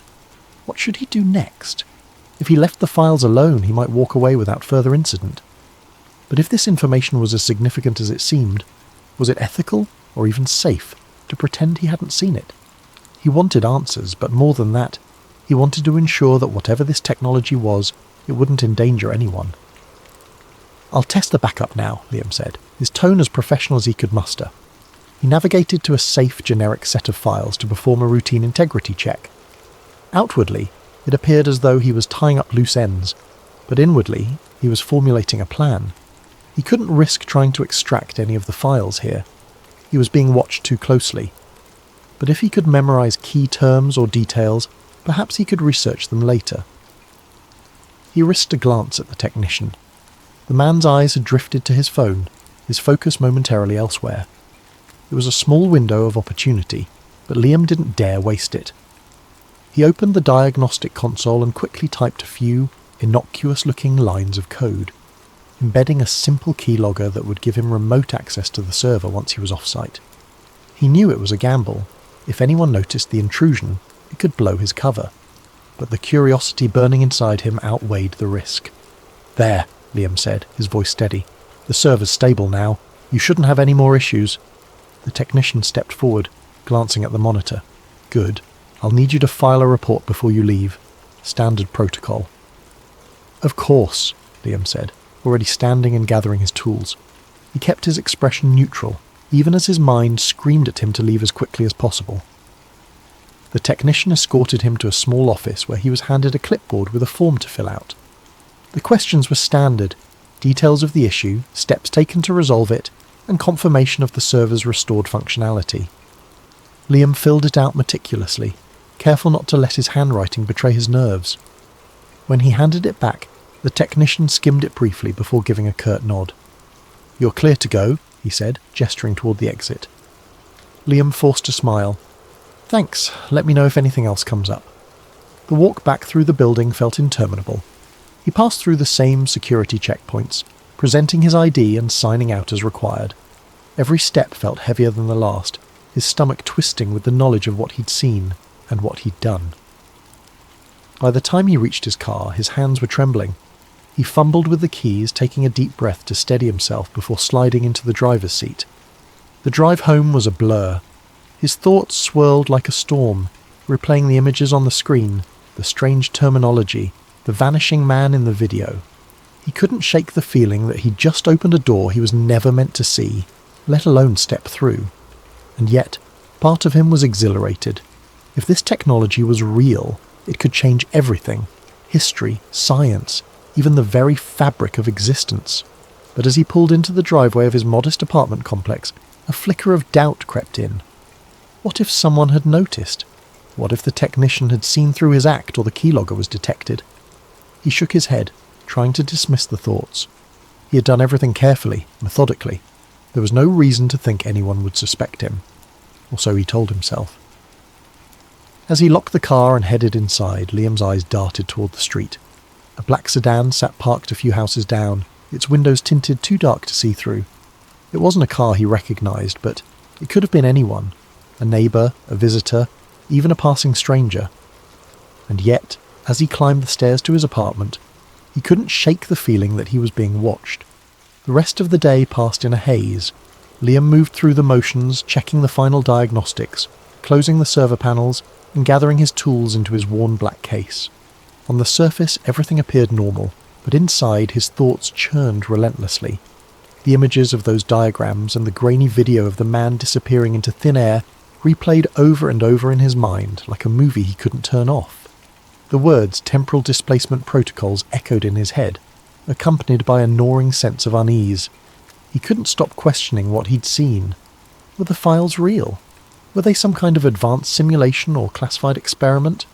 And if they were real, why were they stored on a server so poorly maintained that someone like him had to repair it? The whole situation felt wrong, like a puzzle where none of the pieces should fit but somehow did. Liam knew one thing for sure. What he'd stumbled upon wasn't meant for his eyes. As he exited the server room, the lab's technician gave him a curt nod, but Liam noticed the man's eyes lingered a moment too long on the flash drive peeking out of Liam's case. He quickly zipped the bag closed, offering a casual smile as if nothing were amiss. The technician said nothing, but Liam could feel the man's gaze boring into his back as he walked toward the exit. The process of leaving the lab was just as tedious as entering it. He passed through checkpoint after checkpoint, presenting his ID and signing forms at each stop. His palms were clammy, and he forced himself to remain calm, to keep his movements slow and deliberate. Each guard seemed to scrutinize him just a little more than they had that morning, their eyes lingering on his badge or scanning his bag with what felt like extra care. Liam reminded himself to breathe. They had no reason to suspect him, no way of knowing he'd accessed the files. He had done his work, fixed the problem, and left the lab as instructed. At least, that's what it looked like. Finally, after what felt like an eternity, Liam stepped out into the crisp late afternoon air. The sun was beginning to dip below the horizon, casting long shadows across the parking lot. He inhaled deeply, the scent of rain in the distance cutting through his spiralling thoughts. His car was parked in the far corner, away from the other vehicles. As he approached it, the flash drive in his bag seemed to grow heavier, its weight pressing against his mind. Was it a mistake to take it? Should he have left everything behind and walked away? The questions swirled, unanswered, as he climbed into the driver's seat and started the engine. The drive home felt surreal, the hum of the car blending with the noise in his head. He replayed the events in his mind, searching for signs he might have missed. An offhand comment from the technician, the guarded glances of the security staff. Did they know? Could they suspect? Or was he simply being paranoid? Liam glanced at the flash drive resting on the passenger seat, its plastic casing catching the fading light. The small device felt like a ticking time bomb, its contents holding answers he wasn't sure he wanted. But he couldn't ignore it. Not now. Not after what he'd seen. His logical side told him to destroy it, to rid himself of the evidence and pretend none of this had ever happened. But the part of him driven by curiosity, by the need to understand, won out. By the time he pulled into his apartment complex, dusk had settled over the city. Liam parked his car in its usual spot, pausing for a moment to scan the lot. Most of the spaces were empty, the faint glow of porch lights illuminating a handful of vehicles. His eyes lingered on a black SUV parked near the entrance, its windows tinted so dark they reflected the dim streetlights. It could have been anyone's car, but something about it made him pause. He shook his head, dismissing the thought as paranoia, and grabbed the flash drive before heading inside. In the safety of his apartment, Liam set his tools down and locked the door behind him. The silence was heavy, broken only by the faint hum of his refrigerator. He stood in the entryway for a moment, clutching the flash drive in his hand before heading to his desk. His laptop sat waiting, the screen dark but ready. He hesitated, the weight of what he was about to do settling over him like a shroud. Liam placed the flash drive on the desk and stared at it, his heart pounding in his chest. The questions that had haunted him all afternoon now seemed louder, more insistent. What had he gotten himself into? And what would happen if he kept going? He didn't know the answers, but he knew one thing for certain. There was no turning back now.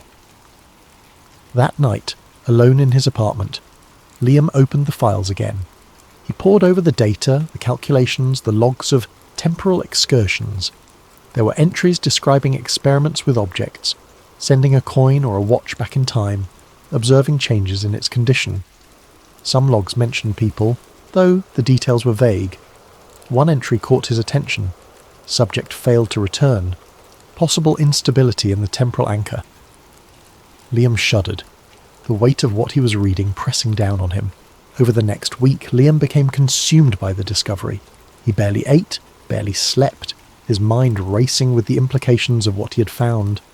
If time travel was real, it explained so much. Historical anomalies, unexplainable artifacts, sudden shifts in technology. But it also raised terrifying possibilities. Could the government be manipulating history, altering the past to shape the future.